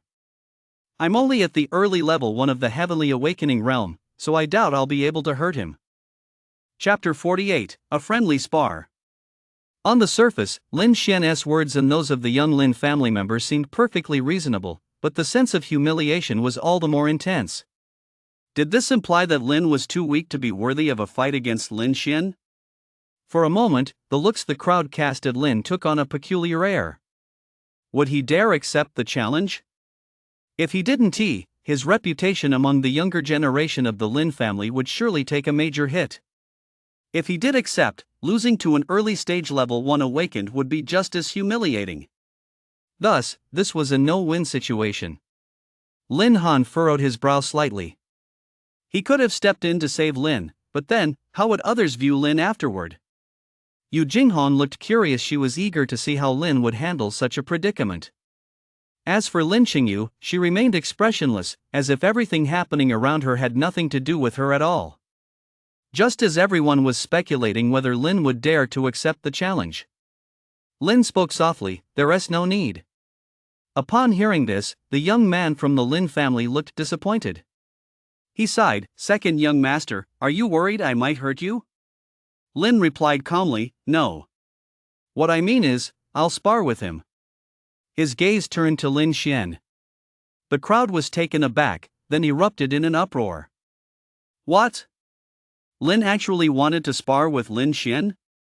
Lin Xian was a late stage level 2 awakened, while Lin was just an ordinary person. How could he possibly spar with Lin Xian? Was he asking for trouble? Lin Xian froze for a second, then asked, as if seeking confirmation, "Were you serious just now?" His original plan had been to find some random member of the Lin family to spar with Lin, just to save face for Lin, but he never expected Lin to actually say he wanted to spar with him. "What do you think?" Lin walked straight toward the rack of weapons standing nearby. The crowd gasped again. Judging by Lin's demeanor, he didn't seem to be joking. He actually intended to spar with Lin Xian. Lin Xian came to his senses and smiled coldly. "Since second brother is so confident, I'll naturally see this through to the end." If he had initiated the fight, he would naturally have been suspected of taking advantage of Lin. Even if he won, it wouldn't have been honorable. But now that Lin was the one asking for a sparring match, no one could blame him. Lin selected a spear, twirled it lightly, and found it handled quite well. "Lin, have you lost your mind?" Lin Han furrowed his brow. It was one thing to voluntarily spar with Lin Xian, but choosing a spear as his weapon? Was he tired of living? After all, the spear was Lin Xian's specialty. Lin remained silent as he walked to the center of the square. Ha! Lin Xian's figure flickered, and he appeared directly across from Lin. He said playfully, "Since this is a sparring match, I want to take advantage of you, second brother. I want to use a single ounce of my heavenly awakening power. I'll simply compete with you in spear technique." In his view, Lin was just an ordinary person. Even without using his heavenly awakening power, Lin stood no chance against him. Moreover, since Lin had chosen the very weapon Lin Xian excelled at, the outcome of this battle was a foregone conclusion. "Second brother, please." Lin Xian gave his spear a sharp shake and gestured for Lin to begin. Lin didn't waste any words. He thrust his spear straight at Lin Xian. No flashy moves, just simple and direct, appearing entirely unremarkable. Do you think Lin will be defeated by the third young master in just a few moves? Lin is just an ordinary person. How could he possibly be a match for the third young master? In my opinion, he'll be defeated in one move at most. Just as I thought. Even though the third young master isn't using his awakened power, defeating an ordinary person should be a piece of cake, shouldn't it? The crowd murmured among themselves. No one believed Lin would win. After all, how could an ordinary person possibly defeat an awakened, even if that awakened were holding back his true power? Second brother, that is too slow. Lin Xian gave a mocking smile. To him, Lin's spear thrust was far too slow. Its trajectory was so clear he could have caught it with his bare hands. Block! Lin Xian swept his spear out at an angle, intending to knock Lin's incoming spear away. The spear swept out at blinding speed, carrying immense force. If it struck a person, it would undoubtedly tear their flesh to shreds. Just as the two spears were about to collide, Lin suddenly pulled his spear back. Lin Xian's sweeping spear struck only ere a burst of energy flashed from the spearhead, followed by a whistling sound. Even without using the power of heavenly awakening, the force he unleashed was terrifying, something an ordinary person could never possibly withstand. That was precisely why Lin Xian had intended to use a sweeping strike to knock Lin's spear out of his hand. He hadn't expected Lin to avoid a head-on clash. Good plan, second brother. Unfortunately, in my eyes, this is nothing more than a trivial trick. Lin Xian smiled indifferently as the spear in his hand swept toward Lin with overwhelming force. Breaking all techniques with sheer power. No matter how cunning your maneuvers, I will sweep them away with a single thrust. The 6 principles of spear technique: collapse, deflect, press, cover, lift, and thrust. The most fundamental interpretations boil down to thrusting and sweeping. Thrusting: when the spear is unleashed, it strikes straight at the heart of the enemy until blood is drawn. The spear does not retreat, embodying an unstoppable, forward-charging momentum. Sweeping out horizontally, its force shatters all enemies, leaving no one to stand in its way, embodying a domineering, overwhelming momentum that sweeps away all obstacles. The spear is the king of all weapons. The longer it is, the more powerful it becomes. Whoosh! The spear swept out, accompanied by a series of whistling sounds. Swoosh! Just as Lin Xian's spear swept through the air, a sinister spearhead suddenly appeared right in front of his neck. What? Lin Xian's expression changed drastically. He immediately withdrew his spear and leaped backward. Even so, the eerie spearhead showed no sign of veering off, pursuing him straight on. Lin Xian immediately tried to dodge, but no matter how he moved, the spearhead remained at the level of his neck, as if it had eyes of its own, sticking to him like glue. Seeing there was no escape, Lin Xian immediately swung his spear to block. No sooner had he parried one strike than the next thrust came swiftly, its speed increasing with each pass, as swift as starlight. He kept parrying and retreating, but to no avail. The spear tip had him completely locked in.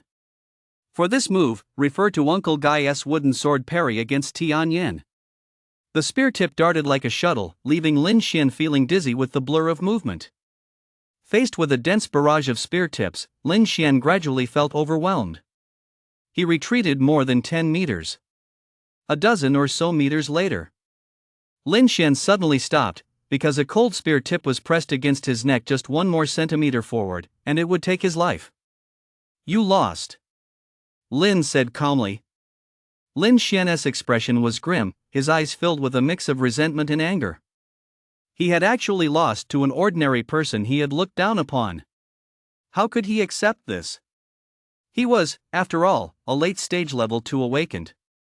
Even without using his Tianqing power, neither his speed nor his stamina could be compared to those of an ordinary person. Yet, of all people, he had lost to an ordinary person. What on earth was going on? How is this possible? Everyone present was also dumbfounded. Such an outcome was truly beyond their expectations. Those who had just been certain Lin was doomed now felt a bit awkward. The third young master actually lost? Am I dreaming? It really is a dream. I didn't feel a single bit of pain. I told you so. There's no way Lin could defeat the third young master. Wah! You're pinching me. Chapter 49, That Old Sixth. The battle began quickly. It ended even faster. It could even be described in two simple words: straightforward. Because from start to finish, Lin used only one move, a thrust. No other unnecessary moves, just a thrust, a relentless thrust. As for Lin Xian, from the moment Lin drew his spear, he was drawn into Lin's rhythm. Defeated in the very area where he excelled most, Lin Xian's state of mind was easy to imagine. The onlookers, too, felt a mix of emotions. After all, this outcome was truly unexpected. Everyone had called Lin a good-for-nothing, yet he effortlessly defeated Lin Xian. How could this be explained? Humph. The third young master lost only because he didn't unleash the power of heavenly awakening. If he had, how could Lin possibly be his match? Someone said defiantly, unable to accept Lin's victory. Exactly. The third young master was clearly careless just now. I don't think this match counts. They should have a rematch, another person chimed in. Ha! An ordinary person defeated an awakened who was holding back his power. How can that be overturned? Someone countered. Interesting. Yu Jinghong smiled lightly. This second young master Lin wasn't quite as useless as she imagined, though. Of course, that was all there was to it. He still didn't measure up in her eyes. After all, in a real battle, enemies wouldn't hold back their power. Lin Han, meanwhile, let out a slight sigh of relief. Lin Qingyu remained as expressionless as ever, though the look in her eyes as she gazed at Lin held a hint of something unusual. Lin casually tossed his spear aside and said, "I'm getting a little sleepy. You guys go ahead." With that, he left the square. Lin Xian watched Lin's retreating figure, took a deep breath, and said, "I was indeed careless just now." In his view, the main reason he lost to Lin was his own carelessness. That was the only explanation that made sense. Otherwise, how could an ordinary person possibly defeat a powerful awakened? Lin Xian attributed his defeat to carelessness. Lin Han gave him a casual glance but said nothing more. In fact, he was also curious about how Lin had managed to defeat Lin Xian. The match had seemed so straightforward. Could it really have been due to Lin Xian's carelessness? Lin Han turned to Yu Jinghong and said, "Jinghong, it's too boring here. How about I take you somewhere else to explore? I know the Lin family's grounds inside and out. I guarantee you'll be satisfied." Lin Xian froze, a look of astonishment crossing his face, but soon his expression turned even more grim. Who said Lin Han was narrow-minded? Just that single call of Jinghong so affectionate could only come from someone with years of cultivation. Even he, a veteran who spent years indulging in wine and women, couldn't match that. That sixth brother. Had he been putting on an act all alone? Or was he taking the initiative now that he'd seen how badly I'd just been humiliated? The other young disciples. Who was it who said they were the future of the Lin family and that we had to take our responsibility to teach them martial arts seriously? Now that he sees a woman, he is showing a completely different side. That sixth brother so easily swayed by beauty. That sixth brother. Yu Jinghong was also slightly taken aback, then smiled sweetly and said, "All right." Nightfall. The entire Lin family estate was ablaze with lights and bustling with activity. Tonight wasn't just the old master's birthday celebration. It was also the night the Lin family had chosen to hold their clan assembly. The Lin family's objective was simple: to take advantage of the old master's birthday, when powerful figures from all directions had gathered to showcase the Lin family's strength. As a clan, it was essential to appropriately demonstrate their strength to the outside world. This served to deter troublemakers. At that moment, seated at the very top of the square were representatives from various clans in Lingyun City. Of course, these people were mostly from third-rate clans. The Yu clan Yu Ziming has come to wish the elder Lin good health and all the best. A booming voice suddenly rang out. Yu Ziming, the head of the Yu family, appeared here accompanied by two young women. All eyes instantly turned to the trio. Those two young women are both daughters of the Yu family. The slightly older one is named Yu Jinghong. I've heard her strength is unfathomable, and though she has many suitors, none have succeeded. According to rumors, the patriarch of the Yu family seems to be planning to arrange a marriage between her and a younger member of the Lin family. The slightly younger one is named Yu Ling. She is the direct disciple of Senior Zhou of the Hunter Guild. Her background is truly formidable. No one dares to cross her. I advise everyone, if you see this young lady, be sure to keep your distance. The crowd murmured among themselves. Greetings, Grandfather Lin. Yu Jinghong and Yu Ling bowed to Lin Haitian. Very well, very well. Please take your seats. Lin Haitian beamed with a smile. The Feng family Feng Jiantao has come to congratulate Old Master Lin on his boundless blessings and eternal longevity. Then, another voice rang out. Hearing this voice, the members of the Lin family all furrowed their brows slightly. In Lingyun City, the Lin family had its own enemies, and the Feng family was one of them. In years past, when the Lin family had not yet fallen into decline, the Feng family naturally dared not provoke them. But as the Lin family declined, all sorts of unsavory characters emerged, with a single goal: to carve up the Lin family's assets. The Feng family, as a prime example, had caused the Lin family no end of trouble. Especially over the past year, friction between the two sides had been constant, and their relationship had reached a point of irreconcilable hostility.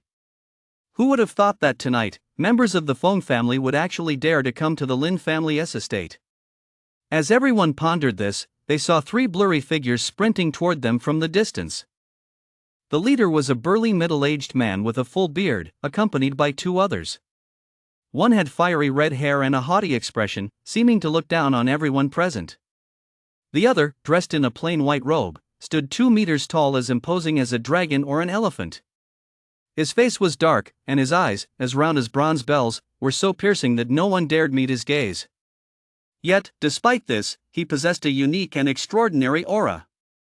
Standing casually in the square, he seemed to blend seamlessly with the heavens and earth, transcending the ordinary and appearing utterly at ease.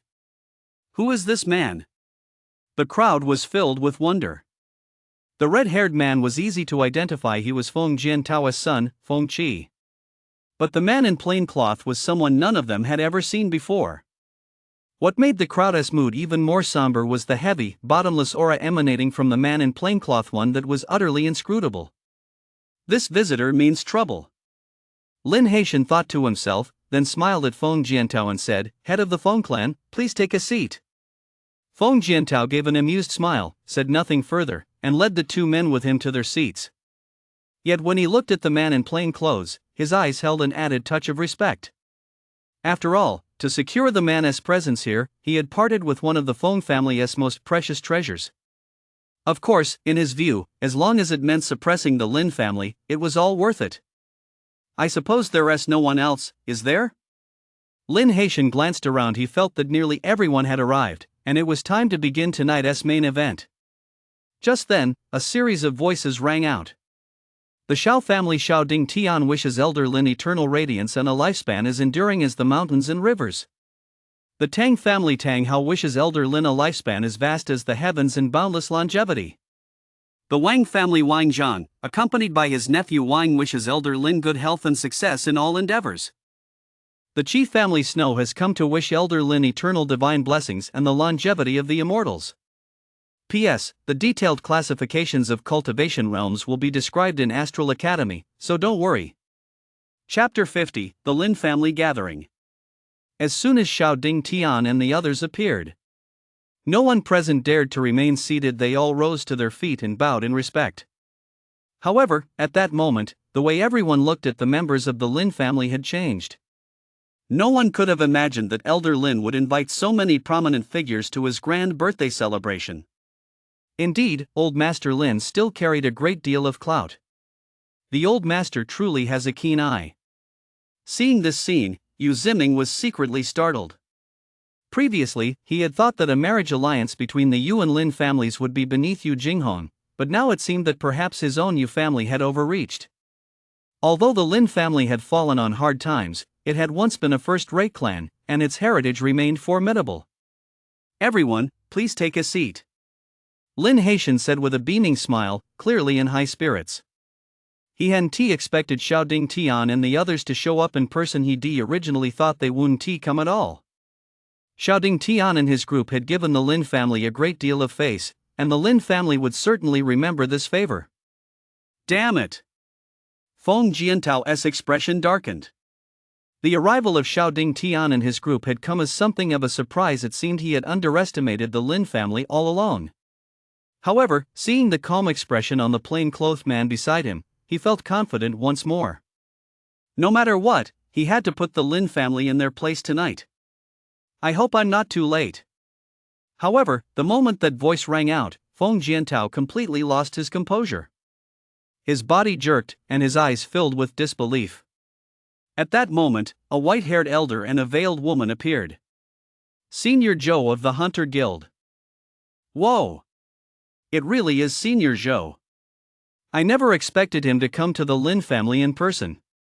The Lin family must have some serious clout. I'm suddenly wondering, has the Lin family really fallen into decline? Everyone was stunned, feeling as if they were dreaming. Wasn't the Lin family supposed to be in decline? How could they have managed to invite even Senior Zhou from the Hunter Guild? What a grand display of power! Even Xiaoding Tian and the others were somewhat shocked at that moment. It seemed that once this matter was settled, they'd have to cultivate closer ties with the Lin family. Even a dead camel is bigger than a horse. Even if the Lin family has fallen on hard times, the sheer depth of their heritage still commands respect. Brother Lin, I've come unannounced, please forgive me, Senior Zhou said with a smile to Lin Haitian. Lin Haitian quickly replied, don't say that, Brother Zhou. Your presence here is a blessing for the Lin family. Please, have a seat. The arrival of Xiaoding Tian and his group made sense, but Lin Haitian was a bit puzzled by the presence of someone from the Hunter Guild. Senior Zhou gave a light chuckle and found a seat with the veiled woman beside him. Yulingo immediately went to greet them, though the look she gave Claire carried a hint of deference. Clearly, she was already aware of Claire's background. In fact, Senior Zhou had come here tonight simply to accompany Claire. Claire seemed quite interested in the Lin family. After taking her seat, Claire's gaze fell on the man in plain clothes. It's him. A hint of surprise flashed in Claire's eyes. She hadn't expected this man to be here. The man in plain clothes also spotted Claire and was equally taken aback. The gazes of some of those present fell upon Claire, and at first glance, they were struck by her stunning beauty. Though her face was hidden, beneath that veil lay a face that could surely captivate a nation. Who, then, was this woman? Lin Haitian was flanked by two people on either side. One was Lin's third uncle, Lin Xingzhou. He was still in a wheelchair, but his complexion looked much better than before. To his right stood a middle-aged man with an extraordinary air about him, none other than Lin's eldest uncle, the head of the Lin family, Lin Sengxiong. As for Lin and the others, they were not yet qualified to take a seat and could only stand obediently at the edge of the square. Let us begin, Lin Haitian said, looking at Lin Sengxiong. I hereby declare the Lin family assembly now open. Lin Sengxiong's tone was detached, yet it exuded an inexplicable air of authority. In an instant, everyone present from the Lin family adopted a solemn expression. The Lin family assembly consisted of two main events. The first was to assess the talent and strength of the younger generation of the Lin family. The second was sparring matches among the younger generation. With powerful figures from all directions present, it was the perfect opportunity to showcase their strength to the world. Whoosh! A white-haired Lin clan elder suddenly appeared right in the center of the square. He held a mysterious pearl in his hand. This was the Heaven Awakening Pearl, used to test talent and strength. Throughout all of Lingyun City, very few clans possessed one. The Lin clan had paid a tremendous price for it. He embedded the Heavenly Awakening Pearl into a mysterious white jade pillar. Instantly, the pillar began to tremble, and a soft glow enveloped it. This man is actually a mid-tier level 3 awakened. To everyone's astonishment, they discovered that this Lin clan elder was a mid-tier level 3 awakened. The Lin clan is truly formidable. Everyone felt a sense of apprehension. Had they not been there in person, they would never have known that the Lin clan's depth of strength was so terrifying. Even a random elder sent out was a level 3 awakened. Just how many secrets did the Lin clan still hold? Lin Xiaowu. The white-haired elder called out a name. Present. A teenager of about 15 or 16 immediately stepped forward, his expression utterly solemn. He approached the white jade pillar and placed his hand on the Heavenly Awakening Pearl. Hum. A light flickered on the white jade pillar, eventually coalescing into a message. Mortal talent, mid-level of the first tier. The white-haired elder furrowed his brow slightly and said, "You've become complacent. Keep working hard." "Yes, elder." Lin Xiaowu respectfully stepped back. 3 months ago, he had already reached the mid-level of Tier 1, yet he remained at that same level now. No wonder the elder was dissatisfied. "Next, Lin Xuan," said the white-haired elder. Soon, a carefree-looking teenager of 17 or 18 approached the white jade pillar. "This boy seems rather extraordinary." Wang Zhan offered his assessment. Xiao Ding Tian nodded in agreement. Lin Xuan chuckled and casually placed his finger on the Tianqing pearl. Buzz! A brilliant white light erupted several times stronger than that of the previous Lin clan disciple. A message appeared: Mystic talent, early level 2. Not bad at all. "You may go," the white-haired elder praised. "Thank you, elder." Lin Xuan strutted down the stage. Among the younger generation of the Lin clan, he didn't even rank in the top 5. Who would have thought the Lin clan had such a prodigy? Truly extraordinary. Everyone was utterly astonished. After all, among the younger generation, reaching the level 2 realm at such a young age was already remarkable. This made them even more eager to see what the other Lin clan disciples had to offer. Lin Yi. After that, Lin clan descendants continued to showcase their talents and strength one after another. To everyone's astonishment, among the dozens of Lin clan descendants, nearly 10 possessed mystic talent, a truly remarkable feat. Once again, the crowd witnessed the depth of the Lin clan's heritage. Lin Xian. Finally, the white-haired elder called out Lin Xian's name. Chapter 51, Earth Talent. Everyone's anticipation soared instantly, for Lin Xian was a direct descendant of the Lin family and, moreover, the biological grandson of Lin Haitian. His talent and strength were sure to be even more extraordinary. Lin Xian walked over to the white jade pillar with a smile, though his heart was racing with excitement. From this moment on, he would be the center of attention. From now on, his name Lin Xian would resound throughout the entire Lingyun city. After years of staying hidden, today was the day he would make a stunning debut. Boom! Lin Xian's hand touched the Tianqing pearl. In an instant, a blinding light burst forth, instantly enveloping Lin Xian. The blinding light swept out from the center of the square in all directions, so intense that the crowd could not keep their eyes open. Earth talent, late stage level 2. A gasp of astonishment rang out. Whoosh! In an instant, many people could no longer sit still.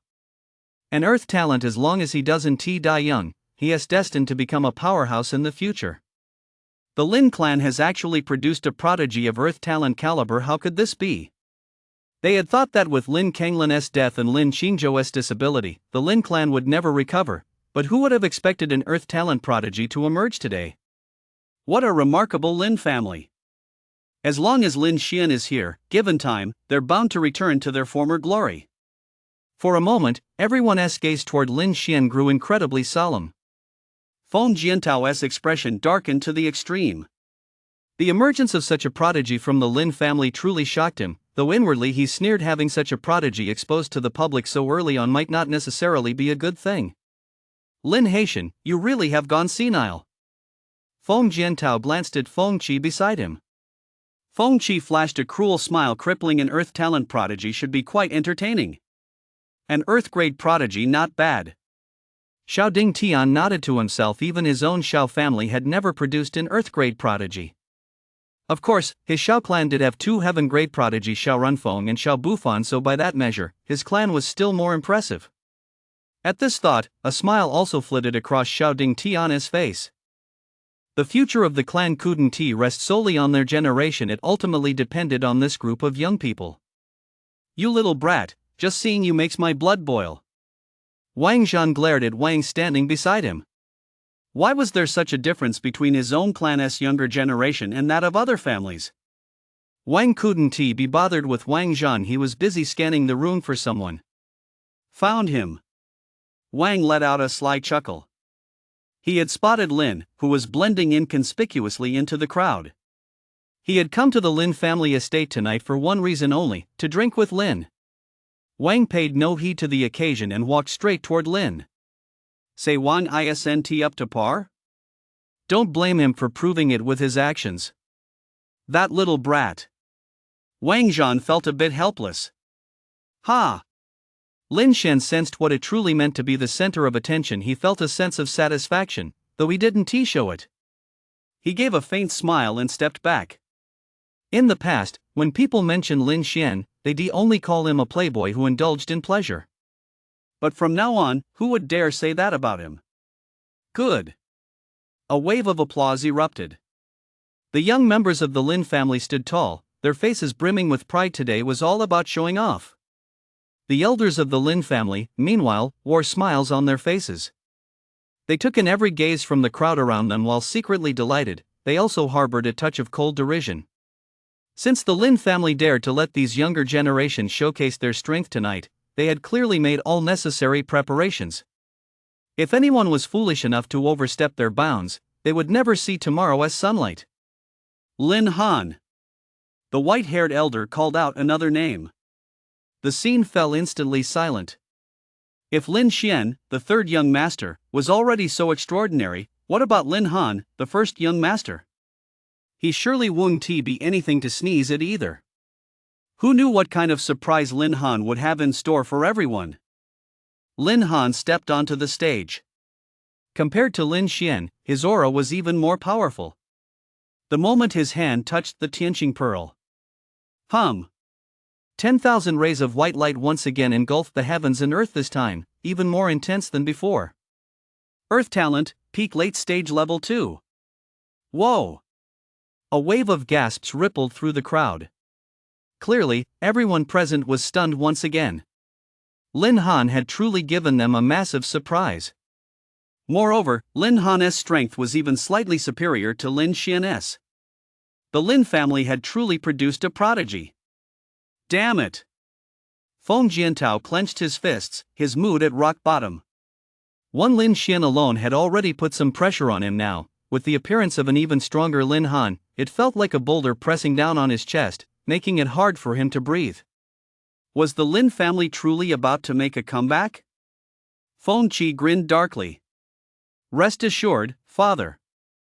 These Lin family scions can't stir up any real trouble. I can crush them with a single gesture. Feng Jiantao said nothing, but the chill on his face grew even more intense. With two Earth talent prodigies, the Lin family is bound to return to its former glory. A gleam of determination flashed in Yu Ziming's eyes, solidifying his resolve to form an alliance through marriage with the Lin family. The union of the two families would undoubtedly strengthen both clans in a short time. In fact, in the future, his Yu family might even join the ranks of the top-tier clans. Don't be fooled by the outside world's perception that the Yu family relied on the Hunter Guild and had a powerful background. In reality, Yu Ziming knew that the Hunter Guild was a neutral faction. It wouldn't truly provide the Yu family with resources for development. Otherwise, the Yu family wouldn't still be stuck among the third-rate families all these years. It's best to see things clearly. If they wanted to grow, they'd have to figure it out on their own. Jinghong, who do you think suits you better, Lin Xian or Lin Han? Yu Ziming looked at Yu Jinghong. Yu Jinghong replied softly, let us wait and see. Perhaps it was a case of first impressions, but although both Lin Han and Lin Xian possessed excellent talent and strength, they hadn't yet reached the point of capturing her heart. After all, she hadn't spent enough time with them. Yu Ziming nodded and didn't press the matter further. Yu Linger, however, furrowed her delicate brows slightly. "Father, are you really going to arrange a marriage alliance between my sister and the Lin family?" In her view, a marriage alliance was nothing more than a last resort, and besides, hadn't the Yu family reached the point where such an alliance was absolutely necessary yet? Yu Ziming let out a bitter laugh. This girl still hadn't realized the crisis facing the Yu family. If there were other options, he certainly wouldn't have arranged this marriage for Yu Jinghong, but now, the Yu family had no choice. The patriarch was on his deathbed. The patriarch was the pillar of the family. Once he was gone, countless predators would surely descend upon the Yu family. Lin Han withdrew with a blank expression. He paid no heed to the astonishment of the crowd. Next, Lin Qingyu. The white-haired elder's voice carried a hint of emotion as he raised his head and gazed toward the distance. For he knew that, compared to Lin Han and Lin Xian, Lin Qingyu was the Lin family's true prodigy. Countless eyes turned to Lin Qingyu as well. Lin Qingyu had gained some fame in the outside world, and many were already familiar with this prodigy of the Lin family. Chapter 52, Heaven Talent, Celestial Phenomena. Lin Qingyu entered the early stage of the second tier half a year ago. Now that half a year has passed, she must have reached the mid-stage of the second tier. It's also possible she is in the late stage of the second tier. 1ve heard this young lady's talent is nothing to sneeze at. In the past, I might have considered her the top talent in the Lin family, but now that I've witnessed Lin Han and Lin Xian's talent and strength, I actually find her a bit ordinary. It can't be helped. Lin Han and Lin Xian have kept their abilities so well hidden. I imagine this prodigy of the Lin family must be under a lot of pressure right now. The crowd buzzed with discussion. Upon hearing this, Tang Hao and Xiaoding Tian couldn't help but chuckle to themselves. Lin Han and Lin Xian might be quite impressive, but in front of Lin Qingyu, they were bound to pale in comparison. Back at the Tang family estate, they had witnessed Lin Qingyu's strength firsthand. It was truly terrifying. At full power, she could hold her own against a level 3 awakened, and that was before she'd even broken through. The only question was just how talented she really was. Ignoring the crowd's chatter, Lin Qingyu, holding the Qinglin sword and clad in a green robe, walked toward the center of the square. Is that the Qinglin sword? Claire thought to herself. A major reason for coming to the Lin family tonight was to catch a glimpse of this spirit artifact. Though the sword remained sheathed, Claire could already sense that it was no ordinary weapon. It seems the Lin family's legacy is quite mysterious. A spirit artifact. A glimmer of light finally flickered in the plain-clothed man's previously calm eyes. He hadn't expected that a spirit artifact would appear in a small place like Lingyun City. After all, in ordinary times, the emergence of any spirit artifact would spark a fierce struggle from all sides, and bloodshed was a common occurrence. Just as Lin Qingyu reached out her slender hand, the white jade pillar suddenly trembled. A mysterious force radiated outward from Lin Qingyu in all directions, and countless people felt an immense pressure. Then, the entire square began to shake violently. Tiny pebbles, swept up by the powerful force, defied gravity and began to float into the air, as if an earthquake were occurring. In the sky, the clouds dispersed, and the crescent moon gradually transformed into a full moon. The night sky seemed as though it had been washed clean. Stars twinkled, their light streaming for miles, cascading down to envelop Lin Qingyu. Boom! A burst of multicolored light suddenly shot out, radiating in all directions, lingering endlessly. Lin Qingyu was enveloped by a multitude of lights, resembling a fairy bathed in starlight, unblemished by the slightest speck of dust, utterly pure and sacred. As the crowd gazed at her, they were overcome by a sense of inferiority, even feeling the urge to worship her. Lin Qingyu, Heaven Talent, Early Third Level Realm. The white-haired elder announced Lin Qingyu's talent and strength in a loud voice. One could hear a slight tremor in his tone. Although he had long been aware of Lin Qingyu's talent, he was still stunned by the results of this retest. Moreover, this test was even more extraordinary. It had actually triggered a celestial phenomenon. The majesty of the display was awe-inspiring and a rarity throughout the ages. It must be understood that only peerless prodigies can stir such celestial phenomena. Back when Xiao Runfeng underwent his test, celestial phenomena had also appeared. On that day, purple chi swept across 30,000 li above the Xiao family's estate, its grandeur shocking all who witnessed it. Whoa! Heaven talent! The Lin family has produced a prodigy. Countless people gasped in awe, once again awestruck by the scene before them. While the earth talents of Lin Han and Lin Xian were still within the realm of public acceptance after all, there were quite a few individuals with such talent in Lingyun City. A heaven talent was a different matter entirely. Across the entire city, how many people possessed such extraordinary talent? The most famous example was Xiao Runfeng of the Xiao family, but she had already become an unparalleled prodigy at Astral Academy. Countless people could not even catch a glimpse of her. And today, Lin Qingyu had also been identified as possessing heaven talent and, just like Xiao Runfeng, had even triggered celestial phenomena. Did this not suggest that her future achievements might one day rival those of Xiao Runfeng? The very thought sent shivers down their spines. The rise of the Lin family was merely a matter of time. Heaven talent, celestial phenomena. Snow stared at Lin Qingyu, who stood in the square like an unparalleled celestial maiden, her heart trembling with awe. After all, when she herself had tested for heaven talent back then, no such celestial phenomenon had appeared. From this alone, it was clear that Lin Qingyu's talent was absolutely far more formidable than her own. Although people classified talent into 4 ranks: heaven, earth, mystic, and yellow, there were still distinctions of strength even among talents of the same rank. What a remarkable Lin family, and what a remarkable Lin Qingyu! Xiaoding Tian's tone was incredibly solemn. It seemed his decision to visit the Lin family today had been absolutely the right one. Tang Hao's heart was equally unsettled, though at that moment, his thoughts turned more to Tang Muqian. After all, back then, Tang Muqian had been just like Lin Qingyu was now the center of everyone's attention. With such a prodigy, my hunter guild certainly wouldn't let her slip away. Claire smiled faintly, yet a sense of regret welled up within her. She had seen many heaven talents, but few if any had ever triggered such celestial phenomena. Barring any unforeseen circumstances, this young woman was bound to reach the innate stage. Senior Zhou stroked his beard and nodded slightly. It seemed he would need to have a longer chat with Lin Haitian later. A strange gleam flashed in the man in plainclothes' eyes. If his memory served him correctly, that crazy woman from Astral Academy was also from Lingyun City, wasn't she? Who would have thought that such a small place could produce 2 prodigies? However, compared to Lin Qingyu's heaven talent, the man in plain clothes was more interested in the Qinglin sword in her hand.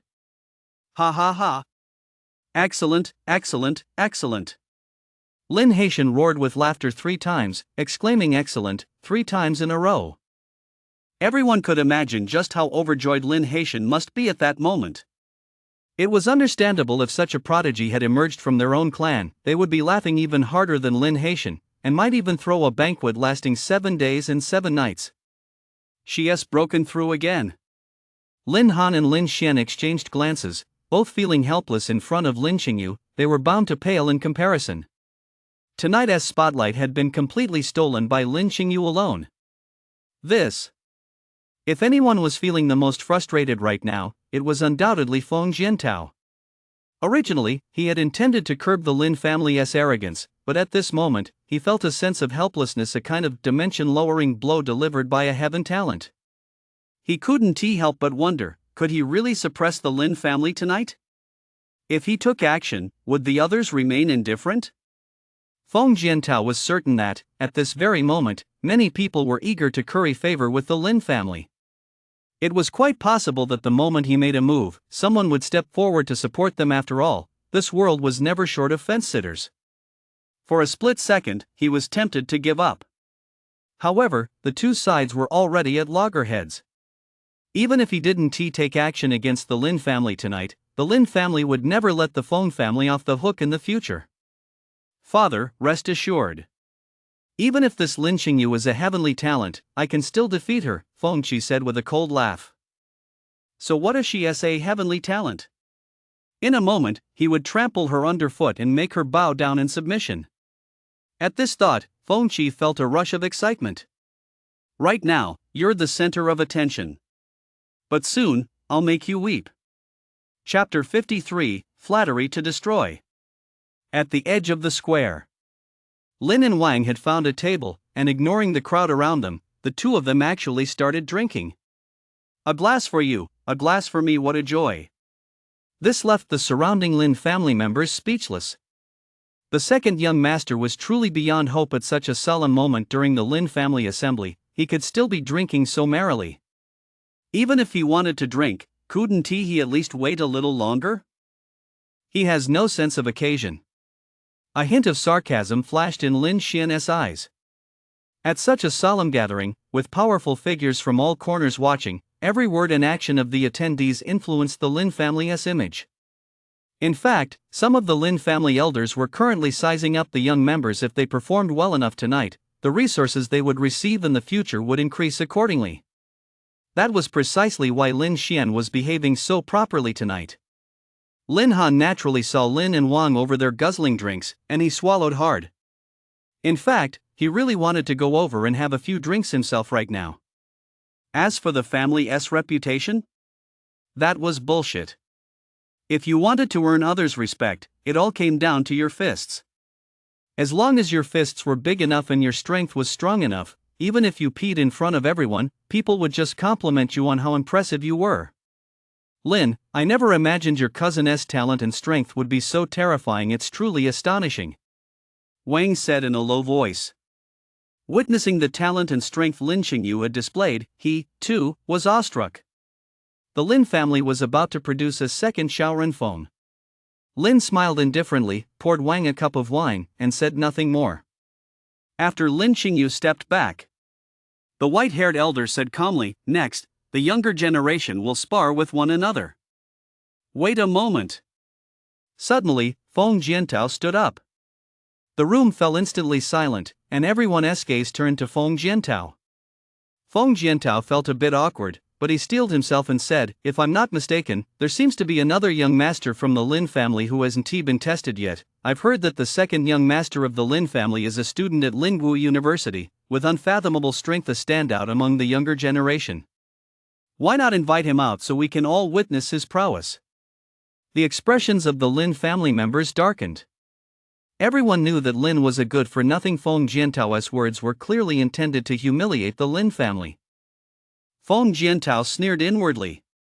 The Lin family had truly stolen the show tonight. Bringing up that good-for-nothing Lin would serve to deflate their arrogance a bit and make everyone realize that the Lin family wasn't quite as invincible as people imagined.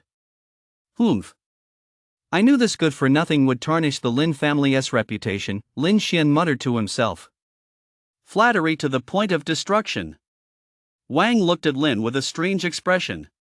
Lin was at a loss for words. He'd been caught in the crossfire out of nowhere. He'd been keeping a low profile, yet someone had actually gone out of their way to provoke him. At that moment, several pairs of eyes turned to Lin. Lin, however, paid them no mind and continued drinking on his own. My young nephew Lin is just an ordinary person. I suppose family head Feng has mistaken him for someone else, Lin Sangxiong said calmly. Feng Jiantao, however, shook his head.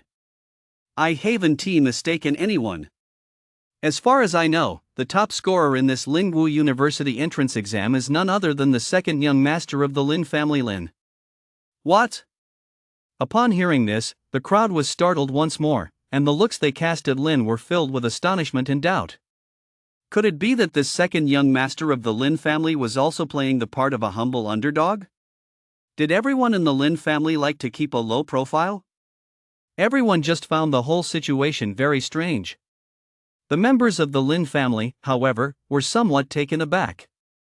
Since they had been busy preparing for old Master Lin's birthday celebration, they hadn't paid much attention to the events at Lingwu University.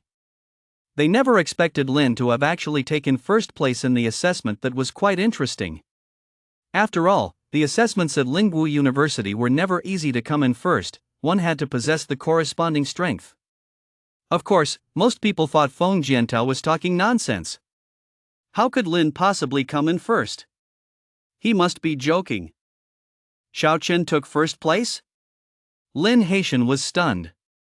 He briefly touched on the subject when chatting with Lin earlier, but Lin had simply said he passed the assessment without revealing any details. Feng Jiantao looked at the Lin family members strangely and said, "The final assessment at Lingwu University is no easy feat. It's overseen by the elite of Astral Academy. The test involves hunting mutated beasts and zombies in the No Man's Land to retrieve spirit crystals." Second young Master Lin brought back a total of 27 spirit crystals from the No Man's Land, clinching first place and ultimately securing a spot at Astral Academy. Quite a few people know about this. If you don't believe me, just ask the head of the Xiao family. What? Hunting mutated beasts and zombies in the No Man's Land? Lin actually brought back 27 spirit crystals?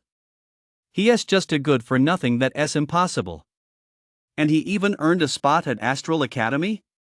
Is that Feng Jiantao just bragging? This has to be a lie. I don't believe it. Many people expressed disbelief. Of course, there were also some who seemed to have known about this all along, so they remained calm. The members of the Lin family, however, were left speechless. Feng Jiantao's words had come as a massive shock to them. Hunting mutated beasts and zombies in the No Man's Land? Even powerful awakened must tread with extreme caution there, and yet Lin actually brought back 27 spirit crystals from the No Man's Land?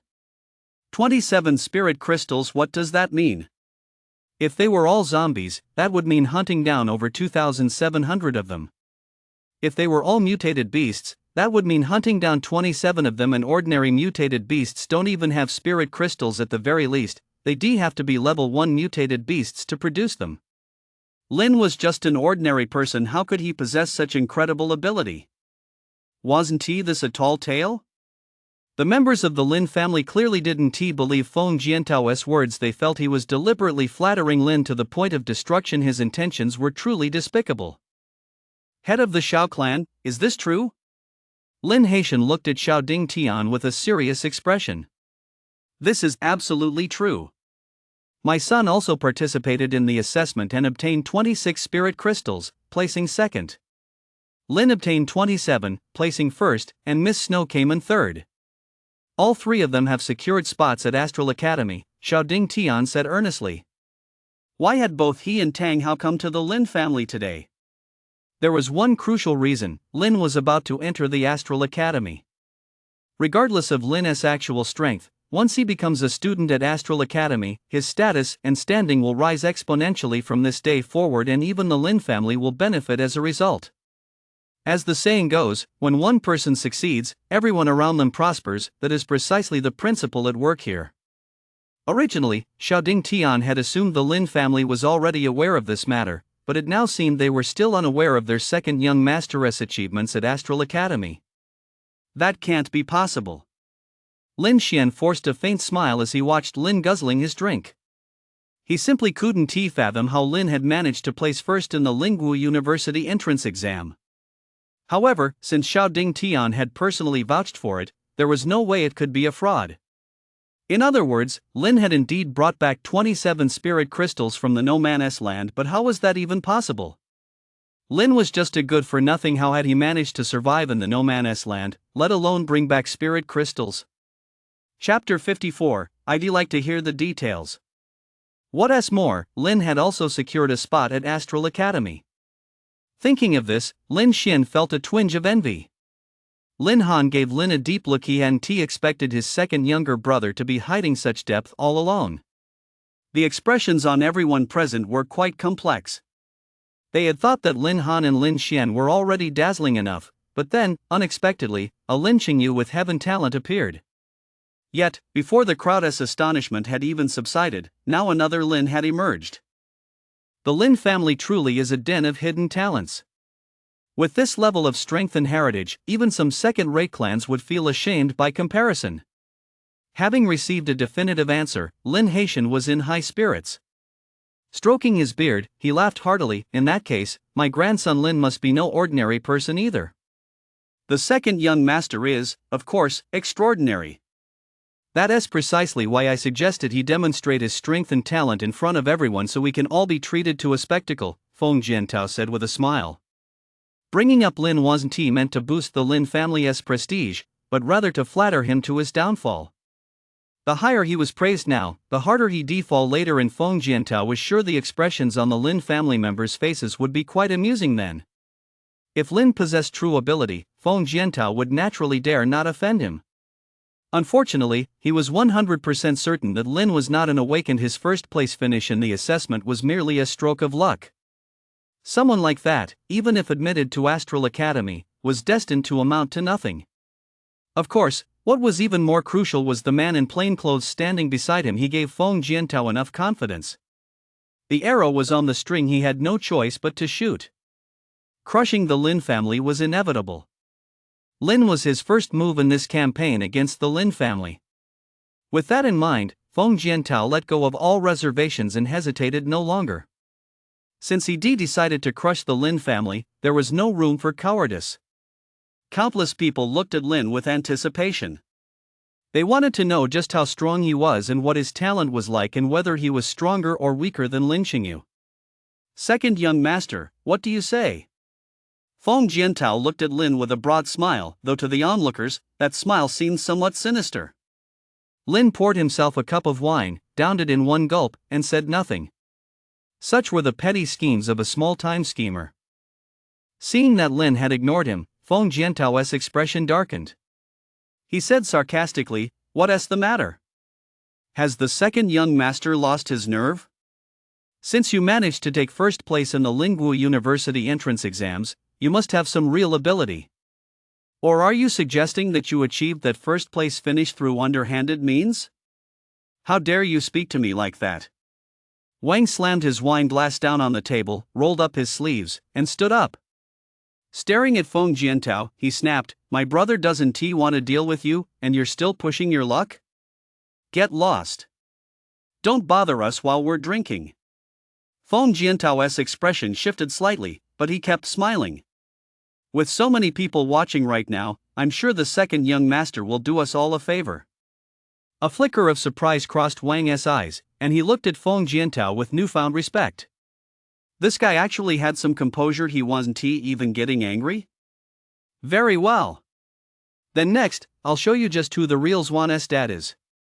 Just as Wang was about to explode, Lin pulled him back. Lin stood up and said to Feng Jiantao, "I know what you're up to. How about this? Let us make a bet." Feng Jiantao's interest was immediately piqued, and he smiled. "I'd love to hear the details." Lin propped his chin in his hand and said softly, "Let us bet on whether I can make the Tianqing Pearl react."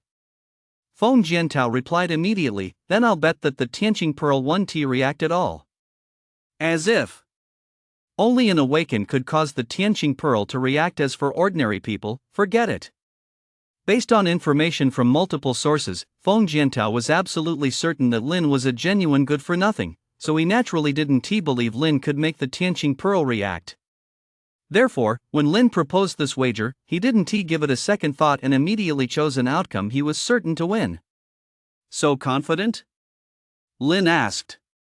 Feng Jiantao replied with a smile, "I'm not naturally inclined to gamble, but since the second young master is in such a playful mood, I certainly won't dare to refuse. As for winning or losing, I don't think it matters." Lin said, "Then let us up the stakes a bit, otherwise, it's too boring." "Whatever the second young master commands." Feng Jiantao wore a smile on his face, but inside he was snickering to himself. No matter what the stakes were in this gamble, he was bound to win in the end. "I recall the Feng family owns a large restaurant in Lingyun City. I believe it's called Hongyan Lu," Lin said. Feng Jiantao raised an eyebrow. "You have quite the appetite, second young master. I wonder what kind of steak you can offer." Hongyan Lu was a large restaurant owned by the Feng family. A significant portion of the family's income came from it, and it held a pivotal position within the family. He never expected this good-for-nothing Lin to have such a huge appetite. Lin said casually, 27 spirit crystals. 27 spirit crystals, enough to buy the entire Hongyan Lu. Feng Jiantao's eyes lit up, and without a moment's hesitation, he said, "All right, it's settled." In his view, Lin was essentially giving him spirit crystals. Why on earth would he refuse? He never expected that second young master Lin wasn't just a good-for-nothing when it came to cultivation, but also a complete idiot. The thought that someone like this had secured a spot at Astral Academy purely by luck filled him with resentment. A spot like that should have gone to Feng Qi. Of course, if he hadn't been 100% certain that Lin wasn't an awakened, Feng Jiantao wouldn't have dared to take part in this wager. In fact, there was nothing wrong with Feng Jiantao's move, because Lin truly wasn't an awakened. If the bet had been solely on that point, he'd already have won. Unfortunately, the two were betting on whether the heavenly awakening pearl would react, and for Lin, a cultivator, wasn't he winning a piece of cake? Xiao Chen, don't be reckless, Lin Haitian said in a stern voice. Although he didn't know why Lin had taken first place in the Spirit Martial University exam, he was still somewhat familiar with Lin's background. Lin was definitely not an awakened. With a wager like this, wasn't he defeat inevitable? 27 spirit crystals was, after all, a massive sum. Let him give it a try. Who knows, he might just surprise us. Lin Xingzhou, who had remained silent the whole time, suddenly spoke up. Lin Xingzhou's sudden outburst took everyone by surprise. Had he not spoken up, they would have almost forgotten about this former prodigy of the Lin family. Alas, talent is often cut short by fate. The once glorious third young master of the Lin family was now a disabled man. Lin Haitian paused for a second, then sighed softly. Very well. Second young master, let us begin. Seeing that Lin Haitian wasn't going to stop him, Feng Jiantao breathed a slight sigh of relief. He'd come so close to losing those spirit crystals. Thankfully, Lin Xingzhou had stepped in at the critical moment to save the day. Shouldn't he thank him for that? Chapter 55, what is going on? Is Feng Jiantao an idiot? Since second young master Lin was able to rank first in the Lingwu University assessment, he must be an awakened. Why is he so eager to give away the restaurant? Is he trying to curry favor with the Lin family? Feng Jiantao isn't stupid. If you knew how second young master Lin managed to rank first in the Lingwu University assessment, you wouldn't be saying things like that. According to students at Lingwu University, second young master Lin only came in first because he got lucky. He stumbled upon some spirit crystals left behind by a powerful cultivator. But he himself is a complete and utter waste of space. He is definitely not an awakened. No way. Is that true? If so, that is pretty wild. I'm speechless. And to think I was just planning to go make friends with second young master Lin. Now it seems there is absolutely no point. You're thinking too small. No matter what, second young master Lin will be admitted to Astral Academy. By then, with his status and standing, he'll be way out of your league. The crowd murmured among themselves. Lin walked toward the center of the square, a hint of sarcasm flashing in his eyes. Beside the white jade pillar, Lin placed his palm on the Tianqing pearl. 1 second. 2 seconds. 3 seconds. Still, there was no reaction whatsoever. The crowd frowned. Could second young master Lin really be a good for nothing? Ha ha ha. Second young master, it seems I, Feng, have won this wager, Feng Jiantao roared with laughter. Not only would he be able to humiliate the Lin family today, but he'd also walk away with a massive fortune. It had certainly been worth the trip.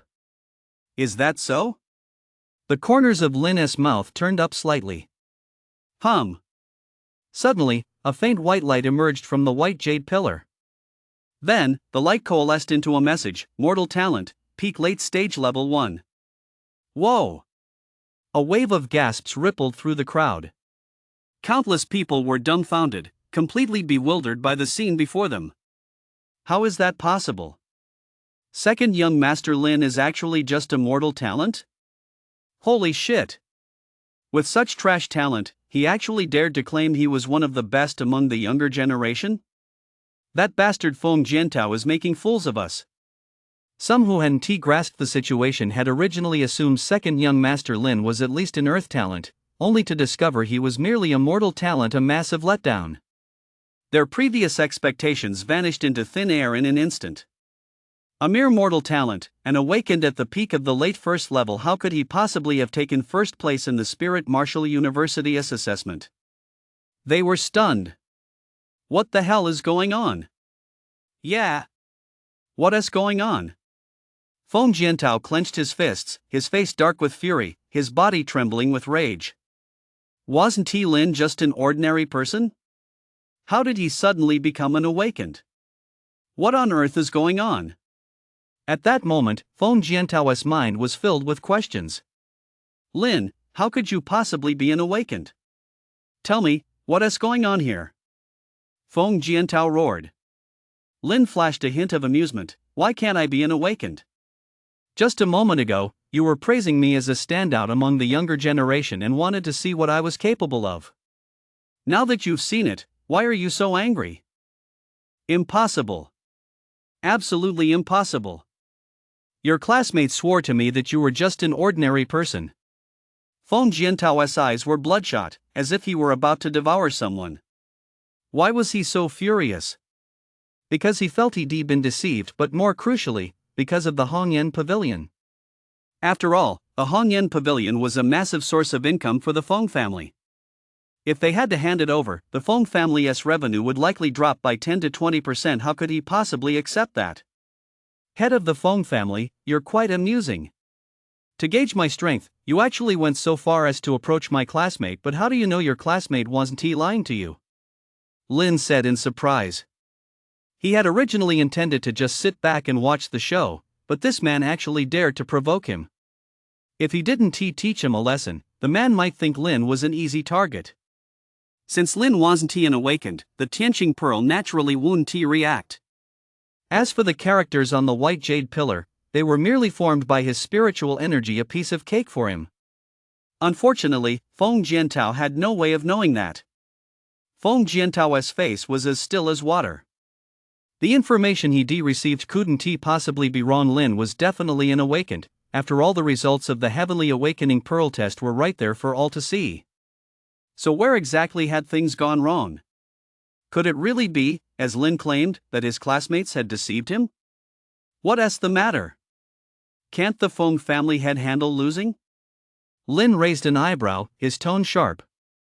Feng Jiantao glared coldly at Lin. If looks could kill, Lin would have died countless times over. Rest assured, head of the Feng family, a mere restaurant is hardly something I can't afford to lose. Lin Sangqiang said in a somber tone. If he could afford to lose, that was one thing, but if he couldn't, then the Feng family father and son wouldn't be leaving the Lin family tonight. Feng Jiantao took a deep breath, then said coldly, "Of course I can afford to lose. From this moment on, the Hongyan restaurant is yours, Lin." If it were possible, he would have loved to renege on the debt, but unfortunately, with so many people watching, he couldn't bring himself to lose face by backing out. Head of the Feng family, you're truly magnanimous, Lin praised. But to Feng Jiantao, that praise sounded exceptionally jarring. Who could know that, at that very moment, his heart was bleeding? Xiao Chen is actually an awakened. Excellent. Ha ha ha. Lin Haitian laughed heartily. Although Lin had only awakened a mortal talent, in Lin Haitian's eyes, this was already quite impressive. Even the lowest tier awakened was several times stronger than an ordinary person. The Lin family was destined to have no mediocre members. Rumors are hard to verify. You can't believe everything you hear. Some people thought to themselves. Perhaps mortal talent wasn't all that strong, but it certainly wasn't as useless as the rumors claimed. From now on, if anyone dares call the second young master Lin a good for nothing, I'll smash them in the face with my fist and show them who the real good for nothing is. When did Lin become an awakened? Wang looked puzzled. After all, during his 3 years at Lingui University, similar tests had been conducted several times, but every single time, Lin's results had shown him to be an ordinary person. This time, however, the test yielded a different result, and that was precisely what baffled Wang. Regardless, Wang was happy for Lin that he had become an awakened. The second item on the agenda for the Lin family assembly: sparring matches among the younger generation.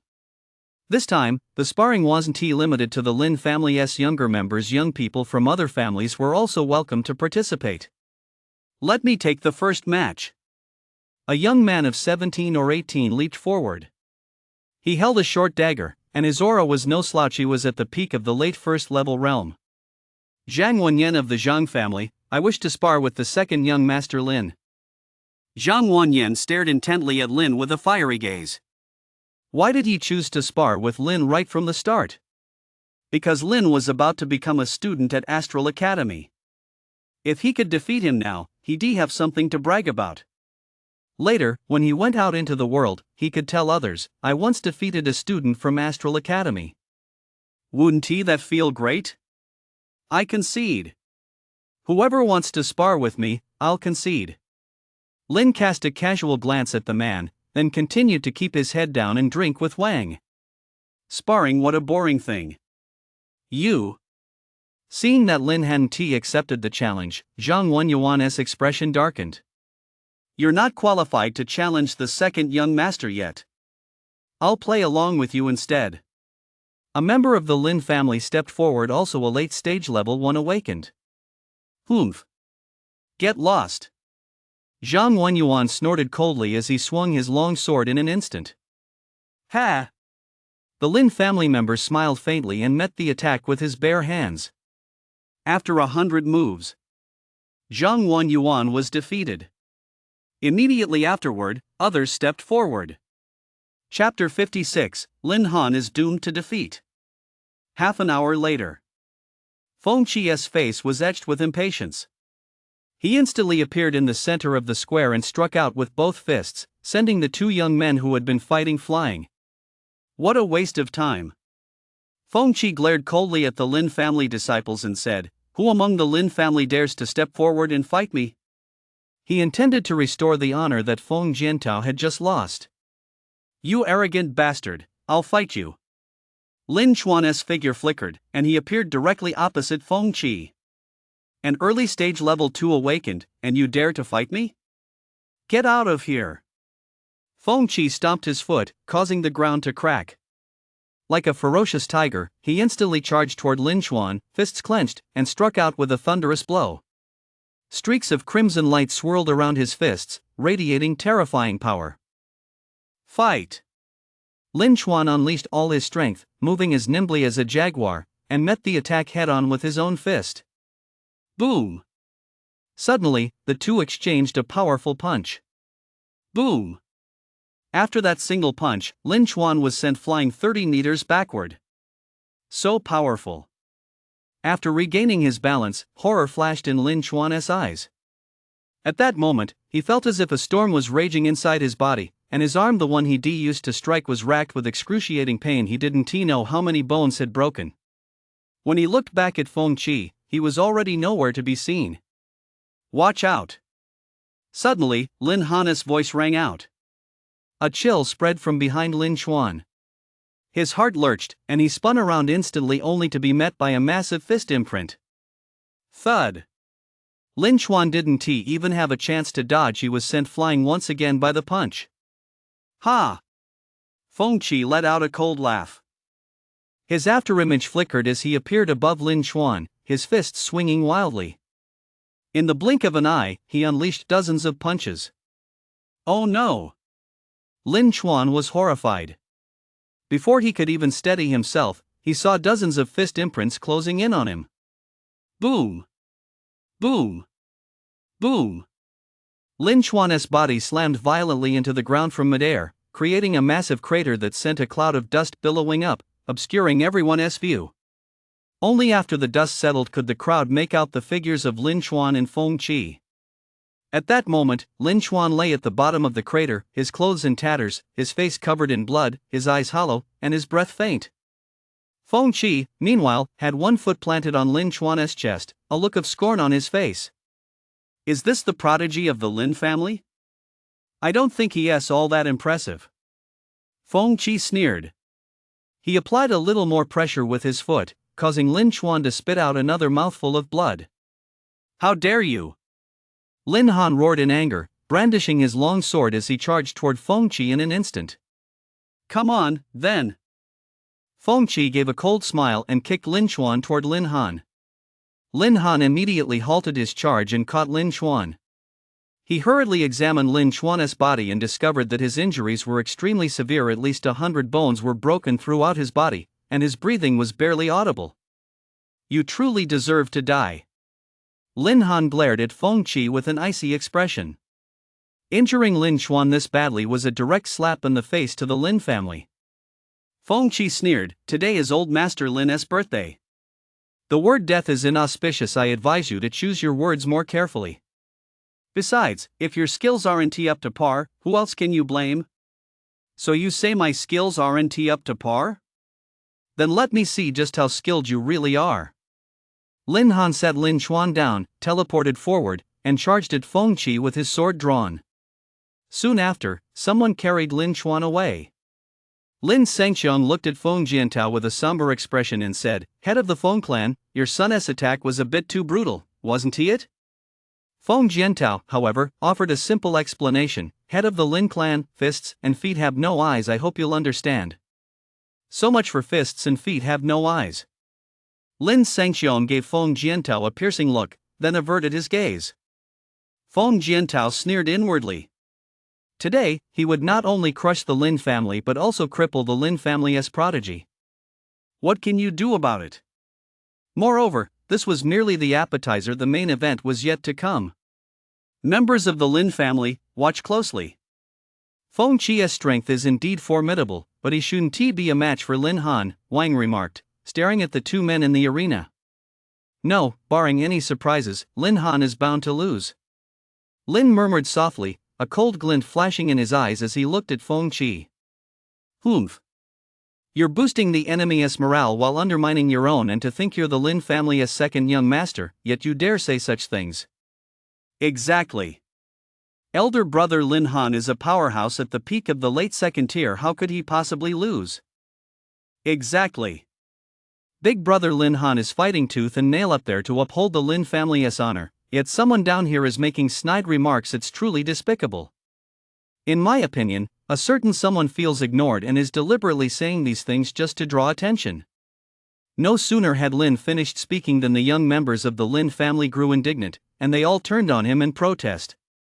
In the eyes of these young people, Lin Han was not only their elder brother but also their martial arts mentor and the idol in their hearts. Lin's remarks had left them deeply displeased. Even though Lin was the second young master of the Lin family, in everyone's eyes, he wasn't even a match for one of Lin Han's toes. In a world where strength reigns supreme, if you lack power, don't expect others to respect you. You're merely at the peak of the late first level realm, yet you dare to pass judgment on a powerhouse at the peak of the late second level realm? It's utterly ridiculous. A young girl stared at Lin with disdain. Her name was Linyi. A mystic talent at the early level 2 realm, she was the granddaughter of the white-haired elder standing on the stage and was considered one of the top talents among the younger generation of the Lin family. Lin paid no heed to the crowd's criticism. Clang! Suddenly, a long sword flew in from a distance and slammed down in front of the crowd, emitting a piercing sound. That's senior brother Lin Han's sword. Everyone's eyes widened as they immediately looked toward the center of the square. The sight that met their eyes caused their expressions to change drastically. For at that very moment, Lin Han was being overwhelmed by Feng Qi, unable to put up any resistance, and had even sustained some injuries. It all happened in the blink of an eye. This can't be possible. The crowd turned pale, struggling to believe what they were seeing. Brother Lin Han, whom they had always regarded as incredibly powerful, was actually being overwhelmed by someone else. What on earth was going on? For a moment, they found it hard to accept the scene before them. They looked at Lin, whose face remained expressionless, filled with astonishment and doubt. For some reason, they suddenly found themselves unable to read him. Impossible. Brother Lin Han won to lose. Linyi clenched her delicate fists, her eyes filled with determination. As far as she was concerned, the fight had only just begun.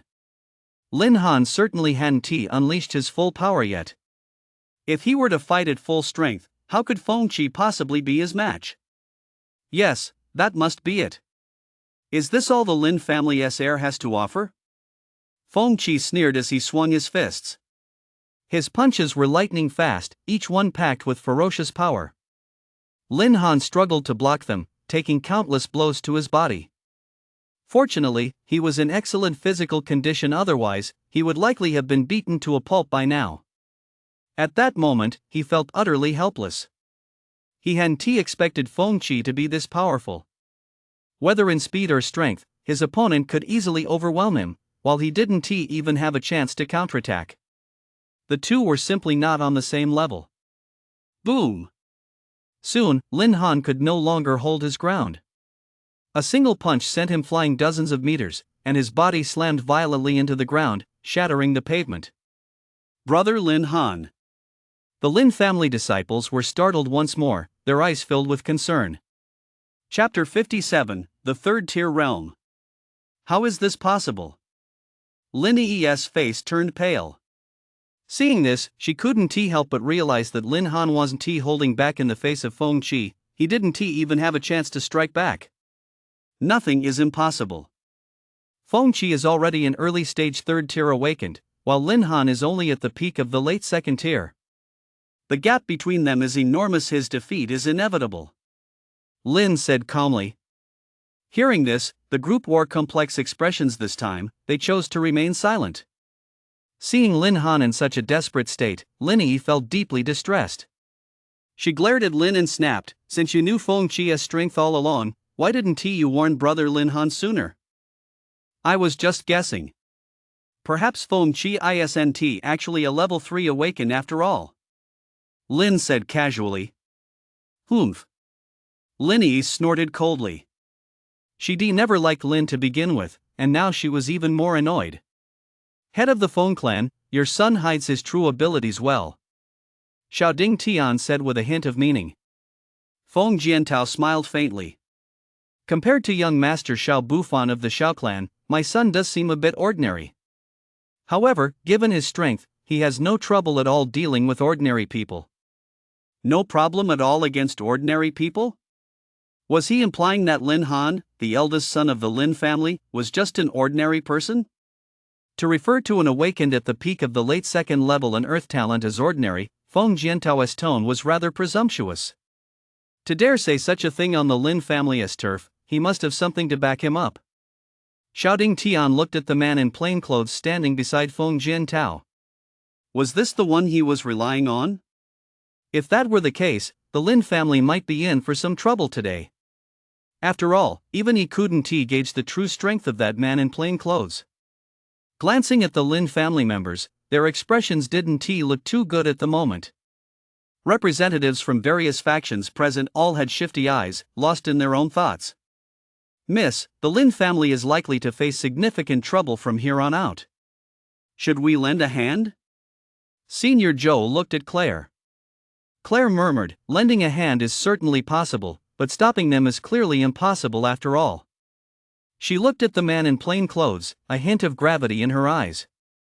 If he were to intervene, even she wouldn't be able to stop him.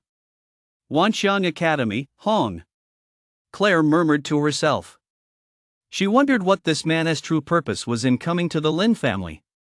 Could it be that, like her, he was after that spirit artifact? "Young Master Lin, you really are a waste of space." Feng Qi strode toward Lin Han, his eyes brimming with scorn. The cream of the crop among the Lin family's younger generation? He could crush him with a single gesture. Level 3. Lin Han struggled to his feet, his face deathly pale. Even though he was an awakened at the peak of the second tier, he stood no chance against a third-tier powerhouse. After all, there was an entire major realm separating them. Of course, there were a few prodigies capable of fighting opponents several tiers above them, but clearly, Lin Han was not one of them. Tisk, TSK. Finally figured it out, too bad it's already too late.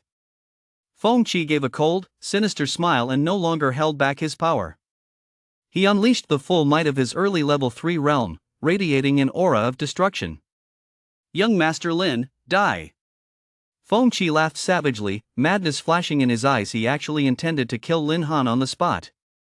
"How dare you!" Lin Shen, spear in hand, instantly stepped in front of Feng Qi. "Get out of the way." Without even glancing at him, Feng Qi casually threw a punch. Boom! Lin Shen didn't even have time to dodge. He was sent flying, spear and all. Cough, cough.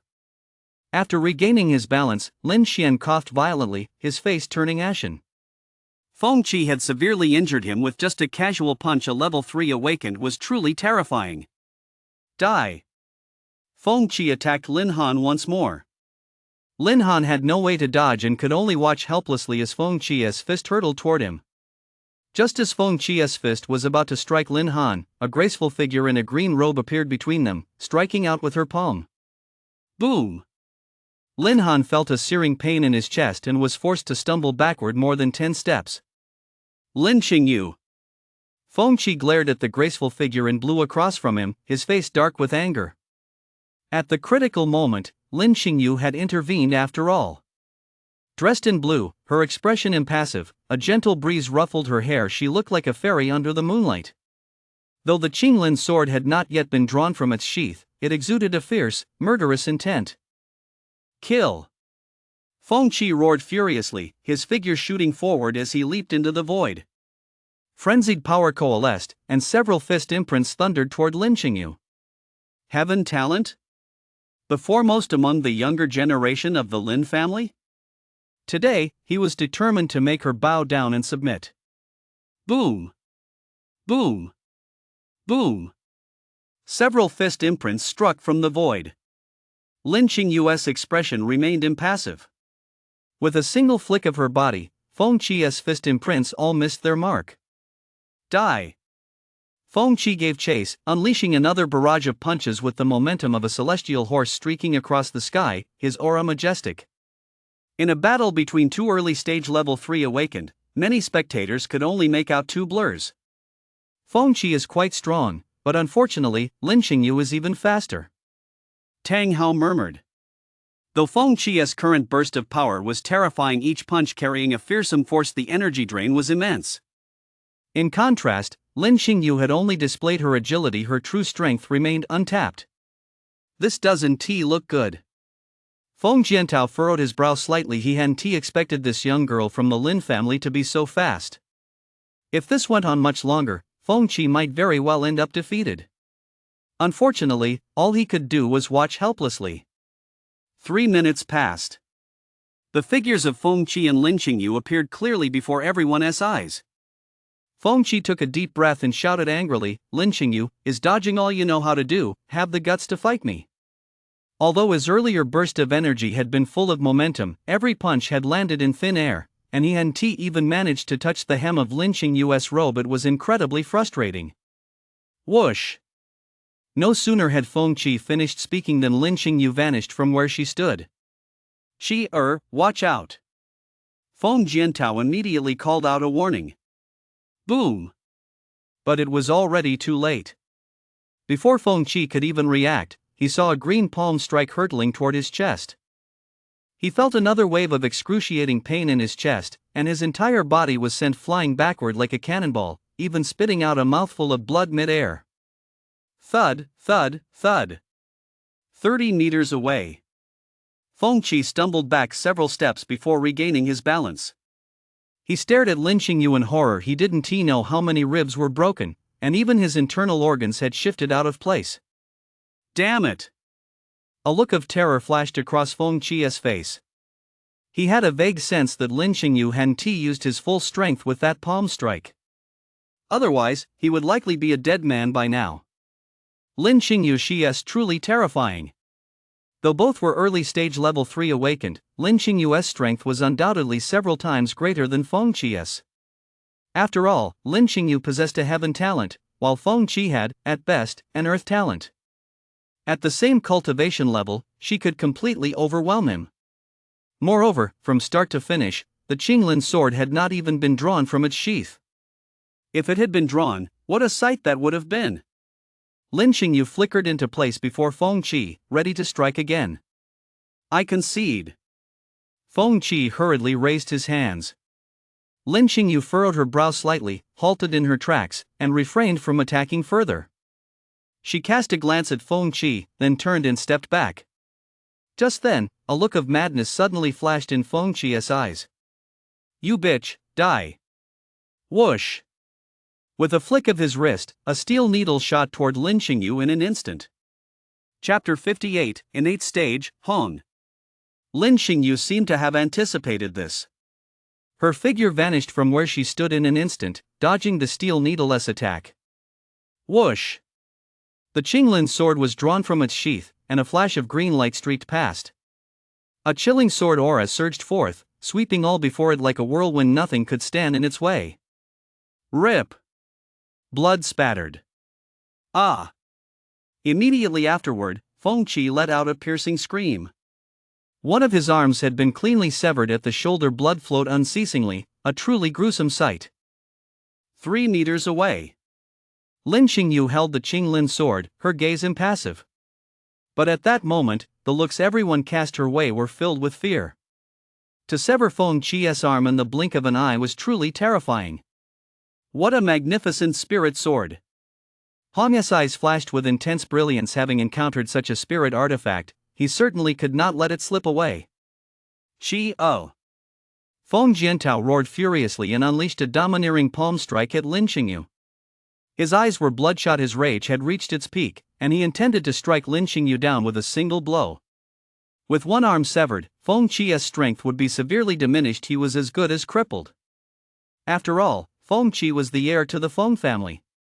Now that he was crippled, how could Feng Jiantao not be furious? At that moment, he wanted nothing more than to cut Lin Xingyu into 1,000 pieces. Lin Sangxiong reacted swiftly, immediately stepping in front of Feng Jiantao. Get out of the way! Feng Jiantao struck out with a palm strike at Lin Sangxiong. Humph! The two clashed palms in an instant. Lin Sangxiong and Feng Jiantao each took 3 steps back. Both were peak late stage level 3 awakened, with their strength being fairly evenly matched. Feng Jiantao didn't linger in a standoff with Lin Sangxiong. Gritting his teeth, he charged furiously toward Lin Xingyu once more. At that moment, rage had completely clouded his judgment. All he wanted was to kill Lin Xingyu right then and there. Lin Xingyu's eyes were icy cold as she gripped the Qinglin sword tightly in her hand, showing not the slightest fear of Feng Jiantao's onslaught. What was there to fear in a fair fight? Die! Feng Jiantao roared, his killing intent already condensed into a tangible force. Dare to lay a hand on my daughter, and I'll make the entire Feng clan pay with their lives. Suddenly, a chilling voice rang out. Lin Xingzhou, who had been sitting in a wheelchair, suddenly turned into a blur. When he reappeared, he was already standing in front of Lin Xingyu. He unleashed a punch directly at Feng Jiantao, who was charging toward him. Boom! Feng Jiantao was instantly blasted 100 meters away, his body crashing into several pillars on the square. What is going on? Wasn't Third Master Lin crippled? How is he able to stand up? Whoa! Take a close look at Third Master Lin's aura. Can't you tell it's completely impenetrable? The crowd was utterly stunned, terrified by the scene before them. After all, back when Lin Xingzhou wasn't crippled, he was a nightmare for many. Countless awakened of his own generation had been so thoroughly crushed by him that they couldn't even lift a finger. Now that he was back on his feet, how could anyone not be awestruck? Countless people stared wide-eyed. The third master of the Lin family had risen again, and the power dynamics of the entire Lingyun city were likely to be reshuffled. Never mind the younger generation. Lin Xingzhou alone was enough to bring about the Lin family's full resurgence. No one doubted this. After all, the Lin Xingzhou of the past had been so terrifying. Even today, some of those present felt a pang of dread just thinking about his former self. A late-stage level 5 awakened. Xiaoding Tian's expression grew slightly stern, and he was equally shocked. After all, before he became disabled, Lin Xingzhou had been a level 4 awakened. After his disability, he had spent years confined to a wheelchair, drowning his sorrows in alcohol day after day. Not only had his cultivation not improved, but it had actually regressed significantly. Yet now, he had reached the late-stage level 5 realm. What on earth was going on? Xingzhou Yu. Lin Haitian leapt to his feet instantly, his face brimming with excitement. Lin Xingzhou had actually stood up and his strength had improved as well. How could he not be overjoyed? Back when Lin Xingzhou became disabled, he had completely fallen into despair, which had once left Lin Haitian deeply disappointed. But at this moment, he realized that the once spirited and confident Lin Xingzhou had returned. Excellent! Excellent! Heaven bless the Lin family! Heaven bless the Lin family! Lin Haitian laughed heartily, tears streaming down his aged face. First, Lin had transformed from a good-for-nothing into an awakened one. Now, Lin Qingzhou had risen from his disability. What else could this be but heaven's blessing upon the Lin family? The Lin family was destined to flourish. Qingzhou. Lin Sangxiang also stood frozen for a moment, his emotions in turmoil. Father. Lin Qingyu stared blankly at Lin Qingzhou as a single tear fell from her eye. Ever since Lin Qingzhou had been confined to a wheelchair, he had been in a state of despair. As his daughter, seeing her father like this naturally caused Lin Qingyu great anguish. That was why she had always had one goal: to find a way to cure Lin Qingzhou's leg injury. Unfortunately, she had tried countless methods, all to no avail. Now, seeing Lin Qingzhou standing right in front of her, her heart was instantly filled with excitement and joy. Lin Qingzhou gave Lin Qingyu an affectionate smile, then said gently, "I'll tell you the details later, one by one." As he said this, Lin Qingzhou glanced at Lin. He owed his ability to stand to Lin. If it weren't for that mysterious pill Lin had given him, he might have been confined to a wheelchair for the rest of his life. Cough, cough. A fit of coughing interrupted everyone's train of thought. Feng Jiantao crawled to his feet, his face covered in blood, clutching his chest in agony. Then, glaring at Lin Qingzhou with venom, he said, "Lin Qingzhou, I never expected you to be able to stand up. This truly took everyone by surprise. You've been hiding your true strength so well. Have you been waiting for this moment for a long time?" Lin Qingzhou looked at Feng Jiantao impassively, saying nothing. "But do you really think you've won?" Feng Jiantao suddenly wore a sneering expression as he turned to Hong with a respectful tone. "Lord Hong, please step in and eliminate the Lin family." All eyes in the room turned to Hong. Was this man the very source of Feng Jiantao's confidence in defying the Lin family? Just how powerful was he, exactly? Lin Qingzhou's expression grew slightly stern. He realized he couldn't fathom this man's true strength, and that was not good news for the Lin family. Amid the crowd's astonished and uncertain stares, Hong stood up. He cast a casual glance at the Lin family members, then said, "I owe him a favor, so I'm afraid I can't help you." Hong's figure flickered, and he appeared right in front of Lin Qingzhou. Boom! A powerful aura erupted from Hong's body. Lin Qingzhou, at the late 5th level realm, had no power to resist whatsoever and was sent reeling back dozens of meters. Put! Lin Qingzhou spat out a mouthful of blood, his heart pounding with shock. What kind of powerhouse was this man? He had managed to severely injure him with nothing but his aura alone. How terrifying! Tang Hao and Xiaoding Tian exchanged glances, both seeing the gravity in each other's eyes. Under Hong's overwhelming presence, they, too, felt their own insignificant as ants and could muster no will to resist. Anyone below the innate stage is nothing but an ant. Claire shook her head. Even she had no confidence whatsoever when facing Hong. She was at the 5th layer of the innate stage. According to rumors, Hong had reached the 6th layer of the innate stage a year ago. Perhaps by now, he had already attained the 7th layer. Who among those present could possibly be his match? Chapter 59, Killing for Treasure. After using his aura to force Lin Qingzhou back, Hong turned his gaze toward Lin Qingyu. Whoosh! Without a moment's hesitation, Lin Qingyu thrust her sword toward Hong. Facing Hong, she naturally dared not let her guard down for a moment, so this strike channeled all her strength. The long sword was razor sharp, its azure sword energy surging as it sliced through the air at blinding speed. To onlookers, it appeared as nothing more than a chilling sword shadow. Boom! When the sword was 1 meter away from Hong, the azure sword energy intensified once more, giving off an unstoppable aura. However, Hong showed no intention of dodging this strike. He simply extended his hand and gave a light flick. In an instant, it was as if a pebble had fallen into tranquil autumn waters, sending out layer upon layer of ripples. Hum! The air trembled as a terrifying force suddenly erupted from the ripples, striking the Qinglin sword. Clink! The Qinglin sword emitted a crisp sound. Lin Qingyu felt a massive wave of force surge toward her. Her sword-holding hand shook violently, and the Qinglin sword flew out of her grasp. Her entire body was also knocked back more than 10 meters by the powerful recoil, her qi and blood churning violently inside her. It was no pleasant experience. Whoosh! The Qinglin sword fell from the air to the ground. Hong reached out, and a suction force drew the Qinglin sword instantly into his hand. What a fine sword! Hong praised it. He had seen spirit artifacts before, but this sword gave him a feeling unlike any other. Clearly, even among spirit artifacts, this sword was undoubtedly one of the very best. That a small clan from such a remote place could possess such a spirit artifact, he was truly fortunate. Suddenly, Hong raised an eyebrow and tightened his grip. Buzz, buzz, buzz. The Qinglin sword began to struggle frantically. Submitting to me is the only choice you should make, Hong said coldly, unleashing the full might of his innate stage aura in an attempt to subdue the Qinglin sword. But the harder he pressed, the more fiercely the sword resisted. Whoosh! Suddenly, the Qinglin sword erupted with a terrifying aura of slaughter, as if it were about to obliterate the heavens and the ages. Truly terrifying.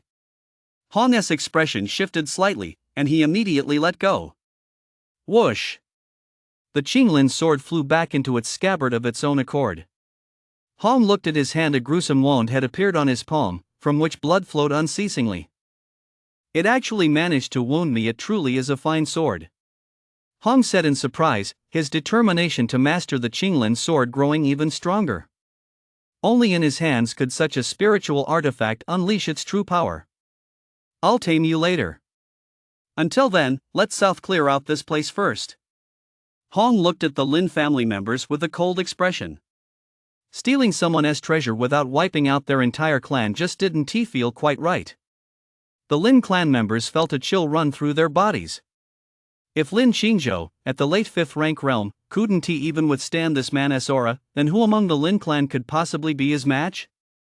At that moment, even Xiao Ding Tian and the others chose to remain silent. This man was invincible. Even if they stepped forward, it would be utterly useless and might even lead to their own deaths. My brother is a student at Astral Academy. Do you dare lay a finger on him? Wang said, his face set in a cold expression. That little bastard! Wang Zhan cursed under his breath. Lin, however, felt a warm glow in his heart. At a time like this, the only one who dared to step forward was his good brother, Wang. It seemed the Lin family's predicament had to be resolved quickly, otherwise, it would interfere with his and Wang's drinking session. Having watched the spectacle for so long, it was time to stretch his legs a bit. Hong looked at Lin and said, a mere student from Astral Academy, killing him would be no big deal. He then turned to Lin Qingyu and said, as for you, though you have exceptional talent, if you were to join Astral Academy, I really wouldn't dare lay a finger on you. What a pity. It's a shame that Astral Academy only accepts male students, otherwise, I could have brought this girl into the academy. Lin Qingzhou immediately stepped in front of Lin Qingyu, staring at Hong with a grave expression. Wang's heart sank. Did this man actually look down on even a student from Astral Academy? Enough with the nonsense. Now, I invite you all to meet your end. A terrifying aura of murderous intent radiated from Hong. Attack! Lin Qingzhou's tone grew stern, and the Lin family's powerful warriors immediately launched their assault. You're asking for death. Hong waved his hand, and a surge of power swept out from him in all directions. Boom!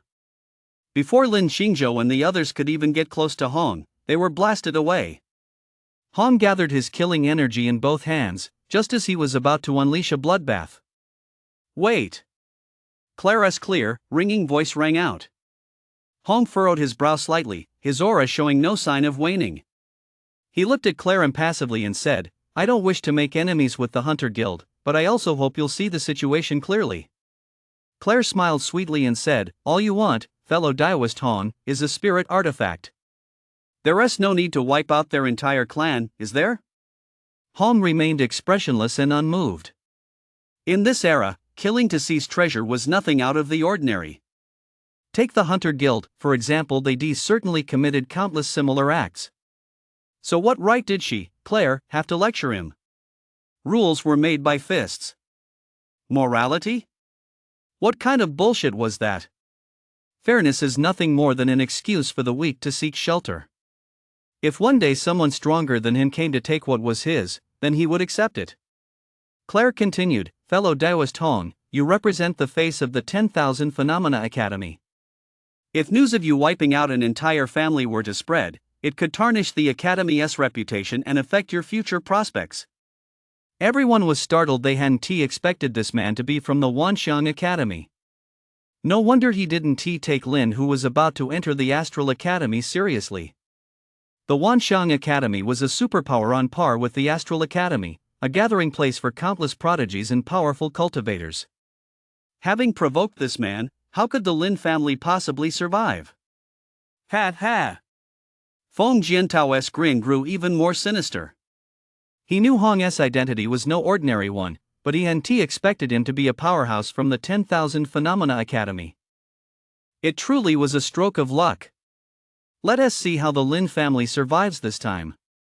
Hong said calmly, enough with the small talk. Let us get straight to the point. Claire smiled sweetly and said bluntly, you can take the spirit artifact, but you must not lay a finger on anyone from the Lin family. After this, I'll owe you a favor. How does that sound? Hong looked at Lin Xingyu and sneered, you're planning to trade a favor for a heaven talent, aren't you? But you should understand that if I agree to this, I'll be plagued by trouble from now on. A heaven talent, if they were to fully develop, they'd be quite dangerous.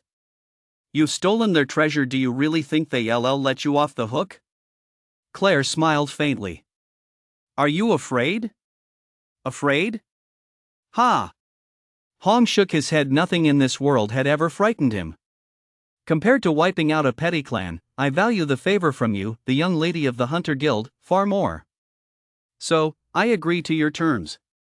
Hong was a man of decisiveness. Given Claire's status, her favor was naturally priceless. Hong could clearly distinguish between what was important and what was trivial. Chapter 60, Lin steps in. As for the Lin family, whether to wipe them out or not was merely a matter of his word. Although the Lin family had a prodigy of heaven-grade talent, so what? By the time that prodigy came of age, he himself would likely have become the mightiest being under heaven. So, what was there to fear? Besides, whether they would even be able to grow strong was another matter entirely.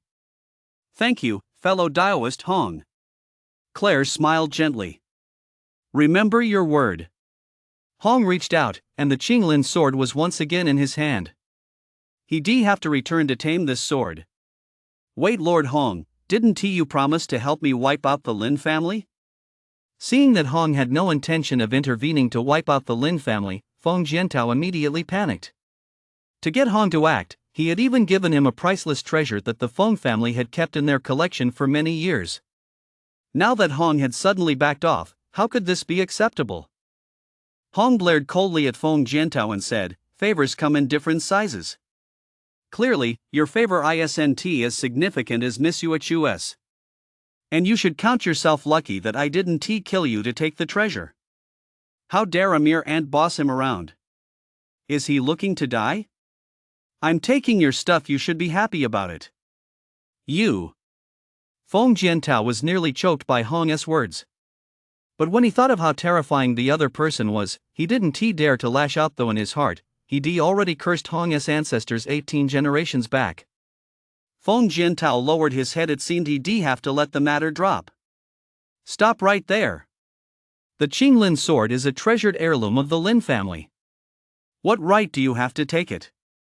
Just as Hong was about to leave, an angry voice rang out. Everyone's heart skipped a beat at a moment like this. Was someone actually asking for trouble?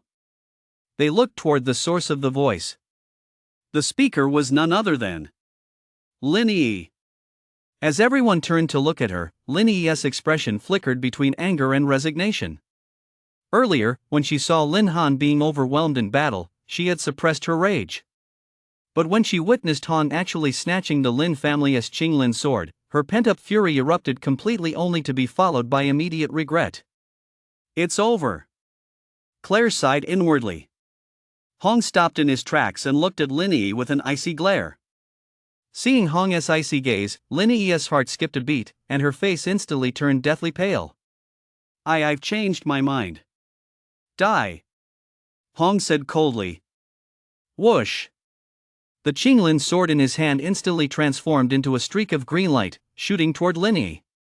The green light approached at an incredible speed. Lin Yi could only watch in terror, there was no way she could dodge it. A. The white-haired elderess expression changed drastically, and he immediately rushed toward Lin Yi, but it was already too late. Just as it seemed, Lin Yi was about to be struck down by the Qinglin sword. A hand suddenly reached out from the side and effortlessly caught the flying sword. She was right after all. The Qinglin sword is the Lin family's most treasured artifact. What right do you have to take it? Lin stood beside Lin Yi, the Qinglin sword in hand, gazing calmly at Hong. Lin. Lin Yi stared blankly at Lin. Had Lin actually saved her just now? This kid.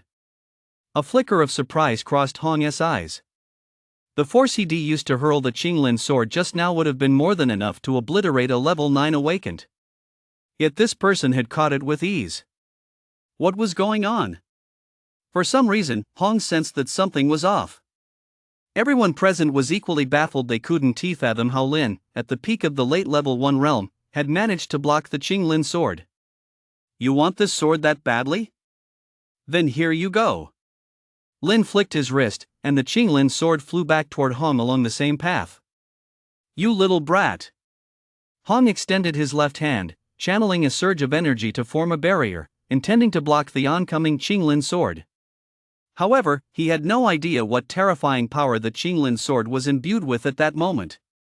Crack! The moment the Qinglin sword made contact with the energy barrier, it shattered instantly, as if made of tofu. What? Hong's heart skipped a beat, and he quickly withdrew his hand. Although his reaction was lightning fast, he was still caught in the force emanating from the Qinglin sword. Boom! Hong was sent flying all the way to the edge of the square. His face darkened as he stared at his left hand, which was now a bloody mess, with blood-stained bones exposed, a truly horrifying sight. Had he not reacted quickly enough, he might have lost his left hand. Swoosh! The Qinglin sword descended from the sky and plunged into the ground. Turning to Lin, he now stood with his hands behind his back, his feet resting on the hilt of the Qinglin sword. Under the moonlight, a gentle breeze ruffled his robes, making him look exceptionally handsome and extraordinary. Wow! So cool! Whoa! What is going on? Second young Master Lin actually managed to injure that guy. Holy crap! The situation keeps flipping back and forth tonight. I can't make heads or tails of it. Peak late stage level 1, that's terrifying. Everyone was stunned once again, their minds filled with question marks. Whether it was the Lin family members, Wang, or Snow and the others, they were all stunned into silence, unable to utter a single word. Was this still the Lin they knew? Even when Lin had transformed from an ordinary person into an awakened, they hadn't been overly shocked, but at this moment, they were completely awestruck. Lin, could he actually injure that powerhouse from Wanxiang Academy? The innate stage? No, that can't be right. Clara's eyes betrayed a mix of shock and doubt. If the power Lin had just displayed was enough to injure Hong, who was at the innate stage, didn't that mean Lin's own strength had also reached the innate stage? But the results from the Heavenly Awakening Pearl clearly showed he was only at the peak of the late first level. The Heavenly Awakening Pearl was a device jointly developed by all the major superpowers. Its test results were generally reliable. So how could she explain the scene unfolding before her? Injuring an awakened comparable to level 7 of the innate stage with the strength of the peak late stage of level 1. If word of this got out, no one would believe it. You don't even have the strength to block this sword. What right do you have to take it away? Lin said calmly. Arrogant. Hong snarled coldly. Take this, the Divine Elephant Fist. Hong unleashed a powerful martial technique. Clenching his fist, a giant golden elephant materialized behind him. The colossal beast exuded a majestic and overwhelming aura, capable of subduing the heavens and the ages, a truly terrifying sight. Roar! The golden elephant bellowed, stamping its 2 massive feet toward Lin with terrifying force. This is the Earth-rank martial art of the 10,000 Phenomena Academy, the Divine Elephant Fist. Legend has it that this fist has 9 levels. When cultivated to perfection, it can shatter the void and subdue the heavens. It is a martial art that uses brute force to overcome all laws. Judging by Hong's aura, he must have reached the 5th level, the might of the giant elephant. At this level, one can harness the might of ancient giant elephants to unleash terrifying power. Claire said in a deep voice. Not a bad martial art, but it's still not enough to impress me. As the golden giant elephant advanced, Lin casually threw a punch. Boom! A force capable of shattering the heavens and destroying the earth erupted from his fist. It swept away everything in its path like rotten wood. The golden giant elephant, which had previously exuded such majestic might, was actually shattered by a single punch and ultimately vanished with a thunderous crash into the void. Put! Hong was knocked back by the powerful recoil. After retreating more than 10 steps, he suddenly coughed up a mouthful of blood. He had suffered a massive backlash, and his face had turned somewhat pale. He hurriedly pulled out a vial of potion and downed it in one gulp. Chapter 61, The Body of 10,000 Phenomena. After swallowing the potion, Hong's chaotic aura settled slightly. The look in his eyes as he gazed at Lin was filled with apprehension. He was originally at the 7th layer of the innate stage, and with the Earth-grade martial art, Divine Elephant Palm, he would have been capable of holding his own even against an ordinary 8th layer innate stage expert. Yet he had been severely wounded by a single, casual move from this man. This man's strength was simply too terrifying. With strength like this, you still dare to think of wiping out the entire Lin clan? That's a bit far-fetched. Lin shook his head. With a casual gesture, he summoned the mana of heaven and earth to surge into his palm. In an instant, a giant palm print, 100 meters across, coalesced. Whoosh! Lin leaped into the void and struck out with his palm toward Hong below. Hum! A howling gale raged as the air trembled violently. The massive palm print, with its unparalleled dominance, enveloped the entire square before crashing down at breakneck speed. Whoosh, whoosh! Gusts of wind swept down from above, whipping Hong's hair and clothes and creating a series of rustling sounds.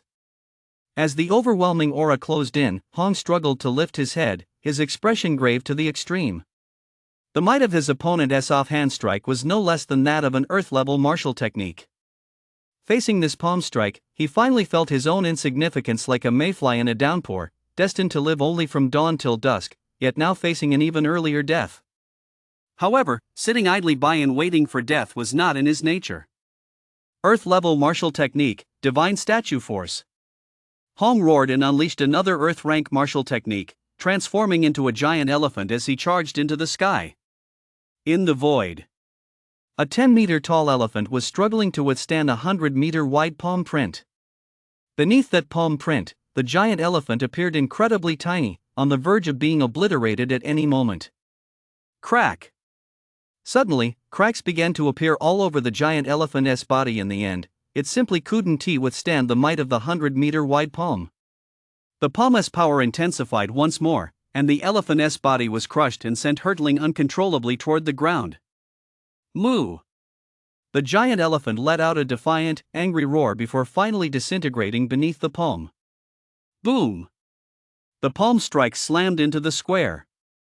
The entire square sank 3 meters and lay in ruins. Powerful shockwaves swept out in all directions, sending some of the weaker individuals flying. Dust and sand rose 10 meters into the air, resembling the scene of an explosion. High in the sky, Lin stood clad in black, his expression serene. Bathed in starlight, he resembled a deity, inspiring awe in all who beheld him. Second young Master Lin, you're so handsome. Some of the women present let out shrill screams. In a world where strength reigns supreme, women naturally harbor an inexplicable admiration for the powerful. This man is terrifying. Clara's tone was grave. At the 7th layer of the Hong innate stage, one is already a leading figure in the region, yet in the presence of second young Master Lin, she felt as insignificant as an ant, utterly powerless to resist. Indeed, one must never underestimate anyone in this world. Before arriving in Lingyun City, she had been brimming with confidence in her 5th layer innate stage strength, even considering herself a standout among the younger generation. But after arriving in Lingyun City and encountering 2 true powerhouses in quick succession, that pride in her heart was completely shattered. The dust settled. Hong's figure came into view. At that moment, he lay pitifully within a massive palm print, his body drenched in blood, his stark white bones exposed and completely shattered. Not a single part of his body was unscathed, and his breath came out but did not return. His condition was more than 100 times worse than Lin Xuan's had been. Whoa!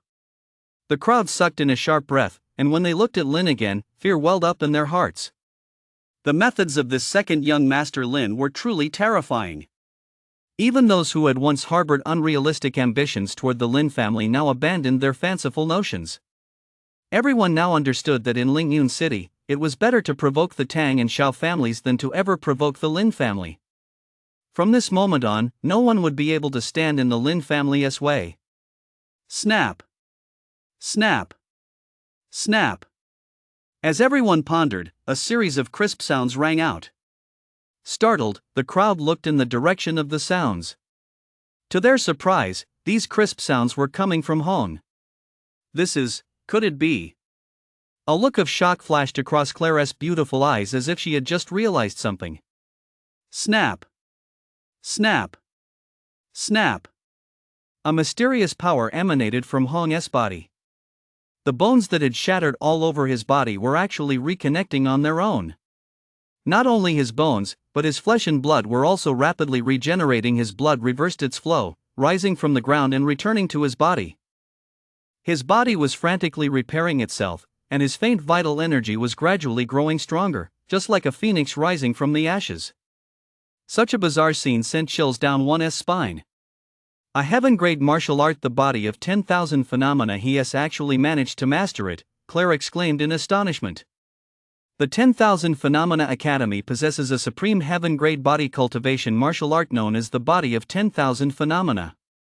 Rumor has it that this art has 4 tiers: Spirit Phenomenon, Primordial Phenomenon, Dragon Phenomenon, and Heavenly Phenomenon.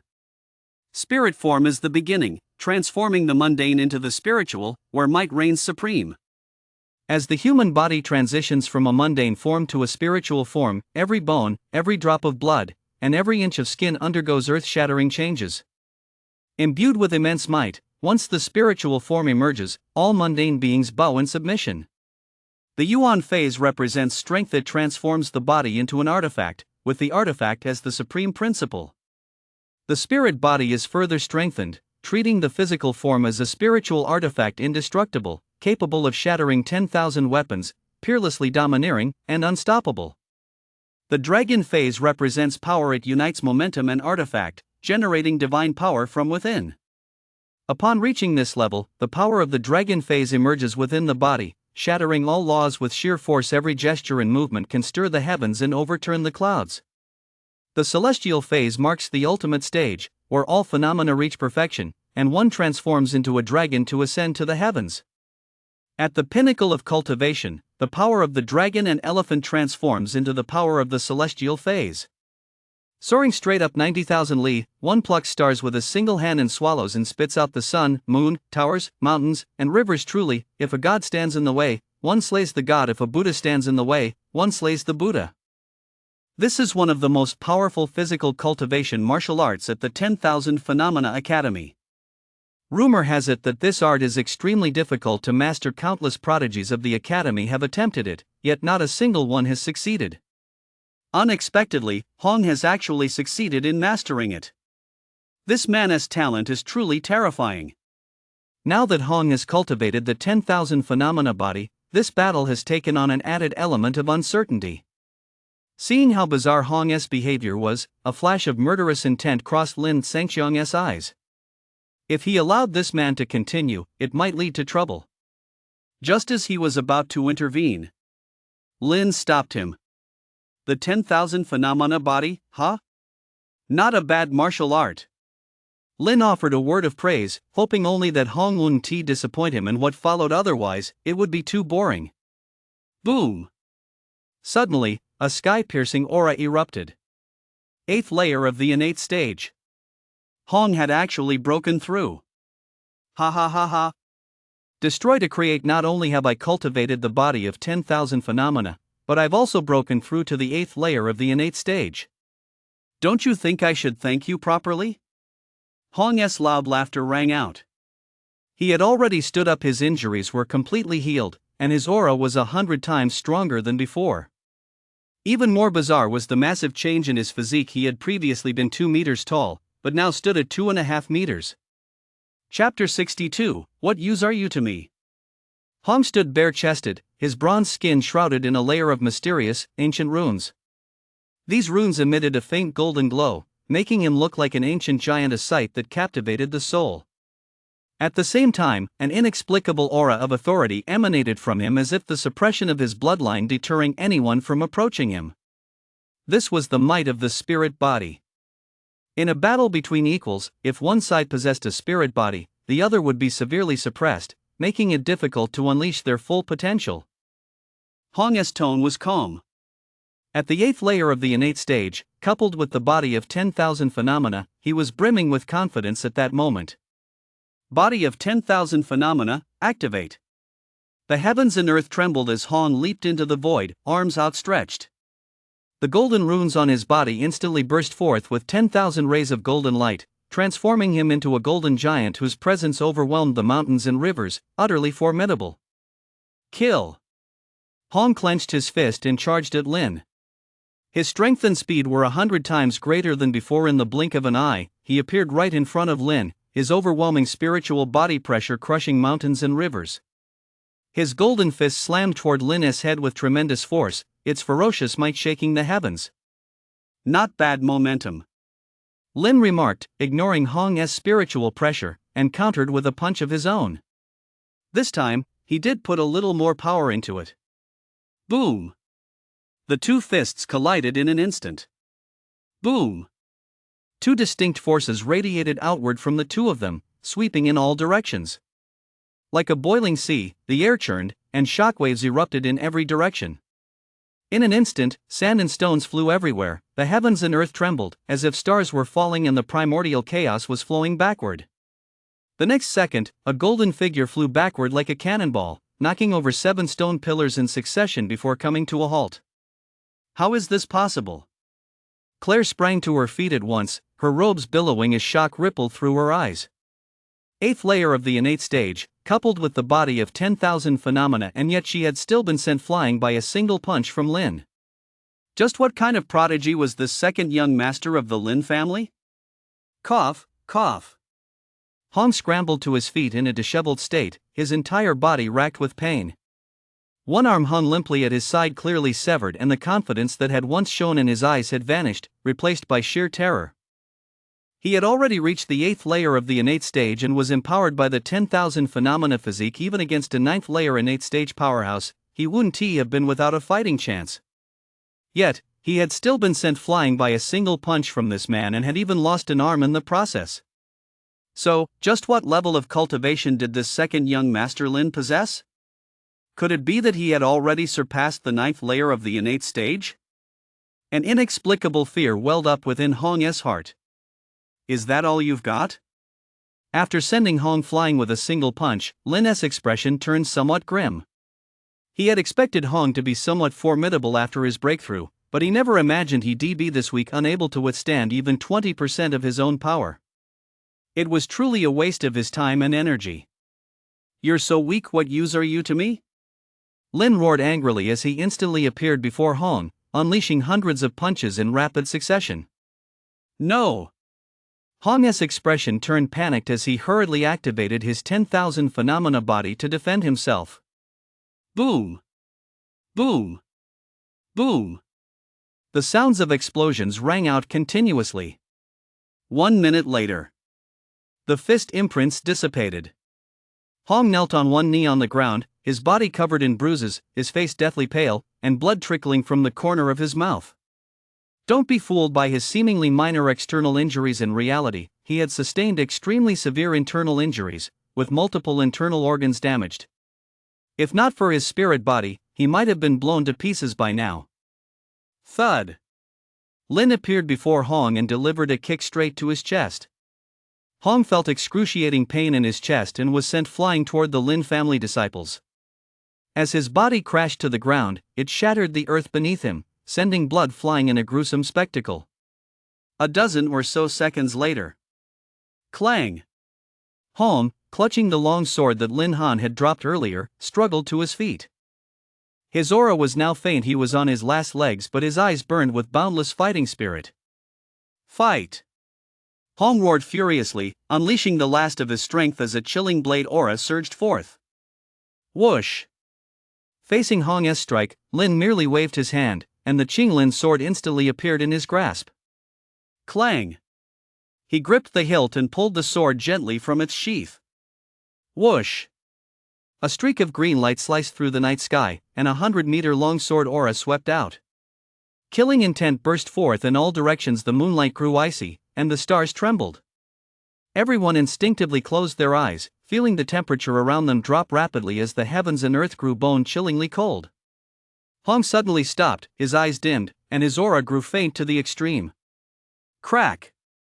The long sword in his hand snapped in two in an instant and crashed to the ground. A gruesome wound had appeared across his chest. His body of 10,000 phenomena had been cleaved open by a single sword strike, and blood gushed forth. Under the moonlit night, Lin, holding the Qinglin sword, walked toward Hong with an expressionless face. The Qinglin sword. Lin Qingyu stared blankly at Lin beneath the moonlit night. Lin drawing the Qinglin sword shocked her, yet at the same time, it all felt so natural. However, Lin's figure at that moment, resembling that of a god or a demon, had already been etched into her mind like a brand, impossible to shake off. Time to go! Lin raised the Qinglin sword, its sword energy surging, ready to slay Hong. Fellow Taoist Lin, please stop. After a moment's hesitation, Claire stepped forward. You're going to stop me? Lin pointed his sword at Claire. Claire's heart sank. She said in a solemn voice, "Of course I wouldn't dare stop you, fellow Taoist Lin, but Hong is a core student of the Wanxiang Academy. If he dies here, the Wanxiang Academy will certainly not let the Lin family off the hook." Lin narrowed his eyes and said coldly, "Is that a threat?"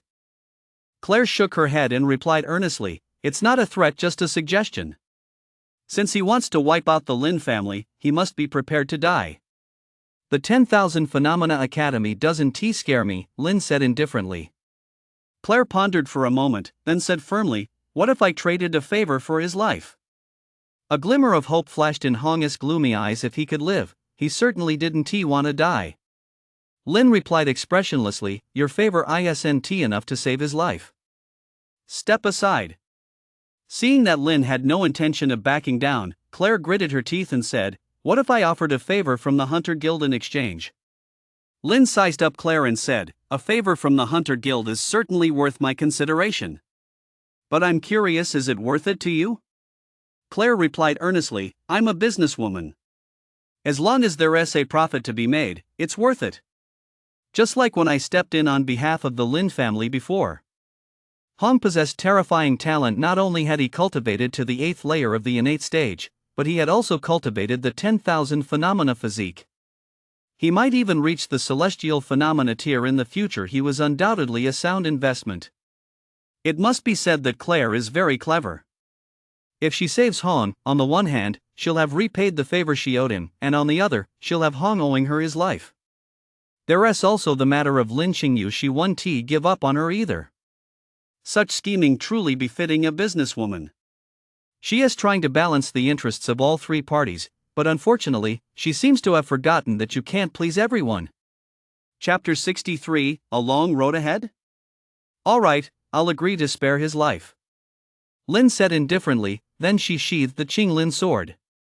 The expressions of the Lin family members shifted slightly. They felt Lin's decision was a bit rash.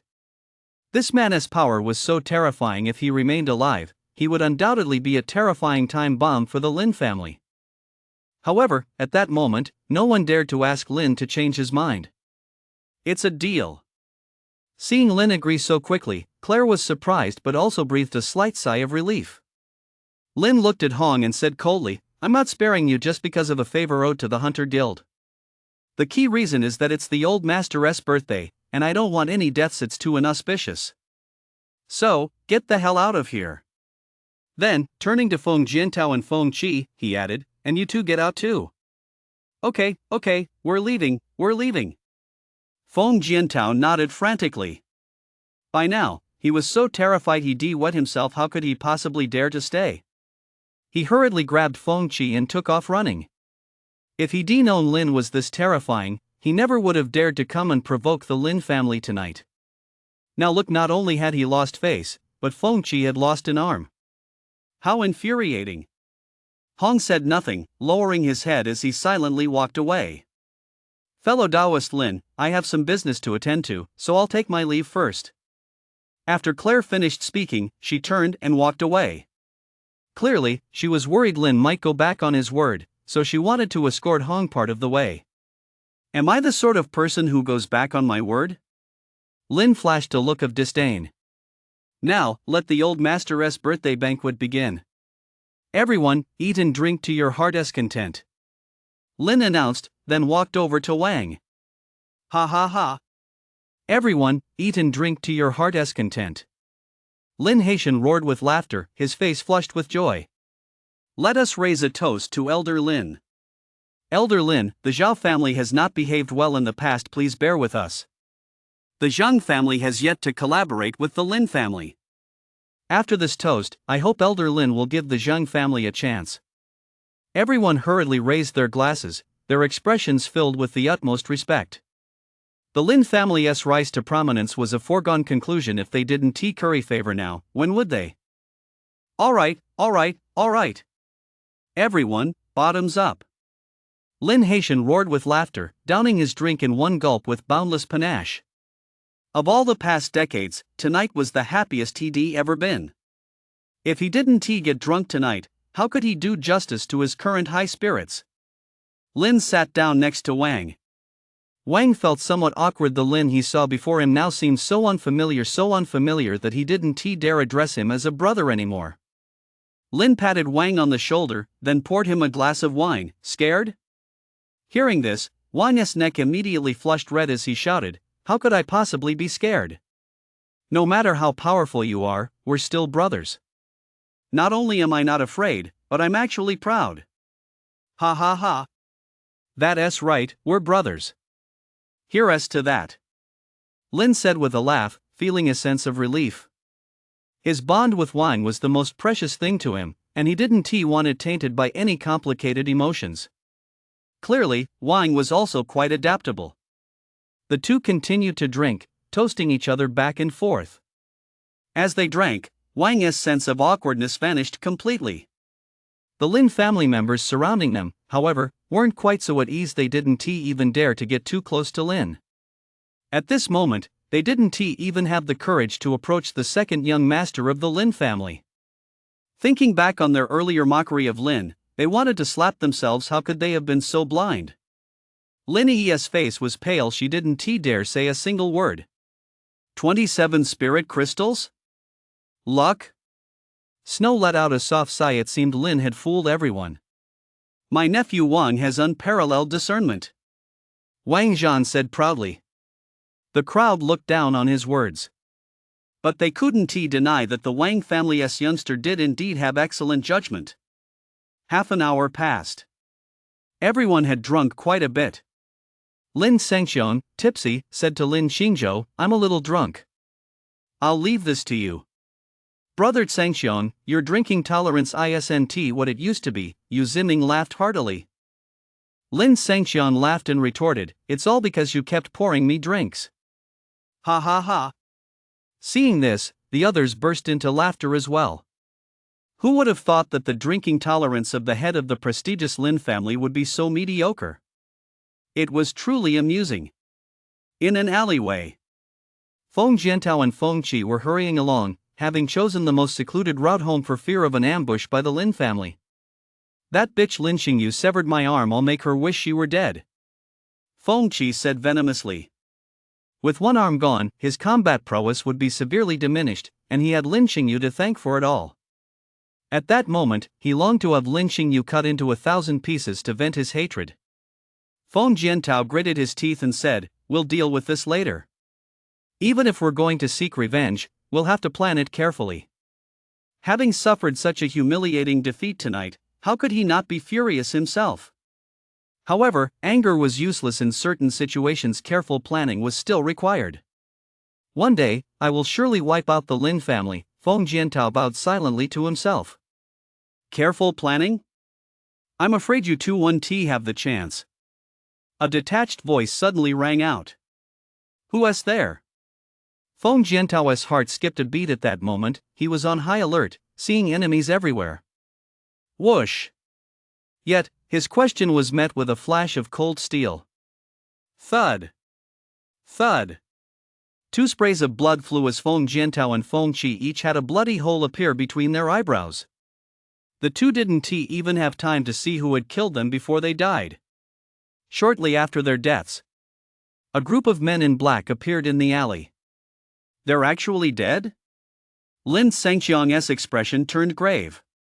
The Feng and Lin clans had always been at loggerheads, and with the current situation favoring the Lin clan, he naturally wouldn't let the Feng father and son off the hook. After all, he understood the principle of letting a tiger return to the mountain. So Lin Sangqiang had feigned drunkenness to ambush the 2, but he hadn't expected them to actually die. Now that these 2 are dead, the Feng clan poses no further threat. Follow me immediately to wipe out the Feng clan. Lin Sangqiang was a man of decisive action with a single command. He immediately led his men to the Feng family estate. Deep in the mountains, Hong trudged along with great difficulty after swallowing several vials of potions in quick succession. He had barely regained some of his strength. At that moment, his expression was grim. This had been a major setback, but he had taken full note of the incident. The Lin family. Lin. There's plenty of time ahead, just you wait. A cold gleam flashed in Hong's eyes. As he walked, Hong suddenly stopped in his tracks. Ahead of him, on a massive boulder, he spotted a gaunt figure with hands clasped behind the back, standing with his back to him. Moonlight poured down, enveloping the figure and lending it an air of mystery. May I ask who you are, sir? Hong asked in a deep voice, though his eyes betrayed a hint of wariness. This person's appearance in these mountains was clearly out of the ordinary, and Hong couldn't gauge the other's strength. What do you think of these mountains, fellow Taoist? A gentle voice rang out. The figure turned around, wearing an eerie mask. As the moonlight shone upon it, he looked like a demon. Chapter 64, I am not one who relishes killing. Hong froze for a second, then said, This place has wildflowers and clear springs. One can hear the chirping of insects and the singing of birds. It is truly beautiful. Since you say so, fellow Taoist, then I am put at ease, the masked man murmured. Hong looked puzzled, unsure of the masked man's meaning. What do you mean, sir? As he spoke, he began to back away. The masked man murmured, I intended to bury you here, but I was worried you might not be satisfied. It seems I was overthinking things. Upon hearing this, Hong didn't even hesitate. He turned and fled for his life. However, the masked man was faster. In the blink of an eye, he blocked Hong's path. Since you're so satisfied, fellow Taoist, why are you running away? The masked man asked in surprise. Knowing he couldn't escape, Hong stared intently at the masked man and asked, Are you a member of the Lin family? The masked man was slightly thin and a bit shorter than average, and his voice didn't sound like Lin's, so Hong ruled out the possibility that this was the second young master Lin. Could it be another master from the Lin family? The masked man asked in confusion. What do you mean, a member of the Lin family? If you're not from the Lin family... Hong breathed a slight sigh of relief. Judging by the other's tone, it seemed he truly wasn't from the Lin family. He continued, Do I have a grudge against you? The masked man replied, No. Hong asked again, Then have I ever offended you? The masked man shook his head. Of course not. Hong said in a deep voice, Then why do you want to kill me? He had thought that escaping the Lin family meant escaping the wolf's den, but he never expected that in the blink of an eye, he'd walk straight into the tiger's mouth. If only he'd listened to Claire and let her escort him a little further, but now it was too late for regrets. The masked man smiled faintly. Because I've set my sights on a treasure you're carrying. A treasure? Hong was taken aback, then produced an ancient talisman. Is this the item you're referring to, sir? This talisman came from the Feng family. Having sensed that this talisman was no ordinary item, Hong had agreed to do a favor for Feng Jiantao when he accepted it, which was also why he had gone to the Lin family in the first place. The masked man nodded. Yes. Hong's heart skipped a beat as he asked, "If I give you this talisman, will you spare my life?" Since the other party's target was this item, he might as well hand it over. Staying alive was the priority right now. But to Hong's despair, the masked man shook his head upon hearing this and said, "No." "Why?" Hong exclaimed in shock. "Because." Before the masked man could finish speaking, he struck out with a palm strike. Hong was blown into a cloud of blood without even the slightest chance to resist. Amid the blood mist, the talisman floated, ancient and extraordinary. The masked man reached out, and the talisman flew into his hand. He said indifferently, "Because when killing to seize treasure, one must naturally kill first, then take the treasure. Don't you understand even this simple principle?" After calmly tucking the talisman away, the masked man said indifferently, "Fellow Taoist, you've been watching for so long, aren't you going to come out? You possess remarkable strength." A soft sigh echoed through the air. Not far away, a man in a white robe appeared, holding a long spear, with sword-like eyebrows and starry eyes. The peerless martial king, Dongcheng. He hadn't expected this man to appear in these mountains. Yet at this moment, the gaze the peerless martial king cast upon the masked man was filled with apprehension. Dongcheng was, of course, well aware of Hong, yet even a figure of such stature had been struck down with a single gesture in these remote mountains. Even if word of this were to spread, few would likely believe it. "Fellow Taoist, I see you possess considerable strength. Care to spar?" the masked man said, fixing his gaze on Dongcheng. Dongcheng's heart sank for a moment, then he replied calmly, "Exactly what do you want, sir? To spar, or to kill me and silence me?" The masked man shook his head. "I am not one who relishes killing, I merely wish to spar with you. Fellow Taoist, take this." Giving Dongcheng no chance to refuse, the masked man struck out with a palm strike. "No!" Dongcheng's expression changed drastically as the palm strike engulfed him in an instant. With a single strike, mountains crumbled and the earth split. The entire mountainside was razed to the ground, a testament to just how terrifying that strike was. A moment later, the masked man appeared high above, muttering, "He is still alive? He has got some luck." The masked man was, of course, Lin. Given his personality, how could he possibly let Hong live? When others are coming to wipe out your entire clan, would you let him live? Only a complete idiot would do that. This time, he'd effectively taken a favor from the Hunter Guild for nothing. 500 meters away, Dongcheng plummeted from the sky to the ground, his entire body drenched in blood and looking utterly bedraggled. "That guy's strength is terrifying. Thank goodness I had a warding artifact, otherwise, I'd be done for," Dongcheng said in a low voice as he pulled out a tortoise shell. The shell, which had once been a vibrant green, now bore several cracks. "Just a friendly sparring match? Not a bloodthirsty killer? Keep fooling yourself." If he hadn't summoned his magical artifact fast enough, he might have already followed in Hong's footsteps by now.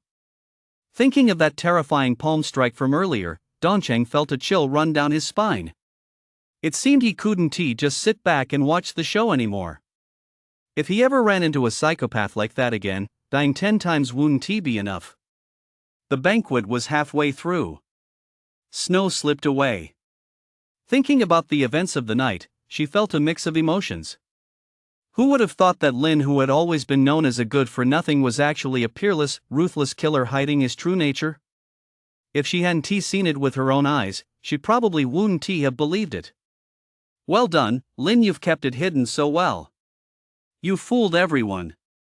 Snow even thought about the downfall of the Song family. Was there some connection between these events? Who was there? Suddenly, Snow stopped in her tracks, her aura erupting instantly. What a coincidence! Across from her, Lin stood with his hands behind his back, his gaze fixed on Snow with a mysterious intensity. Realizing it was Lin, Snow subdued her aura and whispered, "Lin, weren't you at the banquet? What are you doing here?" The eerie glow in Lin's eyes faded, and he flashed a gentle smile. "I had a bit too much to drink, so I came out to catch some fresh air and clear my head." "The banquet isn't over yet, why did you leave so early?" Snow sighed softly. The banquet was just a bunch of old men. Boring. I see. Lynn nodded, then smiled. Let me walk you home. Snow replied with a charming smile, no need. You're the second young master of the Lynn family, you've got plenty to do tonight. I wouldn't want to trouble you. All right. Lynn didn't press the matter. Well then, goodbye. Snow waved goodbye with a smile and walked away, without mentioning a word about what had happened tonight. After Snow left, Lynn sighed softly. I'm not some bloodthirsty killer, is there really any need to be so afraid of me? 300 meters away. Snow emerged from an alleyway and looked at her hands, her palms drenched in sweat. That eerie look in his eyes just now, did he want to kill me? Snow murmured. But after this incident, she realized that some things, even if she saw them, guessed them, or thought of them, had to be kept buried inside her for the rest of her life. It was best not to even think about them. Otherwise, it would only stir up trouble. Chapter 65, The Handsome Monk at the Foot of Qingfeng Mountain. After the banquet ended, Yu Ziming left with Yu Jinghong and Yu Ling. On the way, Yu Ziming looked at Yu Jinghong and asked, Jinghong, have you chosen a suitable match for this alliance yet? Yu Jinghong replied gently, I wouldn't say I've chosen one yet, but I have a general idea. I'll spend more time getting to know him from now on. If we get along well, we can finalize the arrangement. She didn't have much resistance to the idea of an alliance, because at this moment, the future of the Yu family rested solely on her shoulders. Yu Ziming's heart skipped a beat, and he smiled slightly. Who is it? Yu Jinghong replied, Lin Han. The smile on Yu Ziming's face faltered. Isn't it Lin? He asked, puzzled. In his view, Lin had performed so exceptionally this time that if an alliance were to be formed, he would undoubtedly be the top choice. Yu Jinghong smiled sweetly. I do have a sense of my own limitations. Although she was very confident in herself, she didn't believe she was a match for Lin. In some matters, seeing things clearly is a rare and valuable quality. Lin's future was destined not to be with the Lin family, nor in Lingyan City, but in a far more mysterious and distant realm. How could an ordinary person possibly be qualified to stay by his side for the long term? At the very least, Yu Jinghong felt she lacked that qualification. Yu Ziming was stunned for a moment, then let out a bitter laugh. Clearly, he, too, understood the implications. Yu Ling kept her head down, lost in thought. Perhaps she was thinking of that handsome figure, sword in hand, bathed in moonlight. Meanwhile, at the Hunter Guild, an elderly man hurried to see Claire. I have news, Mississippi Hong is dead, the old man said respectfully. Claire's expression immediately turned grim. Clenching her teeth, she asked, was it Lin? The old man replied solemnly, no, it wasn't him. The one who struck the blow must have been Dongchang. Dongchang. Claire was taken aback. How did this involve Dongchang? She was, of course, familiar with Dongchang, the peerless martial king. Rumor had it that his strength was unfathomable, a prodigy of Astral Academy whose prowess was on par with Hong's. She fixed her gaze on the old man and said in a deep voice, give me the full details. The old man replied, after receiving your orders, miss, I immediately went to the mountains to search for Hong. When I arrived at the scene, the mountainside had already been razed to the ground. Under such circumstances, Hong, who was already on his last legs, couldn't possibly have survived. I happened to see Dongcheng leaving the scene. He appeared to be injured as well, likely from Hong's last-ditch counterattack before he died. Dongcheng. Claire furrowed her delicate brows, feeling somewhat disheartened. It had been a surefire deal, but she never expected this man to ruin it. It seemed heaven wouldn't let Hong off the hook. Unfortunately, with Hong's death, she suffered a massive loss on this deal. Moreover, according to the news Senior Joe had sent back, Lin Qingyu didn't seem particularly keen on joining the Hunter Guild. However, Claire also knew that when she had stepped in to save Hong, she had drawn the displeasure of the entire Lin family. So how could Lin Qingyu possibly join the Hunter Guild? It seems I was just too greedy, Claire thought to herself. She had intended to balance the interests of all parties, but never expected to lose everything. This had certainly taught her a huge lesson. In the future, she realized, she couldn't take things for granted. The next day. Xiao-chun, your aunt made you some hangover soup. You should drink it while it's still hot. Huang Yuji, with a gentle smile, handed Lin a bowl of soup. Thank you, auntie. Lin smiled as he accepted the bowl. It smells so good. Lin held the bowl to his nose and couldn't help but praise it. If it smells good, drink it while it's still hot. If you ever want soup in the future, just let me know, and I'll make some for you again, Huang Yuji said with a smile. Mm-hmm. Lin nodded slightly. Well, enjoy your soup. I'll be heading out now. Huang Yuji turned and walked away with a smile. Just as she was about to step out the door, she said with a complex tone, Xiao-chun, I was in the wrong before. Please don't hold it against me. Huang Yuji walked out of the room. The smile on Lin's face faded into calm as he set the soup down on the table. Woof! A yellow blur darted toward him.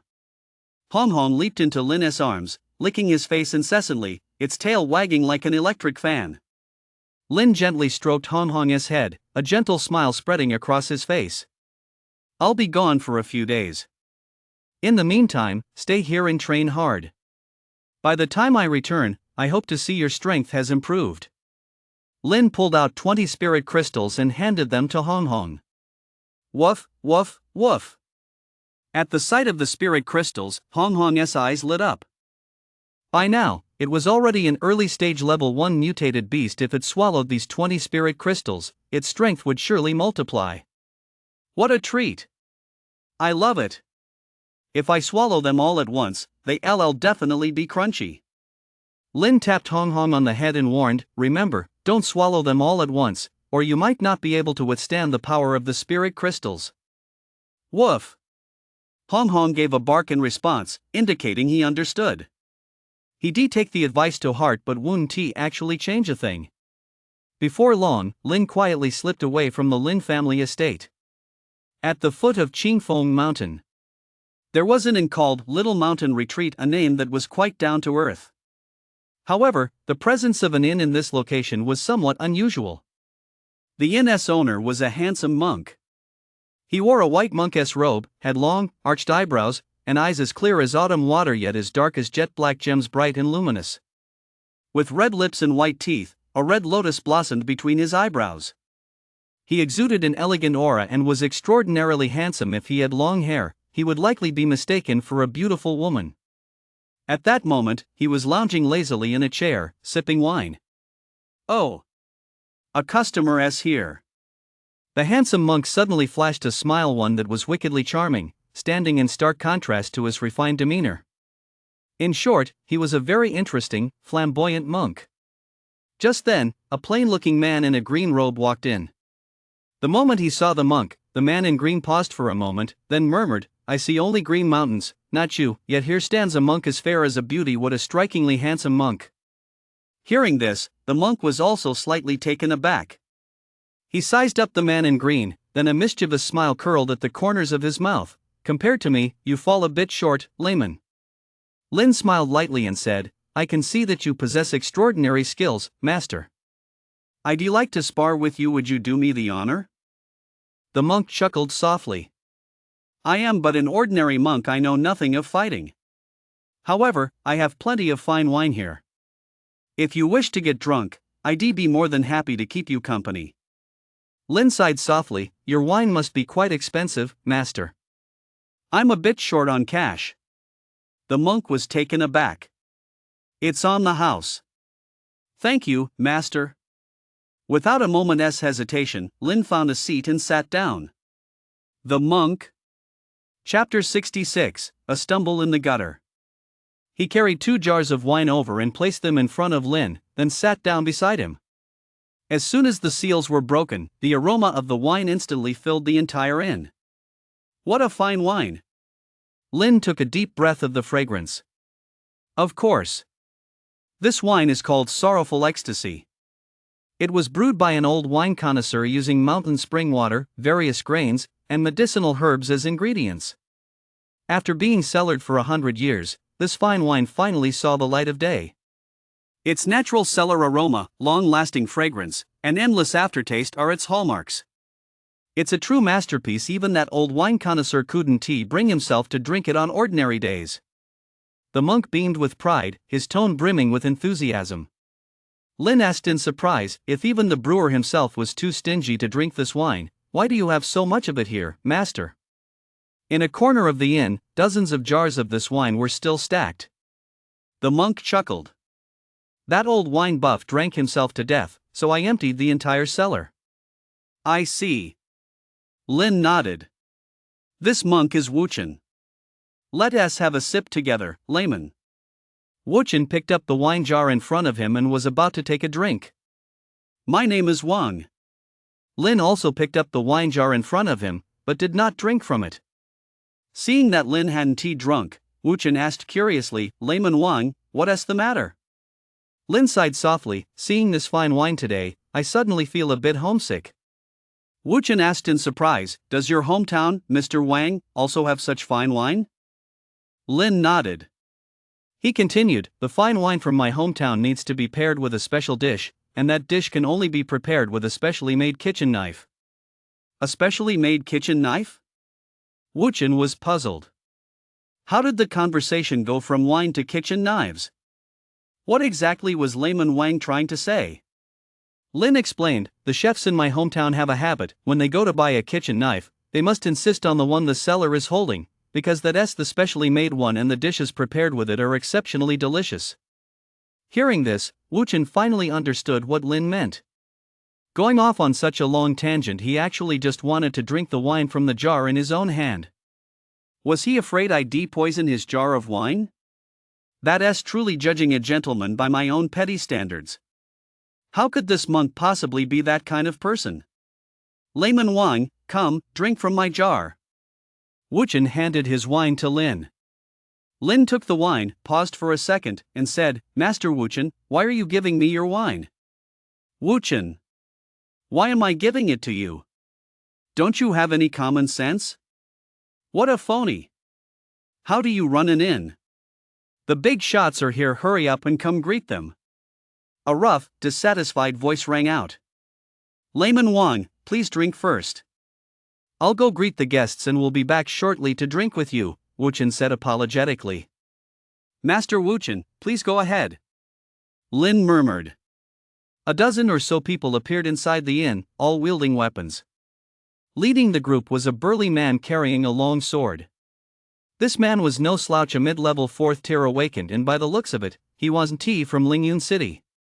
Ever since the Qingfeng Mountain's secret realm had emerged, many people had begun appearing at the foot of Qingfeng Mountain. This was just a small group, more would be arriving soon. Distinguished guests, what would you like to drink? Wuchen called out to the crowd, holding up the opened wine jar. Damn it! These days even monks are opening restaurants, that's quite a sight. What's going on? Have monks given up practicing Buddhism to make money instead? The burly man swung his long sword and flashed a teasing smile. Someone nearby chimed in, I heard that not long ago, a certain high-ranking monk came down from the mountain and even bought a few buildings in Tiandu City, living the life of a landlord. TSK that really makes others green with envy. Wuchen chuckled softly. Monks have to make a living too. Please, everyone, have a seat. With that, he reached for the wine. Ha! The burly man laughed and pointed to the wine in the corner. Set that jar aside for now, bring us the wine from over there. Wuchen smiled, set the wine jar down, and went to fetch a few jars of wine from the corner. The burly man stared at the jars of wine in front of him and said with a hint of amusement, what good is wine without meat? Monk, go get us some meat. Please wait a moment, everyone. With a gentle smile on his face, Wuchen headed toward the kitchen. After Wuchen left, the amused expression vanished from the burly man's face. He said in a deep voice, this monk is no ordinary figure. Although this was at the foot of Qingfeng Mountain, many mutated beasts still roamed the area, making it extremely dangerous. Yet there was an inn here, and the innkeeper was a monk. It all seemed strange. Big brother, he is just a lowly monk. There are over a dozen of us, what's there to fear? True. If he just behaves himself and takes good care of us, that is fine. But if he dares to harbor any ulterior motives, we'll send him straight to heaven right here. This wine looks good. I'm craving some. Big brother, just let us have a little. The group murmured among themselves. Don't touch that wine just yet. Be careful not to trip over a pothole, the burly man said coldly. Earlier, he deliberately provoked the monk, but the other had remained completely unmoved, which made him a bit wary. Brother, look, that guy's drinking it too. The wine must be fine. One of them looked at Lin, who was drinking. An ordinary person? The burly man eyed Lin, his brow slightly furrowed. After observing him for a moment and seeing that Lin showed no signs of trouble, the burly man finally said, "You can all drink, but don't have too much. Drinking too much will get in the way of our business." He. Don't worry, big brother, we got this covered. The group chuckled and eagerly poured themselves drinks. Great wine. After taking a sip, they all looked thrilled. They downed several large cups in quick succession. The burly man, however, didn't touch a single drop. Despite his rough exterior, he was actually very shrewd. 3 minutes later. Thud, thud, thud. The men around the burly man began falling one after another. I knew something was wrong. The wine is poisoned. The burly man roared in anger and instantly sprang to his feet, his long sword in hand. But the very next second, he felt a wave of weakness wash over him. His head spun, and he could barely even hold on to his sword. What's going on? The burly man cried out in shock. He hadn't even drunk any of the wine. How could he have been poisoned? As he collapsed, he glanced at Lin, his eyes filled with confusion. Everyone else had fallen, so why was this man still drinking without any ill effects? Just then, Wuchen stepped forward. He flashed a devilish smile at the crowd and began searching them. His technique was so skilled that Lin couldn't help but call him a true expert. Soon, Wuchen had gathered a large haul, over 200 spirit crystals, along with weapons and all sorts of strange and exotic items. After stripping everyone of their belongings, Wuchen waved his hand, and the crowd was flung out of the inn. Before long, the roars of ferocious beasts echoed from outside the inn. The bloody feast unfolding outside the inn did not faze Lin. Lin continued drinking, oblivious to everything else. Master Wuchen, impressive skills. Lin murmured. The burly man had been careful enough, but unfortunately, he still slipped up. This monk is wicked and ruthless. This inn is a den of thieves. Indeed, in just a short while, he raked in over 200 spirit crystals. Compared to the life and death struggles he endured, this rate of acquiring spirit crystals was truly lightning fast. As the old saying goes, murder and arson bring a golden sash. Building bridges and repairing roads leave no corpses behind. The ancients certainly didn't deceive me. I'd better get more familiar with this path. Wuchen smiled and said, "It's just a simple way to make a living, nothing worth mentioning. I'm afraid I've given you, layman Wang, something to laugh at." He went on to explain, "But don't read too much into it, layman Wang. I didn't poison the wine. If anyone is to blame, it's these men for having such poor tolerance, especially that burly fellow. He couldn't even handle the scent of the wine. How ridiculous." Lin, of course, didn't believe a word of it. The wine was undoubtedly poisoned, and not just any poison, but one so potent that even the evaporating aroma was toxic. Otherwise, that burly man wouldn't have collapsed. As for Lin himself, given his strength, a mere vaporous poison would naturally be no match for him. Seeing that Lin remained silent, Wuchen took out 10 spirit crystals and placed them in front of him. Lin raised an eyebrow. "Master Wuchen, what do you mean by this?" Wuchen chuckled lightly. "Brother Wang, let us be friends and cooperate more often." Lin casually pushed the 10 spirit crystals back toward him, then said coldly, "Master Wuchen, you're underestimating me, Wang, a bit too much. I wouldn't stoop to something like murder for gain." 10 spirit crystals? Is that all you're using to test an old hand like me?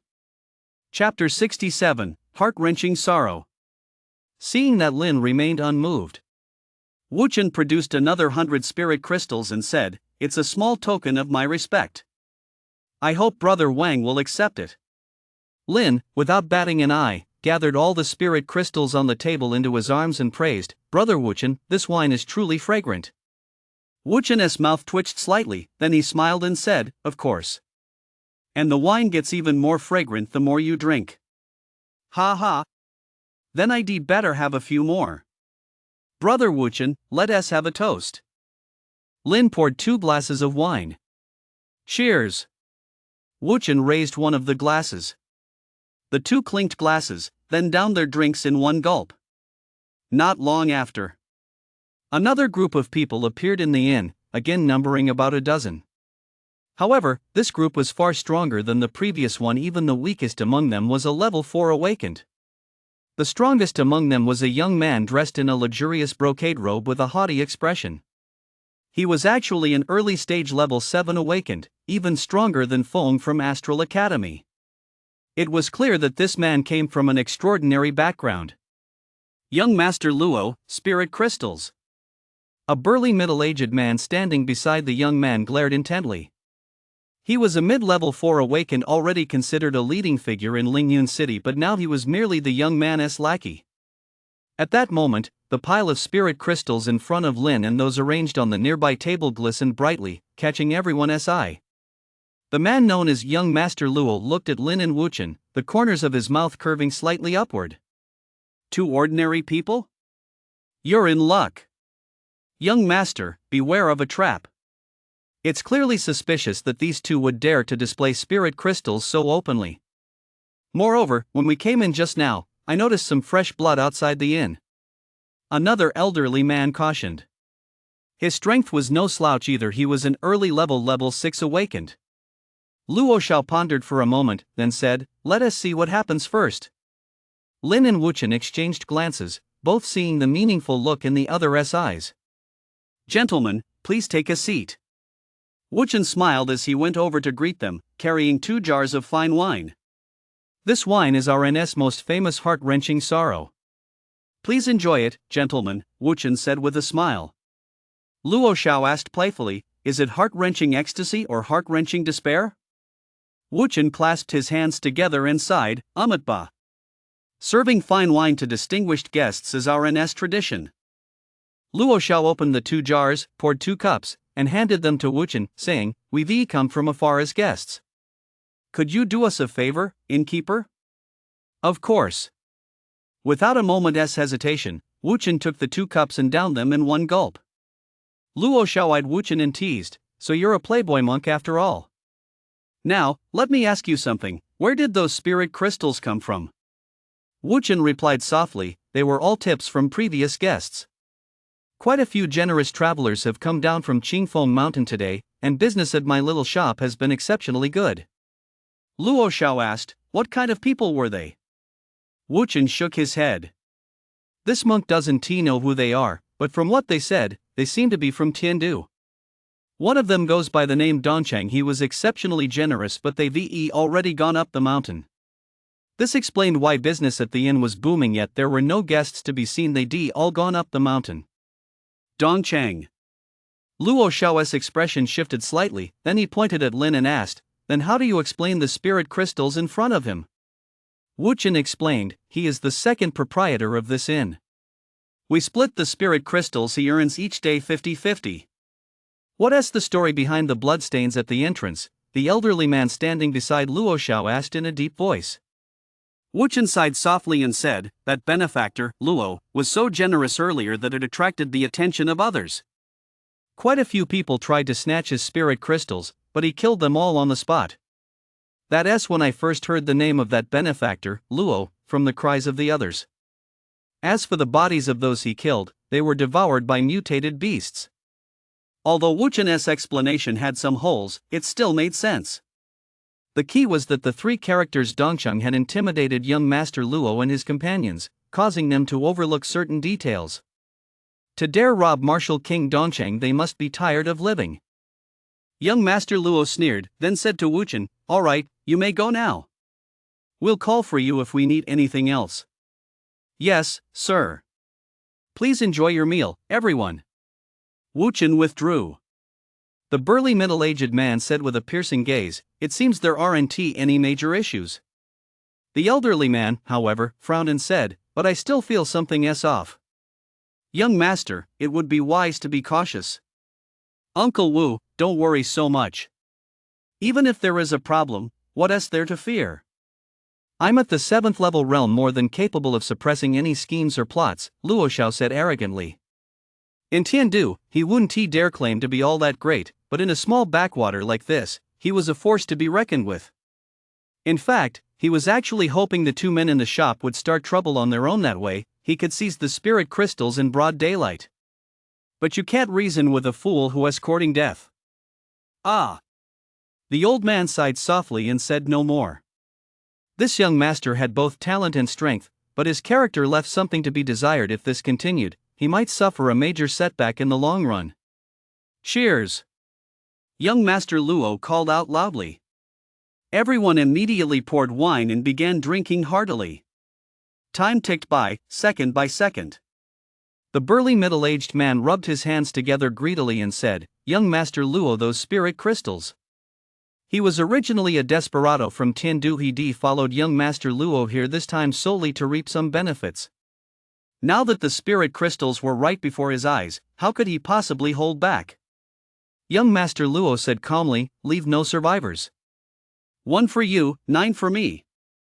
Got it. The middle-aged man let out a savage laugh. The others felt a pang of regret such a windfall, and they let the burly man take it all. It seemed they have to be more proactive in the future. As for the old man, he remained on high alert. The moment he sensed the slightest disturbance, he would strike immediately. The middle-aged man advanced toward Lin with a short dagger in hand. Without a word, he lunged at Lin with blinding speed. Whoosh! But in the very next second, a chopstick pierced right through the center of his forehead. Ah! The middle-aged man's expression froze, and then he collapsed to the ground. This scene left the others speechless. Asking for death.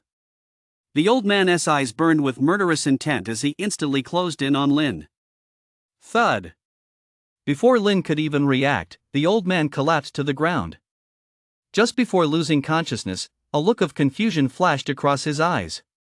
Like the burly man before him, he had remained on high alert the entire time and hadn't touched a drop of alcohol.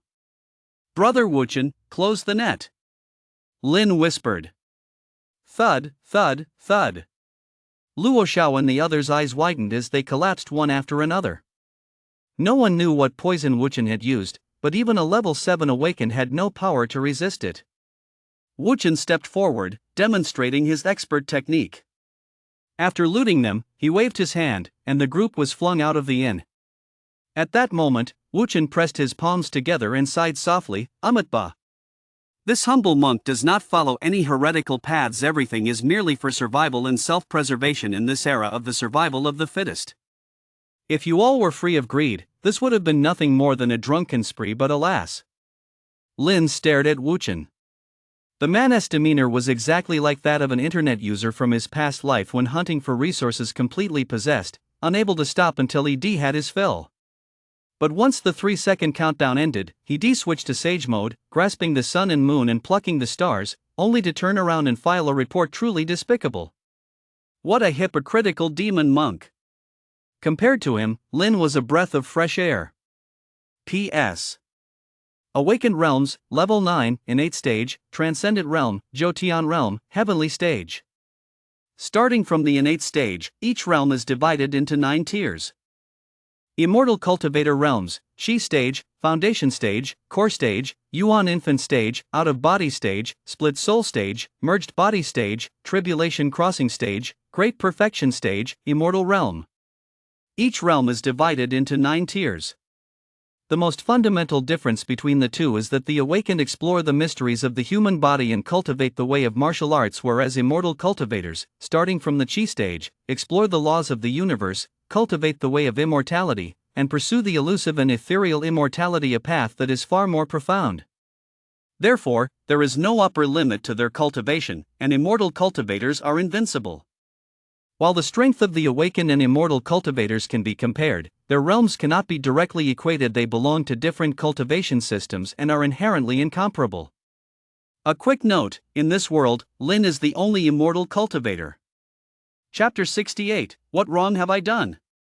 Wuchen placed the looted spirit crystals in the most conspicuous spot. This was done to stir up people's greed. And sure enough, very few could resist such temptation. Afterward, several groups of people tried to kill others to seize the treasure, only to pay a heavy price for their greed. Regardless of status or position, Wuchen showed no mercy to anyone who approached him. Of course, there were also those who managed to resist their inner greed, so Wuchen merely put them into a deep sleep without harming them. From this perspective, it seemed the monk did observe certain rules. Dusk was fast approaching. More and more mutated beasts were hunting outside. There were even a few powerful ones currently eyeing the inn, though they seemed to be wary of something and dared not enter. Lin had been posing as a bar promoter and had drunk quite a bit. However, the rewards were substantial. The burlap sack in front of him contained over 600 spirit crystals. Wasn't this a much more straightforward way to make money than risking his life hunting zombies and mutated beasts? Brother Wang, do you find this monk's methods too bloody? Wuchen sat down beside Lin, a hint of resignation in his eyes. Lin replied solemnly, "How can the actions of cultivators be called bloody? Besides, they killed to steal treasure, while we killed to defend ourselves. What is wrong with that?" More importantly, Wuchen was the one stirring up trouble from start to finish. He'd merely been drinking. What did it have to do with him? If there was any wrongdoing, it was merely that he'd taken a share of the loot. No, it wasn't he even taking a share of the loot. That monk was so depraved, taking half of his spirit crystals was an act of justice. How could that be called taking a share of the loot? In that sense, he truly was a breath of fresh air. Ahmet Ba. Well said, well said. Hearing Brother Wang's words is better than 10 years of Zen practice. Wuchen gave a devilish smile, though the look in his eyes as he gazed at Lin carried a hint of wariness.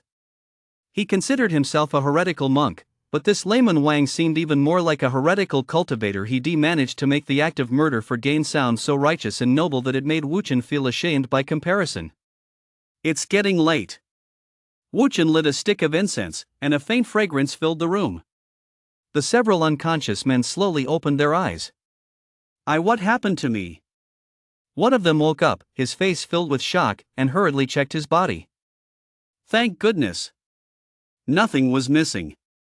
The group breathed a slight sigh of relief, though their hearts were still filled with dread. They had fainted without even realizing it. This inn was indeed no ordinary place. Earlier, they resisted their greed precisely because they sensed something was amiss here, so they dared not act recklessly. Yet, to their surprise, they still fallen victim to its tricks. Thankfully, they were unharmed. Otherwise, forget about entering the Qingfeng Mountain's secret realm. They probably wouldn't even have survived the day. The looks the group cast at Wuchen and Lin were filled with wariness. Wuchen explained casually, "Our heart-shattering wine is a potent liquor. You all simply had too much to drink." Regardless of whether they were listening or not, Wuchen paid them no mind. His gaze turned toward the entrance of the inn. At that moment, several powerful figures arrived outside the inn. Dongchang, the peerless martial king clad in a white robe, was accompanied by Elder Chu and Yi Jianjia. Claire, wearing a snow-white long dress and a veil, was flanked by 2 elders. A mysterious figure wearing a conical hat and a gray straw cloak carried a long sword in his hand. His aura was icy and menacing, and it was clear at a glance that he was not someone to be trifled with. A strikingly handsome young gentleman with bright eyes and pearly white teeth wore a gentle smile. Flanking him were 2 stunning beauties, none other than Yuli and Yun Hongyan from the moonlit 9-story tower. Yuli held a long box in her arms. Whatever was inside seemed far from ordinary. 10 people in total. Such a strong smell of blood. It seems quite a few people have died here. Yun Hongyan licked her crimson lips, revealing a seductive smile. Elder Chu said in a deep voice, "There are quite a few powerful mutated beasts in the vicinity, yet this inn remains completely intact. It seems this inn is no ordinary place." "Perhaps it's the people inside who are extraordinary," the elegant gentleman said with a faint smile. "Gentlemen, now that you're here, why not come inside?" Wuchen's voice rang out through the inn. "Since the host has invited us, how could we possibly refuse? You agree, don't you, Brother Luo?" the elegant gentleman said with a smile. Dongcheng cast a casual glance at the man but paid him no mind, leading Yi Jianjia and Elder Chu directly into the inn. Humph. The elegant gentleman didn't he take it to heart and followed behind with his group. After everyone entered the inn, a series of gasps immediately rose from the people inside. That's the peerless martial king Dongcheng, he is an innate stage powerhouse. Whoa! Aren't those two the powerful figures Yu Li and Yun Hongnian from the moon ascending 9-story tower? And who is that person with them? If I'm not mistaken, he must be Jin Gongzi, the peerless prodigy of the moon ascending 9-story tower. However, he rarely takes action, so there are few rumors about him circulating outside. I never expected him to be here as well. Ha! And who is that sword-wielding figure in the straw raincoat? Why don't I recognize him at all? The crowd murmured among themselves. They were all from Tiandu, so they were well informed. Dongcheng and the others, however, fixed their gaze on Lin and Wuchen. An ordinary person? Innate stage? No wonder those mutated beasts didn't dare to approach. This is quite interesting. Jin Gongzi chuckled lightly. Lin didn't emit the slightest trace of an awakened aura, so everyone assumed he was just an ordinary person. Wuchen, on the other hand, was a genuine awakened and a formidable one at that. He had already entered the innate stage and reached an extremely high level within it. He was likely at the 9th layer of the innate stage. As for those reckless fools from earlier, they hadn't reached the innate stage, so they couldn't sense Wuchen's aura. Otherwise, even if they'd been given 100 times the courage, they wouldn't have dared to entertain thoughts of killing him to steal his treasures. I wonder if you'd like to stay the night or have a drink? Wuchen asked with a smile. It's about to get dark, so naturally we'll be staying the night, though fine wine is a must, of course, said Jin Gongzi with a smile, then found a seat and sat down. Wuchen chuckled wickedly. Rooms are divided into 4 classes, Class A, Class B, Class C, and Class D. Class A is 100 spirit crystals, Class B is 50, Class C is 30, and Class D is 10. As for fine wine, it's 50 spirit crystals per jar. With the Qingfeng Mountain's secret realm about to open, he naturally intended to fleece as many customers as possible. Otherwise, once the hype died down, he'd have to worry about resources again. Young Master Jin sighed. That's a bit pricey. 3 Class C rooms and a jar of fine wine. As he spoke, he pulled out a pile of spirit crystals. With the gleaming spirit crystals right before their eyes, no one dared to harbor any ill intentions. 3 Class C rooms and a jar of fine wine. 3 Class C rooms and a jar of fine wine. 1 Class D room, no wine. One by one, they pulled out their spirit crystals. Faced with an innate stage powerhouse of unknown origin, no one dared to act recklessly. And so, Dongcheng and the others settled into the inn. Through their conversations, they learned that the Qingfeng Mountain secret realm would open tomorrow, and the main force would arrive then. Inside the room, Lin's eyes lit up. Because the 3rd sacrifice quest had begun.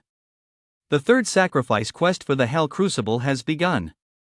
Quest objective: slay the green-faced ghost monk and complete the sacrifice. Quest success: reward 2 sword techniques. Quest failure: the shadow demon mask will be reclaimed. The green-faced ghost monk. Lin wore a pensive expression, his eyes shimmering with faint light. 3 a.m. Lin left his room. In the courtyard, he ran into Wuchen. With his hands behind his back, Lin murmured, "It's so late, aren't you going to rest yet, brother Wuchen?"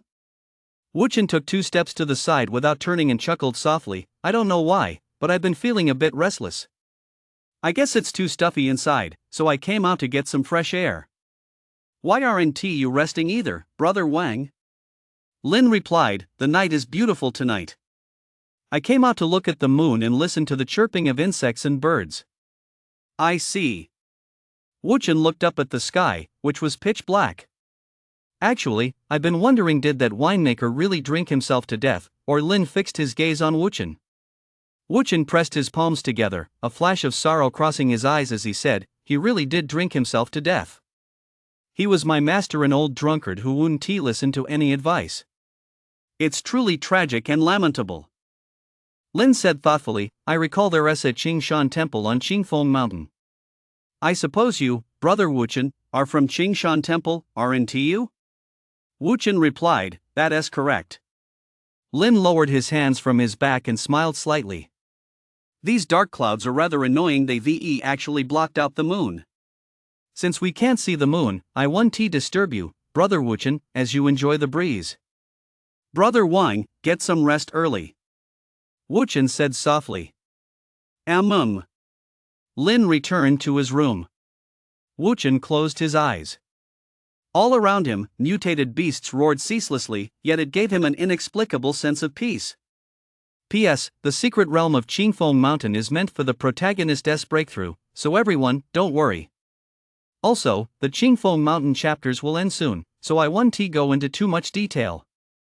Chapter 69, The Seven Great Clans. The next day, early morning. Outside the inn. Brother Wuchen, you look exhausted. Did you not sleep well last night? Lin asked, staring at Wuchen, who was yawning non-stop. Wuchen replied with a hint of resentment, I really didn't sleep well. I kept having nightmares. I dreamed someone stole my spirit crystals, and I woke up in a panic several times. Lin chuckled wryly. What you think about during the day appears in your dreams at night. After all, having earned so many spirit crystals yesterday, it's only natural to feel a bit uneasy. Wuchen pressed his palms together, his face taking on a compassionate expression. All people are subject to greed, anger, and delusion. It's been a while since I've burned incense or taken a bath, so it's inevitable that impure thoughts have arisen in my heart. It seems this monk must make a trip up the mountain. What a coincidence! We're heading up the mountain as well. I wonder if Master Wuchen could take us along. Clara's crisp voice rang out, like a clear spring flowing and gently tapping against a jade pendant. She was still dressed in a white gown, her skin as white as snow, her long legs graceful, her waist slender, and beneath her veil lay a face of breathtaking beauty. Dongcheng and the others also stepped out of the inn. Qingfeng Mountain was home to many mutated beasts, and the terrain was complex. Climbing early in the morning, with mist swirling all around, made it easy to get lost. Having a guide would certainly save them a lot of unnecessary trouble. Wuchen said softly, of course, that's no problem. He defleeced everyone thoroughly last night, so doing them a favor for free today was no big deal. Afterward, Wuchen closed the inn and led the group up the mountain. Qingfeng Mountain stands over 1,300 meters above sea level and is the highest peak in the region. Before Mana's revival, this was a popular tourist destination.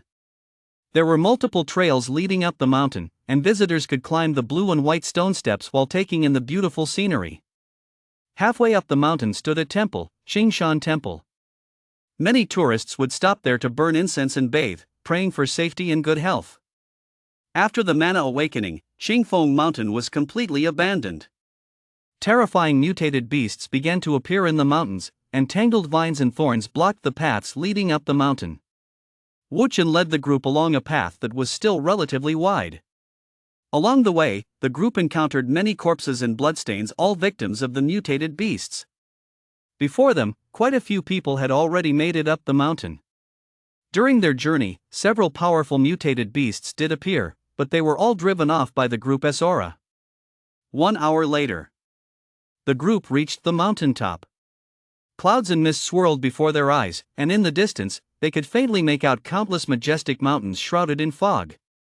These mountains were adorned with rugged green pines, bizarrely shaped boulders, and thorns and weeds clinging to the sheer cliffs, giving the scene a sense of majestic grandeur and unfathomable mystery. Endless mountains stretched out before their eyes. Looking down, they saw nothing but clouds and mist like an abyss. A single careless fall would surely result in a fatal crash. I ask the Green Mountains when they will grow old, and the Green Mountains ask me when I will have leisure. This Qingfeng Mountain soars high into the clouds.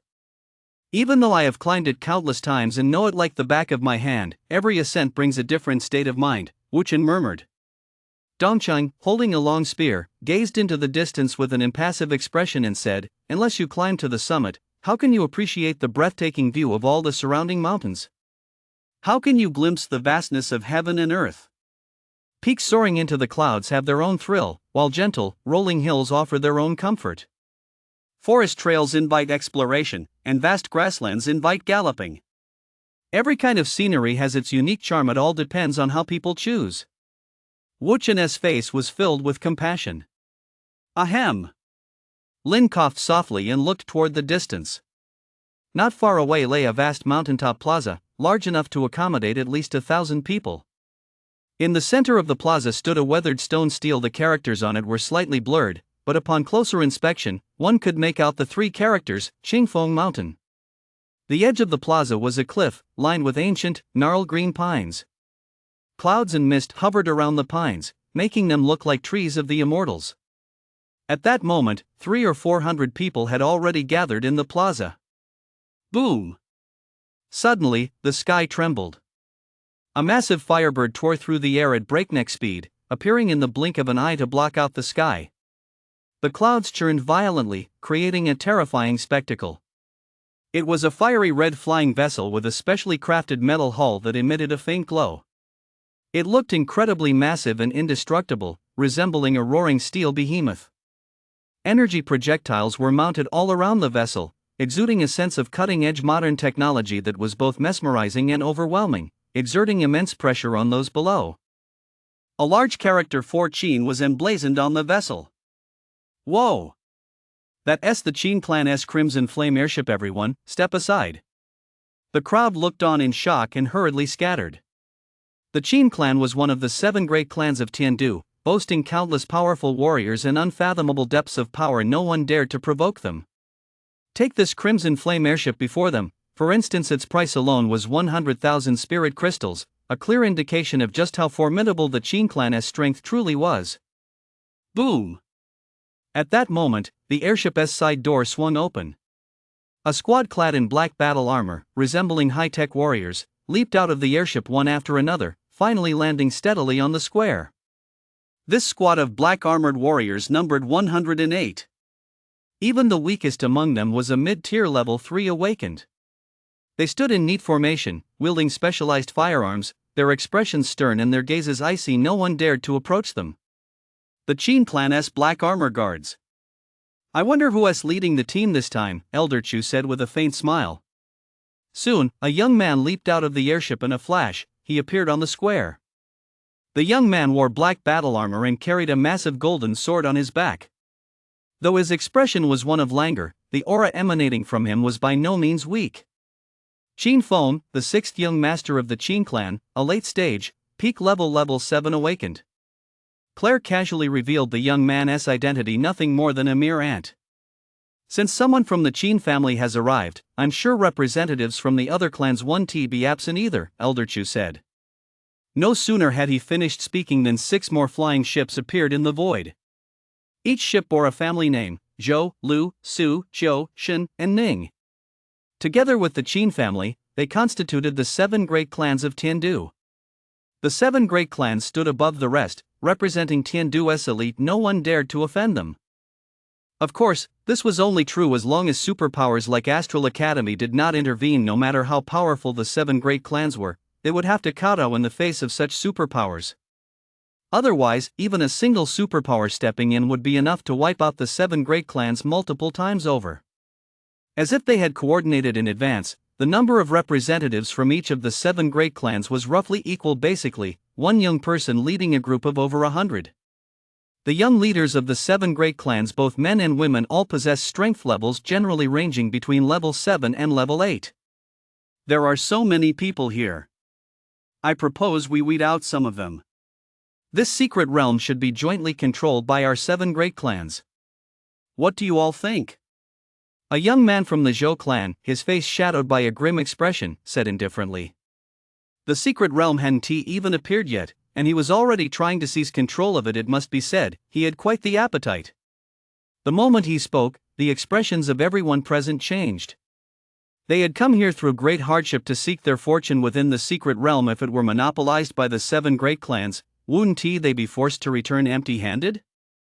Brother Zhou Hong, that's a good suggestion, and it's quite simple to carry out. The young man from the Lu clan smiled faintly, his gaze toward those around him tinged with amusement. As for Qin Feng and the others, they remained silent. What a joke! The secret realm doesn't belong to your 7 great clans. What right do you have to control it? One person sneered coldly. Boom! But no sooner had he finished speaking than Zhou Hong struck him with a palm strike, reducing him to a mist of blood. Zhou Hong surveyed the crowd coldly and said, "Who is in favor? Who is against? Step forward." Chapter 70, The Secret Realm opens. No one dared to speak, they were all terrified. If it were just Zhou Hong and his few companions, naturally no one would fear them, but let us not forget that the combined forces of the 7 great clans numbered over 700 people. Moreover, the airships above had not yet departed, and energy projectiles were aimed right at them. To oppose this was to die. Many wore looks of discontent, yet dared not utter a single word, forced to keep their heads bowed in meek submission. Seeing that no one dared to speak, Zhou Hong let out a cold sneer, "If you don't want to die, leave this place immediately.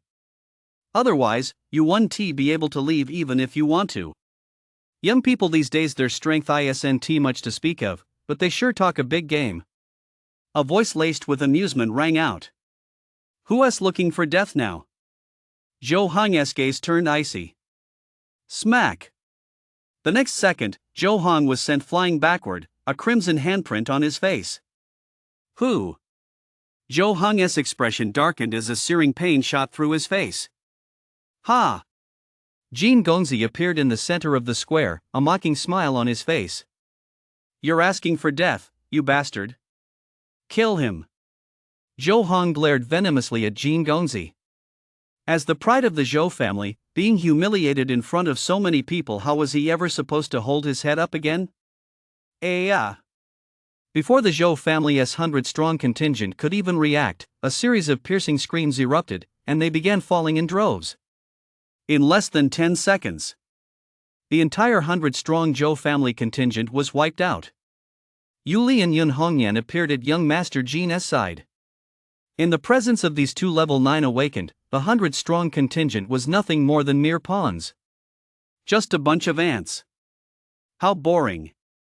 Yun Hongyan said in a coquettish voice, her tone laced with endless allure.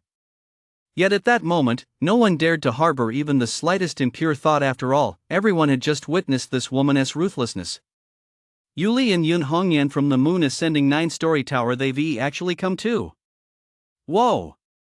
This is young Master Jin, the peerless prodigy of the moon ascending 9-story tower, whose status and standing surpass even those of Yuli and Yun Hongyan. Zhou Hong has offended young Master Jin, he is as good as dead. Serves him right. Let us see how he dares to act so arrogantly now. The crowd's eyes gleamed with anticipation, they couldn't wait to see Zhou Hong get killed. Zhou Hong's face was pale, and his body trembled. He might not know who young Master Jin was, but he certainly knew Yuli and Yun Hongyan from the moon above the 9-story tower. Both were ruthless killers who wouldn't bat an eye at taking a life. Offending them would surely lead to a grim fate. And this so-called young Master Jin held an even higher status than those two. I am Zhou Hong of the Zhou family. Earlier, I was blind and insolent toward young Master Jin. Please forgive me. Zhou Hong promptly knelt down to apologize. In the face of death, dignity was worth nothing. Seeing Zhou Hong kneel, the crowd secretly gloated. You little brat, are you still so arrogant? Weren't you acting all high and mighty just now? Why are you so meek and submissive now? Young Master Jin smiled faintly. Don't worry, I won't kill you. Hearing this, Zhou Hong's heart leapt with joy, and he let out a slight sigh of relief. Blood spattered as a severed head rolled across the ground several times, its eyes wide open in death. Yuli's gaze was icy as she clenched a moonblade in her hand. Whoa! The crowd sucked in a sharp breath, all startled. True to her reputation as a member of the moon ascending 9-story tower, she didn't even bat an eye at the prodigies of the great clans, killing on a whim without the slightest hesitation. Lu Mubai kept his head down, his eyes filled with panic. His earlier composure was nowhere to be seen. Are you planning to hold this place? Young Master Jin glanced at the members of the other 6 great clans. What a bunch of idiots. The secret realm was full of unpredictable dangers. Naturally, the more people, the better. Yet they actually wanted to keep it all to themselves. Where were their brains? We wouldn't dare. Qin Feng and the others felt their scalps prickle as they hurriedly shook their heads. At that moment, they were still reeling from Zhou Hong's death. Just a moment ago, he had been a living, breathing person. The next second, his head was severed. Such a bloody scene had completely cowed them. As scions of prominent clans, they might indeed strut around with great arrogance in front of ordinary people, but in the presence of true powerhouses, they didn't dare make a peep. In the void, the Zhou family's airship. Damn it! The young master was killed by that woman. Quick, fire the energy projectiles and wipe them out. A middle-aged man in the co-pilot's seat said, his eyes bloodshot. Humph. Open your eyes and take a good look at who those people over there are. The peerless martial King Dongcheng, Elder Chu of the Astral Academy, and Miss Claire of the Hunter Guild. Fire the energy projectiles? You must be out of your mind. A voice from the main cockpit said coldly. Energy projectiles were weapons of mass destruction, but they were only effective against ordinary awakened beings. Against a powerhouse like Dongcheng, they were utterly useless. It was even possible that by the time the projectiles hit, the enemy would already be upon them. Moreover, if they offended these people, not only would they be as good as dead, but even the Zhou family itself would likely face total annihilation. The middle-aged man snapped out of his daze and asked in a deep voice, "Then what should we do?" After all, Zhou Hong was the young master of the Zhou family. If he died right in front of them like this, they'd have a hard time explaining themselves when they got back. The pilot replied indifferently, "Go back and come clean." He knew that even if the Zhou family found out about this, they wouldn't dare cause trouble for young Master Jean and his two companions. Arrogant and overbearing, he deserved to die. Compared to the prodigies of other noble families, he was nothing but a brainless good-for-nothing. Watching the void airship depart, Yun Hongyan let a hint of mockery flicker across her face. Dawn! Suddenly, a resounding bell toll echoed through the air. The sound seemed to come from the void itself, yet also from the depths of time, sending a shiver through one's soul. It's finally here. Dongcheng's expression shifted, a hint of gravity appearing in his eyes. Secret realms hold treasures, but they also harbor great danger. Virtually every time a secret realm opens, many perish. Even someone at the innate stage like him couldn't guarantee he'd return alive. Beneath the clouds, at the far end of the mountain range, a golden sun emerged, its rays streaming forth.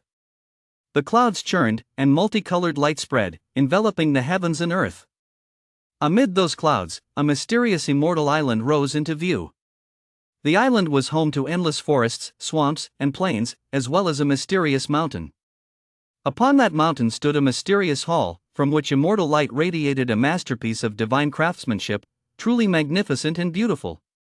But the more beautiful a place is, the more terrifying the hidden dangers it conceals. The island was shrouded in mist, appearing incredibly mysterious, and one could faintly hear terrifying beasts roaring and snarling from above. Is this the secret realm? It looks just like a celestial island. It's truly wondrous. The wisdom of the ancients is truly awe-inspiring. Secret realms are inherently strange and wondrous. Some might be a cave, others a tomb, while still others could be an entirely new world or even an entire planet. That mysterious palace must surely hide a priceless treasure. The group exclaimed excitedly. Whoosh! A rainbow bridge over 300 meters long appeared, stretching directly from the sky above the island to the edge of the square, magnificent in scale and a natural marvel. Everyone, the secret realm has revealed itself. If we don't enter now, when will we? Someone roared. Instantly, over 1,000 people surged toward the rainbow bridge. To their excitement, the rainbow bridge turned out to be solid, meaning they had no worries about it collapsing. Charge! Grab it! Kill! The crowd roared, their eyes red with excitement, their blood boiling with fervor, as if a group of starving men had encountered a naked fairy. Before long, only Lin and a few others remained at the scene. Everyone, will go ahead. Young Master Jean, accompanied by Yuli and Yun Hongyan, leaped onto the rainbow bridge. Dongcheng, Claire, the sword-wielding man in a straw raincoat, and the others quickly followed suit. Only Lin and Wuchen remained at the scene. Brother Wang, see you in the secret realm. Wuchen acted decisively and moved swiftly, vanishing from the spot in the blink of an eye. Only after Wuchen had disappeared did Lin step onto the rainbow bridge. 300 meters covered in the blink of an eye. At the end of the rainbow bridge lay an endless forest. Lin picked a spot and leaped down. Chapter 71, The praying mantis hunts the cicada, but the sparrow lurks behind. Deep within the forest. This secret realm is no joke. I'd better play it safe for now to avoid a surprise setback, Lin thought to himself. With that, he went into hiding.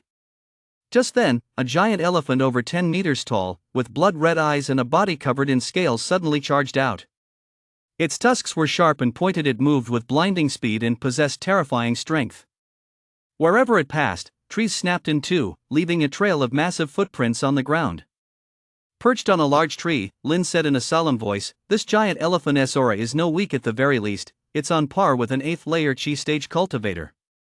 And its aura seems different from that of mutated beasts as expected. Being cautious was the right call. To encounter such a powerful demon beast right off the bat meant even stronger ones would likely appear next. He couldn't let his guard down. Staying low-key and playing it safe was always the best way to survive.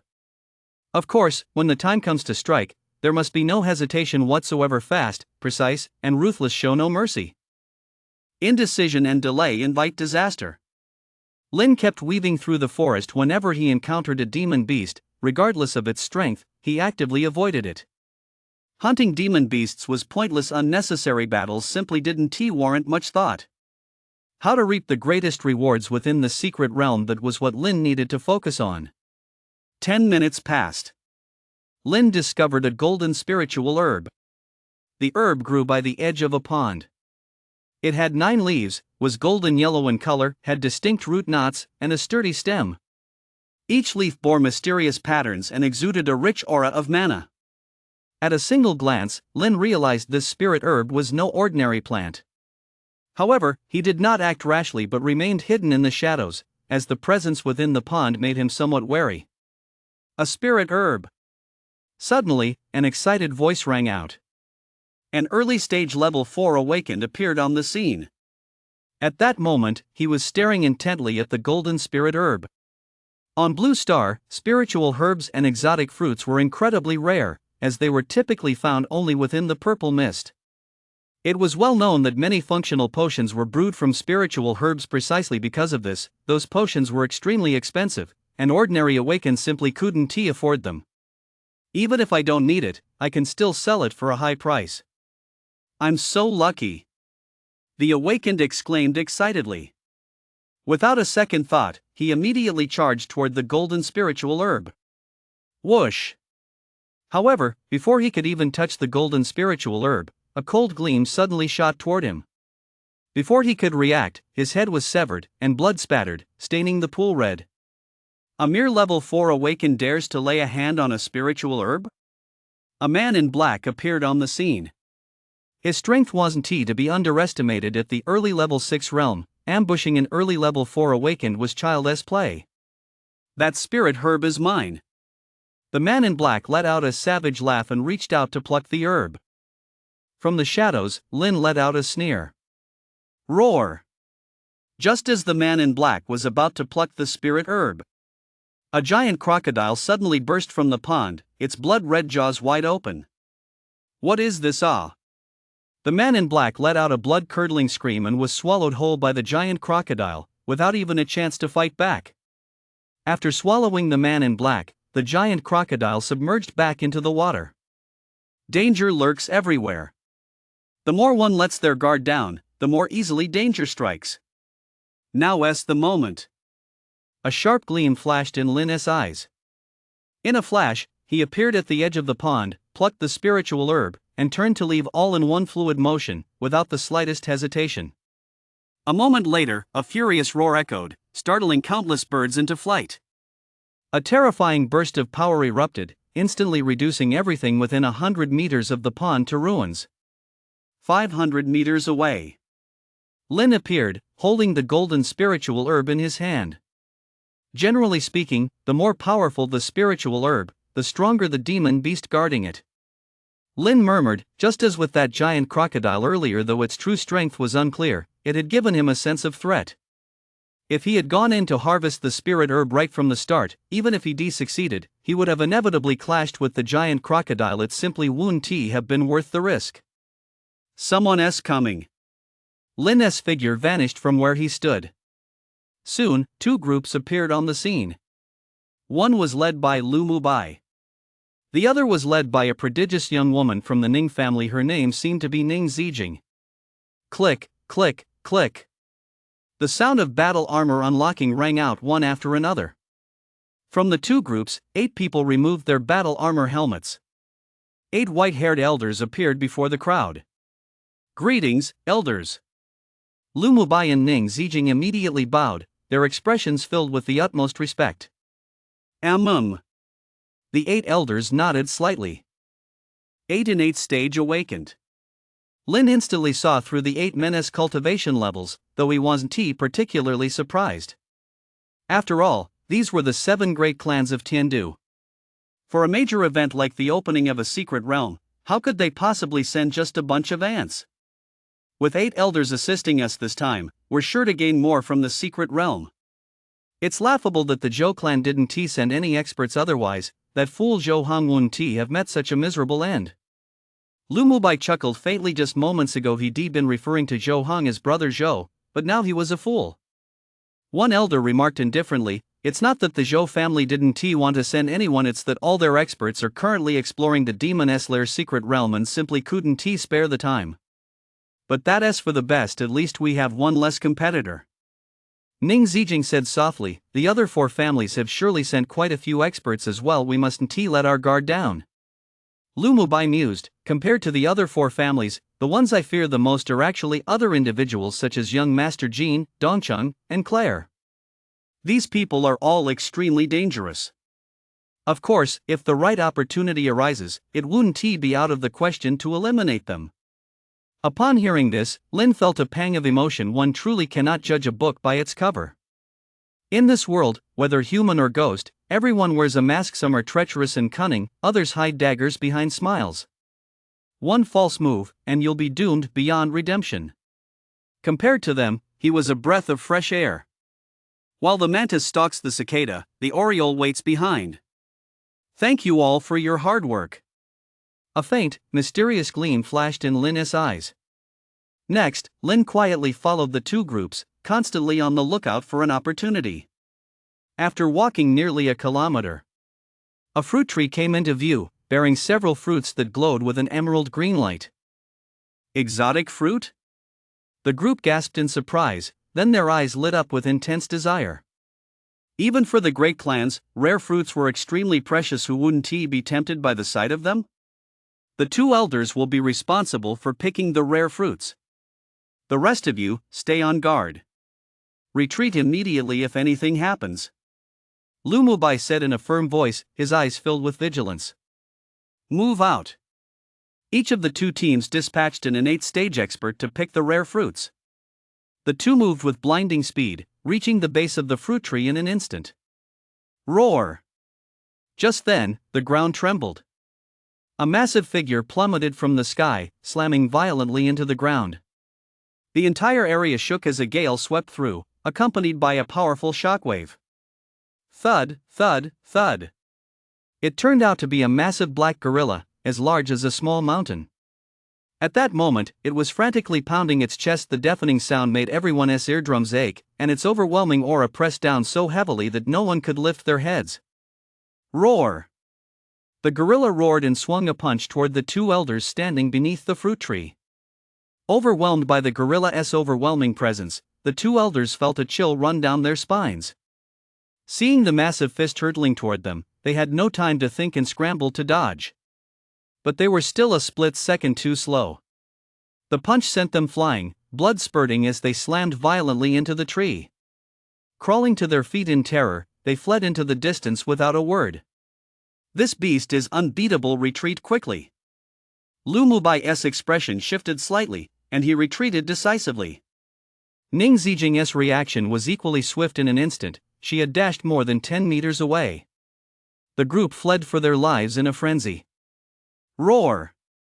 The gorilla let out a roar, leaped into the air, and gave chase. Soon, piercing screams rang out. Lin, meanwhile, took the opportunity to pick all the fruit. Chapter 72, Pushing Their Luck Too Far. In a secluded spot deep within the dense forest, Xin Ping greets the three noble lords. A man in yellow robes bowed respectfully. This was Xin Ping, the prodigy leading the Xin family's expedition this time. Standing before him were none other than young Master Jean and his two companions. Young Master Jean nodded slightly. Why have the 7 great clans of Tindu remained unshaken? It's not just because of their own formidable strength, there's another crucial reason. Behind each of the 7 great clans, to a greater or lesser extent, looms the shadow of a superpower. Clearly, the Xin clan's true backer is the 9-story Moon Pavilion. Among the 7 great clans, some maintain close ties, while others are mired in constant conflict. Coincidentally, the Xin clan and the Zhou clan have had significant friction in recent years.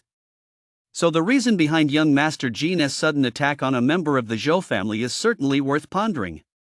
If anyone is to blame, it's Zhou Hong for happening to walk right into the line of fire under such circumstances. How could he not be struck down? Roar! Suddenly, the roar of a demon beast rang out. Young Master Jean's expression shifted slightly as he said in a deep voice, "This forest is teeming with demon beasts. Let South leave this place first. I'll swear." After the battle with the giant ape, the team led by Lu Mubai and Ning Zijing had lost more than half its members, and the 2 and 8 stage elders were seriously injured, a truly inauspicious start. However, the dangers of the forest were far from over. Peril lurked everywhere. Within just half an hour, the group had endured several more battles, and in the end, only 30 or 40 people remained, a truly brutal outcome. With the others drawing the monster's attention, Lin's haul was naturally substantial. He managed to gather quite a few spiritual herbs and rare fruits. You can't shear a sheep too many times without killing it, Lin mused. This group was no longer of much value, so there was no need to continue following them.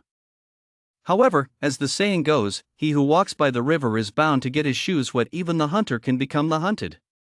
Shortly after Lin had left, he was targeted by a porcupine equivalent to the chi stage. The 2-meter-tall purple porcupine had sharp quills, each 20 centimeters long, protruding from its back. Its blood-red eyes were fixed intently on Lin, and droplets of saliva dripped from its mouth onto the ground. It seemed ravenous. Roar! The purple porcupine roared, leaping into the air and lunging at Lin at breakneck speed. You're asking for it. Lin barked coldly and unleashed a punch at the purple porcupine. The punch struck the porcupine squarely in the head. The purple porcupine let out an agonized scream and was sent flying. Its massive body crashed to the ground, its blood-red eyes losing their luster. Roar! In an instant, the ground trembled, and one by one, massive trees snapped as an even larger purple porcupine emerged. This purple porcupine was 10 meters long and 5 meters tall, its entire body covered in purple scales. It was several times stronger than the previous one, and now it was glaring furiously at Lin. There was no doubt about it, the porcupine Lin had just killed was definitely its offspring. Kill! Lin acted decisively, striking instantly with a mystic moon seal. Roar! The giant purple porcupine let out a roar. It arched its back, its body trembling as hundreds of sharp quills shot frantically toward Lin. Boom! The mystic moon seal collided with the hundreds of quills. In the blink of an eye, the hundreds of quills were blown to pieces. The mystic moon seal, its power undiminished, raced toward the giant purple porcupine. Boom! A deafening sound rang out. A powerful blast of energy erupted, reducing everything within a 100-meter radius to rubble in an instant, snapping the surrounding trees one after another. A massive crater gaped in the ground, and the giant purple porcupine had been blasted into a bloody, mangled mass of flesh. That weak? Lin was taken aback. He assumed this giant purple porcupine possessed foundation stage strength, which would have given him a good chance to practice his skills. He hadn't expected it to turn into a bloody mess with just a single palm strike. Did I, perhaps, underestimate my own strength a bit earlier? Lin muttered to himself.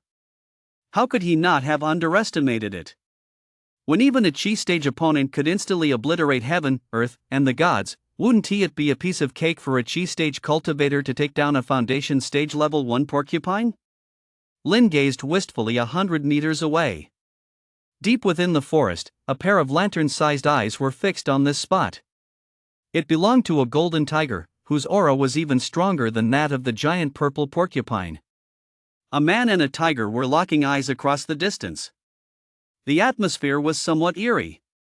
Gulp! The golden tiger swallowed hard, then turned and charged deep into the forest. Lynn took a long stride and gave chase. Roar! Soon, a piercing scream echoed through the forest. After slaying the golden tiger. While Lynn was processing the carcass, a group of people suddenly burst out and surrounded him. Kid, I've got my eye on this demon beast's carcass. Get lost! A chilling voice rang out. The crowd parted to make a path. A bald, burly man clad in a black overcoat and wielding a massive mountain-splitting axe walked forward. A menacing scar ran across his forehead, making him look exceptionally terrifying. Mid-level 5 awakened. Lynn acted as if he hadn't heard a thing, continuing to work on the golden tiger's carcass with his head bowed. You're asking for death.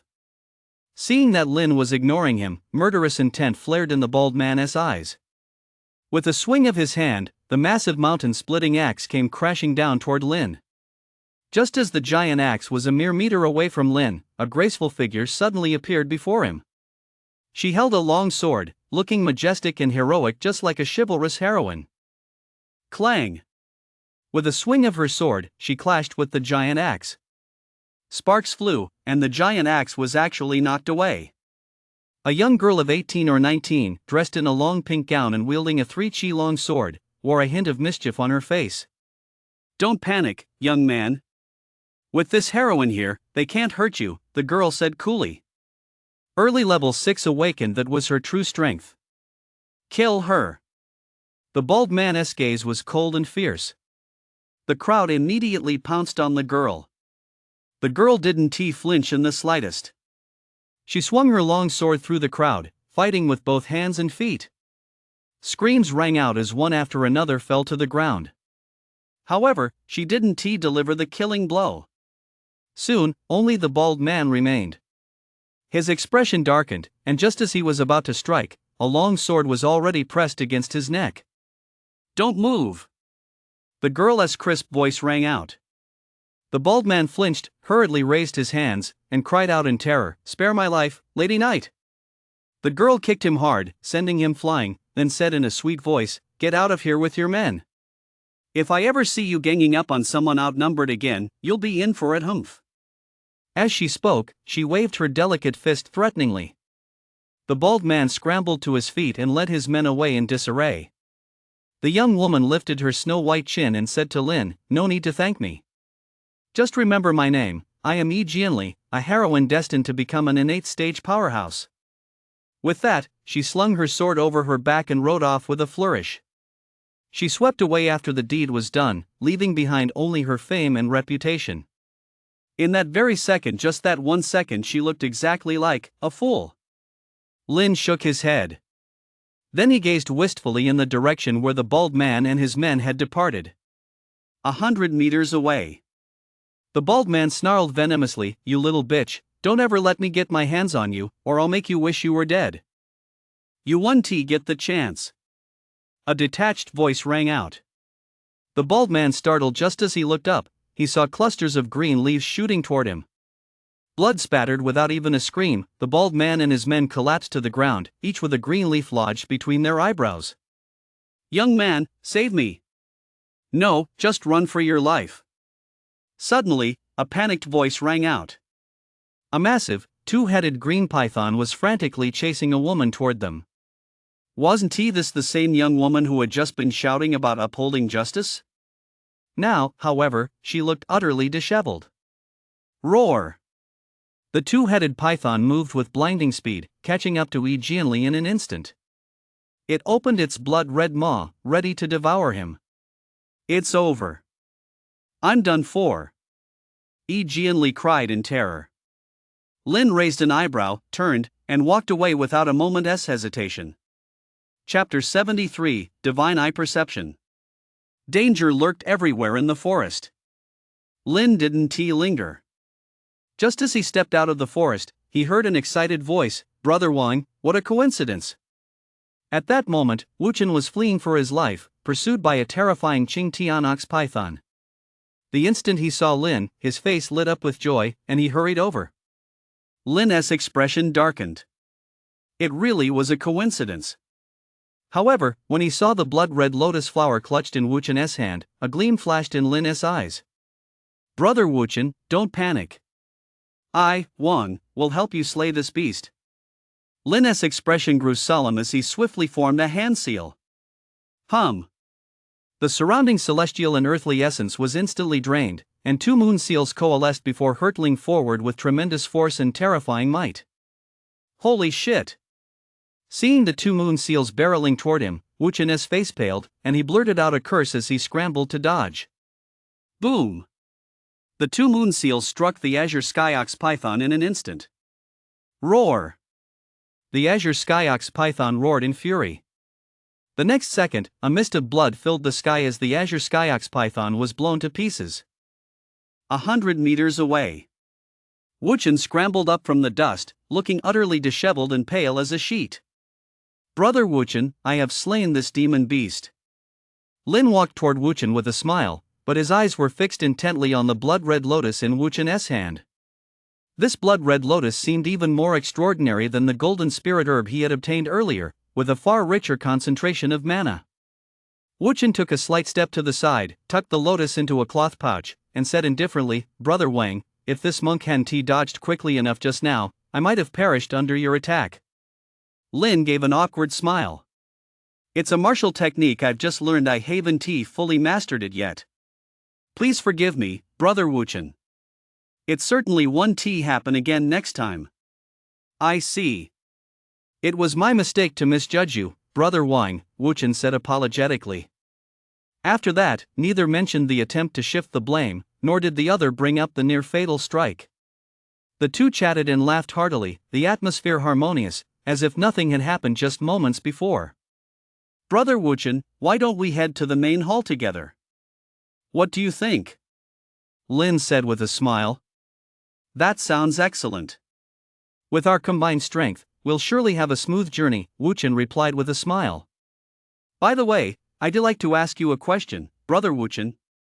No one else can see through my true strength. How did you manage to do so?"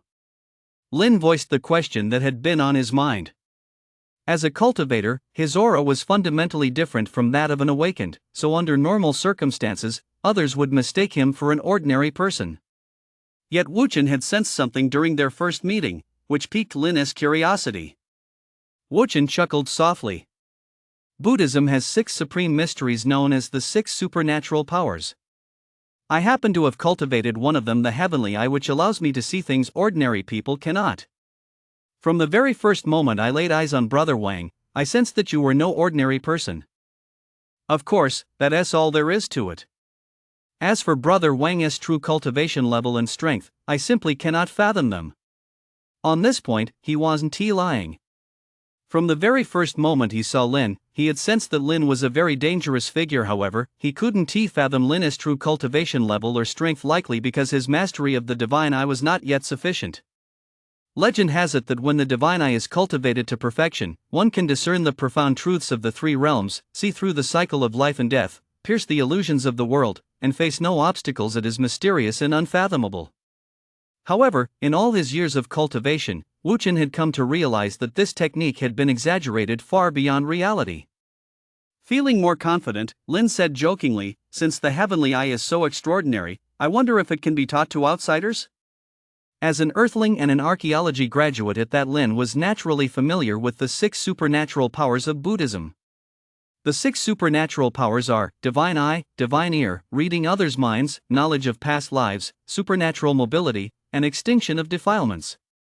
Rumor has it that each of these powers is extraordinarily remarkable. If one could cultivate them, one would surely possess power capable of defying the heavens.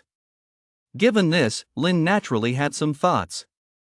Of course, he didn't harbor much hope. How could the profound mysteries of Buddhism possibly be passed on to outsiders? It can be passed on. Wuchen said earnestly, a response that took Lin by surprise. Lin narrowed his eyes. Care to exchange techniques? Wuchen replied, that Moon Seal brother Wang just performed was quite remarkable as well. Care to exchange techniques? Teach me the divine eye first, Lin said. Sure. I'll teach you as we walk. Wuchen agreed readily. Afterward, the two exchanged cultivation techniques. As they walked on, they soon found themselves in a marshy area. This mystic moon seal is truly mysterious and unfathomable. I can't make head or tail of it, Wuchen said in surprise. That goes without saying. Lin smiled faintly. Of the 4 mystic moon seals, Lin taught 2 to Wuchen, deliberately altering most of the content, a mix of the real and the feigned. If he could truly trade 2 moon seals for the heavenly eye, it would be an absolute steal. Not to mention too, even if he traded all 4, he wouldn't necessarily be at a loss. Moreover, the mystic moon seals originated from the forge, a martial art exclusive to cultivators, and Wuchen might not be able to grasp much of it anyway. As for the heavenly eye insight that Wuchen had passed on to him, Lin sensed a mysterious, elusive quality to it. It would appear and disappear at critical moments. It seemed Wuchen had held back. He couldn't possibly have given him the complete heavenly eye insight. Wuchen looked at Lin with a meaningful expression. He had indeed only passed on a portion of the heavenly eye technique to Lin, and some parts had even been modified by him. Moreover, to cultivate the heavenly eye technique, one must possess a Buddhist root so rare it appears only once in 1,000 years. Under such circumstances, he didn't believe Lin would gain anything from it. Both of them were betting that the other wouldn't be able to grasp the secret techniques they passed on. Yet neither cared whether the other might suffer from chi deviation. So what if they suffer from chi deviation? If he goes off the rails while cultivating the secret technique, what is it to me? You two, come here. At that moment, an indifferent voice rang out. A level 6 awakened, clad in crimson-yellow battle armor, looked at the two of them. With a wave of his hand, more than a dozen awakened rushed forward and surrounded them. Wuchen asked, "What do you want?" The level 6 awakened replied coldly, "This area is now under the control of the Chiu clan. You two will accompany me up ahead to harvest spiritual herbs. Once the task is complete, the Chiu clan will certainly reward you generously. If you refuse..." The threat was clear. It is a blessing for us both to be able to forge a connection with the Chiu clan, one of the 7 great clans. Please lead the way, Wuchen said politely. You're a sensible monk. Rest assured, once the task is complete, we certainly won't shortchange you. The level 6 awakened flashed a satisfied smile, then led the two forward. Lin and Wuchen exchanged a glance, their expressions amused. Were they being sent off as cannon fodder? After walking several dozen meters, the two spotted a group of several dozen people. At the very front stood a woman clad in snow-white battle armor, with a curvaceous figure, voluptuous form, and an aloof demeanor. Greetings, Mississippi. These two are here to gather spiritual herbs under my guidance. The level 6 awakened bowed respectfully to the woman. Her name was Chiu Ningshuang. She was the leader of the Chiu family and possessed late level 7 strength. Chapter 74, How Wonderful! 100 meters deep into the swamp, there was a blood-red zone where over 100 spiritual herbs grew. The blood-red zone looked as if it had been corroded by magma. Toxic mist swirled, giving off a thick, foul stench. Heat boiled and bubbled, making gurgling sounds, and the area was littered with the skeletal remains of numerous giant beasts, as if it were a burial ground for demon beasts. At that moment, 7 people were approaching the blood-red zone with tense expressions. Ah! Suddenly, the ground began to writhe, and several of them instantly sank into it.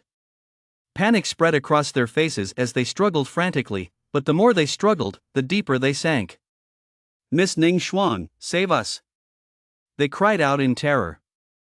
Chiu Ningshuang watched them with an indifferent expression, showing no intention of helping. Only after they had sunk completely did she say coldly, "What a bunch of good-for-nothings. You're truly useless." This time, the Chiu family had brought over 30 people to harvest spiritual herbs. This was the very last group, yet they had brought back only a handful of them, which greatly displeased her.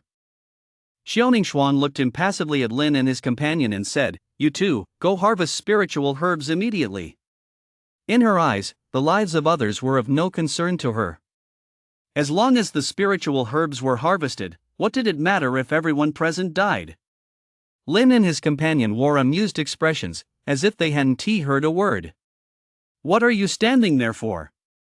Hurry up and go harvest the spiritual herbs. You must understand that being able to serve Miss Ningxuang is a blessing you've earned through several lifetimes of cultivation, yet you don't even know how to cherish it, the level 6 awakened said coldly. I'm afraid this monk cannot see such a blessing. Brother Wang, would you like to give it a try? Wuchen looked at Lin. Lin shook his head and said, this quagmire is too deep. I'll leave this opportunity to Brother Wuchen. Very well. As the Buddha said, if I do not enter hell, who will? Wuchen pressed his palms together in prayer. Then he strode forward and looked calmly at Xiao Ningxuang, saying, Lady Donor, this monk is going to rob you. Hand over the spiritual herbs and anything valuable you have on you. Xiao Ningxuang was taken aback. The atmosphere was extremely eerie, and everyone stared at Wuchen as if he were a fool. Had this monk hit his head too hard while striking the wooden fish? To actually target Xiao Ningxuang for a robbery, how brave! Xiao Ningxuang snapped out of it, her eyes blazing with murderous intent as she said coldly, kill those two. You two bastards, how dare you offend Miss Ningxuang? Die! The level 6 awakened, enraged, struck out with a palm strike. But Wuchen reacted even faster, firing a finger strike through the air. Thud! The level 6 awakened's body stiffened, blood gushed from his 7 orifices, and he collapsed to the ground. A gruesome blood-soaked hole had appeared right between his eyebrows. Seeing this, the others' expressions changed drastically, and they immediately launched an attack on Lin and his companion. Whoosh! Lin raised her hand, and a blade of mana slashed out. The crowd had no time to dodge and was cut in half at the waist by the blade. Blood stained the ground red, mirroring the crimson zone. Of the group of dozens, only Xiao Ningxuang remained. Xiao Ningxuang's expression flickered with shock, but without a moment's hesitation, she fled into the distance. Clearly, she now realized she'd bitten off more than she could chew. Lady, don't even think about escaping. Wuchen moved in an instant, blocking Xiao Ningxuang's path. Frost palm. Knowing she couldn't escape, Xiao Ningxuang's eyes turned cold as she struck out with her palm. A frosty palm imprint coalesced and hurtled toward Lin at breakneck speed. Seeing this, Wuchen merely tapped out a single finger. Crack!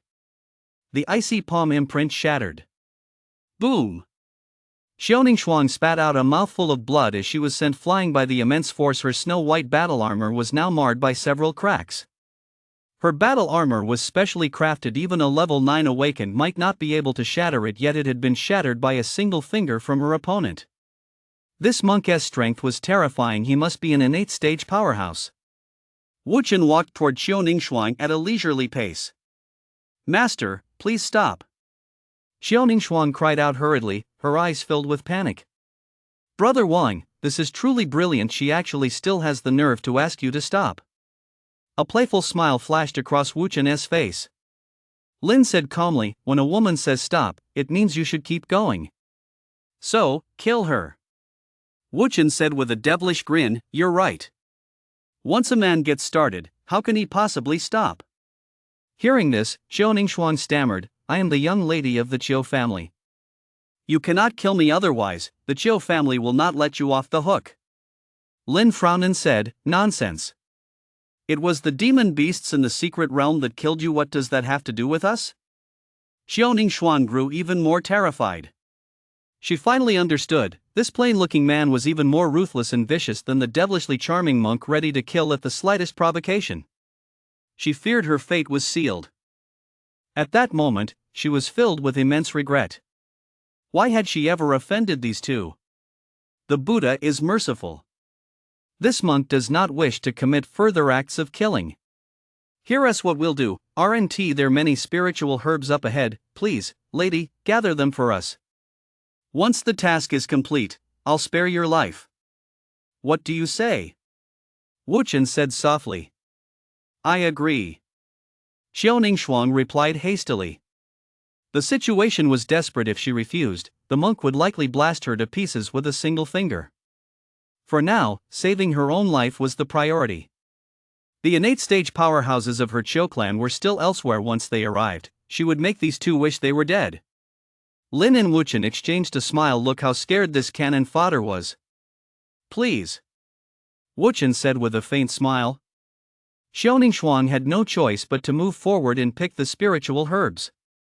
Wuchen stared at Xiaoningshuang's retreating figure and said, Brother Wang, be ready to strike at any moment. Lin nonchalantly picked up a few spiritual herbs nearby, then replied, Got it. Wuchen's mouth twitched slightly, but he said nothing more. Roar! Just as Xiaoningshuang approached the blood-red zone, the swamp suddenly began to writhe violently. Two giant crocodiles, each 50 meters long, burst out of the swamp and lunged toward her. Damn it! Xiaoningshuang's expression changed drastically. Forgetting all about the spiritual herbs, she frantically fled to the side. The two giant alligators had no intention of letting Xiaoningshuang escape. With a single leap of their massive bodies, they gave chase, covering 100 meters in the blink of an eye at breakneck speed. At that very moment, Lin and his companion charged into the blood-red zone and began a frenzied plunder. 1 minute later, the two giant alligators returned. Without a word, Lin and his companion each found a spot to make their escape. Roar! The two giant alligators immediately gave chase. 3 hours later, the two of them crossed swamps and plains, eventually meeting at the foot of that mysterious mountain. The 3,000-meter-high peak soared straight into the clouds. A mysterious hall was hidden within the mist, with just a corner faintly visible, making one unable to resist the urge to catch a glimpse of the whole structure. Brother Wuchen, that cloth bag of yours sure holds a lot. Lin stared at the cloth bag hanging from Wuchen's waist. Wuchen replied earnestly, compared to Brother Wang's ring, it's still no match. Ha! The two shared a knowing glance. By now, quite a crowd had gathered at the foot of the mountain. Dongchun, young Master Jean, Claire, and others were among them. Judging by their appearance, they looked somewhat disheveled. Clearly, they suffered a major setback within the secret realm. Upon seeing the two arrive, they gave a slight nod in greeting. Young man, we meet again. Just then, a familiar voice rang in Lin's ears. Chapter 75, Hand Over the Seed. In the crowd, Yi Jianli, a long sword in her arms, looked at Lin with a mischievous smile. Lin raised an eyebrow slightly. Typically, this sort of self-important teenage girl was a troublemaker wherever she went. She was often accompanied by a host of problems, so it was best to avoid her. Young Master Su, that little thief is over there. An excited voice rang out from not far away. Sure enough, trouble was coming. A group of about 50 people was seen heading this way. Leading the group was Su Ziyi, the prodigy of the Su family, one of the 7 great clans, a man in his early 20s at the mid-7th level realm. Among the group were also 3 Su family elders at the 6th layer of the innate stage. Upon seeing Su Ziyi, Yi Jianli immediately waved at Lin and said, Young man, you did the right thing earlier. When traveling the martial world, if you can't win, you have to run. I'm making my escape. We'll meet again if fate allows. With that, she fled off to the side. Stop her! Su Ziyi roared angrily. The group immediately charged forward and quickly intercepted Yi Jianli. You little thief, hand over the seed, and I'll spare your life. Su Ziyi glared at Yi Jianli. Earlier, he had come across a mysterious seed in the forest. Worried that a powerful demon beast might be guarding it, he had taken a moment to observe it, only to find that the very next second, the seed had been picked up by this woman. This infuriated him, so he immediately led his men in pursuit. To his surprise, she was no pushover, and he had narrowly escaped death several times. Now that he'd run into her, he certainly wasn't going to let her get away. Yi Jianli snorted defiantly, I found that seed on the ground. Why should I give it to you? In truth, she felt wronged as well. She narrowly escaped from the jaws of a 2-headed giant python, only to step on a beautiful seed not long after. Just as she picked it up to take a closer look, a group of people charged at her with murderous intent. Then she had to make a mad dash for her life. If it weren't for her fighting skills and a bit of luck, she'd probably be dead by now. Gently, you won't believe this, but I just picked up a seed off the ground, and now people are chasing me all over the secret realm. Could anything be more unfair than this? You won't hand it over? Then die. Kill her. Su-Zi waved his hand, and the crowd immediately charged at Gently. Humph. Do you really think I'm afraid of you? Gently drew her sword at once with her early level 6 strength. Ordinary people really couldn't do a thing to her. With each swing of her sword, more and more of them fell. Bunch of good-for-nothings. Su-Zi snorted coldly. With a single stomp, he appeared right in front of Gently and unleashed a punch. Gently's expression shifted slightly as she immediately raised her sword to block. Clang! Su-Zi's fist slammed into the long sword, unleashing a burst of ferocious power. Gently was sent flying, sword and all. She was only at the early level 6 realm, while Su-Zi was at the mid-level 7 realm. Naturally, she couldn't withstand the blow. 10 meters away, Gently clutched her long sword, her face pale, a trace of blood at the corner of her mouth. Die! Su-Zi leaped into the air and unleashed another punch at Gently. Gently struggled to grip her long sword. She didn't believe she could block Su-Zi's punch. But with the sword in her hand, even if she were to die, she would strike one final blow. Just then, Gently suddenly realized that the long sword in her hand was beyond her control. It had actually swung on its own towards Su-Zi. Boom! Sword energy shot out 10 meters. Before Su-Zi could even react, he was engulfed by the sword energy. Rip! Blood spattered everywhere. As the sword energy dissipated, Su-Zi's body collapsed to the ground. A gruesome, 20-centimeter-long gash ran across his chest. Blood flowed ceaselessly from the wound, and his breathing was faint. He was barely clinging to life. Everyone stared at Gently in stunned silence, shocked by the scene before them. That sword strike had some real power to it. Young Master Jean remarked in surprise. What piqued his curiosity was why this woman, at the early level 6 realm, could severely wound Su-Zi, who was at the mid-level 7 realm, with a single strike. Gently was also bewildered. How had she come to wield this sword? And the power behind it was terrifying. Was she wielding the sword, or was the sword wielding her? Ze. An innate stage elder rushed to Su-Zi's side and began examining his injuries. The next second, his eyes turned blood red as he glared at Gently and roared, "You little thief, I'll kill you!" His innate stage aura erupted like a raging dragon, utterly terrifying. Many people looked on in horror and hurriedly backed away, fearing they might be caught in the crossfire. 6th layer of the innate stage. Dongqing cast a casual glance at him, then lost all interest. Kill! The elder instantly lunged toward Gently. His overwhelming aura made it difficult for Gently to breathe. Whoosh! Just then, the long sword in her hand struck out once more. Ah! A piercing scream rang out. The Su clan elder's arm was cleanly severed, blood gushing out in a deeply unsettling sight. I didn't mean to. Gently said in a panic.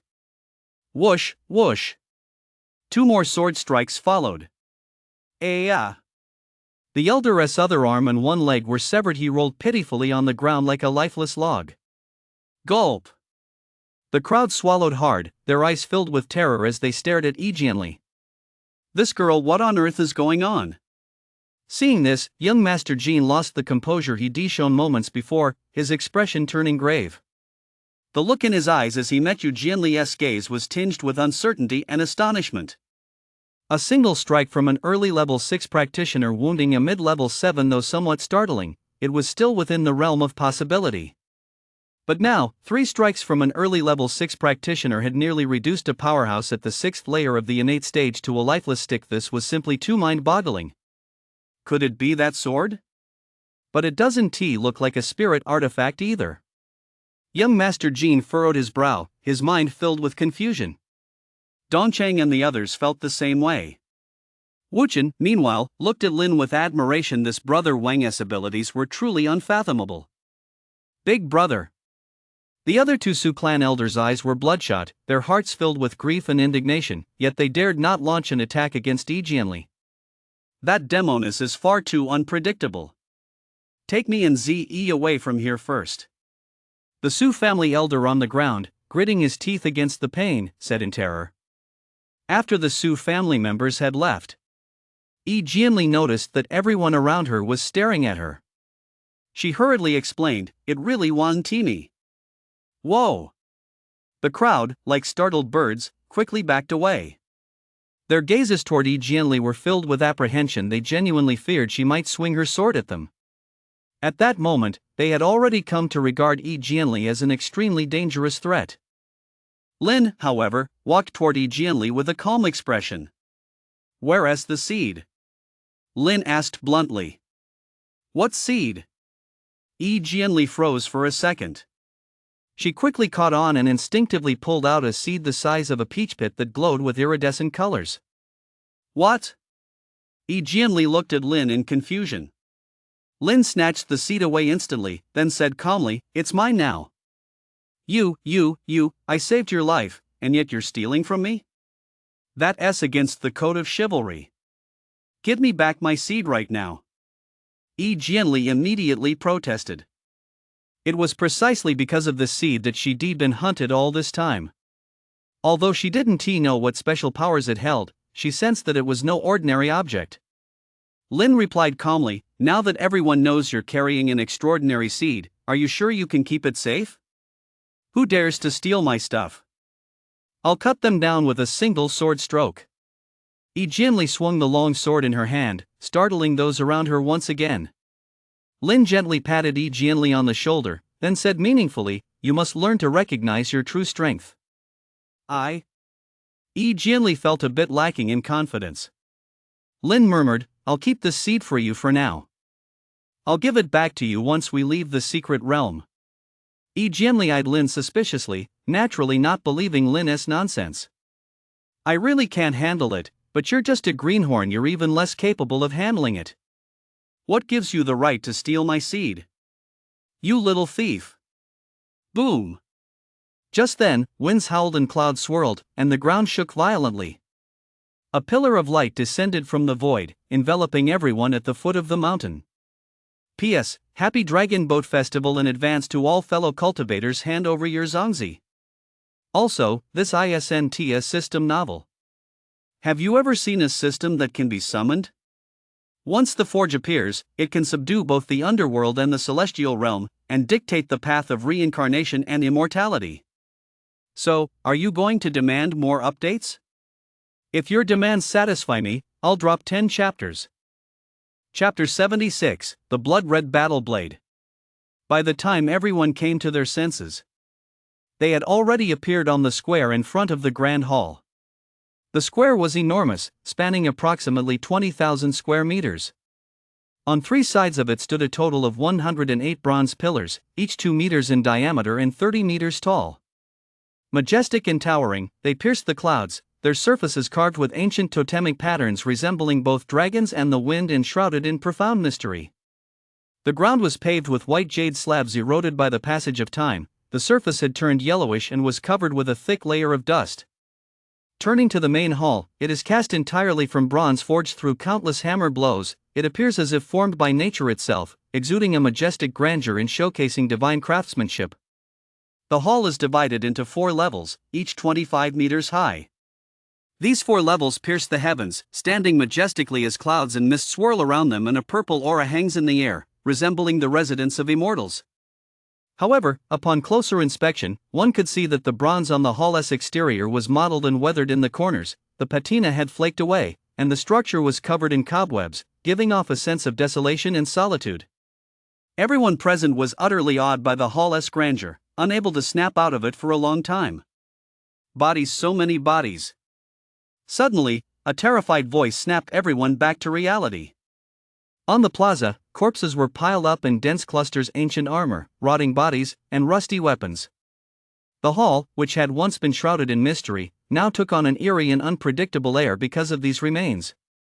Everyone's expressions grew somber. This hall was likely even more perilous than they had imagined. This place is full of unforeseeable dangers, we must exercise the utmost caution. Lin thought to himself.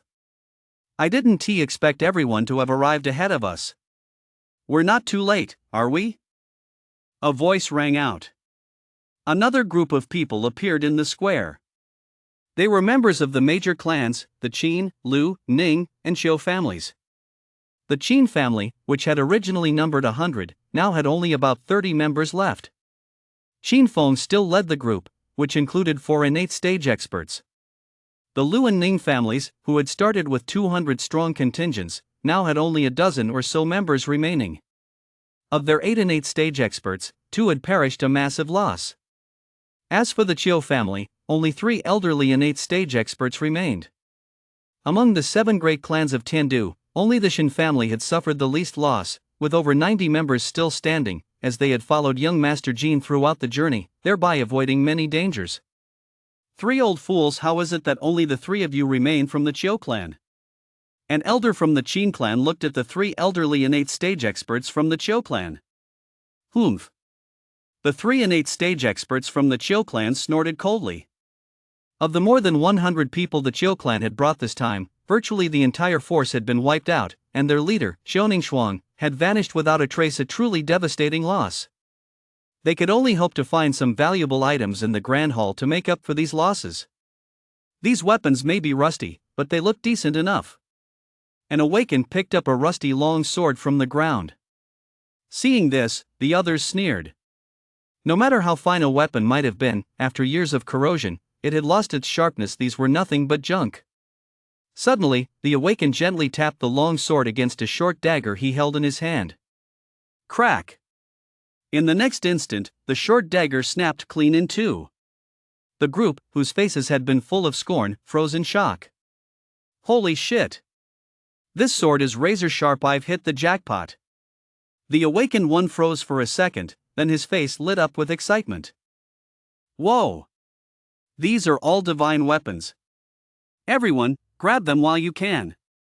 The crowd snapped out of it instantly, their eyes burning with intensity as they rushed toward the other weapons. I've got my eye on this spear, let us see who dares to take it from me. Fuck!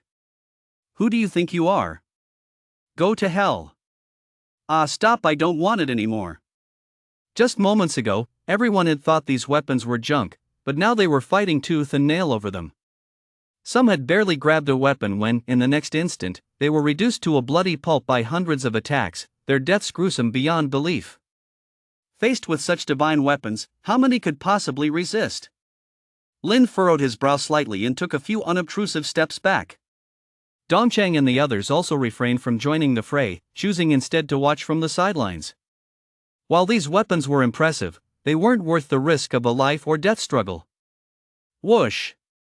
Suddenly, a blood-red battle blade shot skyward. A terrifying aura erupted, and before anyone could react, someone was sliced in half by the blade.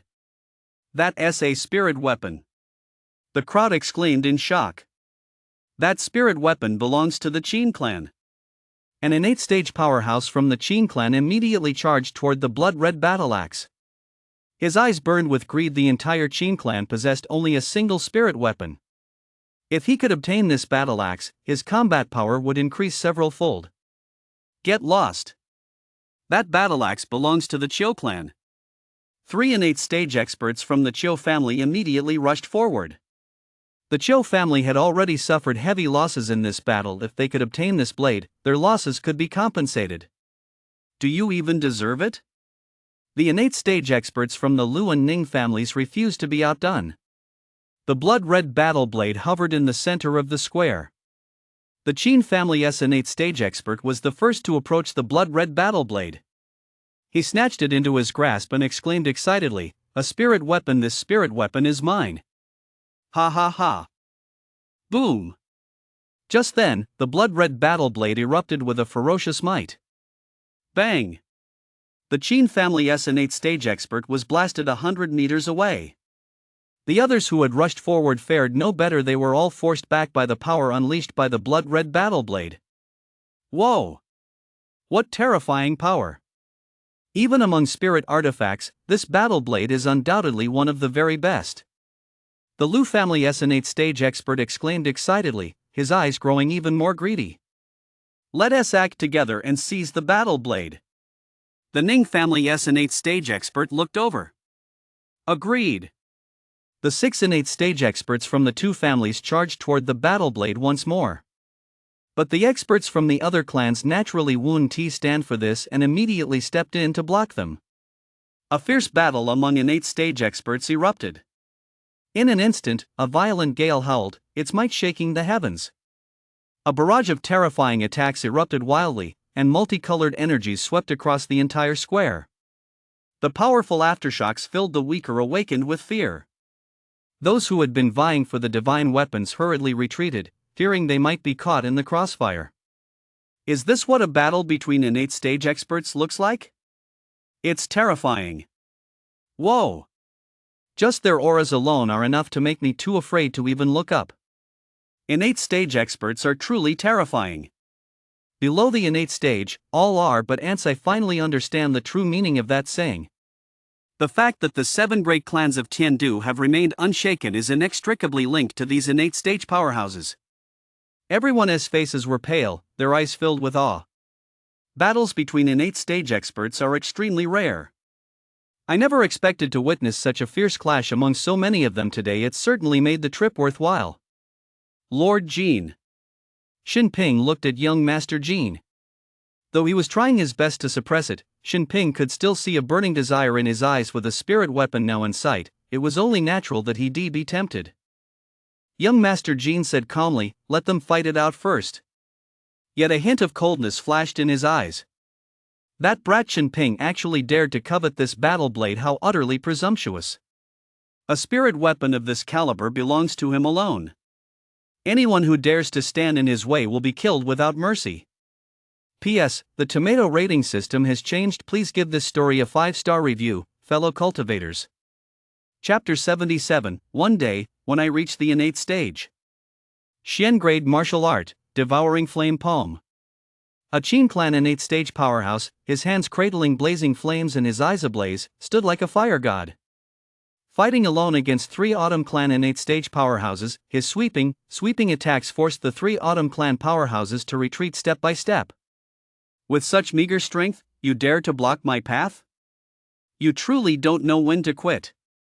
The Qin clan's innate stage powerhouse spoke with a domineering tone. His attacks were razor sharp, and his aura pressed down on the heavens.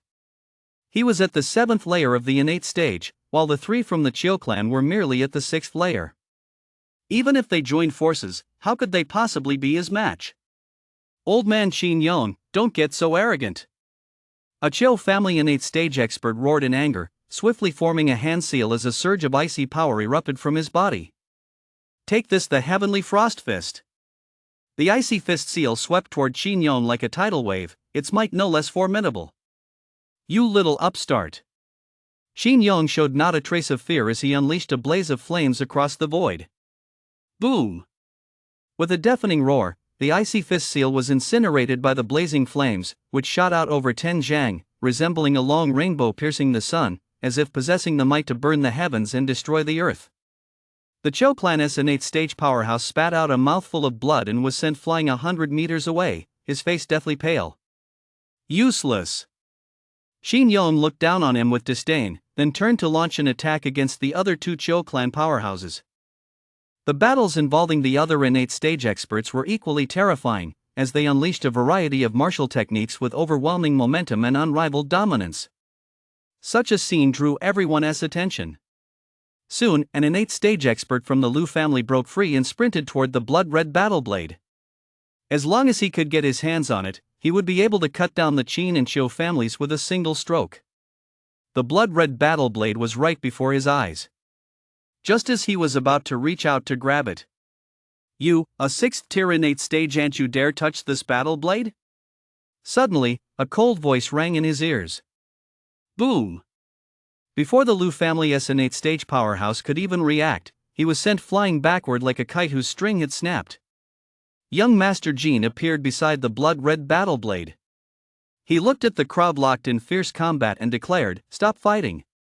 I'm taking this blood-red battle blade." The innate stage experts were enraged. How dare you, you upstart! Xin Yong sent the two in front of him flying with a single punch, then charged forward like a ball of blazing fire, the flames arriving before he did. Boom! The flames instantly engulfed young Master Jean. This is the fate of arrogance, Xin Yong said coldly. Is that so? Young Master Jean's icy voice rang out. With a casual wave of his hand, the flames dissipated, and he appeared before Xin Yong, unscathed. How is that possible? Xin Yong was startled, but his reaction was swift. He struck out with another palm strike. Just as that palm strike was about to hit Prince Jean, he suddenly vanished. So fast. Xin Yong's gaze sharpened. He hadn't even seen how Prince Jean had disappeared. The next second, Prince Jean reappeared before Xin Yong. He raised his hand, clenched his fist, and a colossal force erupted instantly. Boom! A deafening roar echoed through the air. Xin Yong felt a searing pain in his chest, and his body was sent flying backward uncontrollably. Senior Elder! Xin Feng's expression changed drastically as he hurried forward to catch Xin Yong.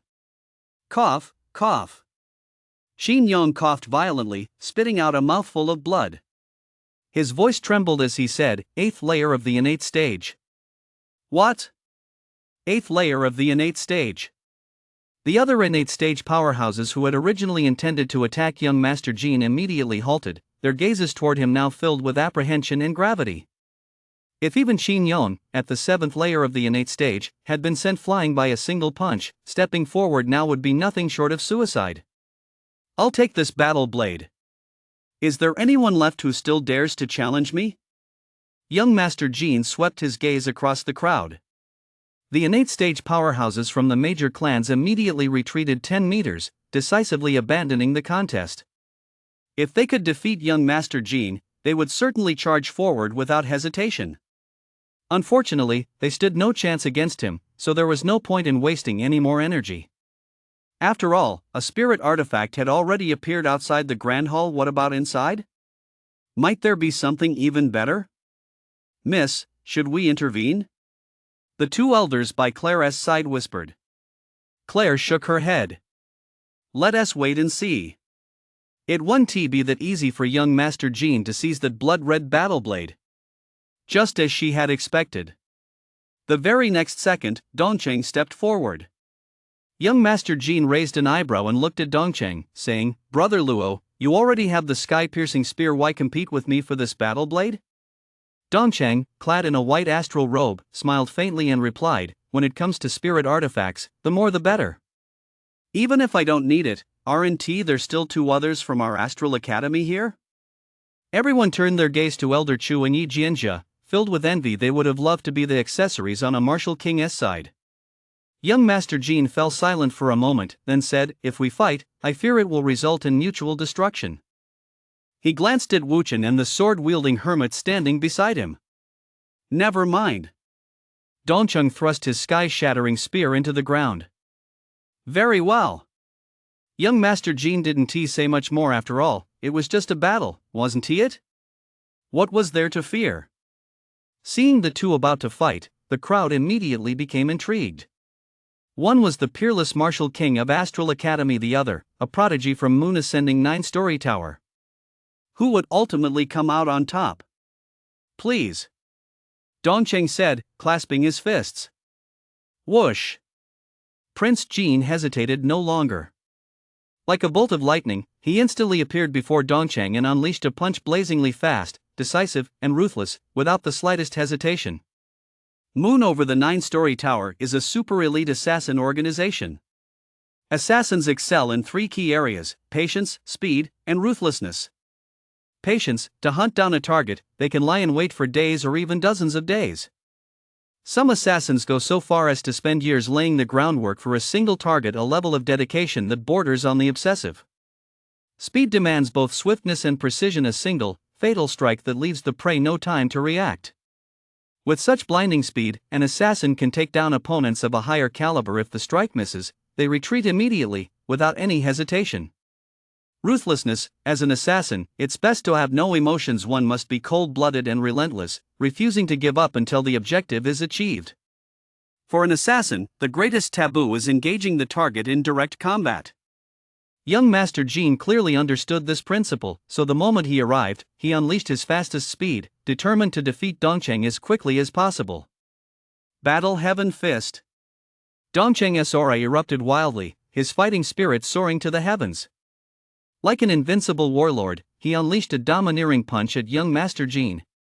This was a heaven-grade martial art utterly terrifying. Hum.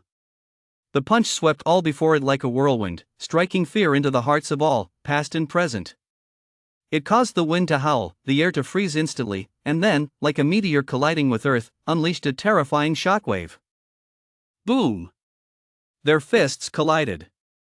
Instantly, the air exploded, and the heavens and earth trembled. Centered on the two of them, two completely different forces swept out in all directions. Many people were knocked to the ground, their faces etched with terror. It's terrifying. Is this the true strength of these prodigies and prodigious talents? In front of them, I feel as insignificant as an ant. Even the slightest trace of their aura makes it hard for me to breathe. If I ever reach the innate stage one day. The crowd was deeply shaken. The two had exchanged just a single move, yet the sheer scale of their clash far surpassed that of the previous fierce battle among the innate stage powerhouses. If they continued to clash, what would the outcome be? Everyone watched with bated breath. Boom! Suddenly, young Master Jean retreated 100 meters. Chapter 78, Star Treading Step. What terrifying power! I never imagined you'd already reached the 9th layer of the innate stage. Young Master Jean stared at Dongcheng with a grave expression at that moment. His arms were numb, and his chi and blood were surging. Dongcheng, his white robe flowing gracefully, smiled faintly. It's been some time. The crowd was stunned. The look in their eyes as they gazed at Dongcheng now held an added sense of awe, the kind of awe reserved for a true powerhouse. Given Dongcheng's current strength, how many among the younger generation could possibly be his match? I used to think Hong was already extraordinary enough, but I never imagined Dongcheng would be even more terrifying. Hong dying at his hands was a fitting end, Claire said solemnly. Hong, at the 8th layer of the innate stage, could hold his own against someone at the 9th layer. And just how powerful must Dongcheng, at the 9th layer of the innate stage, be? Truly a peerless martial king, only he is worthy of that title. Young Master Jean said in a solemn voice, I am merely at the peak of the 8th layer of the innate stage and know I am no match for Brother Luo. However, I have a martial art that I've been cultivating for some time now. I humbly ask Brother Luo to offer some guidance. Dongcheng replied softly, I wouldn't dare call it guidance. Please, go ahead. Shadow kill technique. Prince Jin's figure vanished in an instant. Where is he? Everyone looked on in confusion. Lord Jean has unleashed the shadow kill technique. It can kill opponents one tier above his own, even at the 9th layer of the innate stage. I wonder if the peerless martial king can block it, Yun Hongyan said with a coy smile. Yuli said indifferently, this battlefield is unfavorable to Lord Jean, the outcome is unpredictable. Yun Hongyan said seductively, a true hunter always enjoys turning unfavorable environments into advantageous ones. For example, the plain you see might, in his eyes, be a majestic mountain range waiting to be explored. Yuli did not refute her. Suddenly, she furrowed her brow slightly, sensing someone staring at her, but when she turned around, there was nothing there. Seeing that young Master Jean had vanished, Dongcheng remained calm. He simply closed his eyes. Eyes can deceive, so listen with your ears. If your ears cannot hear, then feel with your heart. If even your heart cannot sense it, then you are already dead. Whoosh! A piercing whistle suddenly rang out beside his ear. Just then, he shifted slightly to the side. A cold gleam flashed as Lord Jean's figure flickered and vanished once more. The world fell into utter silence. Dongcheng suddenly opened his eyes, deliberately exposing a vulnerability. At that very moment, Lord Jean appeared before him, transforming his finger into a blade and thrusting forward at lightning speed. Whoosh! The sound of air being sliced rang out. That finger instantly struck Dongcheng right between the eyebrows. No! War King! Elder Chu and Yi Jianjiao were horrified. Everyone present paled. They were all stunned by young Master Gene's move. Vanishing into thin air, appearing in an instant it was impossible to defend against. Some exchanged grave glances. If Prince Gene were to come and assassinate them one day, wouldn't they be as good as dead? At that moment, everyone's apprehension toward the moon over the 9-story tower rose to a whole new level. Young Master Gene's finger had indeed struck Dongcheng's brow, but at that moment, a look of shock crossed his face. Just as he was about to unleash the shadow kill technique once more, he felt his body grow heavy. Boom! A massive force struck him, slamming young Master Gene's body violently into the ground and sending a cloud of dust flying. Lord Gene! Yu Li's lovely face betrayed her alarm. What's going on? Everyone's faces were filled with astonishment. That's the star-treading step. Elder Chu's face lit up with excitement. The star-treading step, an Astral Academy heaven-grade movement technique, evolved from the 7 stars of the Big Dipper. When cultivated to perfection, it allows one to compress the earth into an inch, leave behind 7 stellar shadows, tread upon the stars, and chase the sun and moon, a feat so profound that even gods and ghosts cannot fathom it. Many elders at Astral Academy had cultivated this technique, but with little success at best. It merely increased their speed slightly. Moreover, performing this martial art consumed immense energy, and few could sustain it for long, which is why it was not popular at Astral Academy. Who would have thought that Dongcheng had actually mastered it? You've lost. Dongcheng's voice rang in Jin Gongzi's ear. When the crowd looked, they saw that there were actually 2 Dongchengs in the square. One of them was gradually fading away, clearly an illusion. Jin Gongzi slowly climbed to his feet and sighed. I never imagined Brother Luo would actually master the star-treading step. I have been defeated. A fleeting glimpse of veiled malice flashed in his eyes. Dongcheng said nothing more and walked straight toward the blood-red battle blade. Everyone watched with bated breath, not daring to make a single move. An illusion formed by concentrated power? Lin wore a pensive expression. Miss. Seeing that Dongcheng was about to pick up the blood-red battle blade, the 2 elders standing beside Claire narrowed their eyes. Claire shook her head and said, "Never mind. You're no match for him." The 2 elders did not argue. Their own strength was no slouch. They were both at the peak of the 8th layer of the innate stage, but if they were to face Dongcheng, who was at the 9th layer of the innate stage, defeat would be inevitable. No, perhaps certain death. After all, Dongcheng had defeated young Master Gene in what seemed like just 2 moves, and he hadn't even used the sky-shattering spear. If he were to use the sky-shattering spear, no one would be able to stop him. Dongcheng grabbed the hilt of the blood-red battle blade. Boom! The blood-red battle blade suddenly vibrated and instantly slipped from Dongcheng's hand. Then it slashed toward Dongcheng. In an instant, a 10-meter-long beam of blood-red light shot forth. Dongcheng's expression remained calm as he punched directly at the beam of light. Crack! Suddenly, the blood-red beam shattered. The blood-red battle blade was knocked away. And the direction it flew. Ha! That battle blade wasn't a match for Dongcheng at all. It actually got knocked away. Ah, no good, it's flying toward me. Yi Jianli suddenly realized the blood-red battle blade was flying straight at her. Her expression turned startled, and she instinctively reached out her hand. Then, she grabbed it. Everyone's eyes widened, and their jaws dropped. Something even the peerless martial king couldn't hold on to. She actually managed to grab it. Holy crap! What's up with this girl? Is she that badass? Dongcheng was taken aback as well, but he didn't step forward to wrestle it away, because the sight of Yi Jianli swinging her sword earlier was still fresh in his mind. He wasn't quite sure how to handle the situation. However, the members of the other major clans didn't know that. Seeing that Dongcheng didn't make a move, they were overjoyed and were about to pounce on Yi Jianli. Amit Ba. Lady, this monk observes a dark spot on your brow, a sign of impending calamity. Please hand this sword over to me, and I shall help you avert this disaster. Wuchen moved with blinding speed, reaching out to grab the battle blade from Yi Jianli's hand. Boom! The battle blade unleashed its ferocious might. Wuchen felt a jolt in the web of his hand and immediately withdrew it. Amit Ba. This monk is powerless to help you, lady. You must fend for yourself. Wuchen pressed his palms together in prayer and retreated at once. Spiritual artifacts possess a spirit of their own. Since it does not belong to you, you must not covet it. Of course, if you have the power to subdue it, then the more, the better.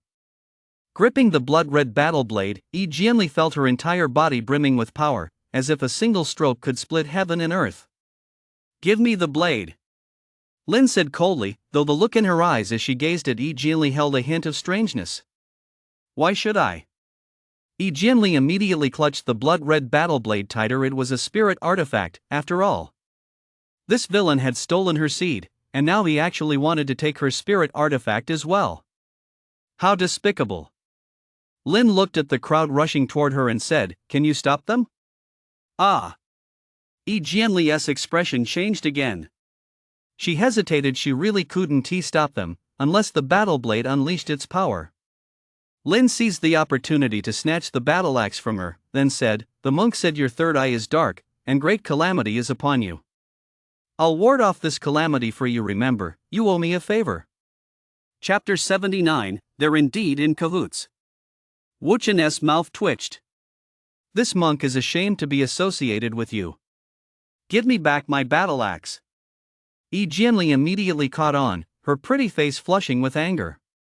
A dark spot between the eyebrows? It was all because of this scoundrel who'd stolen her seed. She was furious and utterly frustrated. Now he'd snatched her spirit weapon and made her owe him a favor. What kind of person was he? How could he be so shameless? After all, I saved your life once. Is it really necessary to betray your own savior like this? Lin said in a deep voice, "Shut up." At that moment, the blood-colored battle blade actually began to struggle. Humph. Lin snorted coldly, and a powerful surge of heaven and earth mana instantly poured into the blood-colored battle blade.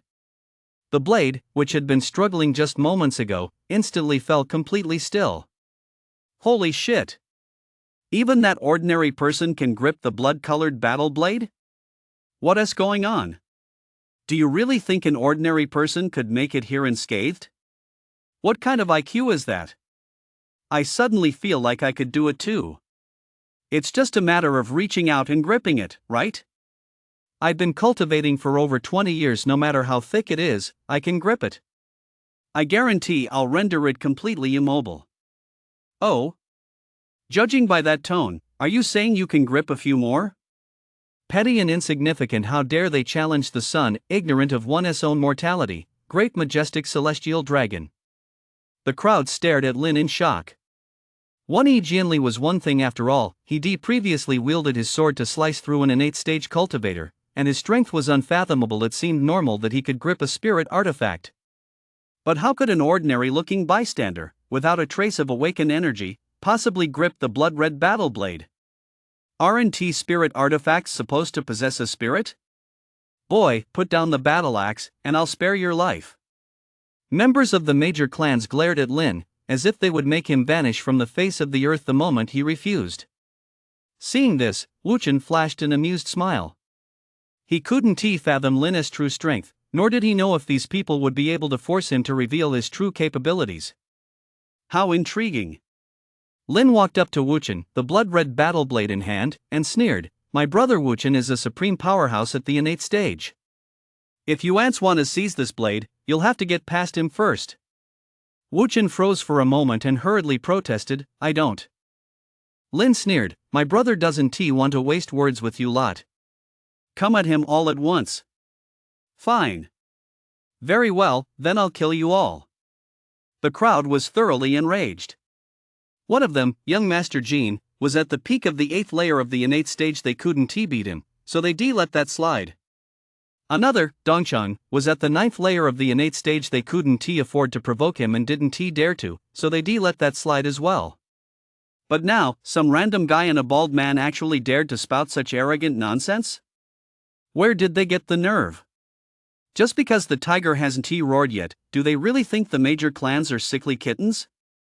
Seeing the crowd lunge toward him, Wuchen cried out in grief and anger, "Brother Wang, you've ruined this poor monk. Calling each other brother, you're definitely in cahoots. Kill him. The crowd attacked with even greater ferocity. In an instant, dozens of attacks rained down on Wuchen like a deluge. Upon hearing this, Wuchen's feet slipped, and he nearly fell to the ground. But he knew there was no escaping it. He took a step forward and swiftly formed a Buddhist mudra. Formless calamity finger. Wuchen cried out softly. A massive golden finger appeared in the void. Boom! The golden finger shot out in an instant. Boom! Boom! Boom! A series of explosions rang out, and the crowd's attacks were scattered in an instant. The immense force sent them all flying. Cough, cough. After hurriedly regaining their footing, their eyes were filled with boundless horror. Innate stage. This monk is actually an innate stage powerhouse too. Whoa! To be able to send so many powerhouses flying with a single move, he must be at least at the 8th layer of the innate stage. Good thing I didn't make a move just now. The crowd spoke with lingering fear. They had thought he was just a bald man, but never expected him to be a mighty Buddha. They truly misjudged him. At that moment, the members of the major clans were also deeply frustrated. Having suffered consecutive setbacks, the clan's prestige had been tarnished. How would others view them now? Would they think they were all a bunch of cowards? But what could they do? They couldn't win in a fight. Dongcheng and the others looked at Wuchen with eyes full of apprehension. They had always known that Wuchen's strength was terrifying, but after witnessing that single finger strike just now, they realized they had underestimated him. That single finger strike alone was, at the very least, a heaven-grade martial technique. Since when did monks become so wealthy?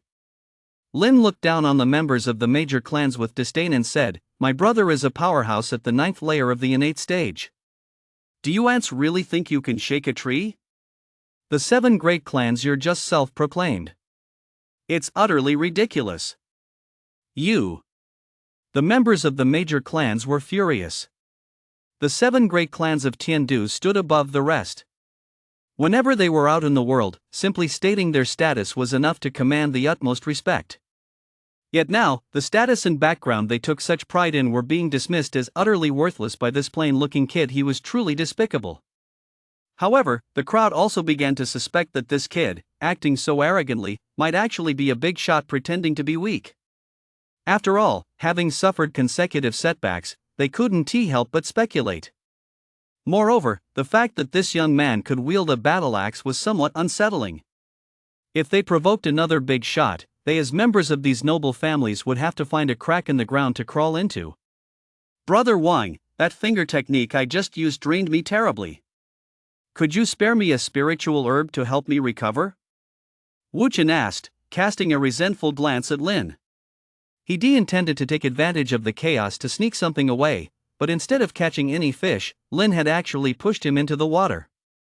This time, he truly sullied his golden body with mud, obscuring his Buddha-like radiance and turning himself into a thief.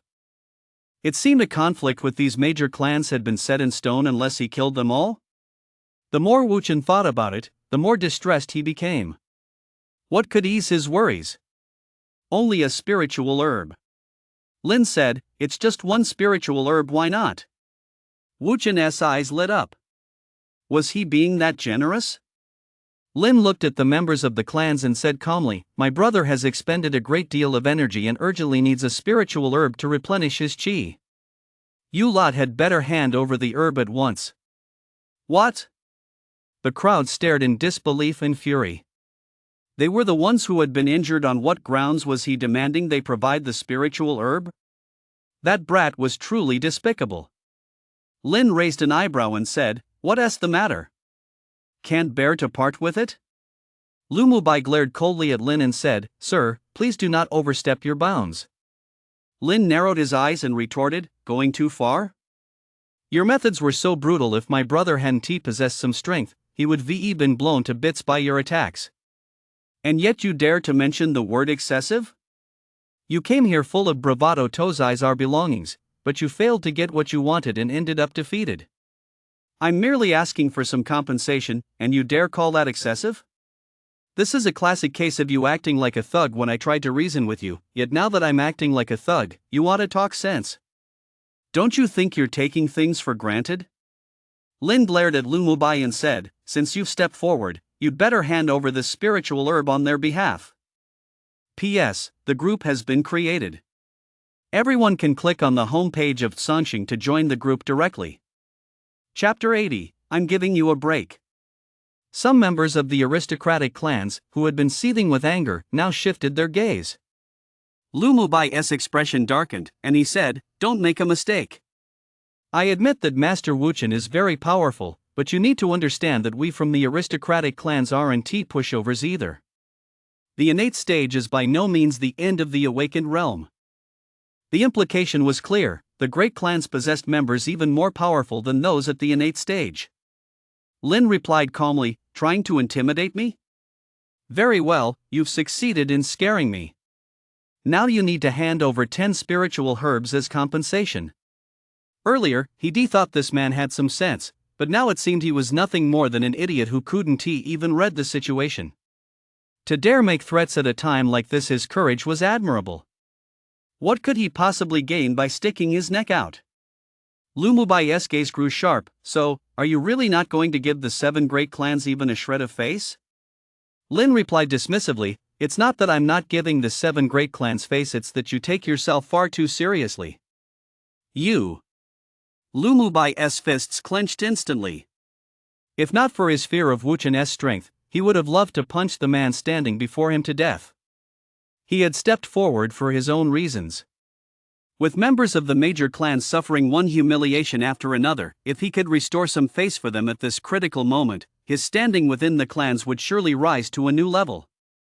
By then, he would naturally gain access to even more resources. Unfortunately, his calculations were off. Dignity isn't regained with words, but with fists. If a mere threat were enough to make someone back down, then what would be the point of courting certain death? Sometimes, unless you take a chance, you'll never know just how badly you'll lose. 1 spiritual herb will give it to you.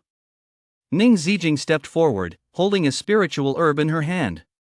This time, even with the 2 great clans joining forces, they had managed to harvest no more than a dozen spiritual herbs. Lin cast a dismissive glance at Ning Zijing and said, 1? I said 10. Are your ears deaf? How dare you? Lumubai's inner rage had been suppressed to the absolute limit. Lin said, Brother Wuchen? Cough, cough. Wuchen coughed lightly, his voice weak. That single finger strike just now took a tremendous toll on this monk. A single spiritual herb will likely not be enough to compensate for the loss.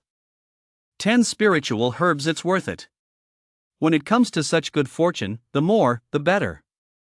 If you're a brother, come and take advantage of me. Fine, 10 herbs will give them to you. Ning Zijing took a deep breath and said. Zijing. Lumubai wanted to say something. But Ning Zijing stopped him with a glance. After all, she had a clearer grasp of the situation. Couldn't he see that the members of the other prominent families were all watching coldly from the sidelines? Continuing this argument would only make them a laughingstock. Sticking your neck out always comes at a price. Let us just hope he isn't this foolish next time. Ha! With the 10 spiritual herbs in hand, Lin generously gave 2 to Wuchen this time. He didn't abandon him after he served his purpose. After all, it's better to keep the relationship going long term. You can't expect a horse to run without feeding it. That's simply 1 work. Wuchen smiled as he accepted the spiritual herbs. Moments ago, he'd been worried Lin would keep them all for himself. After all, he thought Lin was capable of such a thing. It seemed he'd overthought it. Everyone watched helplessly as the 2 divided the spoils. A flash of intense murderous intent flickered in Lumubai's eyes. Young Master Jean cast a somber gaze at Lin, lost in thought. Let us go take a look inside the main hall. Dongchang, carrying the sky-shattering spear, strode directly toward the main hall. The others hurried to follow, hoping to find something valuable inside. As soon as they entered the first level of the main hall, they saw a medicinal field and an ancient bronze alchemy furnace placed in the center of the hall. A spiritual herb, a single earth-surging golden lotus. There was only one spiritual herb in the entire field.